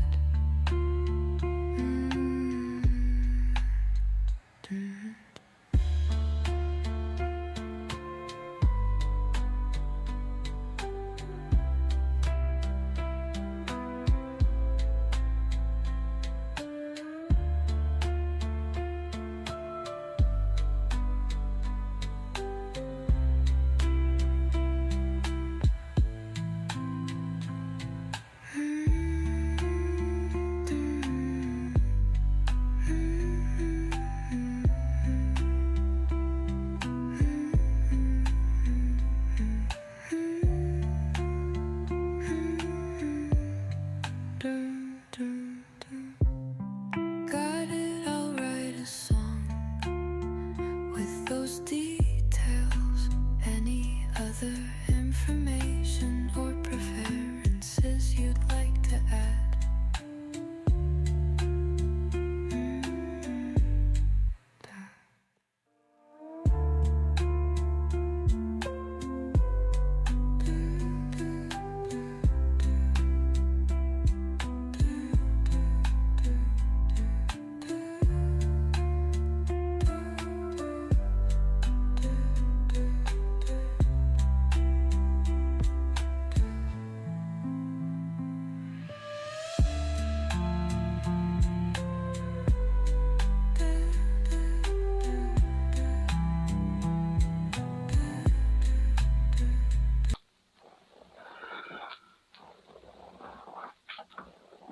reports in San Francisco.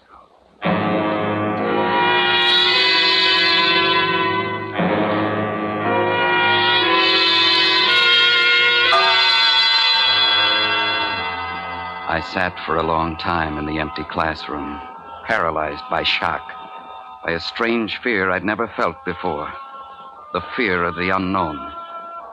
The girl had walked into my class smiling and talking, and now she lay dead at the back of the room. Why?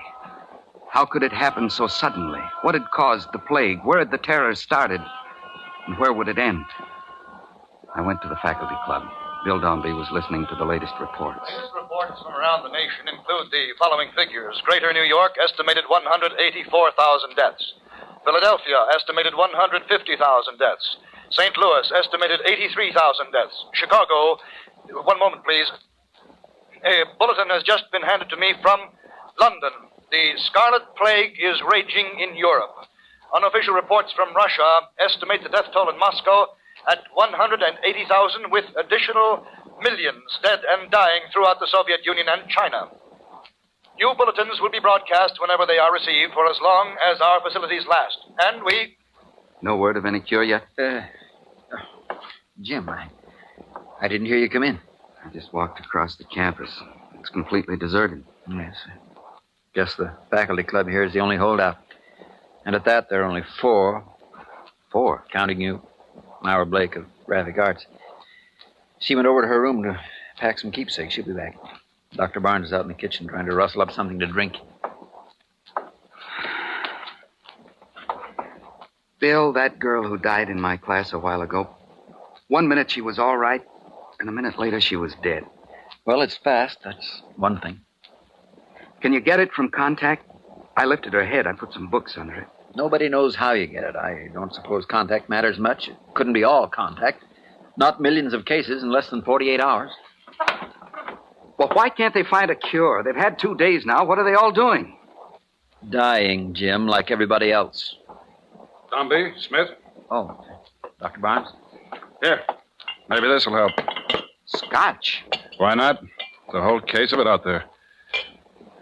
I think it might be a good idea to keep that radio on. Yes, you're probably right, Dr. Barnes. Technicians, engineers, they've died by thousands all over the country. How much longer can services like radio, telephones, transportation... A few minutes ago. All conveyances, regardless of ownership or occupancy, are being stopped and turned back at Army control points. Stay where you are. Do not attempt to travel. You are no safer in one place than another.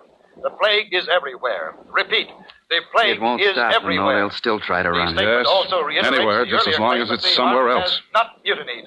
Repeat, the Army has not mutinied. It must be getting Statement rough was signed out by there. Edmund C. Dover, Senate member and acting President of the United States, and by the Joint Chiefs of Staff. In a bulletin just handed to me, Johns Hopkins regretfully states that Dr. Theodore von Zwickler, who had earlier announced partial success in identifying the causative agent of the plague, has just died. Though Dr. Zwickler left no notes on his work, hospital personnel continue to... What happened to the lights? Power failure, I guess. It was bound to happen sooner or later. Well, there's a flashlight in that desk drawer. I got it. There's a portable radio with batteries in the game room. Oh, let's leave it for the moment, Dr. Barnes. Yes, the liquor sounds better than the news. Well, in that case, wonder what's keeping Miss Blake. She was coming right back. Hey, wait a minute. Where's that light coming from? It's like a fire. Maybe we can see from the windows. Not one fire, 1,000 fires. Down there, toward the bay. Berkeley, Oakland, and over in the city. Why? What started them? Open! Can't you hear why, Jim? Gunfire. Yes. They're not waiting for the plague to do the job. No. They're already out in force. The looters, the maimers, the robbers, people with a hate and a grievance. If it started already, it'll get a lot worse. Oh, yes. It'll get worse.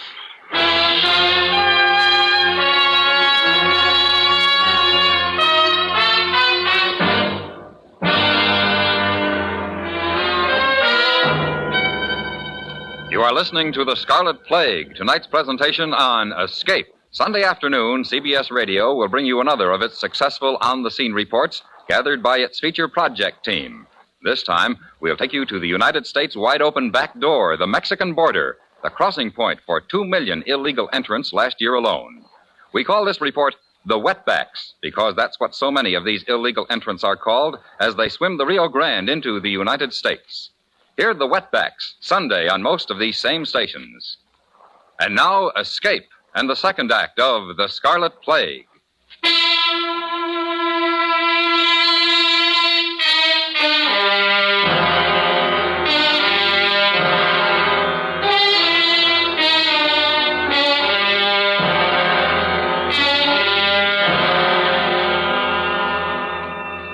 We stood at the window of the faculty club, looking out across the campus, down over the hills toward the bay, where fires lit up the growing night, and where even fiercer fires of greed and lust and hate burned in hearts that were beating their last hours or even seconds of life in this world. For a world was dying at our feet, and though we had so far been spared, we knew we too were dying with it. Contact is still being maintained with Buenos Aires, and since London Overseas went silent a few minutes ago, this is now our only contact outside continental North America. Makes you know you're We alone. are at present able Really to maintain alone. contact with only 2 stations in this country, Washington and Chicago. The West Coast has been silent for some 30 minutes, and we do not know whether we are being heard there at this time. Oh, this is unbelievable. At A the moment, we crazy are waiting dream. for word It from can't be Washington naming happening. the new president of the United States to replace Edmund C. Dover, who died on the Senate platform while attempting to conduct... What's the use? Well, are we still agreed on leaving? We must. If by some miracle we do survive, we'll be out of food here in 3 days. And tonight may be the last chance to find any. They're probably looting every store in the Bay Area. Grocery stores, liquor stores, jewelers, fur shops. More the reason to get started now, then. Right. If we can make 3 or 4 trips with the station wagon tonight, we ought to be set here for quite a while. What about those pistols, Dr. Barnes? You said there were a couple in the safe. Yes, I'll get them. It's funny how things are changing. He was chancellor of this university. Now he's foraging for food. Yes, well, I'll gas up the station wagon and get it over here so we can... Is anybody here? Well, Jim, turn that flashlight on the door. Myra. Jim, thank heaven you're still here. Oh, Dr. Barnes was worried about you, Myra. He just went into the other room. I'll tell him you're here. All right, Jim. I was afraid there might not be anybody here. I was hurrying to get back, and I caught my heel on the edge of the walk and fell. I think I hit my head. Tripped and fell, the whole world dying, and you trip and fall. I guess it is funny. Myra? Bill. What is it? What's wrong? Dr. Barnes is lying just outside. Dead. Plague? Yes. But he got the pistols. Here. Thanks. Do you know how to use one of these, Jim? In a general way. Well, we'd better get started, Bill. We shouldn't be too long, Myra. You're not going to leave me here alone. Well, she's right, Jim. I wouldn't want to be left alone either. All right. Let's go.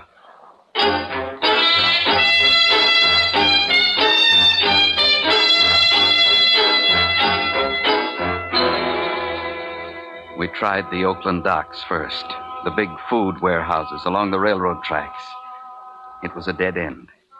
From a mile away, we could see the blaze towering into the night sky. The whole dock area was in flames. We swung the station wagon back onto the ramp and headed across the Bay Bridge toward the city itself, fighting our way in and out of the jumbled traffic and the terrified crowds on foot, turning and twisting among the dead and dying. We'd better go back, Bill. This is getting worse every block. Yeah, I know. I'm trying to get a chance to turn around. There's an alley there by the hotel. Maybe you can edge in there. It's worth a try anyway. Look out, Bill! Hey, watch who you're bumping into. Sorry? I ain't taking a pushing around from nobody. Not anymore, you understand? I told That's on you account of what I got. You take a look at a 45, wise guy. Careful, Bill. He's drunk. Look close, and you can see the bullet coming out. Watch now. I bet he saw it all right. I bet he got a real good look at He's crazy, Myra. Come on, hurry. We've got to get out of here. What about the other men? We'll leave the car. Come on, out this side. This way, Myra. The hotel entrance. Out of the way. One side. Step aside. All right, come on.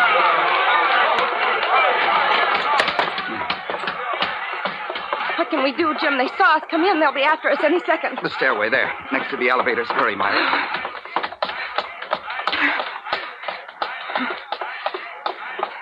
Maybe we can find a room, someplace to hide in case they come up the stairs.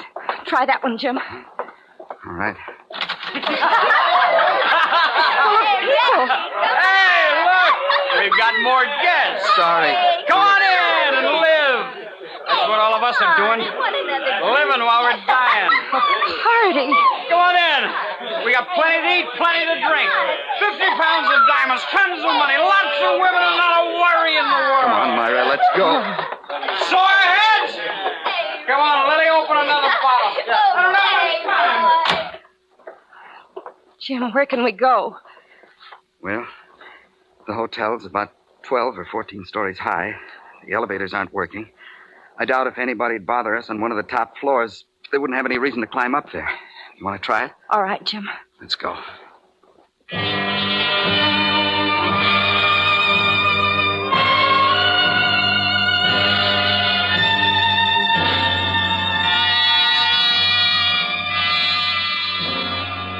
For 5 days, we stayed on the top floor of the hotel, and no one came up to bother us. Twice, with pistol in hand, I left Myra in the room and slipped down into the streets to forage for food and supplies. Gradually, over the 3 days, I saw the mobs diminish, thin out, as the scarlet plague continued to rage unchecked. Then finally, on the morning of the 6th day, I brought Myra down from the room to see what had happened to the city. There's not a person in sight, Jim. No one but us. Not another living soul as far as you can see. Listen. There's not a sound. A dead world. But there must be others, Jim. Not just us. They're hiding. We'll take a car and drive and look for them. There must be others. But she was wrong.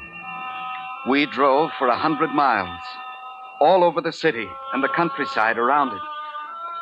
And when we finally stopped on a hill above the bay, we knew that there was not another living soul in the whole city. We were the only human beings left alive in San Francisco. And most likely the only ones in the entire world. But why, Jim? Why us and no one else? I don't know why. I don't know why any of this. It's just too vast to begin to comprehend. But we're alive. That's the only thing that's certain. We're both alive. To be alone, to be the only living human in the world, would mean terror. Absolute terror and insanity. I feel guilty somehow. Being alive when everyone else is dead. There can't be any guilt when you don't have a choice. It was nothing we did. And besides, Myra, don't you see what it means? Since we've been spared, mankind itself has been spared, and civilization. We'll have children. We'll teach them. See that they remember and pass on the greatness of the past. Yes. Oh, yes. Together. Together we can do it. We can give mankind another chance. You and I, Myra. We can keep it from being lost forever. Together, everything's different. There's a new hope, something to live for and work for. And we... What's wrong, Jim? Myra. What? Your face. It's turning scarlet.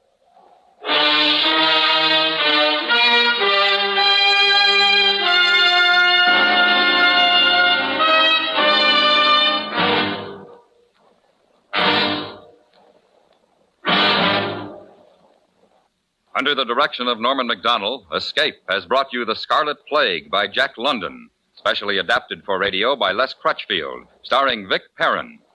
Featured in the cast were Parley Bear, Virginia Gregg, and John Daner, with Eleanor Tannen, John Larch, Barney Phillips, and Sam Edwards. Your announcer, George Walsh. The special music for Escape is composed and conducted by Leith Stevens. Next week.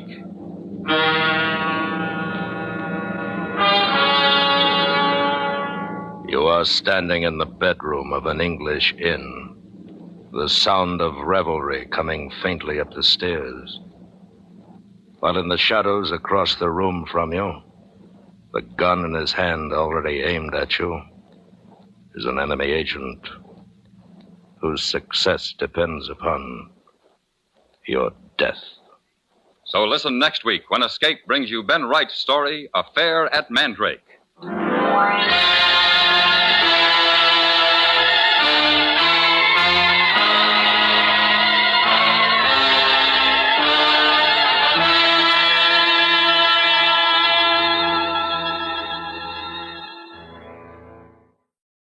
There's nothing to the process, I assure you. There's no pain, no sensation. How long are we supposed to lie there? 20 years? 100? 1,000? 1,000 years? My great-grandchildren will be grown, dead, buried, and turned to dust. Who could even find their grave? Kill me. Why don't they kill me?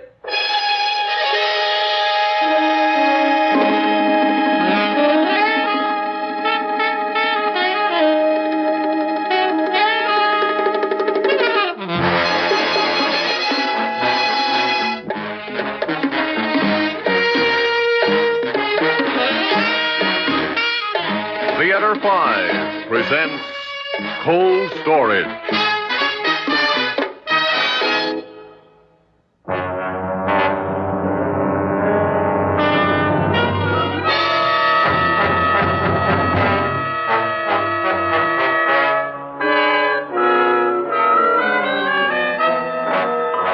I'm going, mister. Look, I was here on time, baby and all. So was this lady. If the lady would like me to hold the child. Oh, it's not holding she needs. It's her bath and bottle. The very idea to keep us sitting I'm here. sorry, Mrs. Passy. There's nothing I can do. But if you're not even sure the others will come. I'm sure they'll come. Oh, but, well, how long will it be after they come? Not long at all. It never is. Oh, 10 minutes? 20? In here? Is this where we go? Oh, it's so tiny. This is a room? I seen a bigger matchbox. Hey, what is all this, man? Thousands of people, 1,000 rooms. Me and Marie got a date. You know each other already? What's already? Arnie and me are engaged. We're engaged to be married. Yeah, you didn't know that, huh? Only statistically, I knew it was possible. Are you sure we're in the right room? The rooms are all the same down here, Mr. Revs. Won't you sit down? Well, what for? We're okay. We're clear. The future Mr. and Mrs. Arnie Revs. You see? A grandmother, a mother, now a couple in love. My dear, get ready. You ready for what? What is this? Me and Marie ain't getting married till winter. We're waiting for one more. One more what, sardine? Look, tonight me and Marie have known each other a year, you understand? We gotta sit around in a sardine can? I'm sorry, there's nothing I can do. Oh, give me that. Don't give me that nothing I can do bit. Can you suggest something to do? You're in charge, right? You got a phone. You got a door here and a door there. You saw what the guide had to go through to open that door, didn't you? Well, you got the same routine to open that door there? No, the door behind me is open. Hey, mister, what's the matter with you? You're making Arnie sound like he's got to escape or something. Forget it, baby. He's a nothing. We wait for the higher up. Ah, is that whom we're waiting for? Your higher up? No. No? Come on, get him on the phone. I'm not sitting around here wrapped in red tape. The phone is incoming only. This is an incoming room. What do you mean incoming? Once you're in, you can't get out? How do you get out? The door behind me. What, you think I'm going in there? I don't know where it goes to. Yes? I'm here. Michael, the last of the Malloys. Pardon me. And, well, what are you all the last of? A dirty drunk. In here with us? A dirty drunk? Is this a joke? Is this how we're honored? Honored? You call this honored? Honored. 17 times a grandmother. Well, it's you that honors this dingy hole, madam. They'll never honor you. Your notice, please. Are you the one that told her that? The honor was Mrs. Stilton's own assumption. But you let her assume it. It is the official position. And you're the official? Are you the Judas goat that explains it? I'm the Judas goat that explains it. Well, all right then, man. Begin. For example, I just can't wait to hear how we are to be honored. If men can be sent out to conquer space, why not have representative teams going forward to conquer time? What do you say? Is that the honor? We are to be pioneers. Is that it? You're going to send us into the glorious future. What else? You mean like in a time machine? There's nothing to the process, I assure you. There's no pain, no sensation. You arrive in exactly the same state of health that you're in now, and you will see the wonderful things of the future. Who knows what man will have achieved by then? You will see it all. Yes? Oh, no. Why? There was time to get it ready. Today, right now, this minute. How long will it take to fix it? No, I'll come in. I want them to fix it. They must. I'm sorry. There are a few more details to explain, but I won't be long. Just a minute, sir. What's this talk about a time machine? At my age? Every age participates, young, old. My baby. Exactly. But a helpless little baby. You're the child's mother here and now. You'll be its mother then, in the future. Well, what about proper care? What if the future's bad? That will be something to ascertain. Don't you know? Well, how would I possibly know, Mrs. Passy? Hasn't anybody with a child come back? Back? Well, what do you mean? What good is going out there if we don't come back? Who gets the reports? Excuse me, Mr. Rebs. I wouldn't know. I assume I'll be dead by that time. Excuse me. I know I must go. But, sir, the children, I must see the children. Would I be permitted to come back soon? Mr. Malloy, I let her be honored. Will you let her come back? Well, why is he asking you? The old lady's had her like. Why should she come back? Me and Marie hardly had a chance. You had more than this child. And a lot less than you. All right, shh. Who are you telling quiet? It's a free country. Is it? Isn't the door locked as tight behind you as it is behind me? Nobody's coming back. Do you hear that? Nobody is coming back. Do you think this is science fiction? There's no such thing as a time machine. Now, he told you that. We're unwanted. That's right, we're surplus. We're what's left after the population exploded. All right. Then we're like criminals and lunatics. Maybe they even froze some of the unemployed and... Froze? Now, why did you say something about freezing? I didn't. I said nothing of the sort. You must have said it before. Are you going to lie to yourselves right up to the minute you're a block of ice? You know, we've been democratically picked to be frozen right to the bone, frozen and kept alive, each in a box. That's right. It's back in there. Frozen till some future generations decide that perhaps they can use us. Future generations here in my arms. Would they do that to a mother? A mother with a newborn child? What's a mother in these times? You see, in a population explosion, motherhood is an irresponsible crime. You watch your mouth, buddy. You watch your dirty mouth. They wouldn't. They wouldn't. I know they wouldn't. What do you think broke down back there, Why is it so important to fix it now? Because if they don't, something will thaw out. But what did we do? I didn't do anything wrong. What could we have done? Well, never mind what we did. We have a few minutes of grace. The question is, what can we do?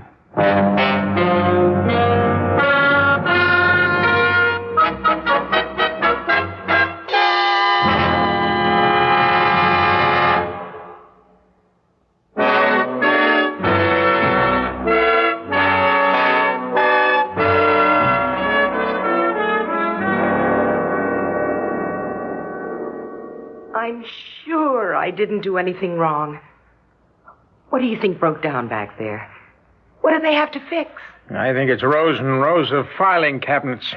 Every drawer big enough and deep enough for a person to be filed away in.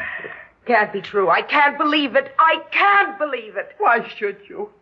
You drunk, scaring people? What are you trying to do? Would I scare you with the truth, lady? Or should I let you go on thinking there's a way to come back? If you believe it's the truth, why did you come? They dragged me. They dragged me, Grandma. Look at me. Don't worry about why I'm drunk. They dragged me. That's why I'm what you call dirty. Why should they drag you? You had a notice like me, didn't you? The notice distinctly said, for the good... Grandma, please. There isn't time for that. An honor. It distinctly said an honor. It said to be honored. Then why am I here? Now, you yourself said it. How could it be an honor with someone like me? My own children assured me it was an honor. Oh, you poor, sweet soul. Poor? Did you say poor? Would my own children lie to me? If they want to be rid of me, listen, they only need to... Well, they only need to get rid of...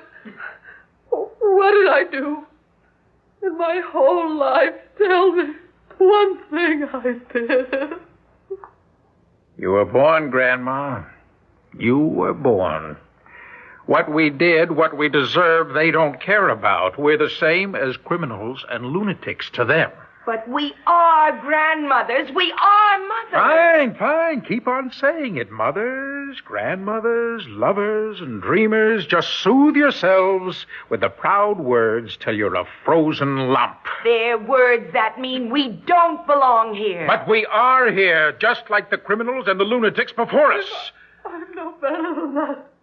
What difference does it make? Look, do you need a decent label as a reason to live? Just take away the grandma and you're ready to die. Why should I live? I shouldn't a nobody want to live as much as a king? I want to live. I want out. I want out of here. What's he talking about? Reason to live, ready to die? Who says they're going to kill us? Well, tell me, what do you call it? Frozen in a box like a piece of card. Well, I don't call it killing. I mean, not exactly killing. Well, neither do they. That's the last thing they call it. Are they going to call it governmental murder? Oh, no.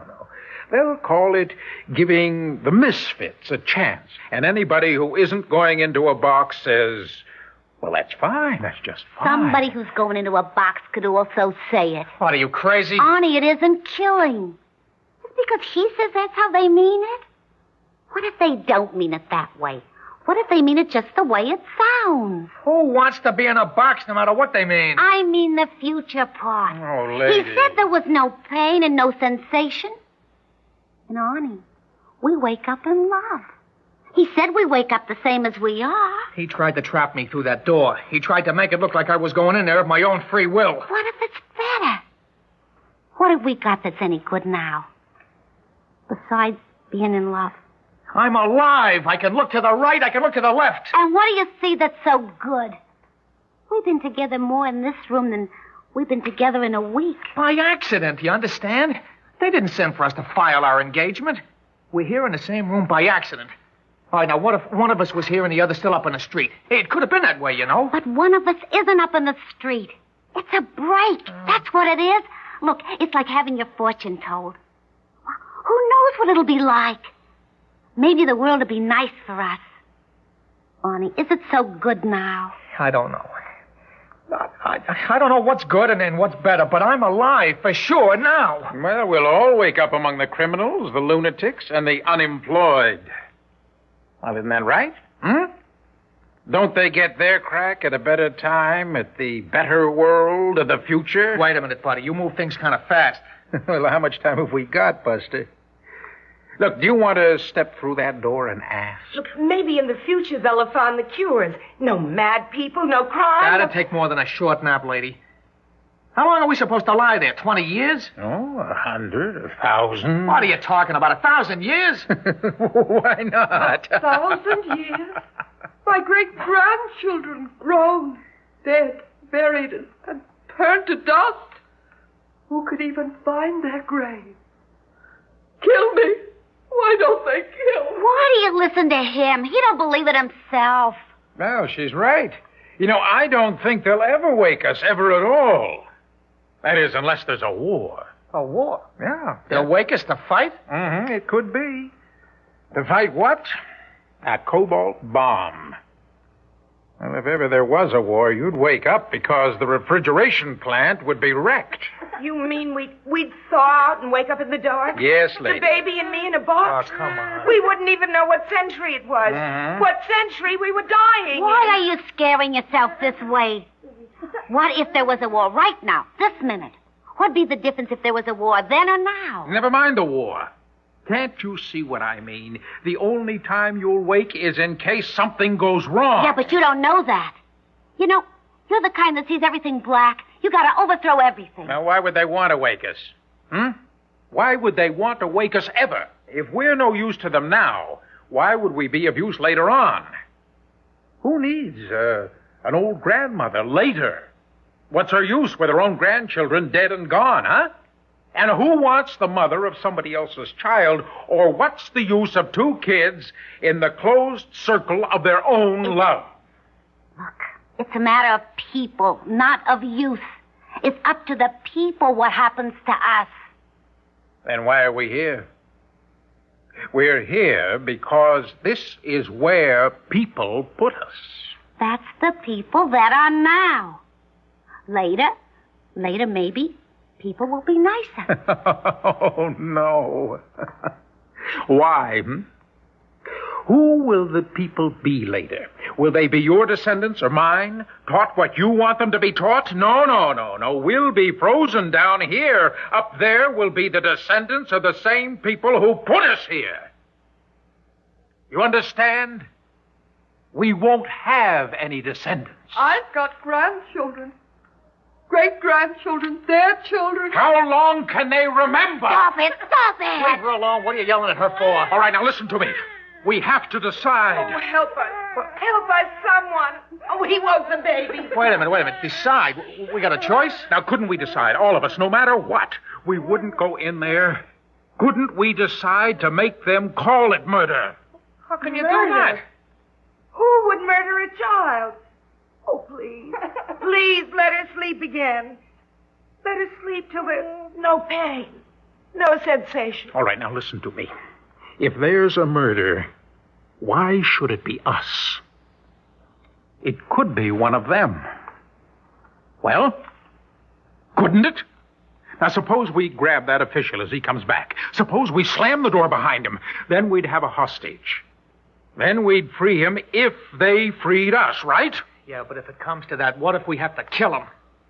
Maybe they'll take us back out of here to stand trial for murder.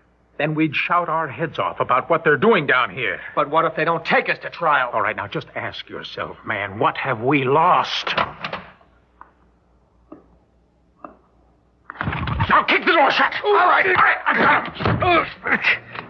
What are you doing? My arm. Let go of my arm. We're not going back through that door, mister. We're just not answering the call. We're all staying right in here. In here? No. Let me out. We're all staying here. No, this is where they do it, right in these rooms. My arm, please. You break his arm. I'll break his neck. We're not moving. We know what you went back there to fix. Well, I went to fix my transfer. I wanted a transfer. I can't stand it anymore. I'm what he called me before, a Judas goat. I wait with the others until it's time to happen, but I begged them to transfer me. I begged them. They wouldn't do it. All right, sit down, mister. Sit down. No, this is where they do it. We've got to get out. It's instantaneous. You don't even know when it happens. It cuts you off in the middle of a word, of a syllable. Please, we could be safe back in there. We could fight all together. We have to get out. Now open that door. Please open that door. I say keep it shut. Get it over. Get us out of here. Get it over. It happens so fast it freezes you in the middle of a thought. Shut up. We're staying. We don't believe you. Oh, please don't get it. You've got to believe me. What if he's right? What if it comes and we don't even know it? Me standing against the door and you holding his arm. Shut up. You just shut up. I have to think. There isn't time to think. There isn't time, I tell you. All right, try the door. There isn't Don't time. open it. We've got to get out. It'll happen before you know it. There just isn't time. You've got to do it. Get out. Get happens and stop it.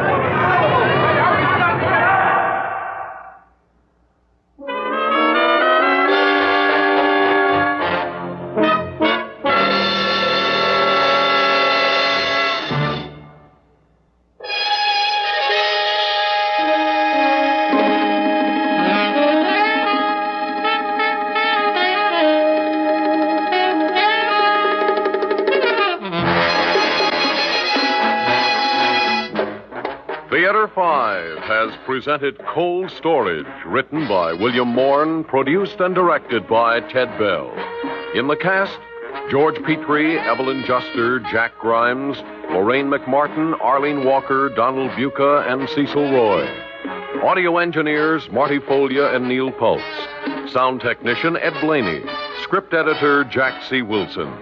Original music by Alexander Vlastotsenko.